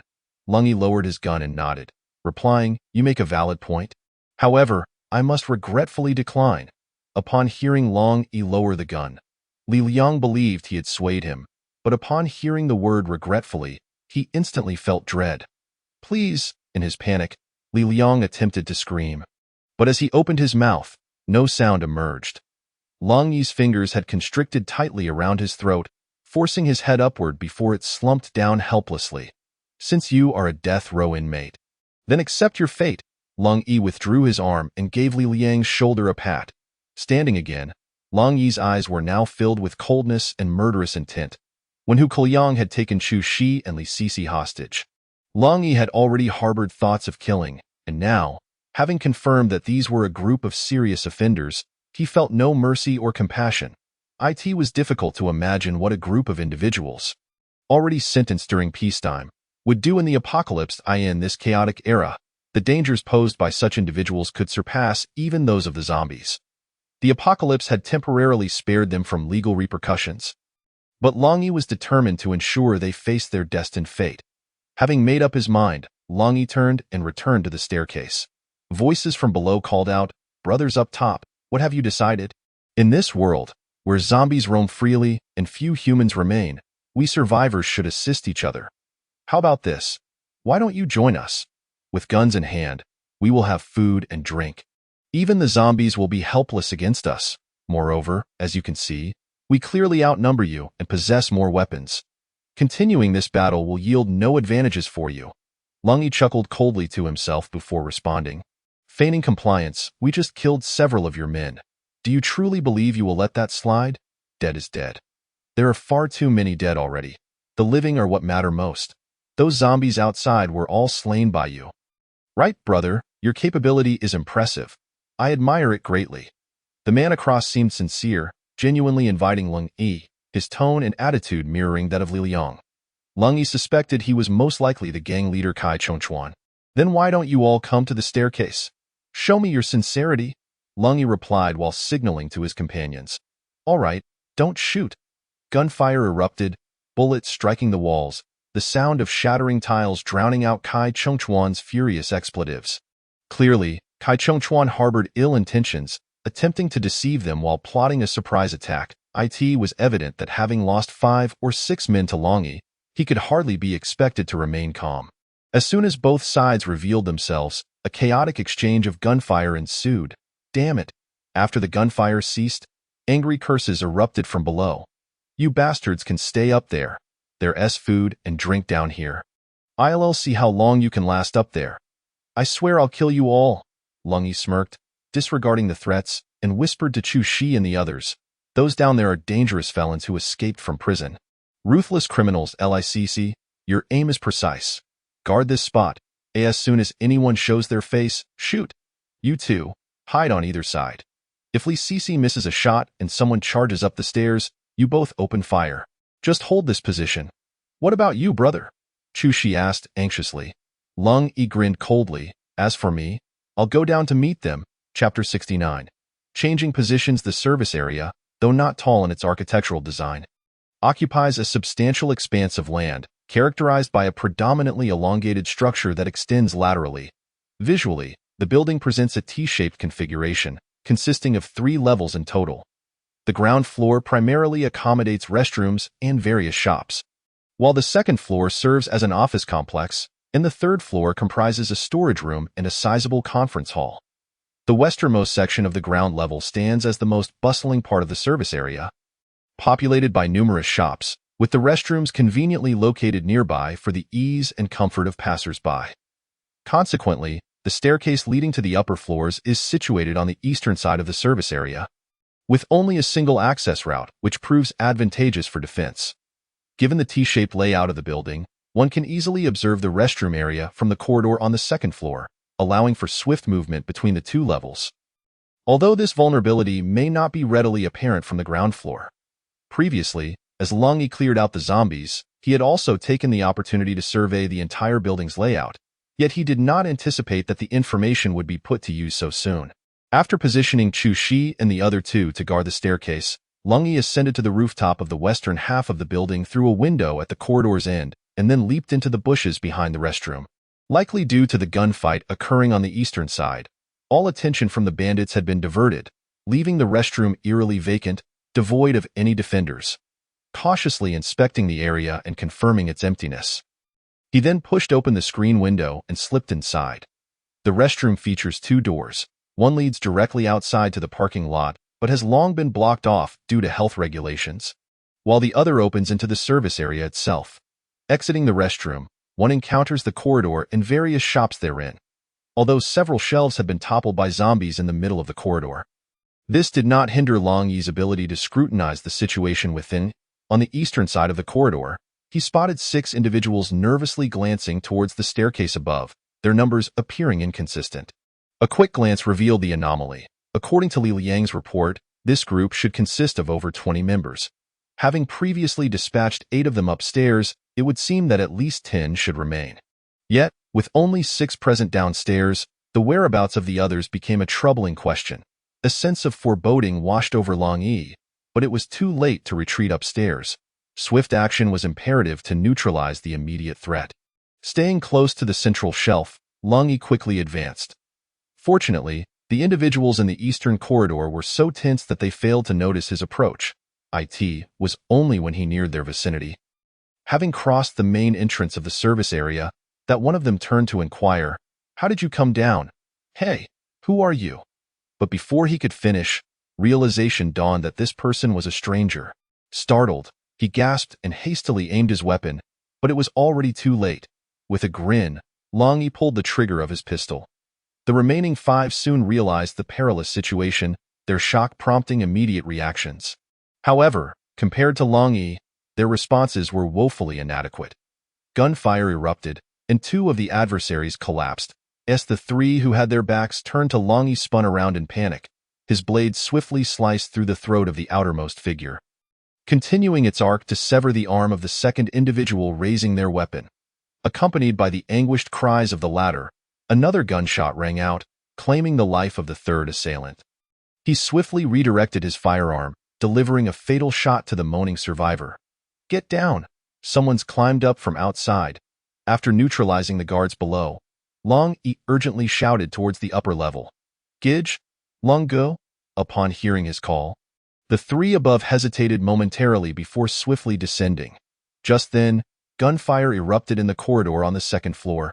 Alarmed, Long Yi hastily ascended the staircase, preparing to meet his companions. Chu Shi and Li Sisi managed to evade danger. Quickly moving down the staircase, however, Wang Haiyang faced a different predicament. In order to descend, he had to navigate around a railing that stood 1.5 meters tall. In that brief span, his life hung in the balance. Although he ran quickly, a stray bullet struck him as he rounded the corner, eliciting a pained scream as he tumbled down the stairs. "Help him down!"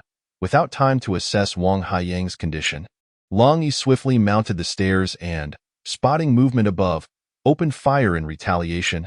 The enemy, outnumbering him significantly, unleashed a barrage of bullets that ricocheted off the walls at the staircase's entrance, creating numerous impacts on the polished surface. Clearly, the adversaries were more cunning than anticipated, launching simultaneous attacks from both the eastern and western directions on the second floor. Caught between foes, Long Yi could not risk ascending the eastern side. Choosing instead to remain pressed against the wall, he fired several shots towards the west before randomly discharging his weapon towards the east to buy time. Ouch! Chu Shi and Li Sisi, having lifted Wang Haiyang, were still on the staircase when Long Yi, realizing he could not retreat, continued to fire at the opposing force to suppress their onslaught. With one hand gripping his rifle, he used the other to blindly shoot around the corner towards the east, creating a diversion for his companions. Fortunately, the adversaries displayed a remarkable lack of tactical coordination, appearing timid and reluctant to expose themselves, only firing sporadically. This provided Long Yi with a crucial opportunity to delay their advance. "Sisi, cover us!"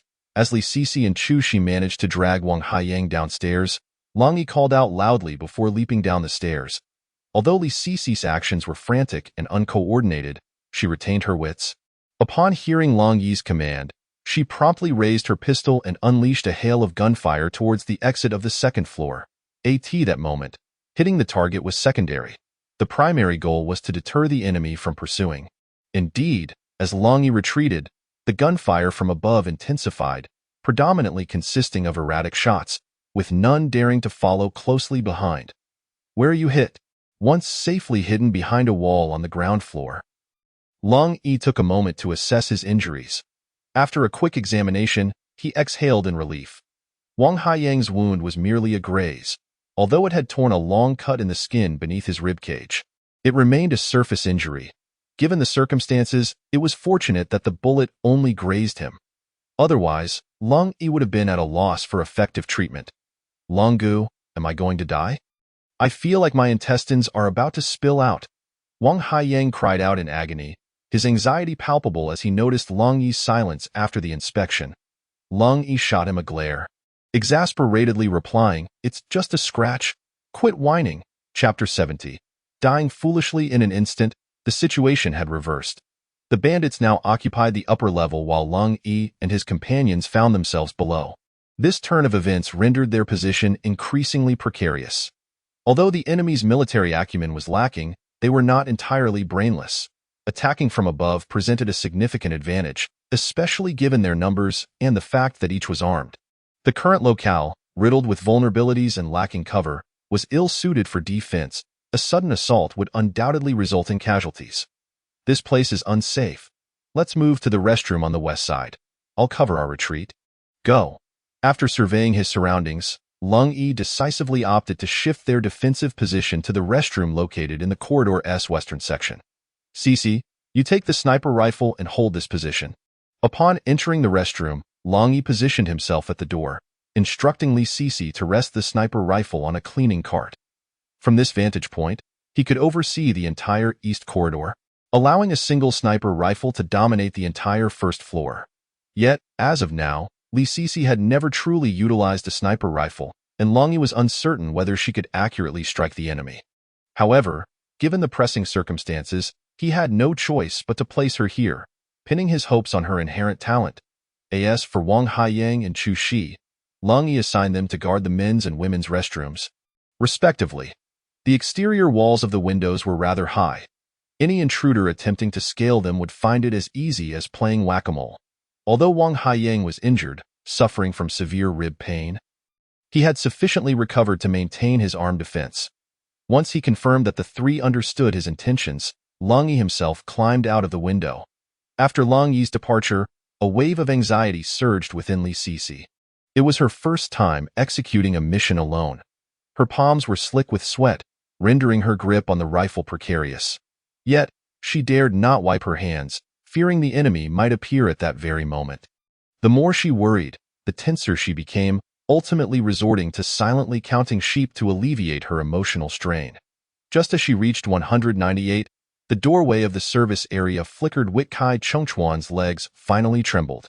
After Lang Yi climbed out of the bathroom window, he cast a glance at the wall behind the bathroom and realized that descending from the roof was relatively easy, yet ascending posed a far greater challenge. Without any auxiliary means, it was virtually impossible to ascend.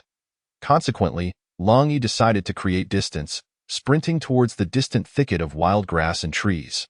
Once he could see the window of the first floor, from which he had previously jumped, he concealed himself behind a large tree, aiming his gun at the window. This particular window at the end of the second-floor corridor was the most accessible for descent. Since he had just chosen this location for a surprise attack, it was reasonable to assume that the adversary might also descend from here. Just as Lang Yi positioned himself, a gunshot reverberated from the bathroom. From the sound, he discerned it was the report of an M99. Evidently, the enemy inside had reached their breaking point, though he was uncertain whether Li Sisi had hit her target. While Lang Yi was lost in conjecture, two figures emerged from the window above the bathroom. Although Lang Yi's marksmanship could not rival that of the Chu Kingdom's elite, he was undeniably skilled, particularly in this moment of ambush, with barely over 100 meters separating them. As he pulled the trigger of his assault rifle, a shot rang out, and a body fell.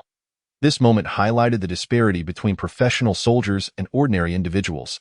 A seasoned soldier would instinctively take evasive action upon hearing gunfire.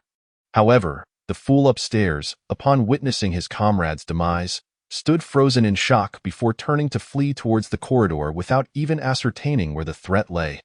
Yet, as he pressed himself against the wall, a sharp pain struck his back, and he promptly lost consciousness. After Lang Yi fired two more shots, two additional gunshots echoed from the bathroom, and no longer willing to remain in place, Lang Yi swiftly darted to the back of the bathroom. Maneuvering around the corner towards the service area, the semicircular structure allowed him to spot two figures rushing from the main entrance towards the parking lot, prompting him to raise his weapon and fire twice in quick succession. Kai Chengchuan and Chen Zhong were caught off guard by the rapid counterattack, instinctively ducking and scrambling behind a vehicle. Uncertain of the enemy's numbers, Kai Chengchuan fired indiscriminately, too fearful to expose his head. The ability to fire a weapon and the proficiency in its use were two entirely different matters. Observing their behavior, Lang Yi recognized yet another novice. Thus, he boldly advanced without taking cover, weapon in hand. His continuous fire suppressed the enemy, rendering them too intimidated to show themselves. While Kai Chengchuan lacked military training, Chen Zhong, having attended police academy, possessed some foundational skills. However, he had no intention of engaging in combat. And upon realizing the vast disparity in capability, his desire to fight waned further. "Please, do not shoot," Chen Zhong implored, directly releasing his grip on the weapon and raising it as a gesture of surrender. "What are you doing?" Kai Chengchuan shouted in anger, aiming his handgun at Chen Zhong. Maintaining his composure, Chen Zhong replied, "Do you wish to die? He is but one man. While we are two, what is there to fear? Back in my days of leading a gang, I took on entire groups without flinching. The enemy is undoubtedly a professional soldier. Your gangland bravado has no place here. Resisting will lead to your demise." Chen Zhong urged, "Nonsense. Even if I die, I'll take you down with me. Do you believe me?" Perhaps driven by the threat of death, Kai Chengchuan exhibited an unnaturally heightened agitation, his wrist tensing as if to fire. At that very moment, a gunshot rang out, and before Kai Chengchuan's malevolent expression could fade, he collapsed to the ground. Lang Yi raised his assault rifle, aiming it at the surrendering Chen Zhong. "Comrade, I harbor no intention of hostility." Chen Zhong promptly relinquished his firearm, signaling that he posed no threat. He felt no sorrow for Kai Chengchuan's demise, nor any trace of regret or pity. Upon escaping the prison, He had hoped this ruthless gang leader would guide them through the apocalypse. Yet he had not anticipated the man's stubbornness and disregard for counsel. Faced with the end of the world and emboldened by his armament, he believed he could act without restraint, only to meet his demise shortly after breaking free. "I cannot trust you." Lung Yi glanced at the police uniform Chan Zhong wore, recognizing him as a prison guard who had mingled with the inmates. Yet, in this apocalyptic existence, profession and identity held little significance. Even police officers could transform into villains. After all, during the earlier conflict, even if he had not participated directly, he had failed to prevent it. Chen Zhong understood that Lung Yi had no reason to trust him. The fact that he had not been immediately shot was already a sign of mercy.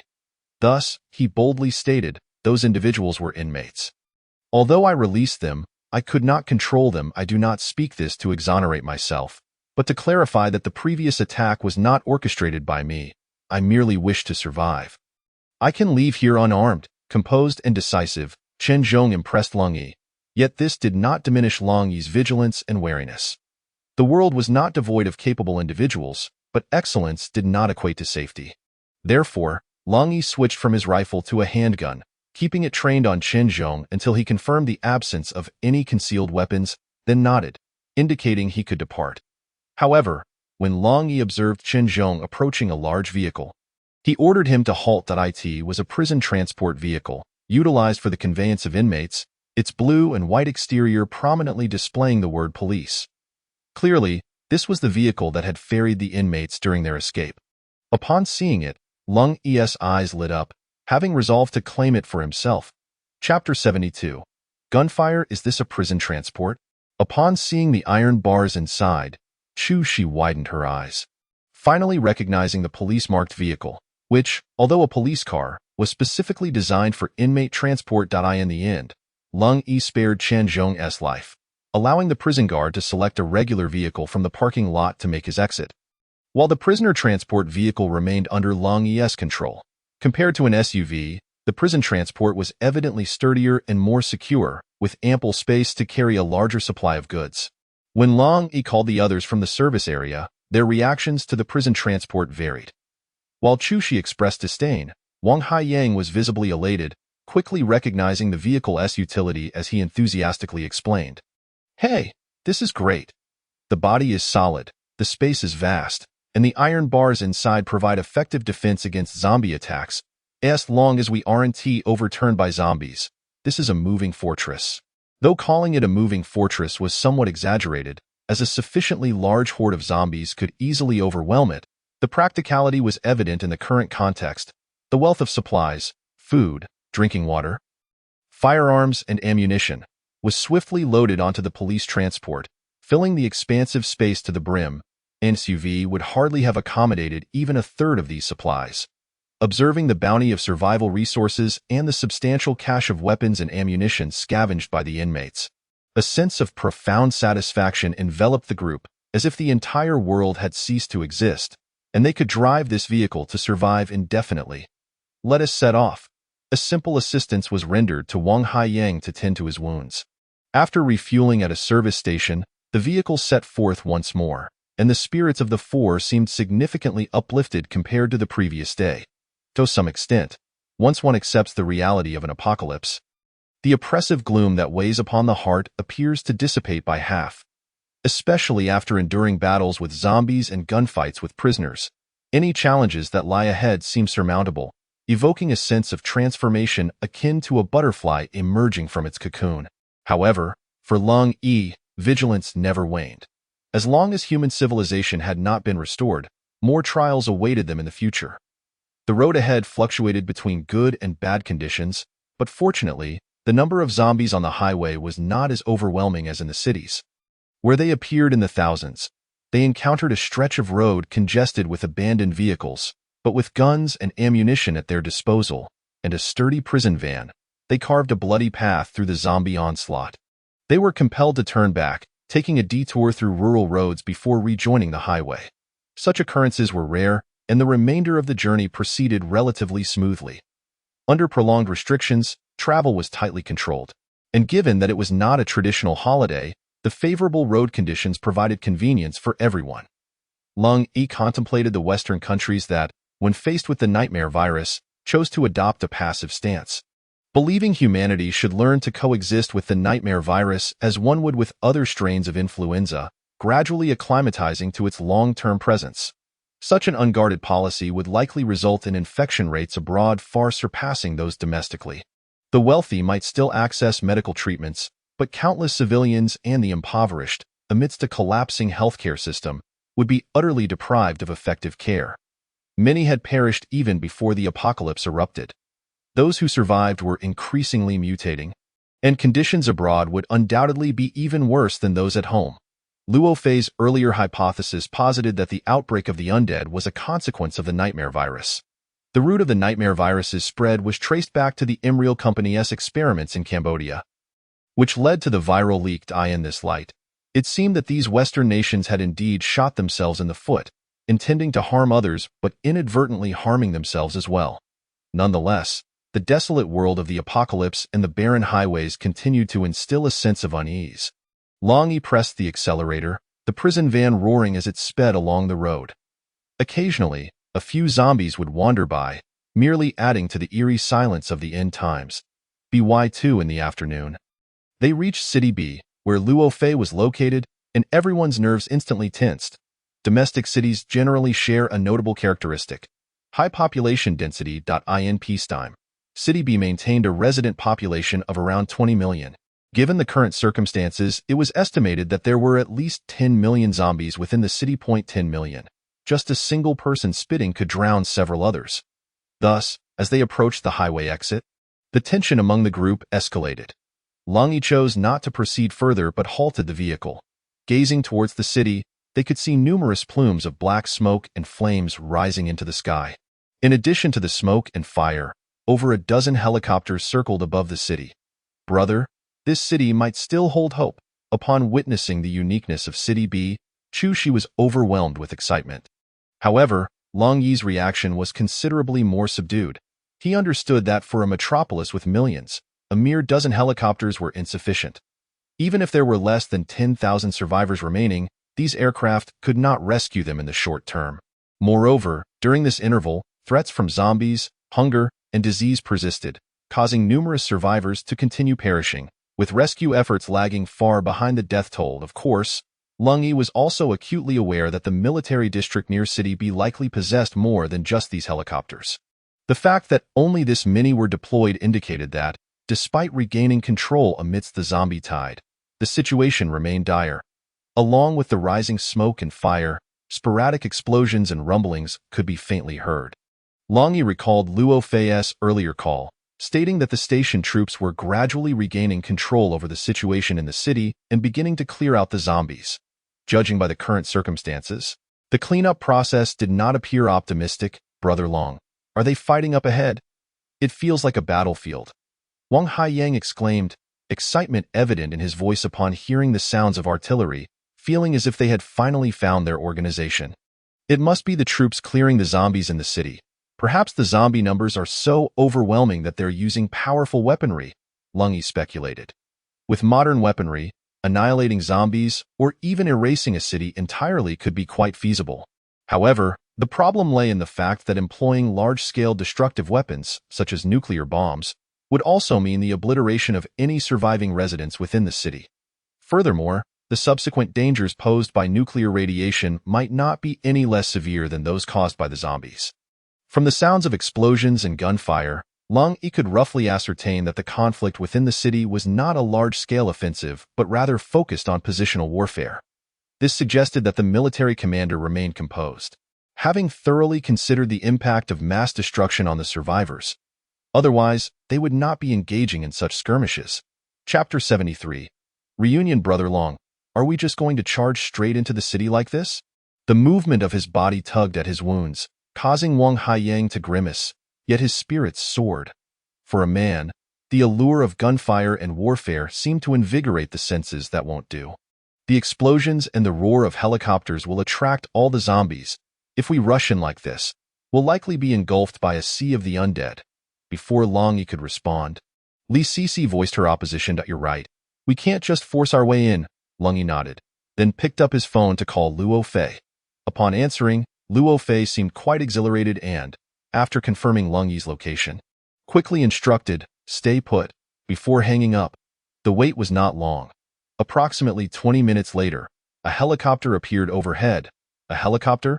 Is it here to pick us up? Upon spotting the aircraft, Li Sisi also felt a surge of excitement, deeply grateful for her decision to accompany Lung Yi. Not only did it provide an opportunity for growth and improvement, but Lung Yi's connections also instilled a sense of safety and reliability within her. This was the apocalypse, the world nearly in ruins, with humanity reduced to a fraction of its former self, and the death toll likely to rise further in the near future. Yet, in such dire circumstances, Lung Yi's call had managed to summon a helicopter, an impressive feat indeed. Lung Yi did not respond to Li Sisi's question, standing quietly in place, his gaze fixed on the insignia and colors of the helicopter, momentarily lost in memories of his military days. The Z-30 was a legitimate domestic military attack helicopter, equipped with anti-tank missiles, airborne cannon pods, and multi-caliber rocket launchers, capable of anti-tank operations, ground fire suppression, troop transport, and air combat. Furthermore, the Z-30 boasted excellent flight and handling performance, rightfully earning its reputation as a king in the international arena. Regrettably, this model of attack helicopter had only been officially equipped into the military shortly before Lung Yi's retirement, and he had little personal experience with it. His nostalgia was stirred by the sight of its military green and the vibrant national flag, reminding him of those tumultuous years. He had devoted the best years of his youth to that shade of green and the bright red. As the helicopter landed and the cabin door opened, a tall, striking figure leaped down, striding swiftly towards Lung Yi. Upon catching sight of this figure, Lung Yi felt a warmth surge within him, straightening his back. "Captain!" The individual approached, enveloping Lung Yi in a bear hug and softly uttering the long-missed title. "It's been a long time." Yang Ku, despite being clad in specialized gear that enveloped her completely, it did not hinder Lung Yi from recognizing Yang Ku. He reciprocated with a firm embrace, having thought he might never cross paths with her again. Yet here they were. "Lung Yi, it's truly wonderful to see you."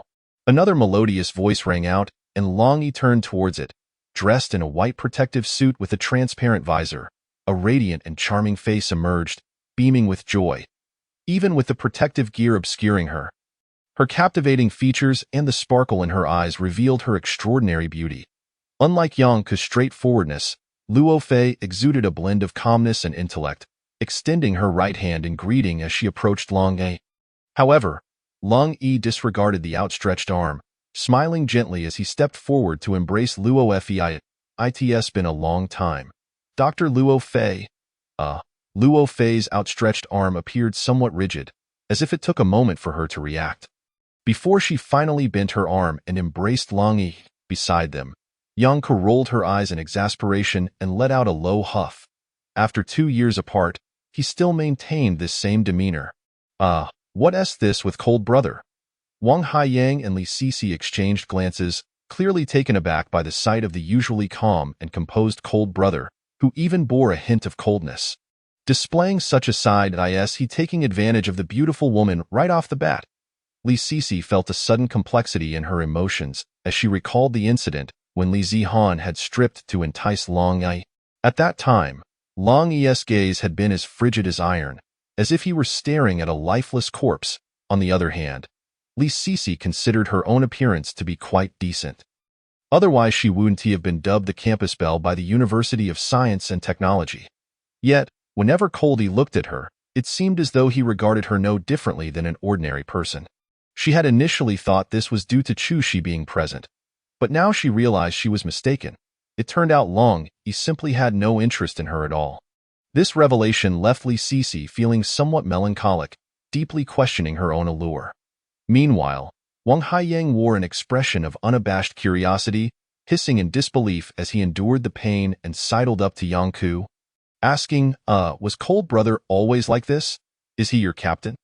Which unit are you from? Yang Ku, clad in standard-issue Special Forces combat gear, stood tall, with a weapon at the ready, exuding a powerful aura merely by her presence. Although her helmet obscured much of her face, the exposed bridge of her nose and chin still revealed an exceptionally handsome visage. Wang Haiyang failed to recognize the distinctive quality of this striking soldier. His gaze fixed on Long Yi as he embraced the stunning woman, igniting a flame of scandalous intrigue within him. Yet, Yang Ku shot him a disdainful glance and retorted, "Who's your brother? What do you know, kid? Off you go." Her tone was as if a mighty dragon were looking down upon an ant in the dust. In truth, Yang Ku was not much older than Wang Haiyang. She had been directly selected from the National Defense University to join the Special Forces. Had she continued her studies, she would merely be a second-year graduate student. However, her 6 years of military experience, marked by numerous battles and diverse missions, had forged Yang Ku into a warrior of steel. Conversely, Wang Haiyang, lacking any real-world experience, exhibited a slightly juvenile demeanor and behavior. Thus, in Yang Ku's eyes, he was merely a greenhorn. "Who says I don't understand? I've fought zombies, you know?" Wang Haiyang, possessing an inherently positive attitude, was not offended by Yang Ku's rebuke. Just as he prepared to boast about his illustrious experiences, he noticed something unusual. As Yang Ku slightly lifted her chin, Wang Haiyang beheld her in full view. This soldier was extraordinarily handsome. Though a scar marred her forehead, it did not detract from her beauty. Rather, it added a touch of coldness and determination to her striking features. Moreover, what was most significant was that despite her skin appearing somewhat rough, it still surpassed his own. She didn't even have an Adam's apple. "You a girl?" Wang Haiyang's curiosity was piqued by Yang Ku's appearance, and he tilted his head, eager to scrutinize her further. However, Yang Ku, disinterested, brushed him aside and approached Chu Shi. "Are you Chu Shi?" Chu Shi lifted her head. Her cheeks puffed in annoyance as she diverted her gaze from Long Yi and Luo Fei, looking quizzically at this striking soldier. "You know me? I've seen your photos." "The captain and Chu Guo both treasure them like precious gems," Yang Ku replied. Upon hearing the name Chu Guo, Chu Shi's expression dimmed slightly, realizing that this soldier must be a close comrade of her brother and his superior. "If you encounter any difficulties in the future, just come to me. Chu Guo's sister is my sister too." Yang Ku stepped forward and embraced Chu Shi, giving her shoulder a reassuring pat. Yang Ku's straightforward nature did not lend itself to the delicate expression of emotions. And after confirming that Chu Shi recognized her, she said no more and turned her attention back to Long Yi. Meanwhile, the two who were embracing remained oblivious to their status as the focal point of the gathering. Of course, for Long Yi, even if he were aware, he likely wouldn't care. In truth, Long Yi and Luo Fei were not particularly familiar. Their interactions had merely stemmed from professional circumstances, having crossed paths a few times. However, those brief encounters had fostered a pleasant impression on both sides, perhaps hinting at a budding interest.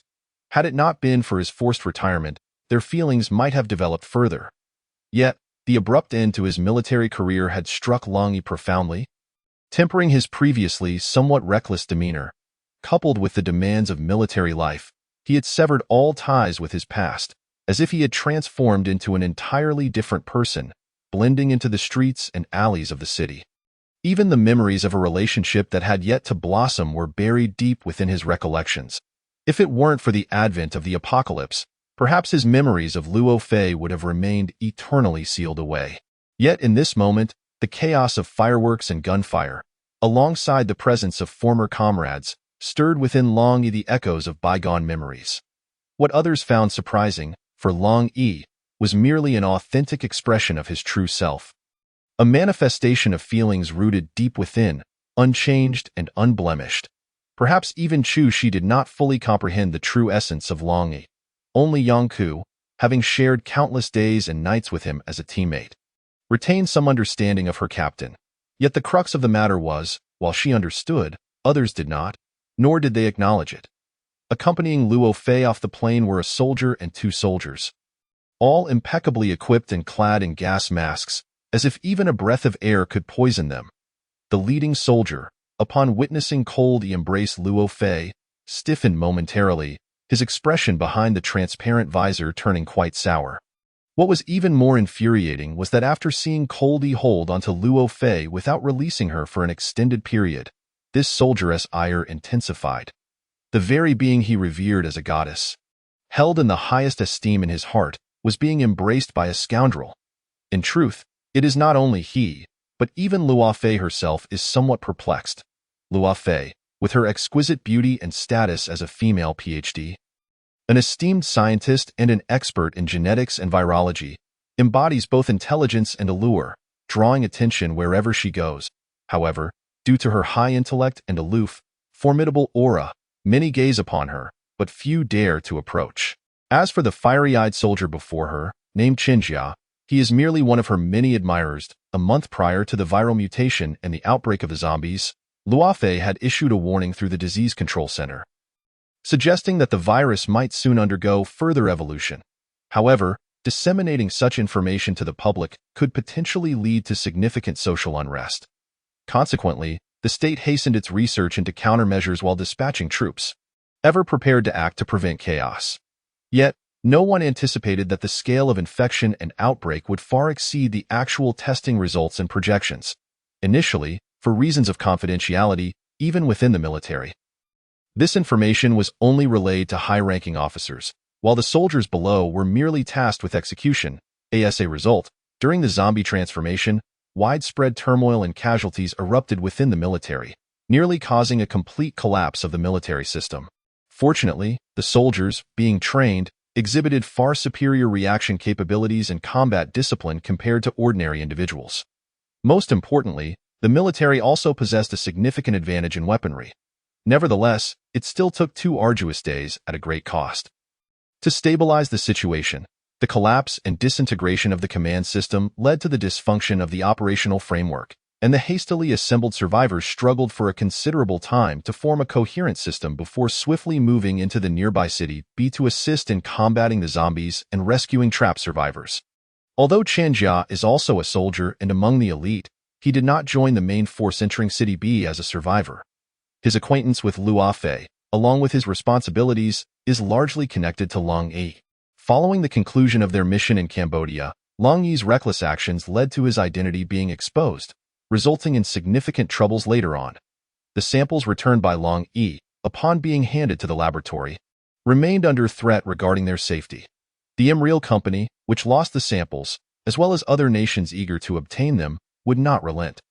Those with better relations sought to resolve the issues through diplomatic channels, while those with lesser relations never ceased their espionage activities.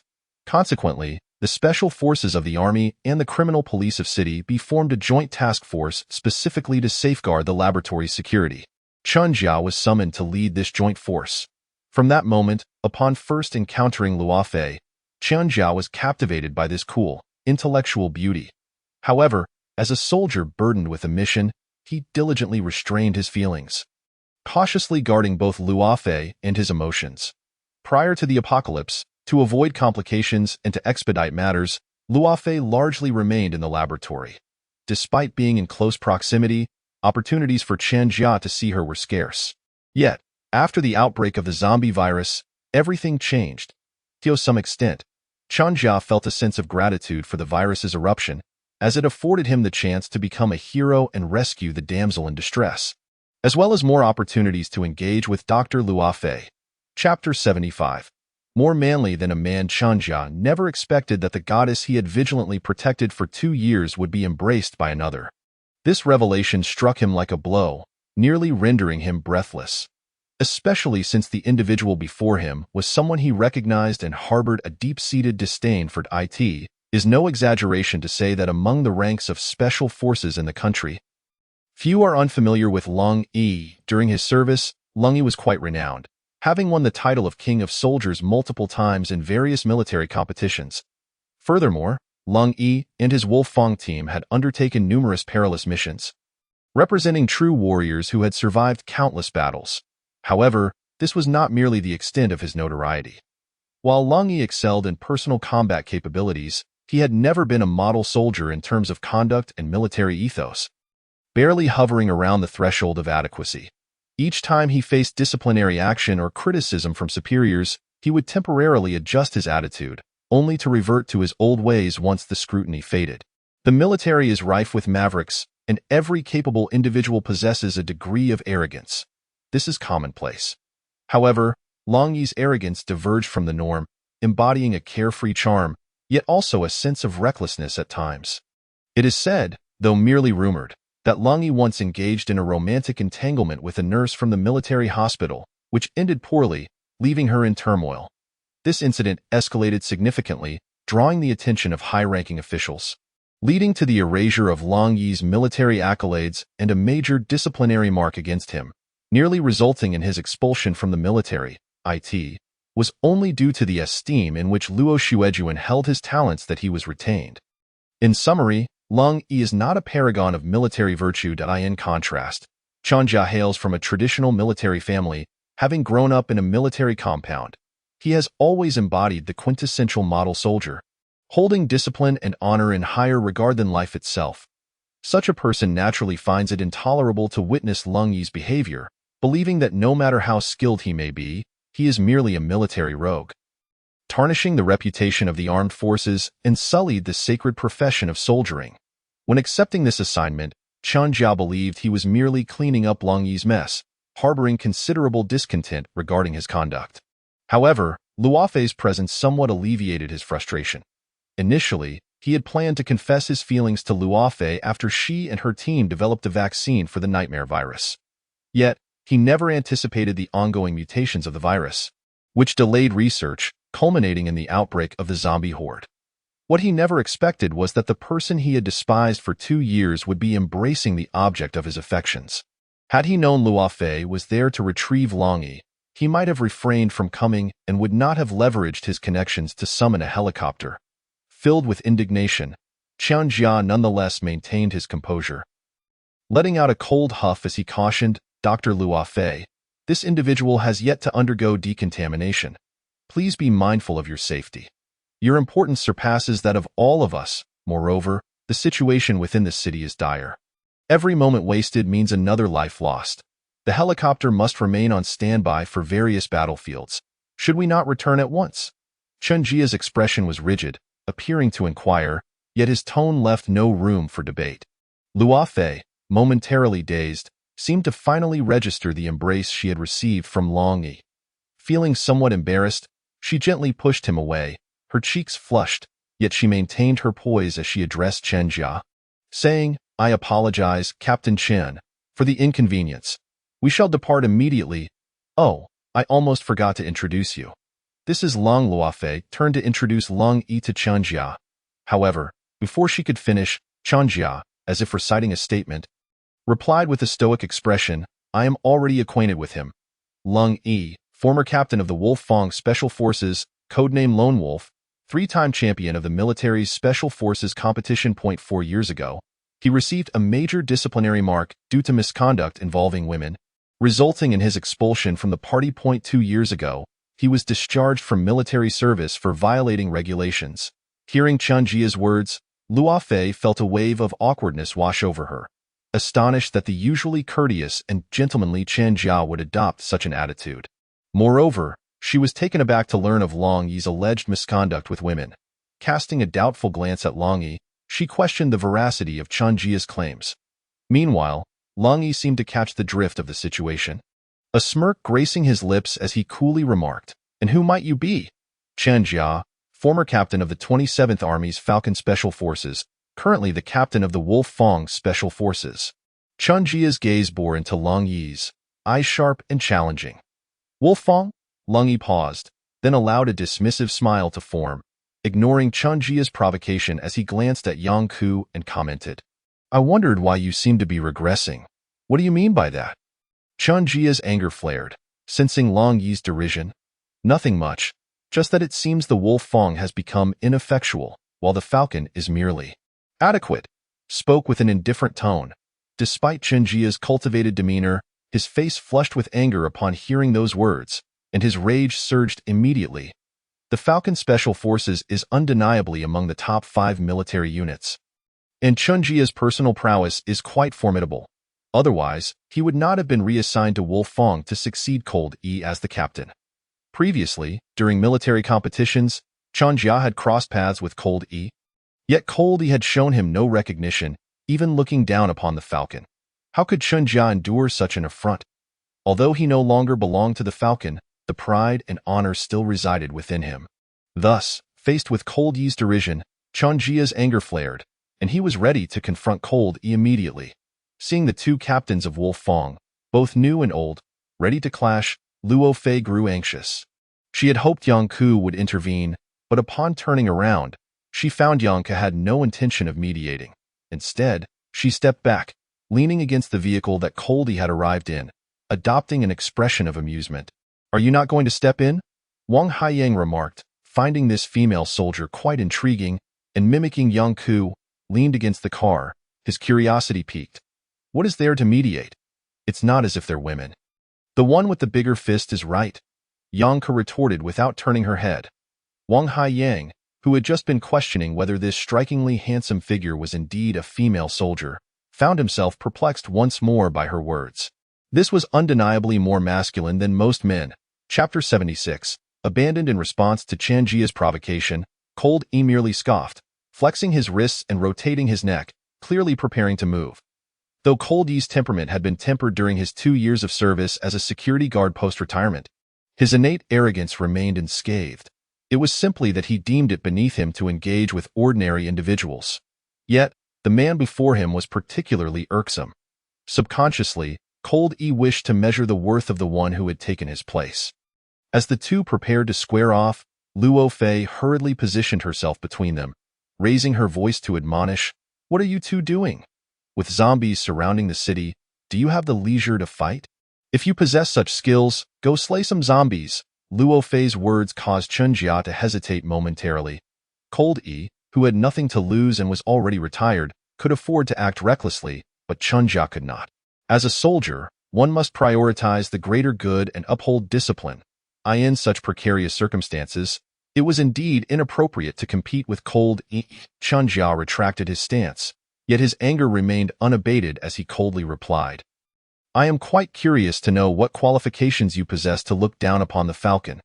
Out of respect for Dr. Luo Fei, I shall refrain from striking you. This city, though perilous, should not hinder you. Correct? Let me see if the once untamed lone wolf, after 2 years of comfort, has dulled his fangs and claws." Upon hearing this, a sharp glint flashed in Cold E's indifferent eyes. This fellow was evidently digging his own grave. However, Chen Jia ignored Cold E's gaze and extended an invitation to Luo Fei, saying, "Dr. Luo Fei, we cannot linger here. Please return with us at once. Captain Chen, is this truly appropriate given the current situation?" Luo Fei discerned Chen Jia's intentions. He clearly did not intend for Cold E to board the aircraft. If that were the case, what had she been working towards all this time? Before she could finish her thought, Cold E interjected with a smile, "You should head back. I will find you shortly." However, concern flickered in Luo Fei's eyes. Cold E reassured her, "No need to worry. I can traverse hundreds of kilometers, so this last stretch is of no consequence. Just be careful. If it becomes unbearable, call me, and I will find a way to come back for you." Luo Fei insisted anxiously as she turned to leave. "Rest assured, we shall meet again soon." Cold E waved with a smile, dismissing her worries. "Are you not leaving?" Chen Jia turned and noticed Yang Ku still leaning against the prisoner transport vehicle, utterly motionless and showing no inclination to return to the helicopter. Prompting him to ask in a low tone, "Is this a military order?" Yang Ku countered. Chen Jia's expression darkened, and he chose to disregard Yang Ku, turning instead towards the helicopter. Cold E slowly turned to face Yang Ku, a subtle smile playing on his lips as he asked, "What is this? Are you not afraid that this high-ranking captain will make things difficult for you upon your return? Chen Jia is a serious individual who certainly does not favor me. But he wouldn't he resort to petty revenge? Moreover, with the world on the brink of collapse, who knows if there will even be a Wolf Fong in the future?" Yang Ku straightened up, shaking off her previous laziness. In an instant, her rebellious spirit returned. One's character reflects in their soldiers. Since joining the military, Yang Ku had been closely associated with Cold E, inevitably adopting some of his traits. It was no exaggeration that Chen Jia disdained her. He had initiated a campaign of rectification that had first targeted her. Had it not been for her physical condition, which led to her reassignment to Dr. Luo Fei's laboratory, Yang Ku's life would have been considerably less pleasant. Not encountering petty grievances? Then what is my current predicament? Cold E shrugged, neither confirming nor denying, and chose not to engage in discussions about the world's potential demise. Opting instead to voice his complaints, "That's what you brought upon yourself. You deserve it. Yang Ke replied bluntly. Then why are you still here? Cold Yi's dissatisfaction grew. I am equally deserving, Yang Ke retorted unabashedly. Yang Ke's forthrightness elicited a chuckle from Cold Yi, as if they had returned to 2 years prior. Captain Chun, your actions are quite excessive. Cold Yi is not only a soldier who has made tremendous contributions to the nation, but he is also a critically important experimental subject. He is no ordinary individual but rather an asset to the state. Should anything happen to him, I fear neither of us could bear the consequences. Meanwhile, the armed helicopter roared as it ascended into the sky. Luo Fei, peering through the window, observed Cold Yi and the others conversing, then turned back to Chen Jia with a grave expression, stating,